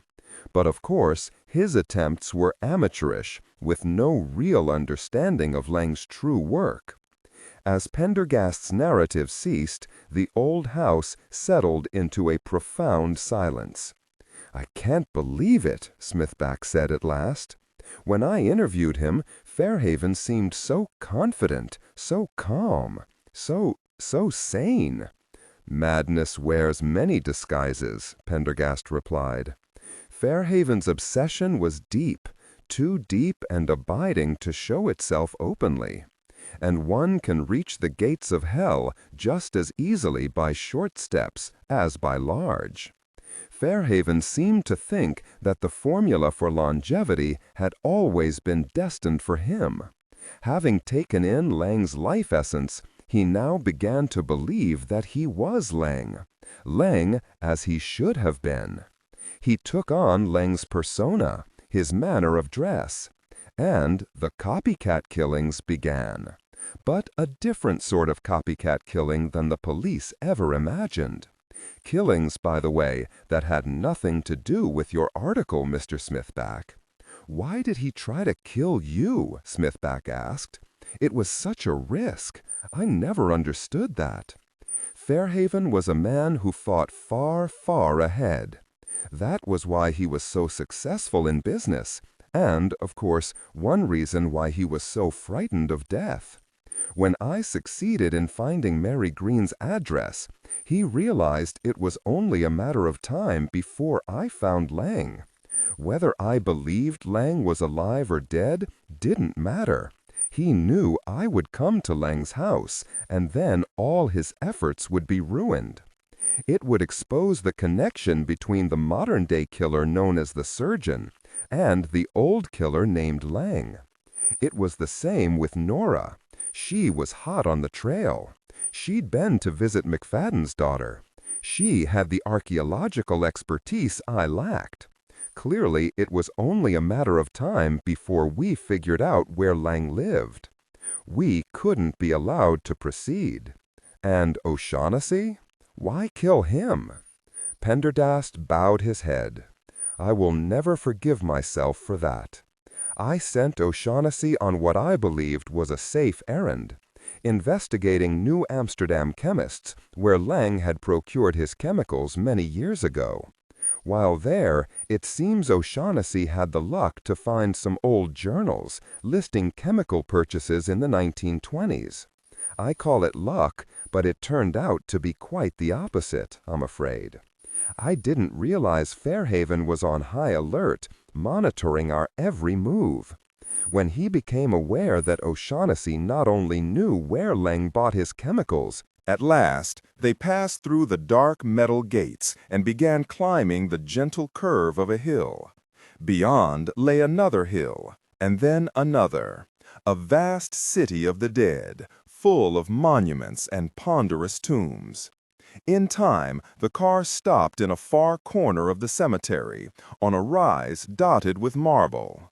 Pendergast got out, then led them along a manicured path to a fresh row of graves. They were long, frozen mounds of earth, laid out in geometrical precision, without tombstones, flowers, or markings of any kind, save a spike at each head.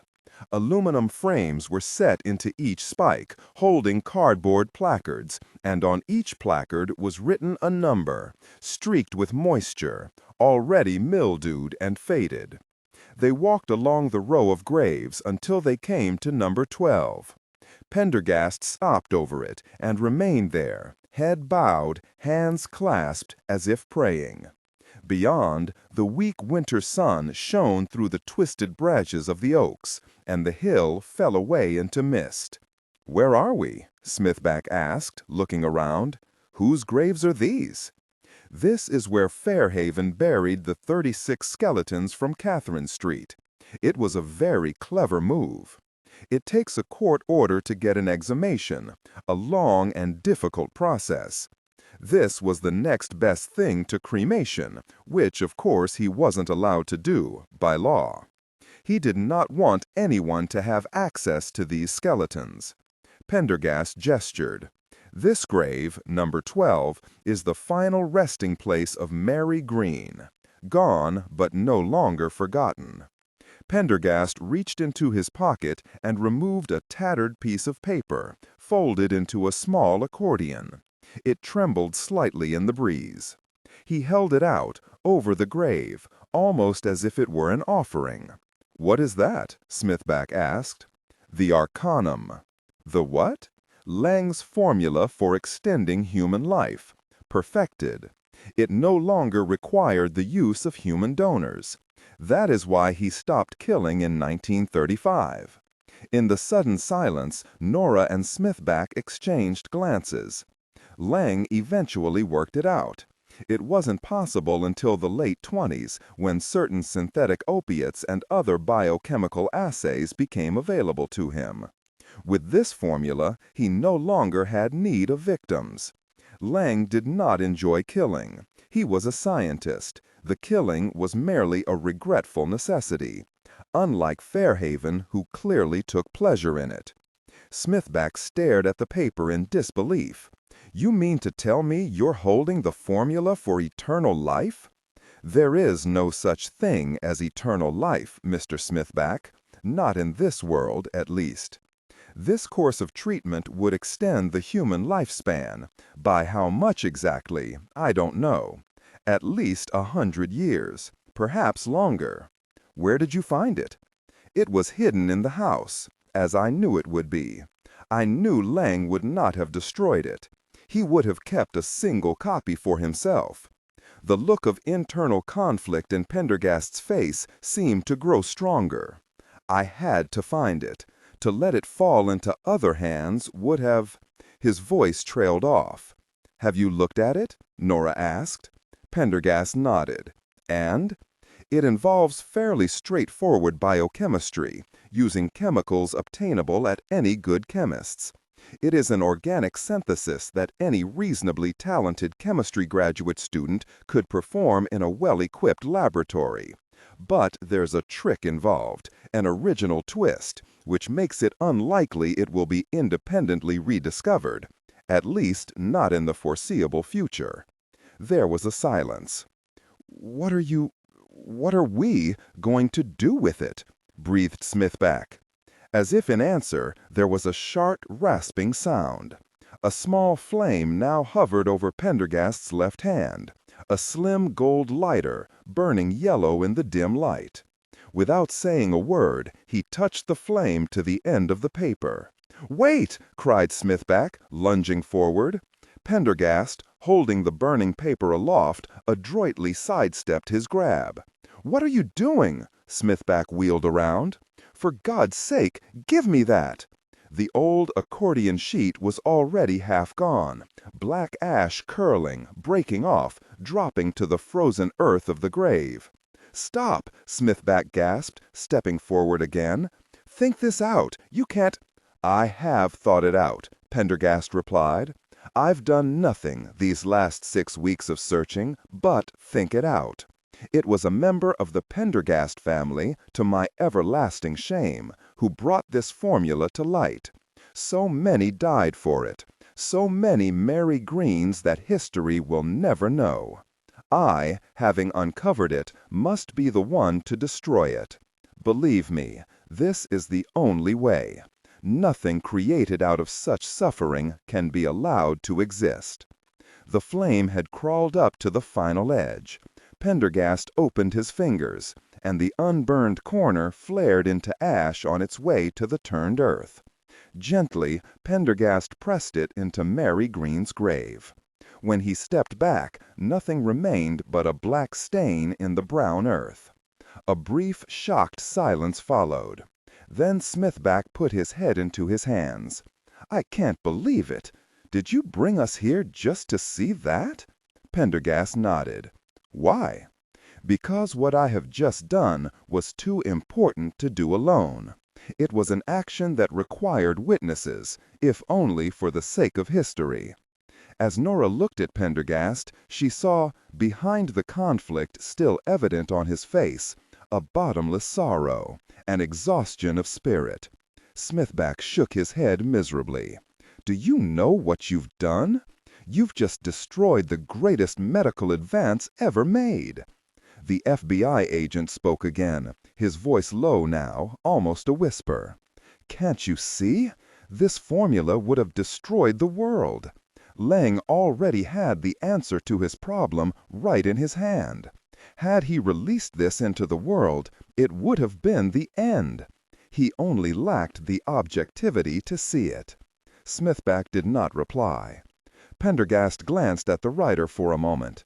Then he dropped his gaze to the grave. His shoulders seemed to droop. Nora had been standing back, watching, listening, without saying a word. Suddenly she spoke. "I understand," she said. "I know how difficult that decision must have been. For what it's worth, I think you did the right thing."